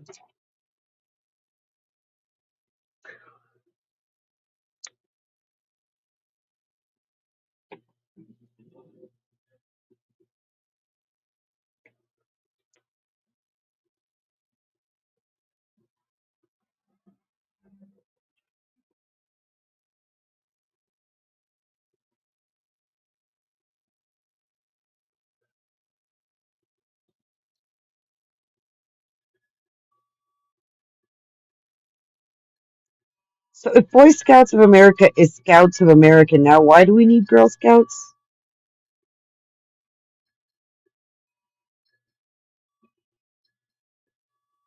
Um, because women are allowed to have their own place. So Boy Scouts of America is now for boys and girls, and Girl Scouts is just for girls. Yeah, that's what I mean. Like that doesn't even like. Well, I think they accept boys in the Girl Scouts, but they still call it Girl Scouts. They didn't like androgynize their name or their mission. That may be true, but I'm not so sure about that. No, I'm pretty sure because even when I was a kid, we had some Scoutmasters whose sons participated in the Girl Scouts because their moms were the den mothers. So, like, and I know for Boy Scouts, they always let girls in if, like, the mom was a den mother and you had 3 brothers, you could participate in Boy Scouts and earn the badges and shit. Nobody ever cared. But, like, they had to That's emasculate not the Boy same thing, Scouts. though. Right, it's not. That's what I'm saying. They had Boy to Scouts got emasculate. sued. Right, they had to emasculate Boy Scouts and turn it into Scouts. But they didn't, what did we call it? The word that's not real earlier? Defeminize Girl Scouts. How's that fair? How's that equal?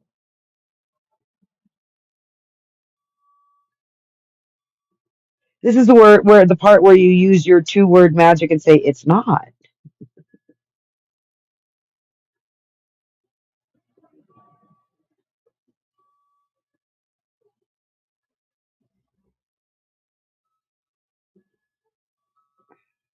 I'm checking out.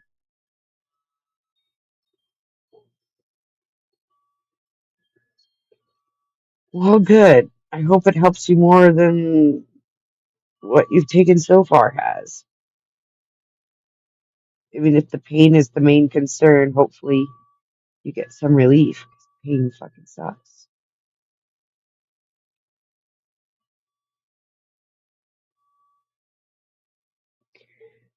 So yesterday we hit zero quite a few times, and today I think I've maintained at least one person the whole way. So at least one person is for sure hate watching. Just joking. That's me Just now. joking. I did not have the stream open yesterday. Today I do. Well, good. That helps the algorithm if I decide to pursue this. I should do that too. I should have the stream open in my phone.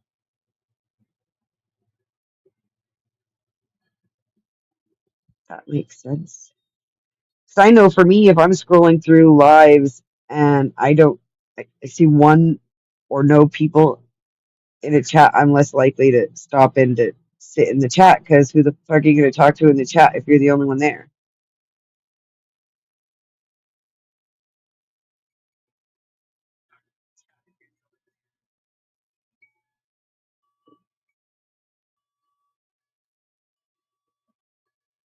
So I'm torn on this, Jen. Do you like your own streams or do you not like your own streams for the algorithm? Oh yeah, like as much. I like it under all my accounts. Okay. Because, like, I realized something about the debates I was in. I did not go into the chat and vote for myself on any of them, and some of them were close.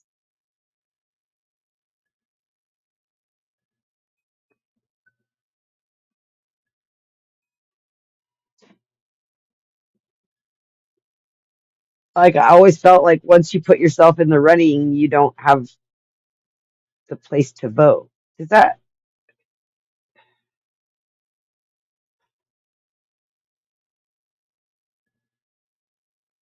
It also takes me back to the early days of like early Facebook, and before that, what was it called? Um, and people would be like, "Oh my God, she liked her own picture."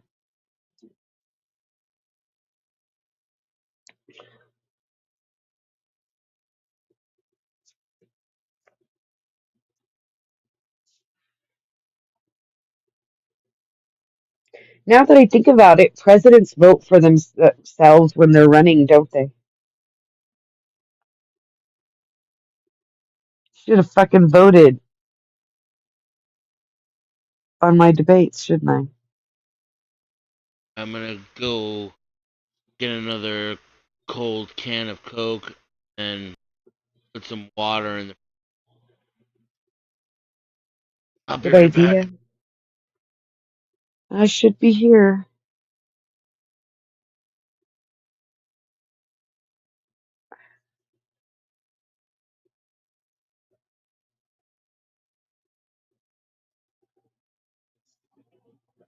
It's just so hot.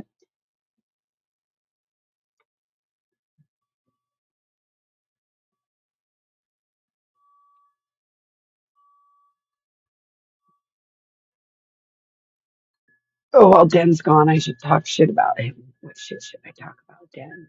Um,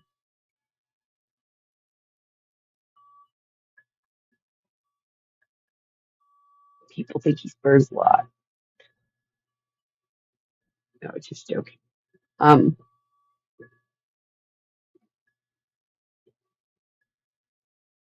I don't really have a lot to say right now. Things are pretty mellow and copacetic. Oh, I'm still kind of tripping out about the Fukushima thing. Every time they release more, I'm like, fuck. It reminds me how much more there still is to fucking go. Like,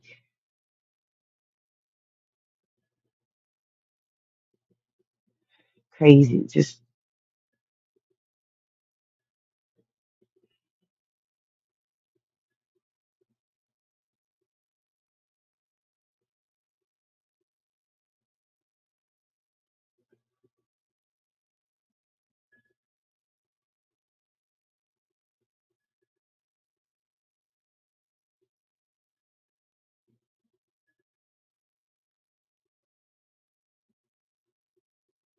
Okay.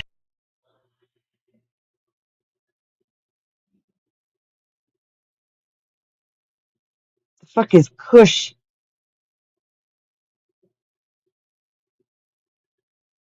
And I'm not talking about weed. Let's see. Kush, a synthetic and highly addictive drug, devastates Sierra Leone and Liberia. Yeah, I heard of that. Sold at a low price, Kush causes rapid addiction and severe, often fatal injuries.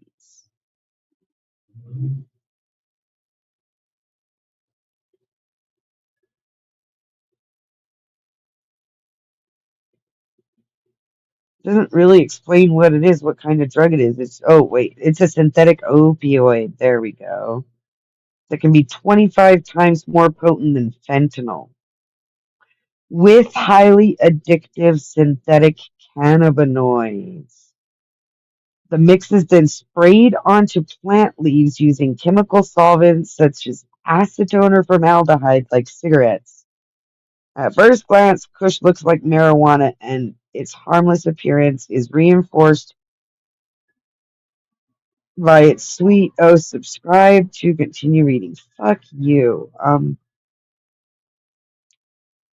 So they're literally spraying fake synthetic cannabis and synthetic opiates onto leaves to make it look like you're getting weed. Holy fuck, that's insane.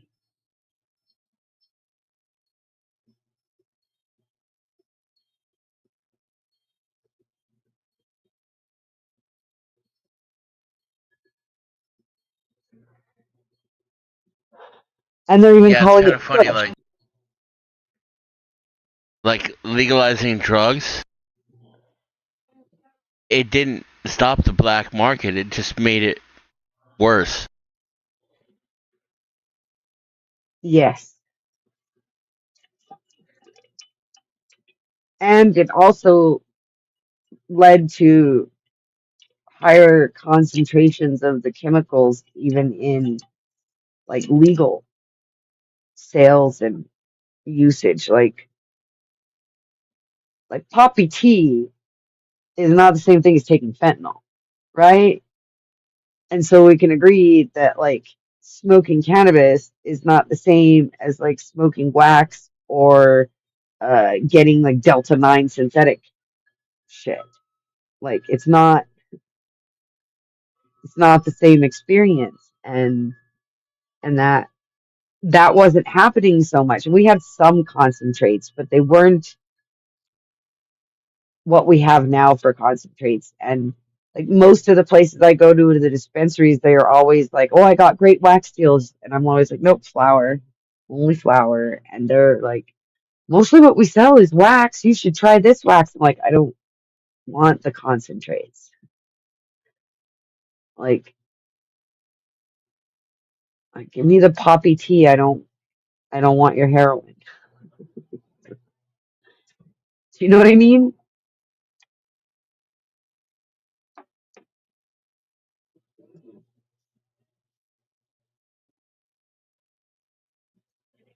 But the crazy thought is that they're spraying it on leaves to give it the appearance of actually being something it's not, to get you hooked on it or whatever. Like, and selling it dirt cheap, so they think they're getting weed for cheap. Wow.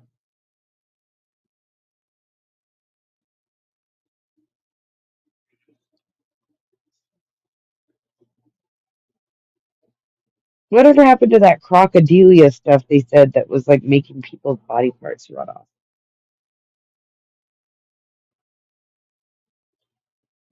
You call it? Like crocodilia or whatever it was that was like making people's flesh rot off or something. I don't think I heard about that. Let's see.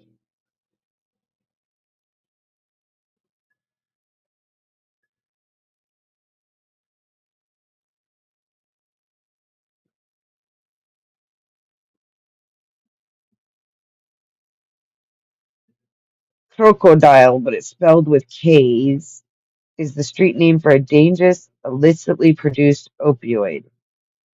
It is typically synthesized from codeine that has been processed with various toxic industrial chemicals and solvents. Its main active ingredient is desomorphine. The name crocodile refers to the severe physical effects the drug has on the user's skin, which can become green, scaly, and necrotic. It was like a big deal for like 2 months in the news a while back, and then I never heard about it again.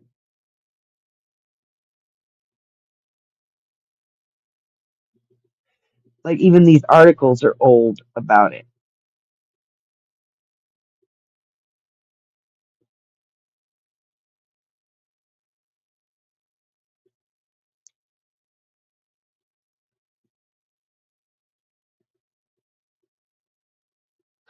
What is the most used illegal drug in the world? The AI offers. And I didn't ask that. It offers.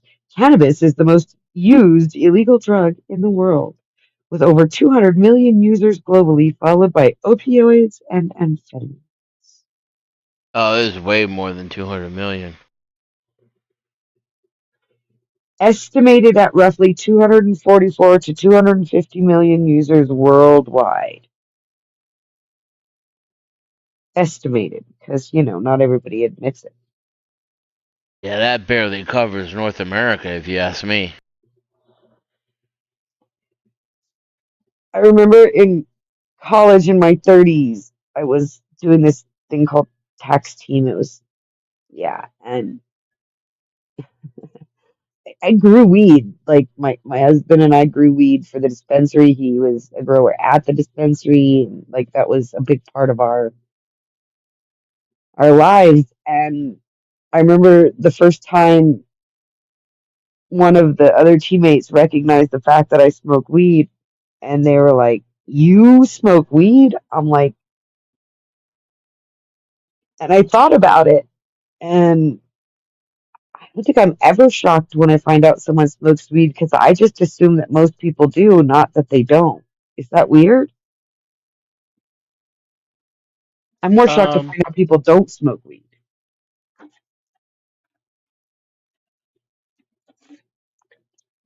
Not if you smoke, because we all tend to hang out together. So we all think everybody smokes. Well, and mind you, my parents were also smokers, and their circle was smokers, and their kids smoked too. Do you know what I mean? Like it's Yeah, it's cultural. like most of my life, 80% of the people I knew grew pot in one way or another. Not commercially or anything, not not unless it was Minecraft.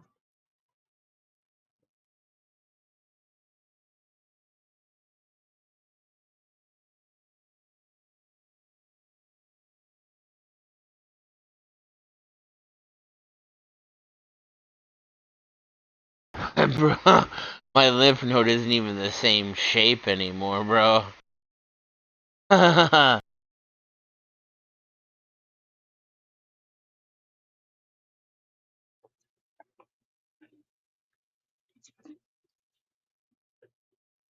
That sucks. I bet it hurts.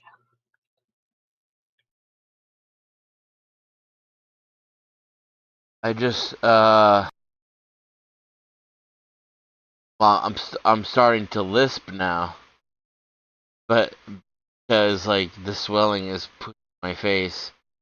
But like um I just took 800 milligrams of ibuprofen. If that doesn't work, I'm gonna start talking to the AI.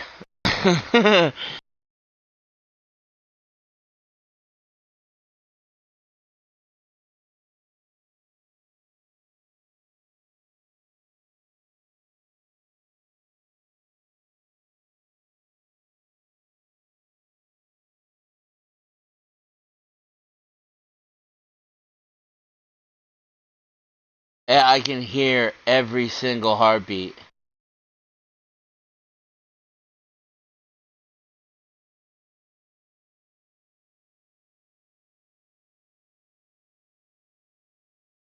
Painful as fuck.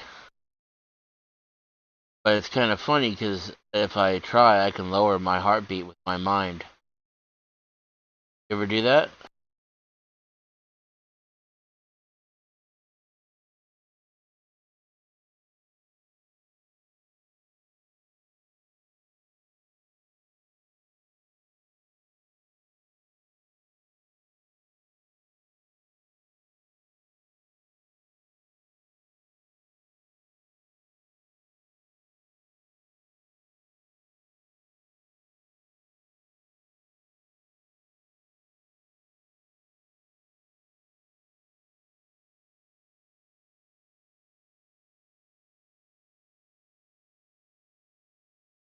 When I was a kid, my favorite love ballad was Sherry by Steve Perry.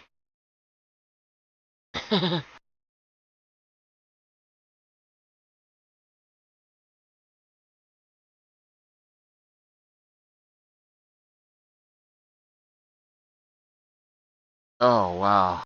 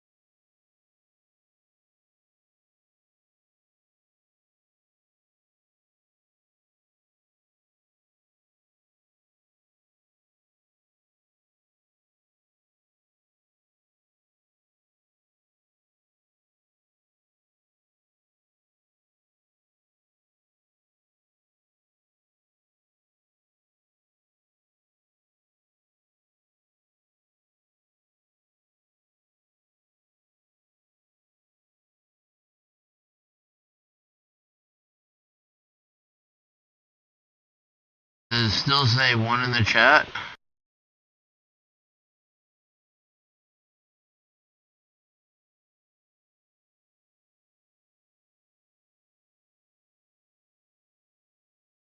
I should have keys. Are you gonna pay for that though, huh?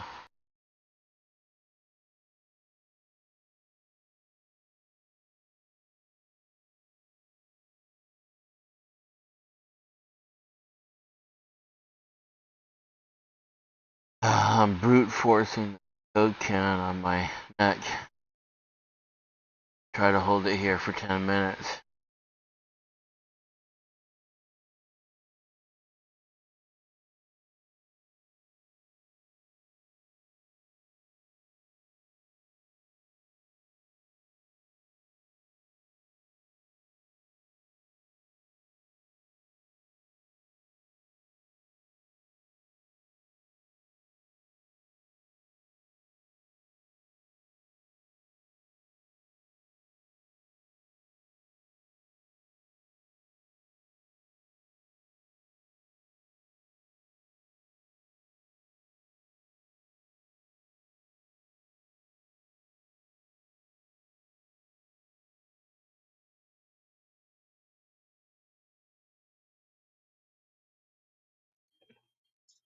You didn't hear any of that, did you?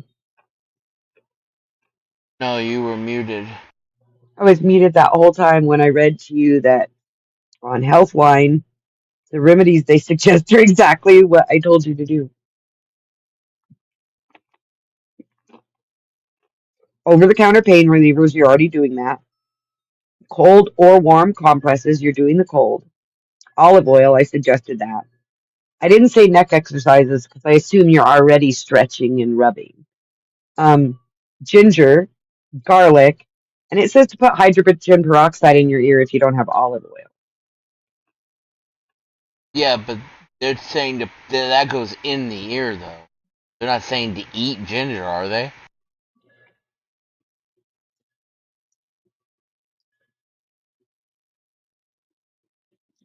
Like if I wanted to go through it, I could order some cotton balls order some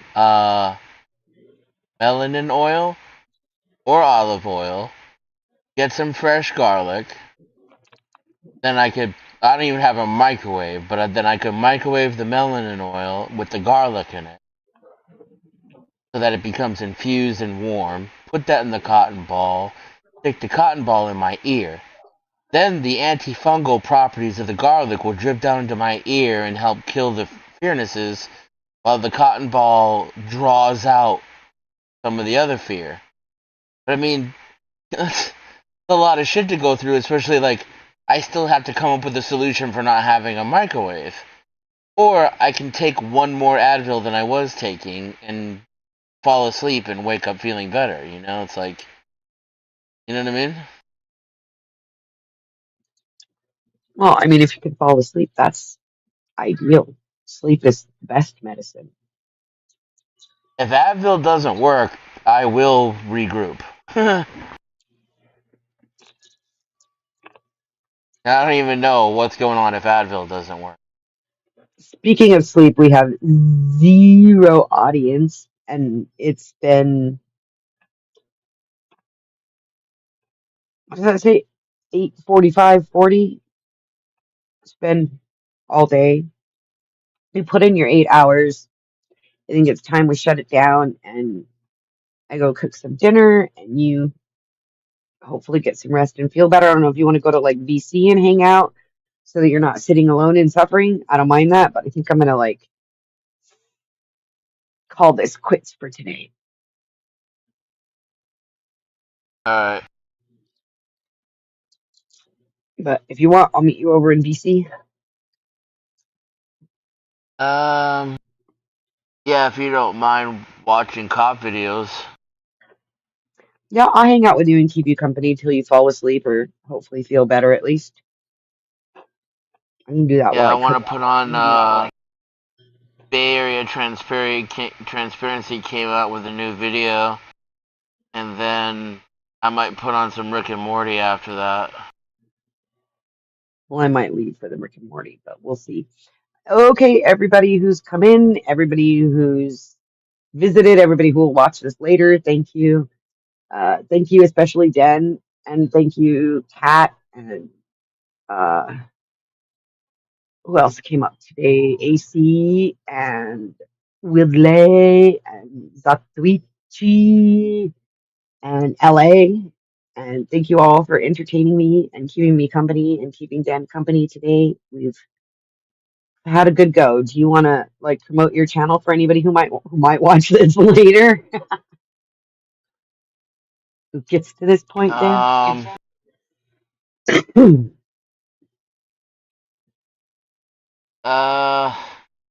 I don't edit, and it's short enough the chats will go up. Maybe just drop them in the chats.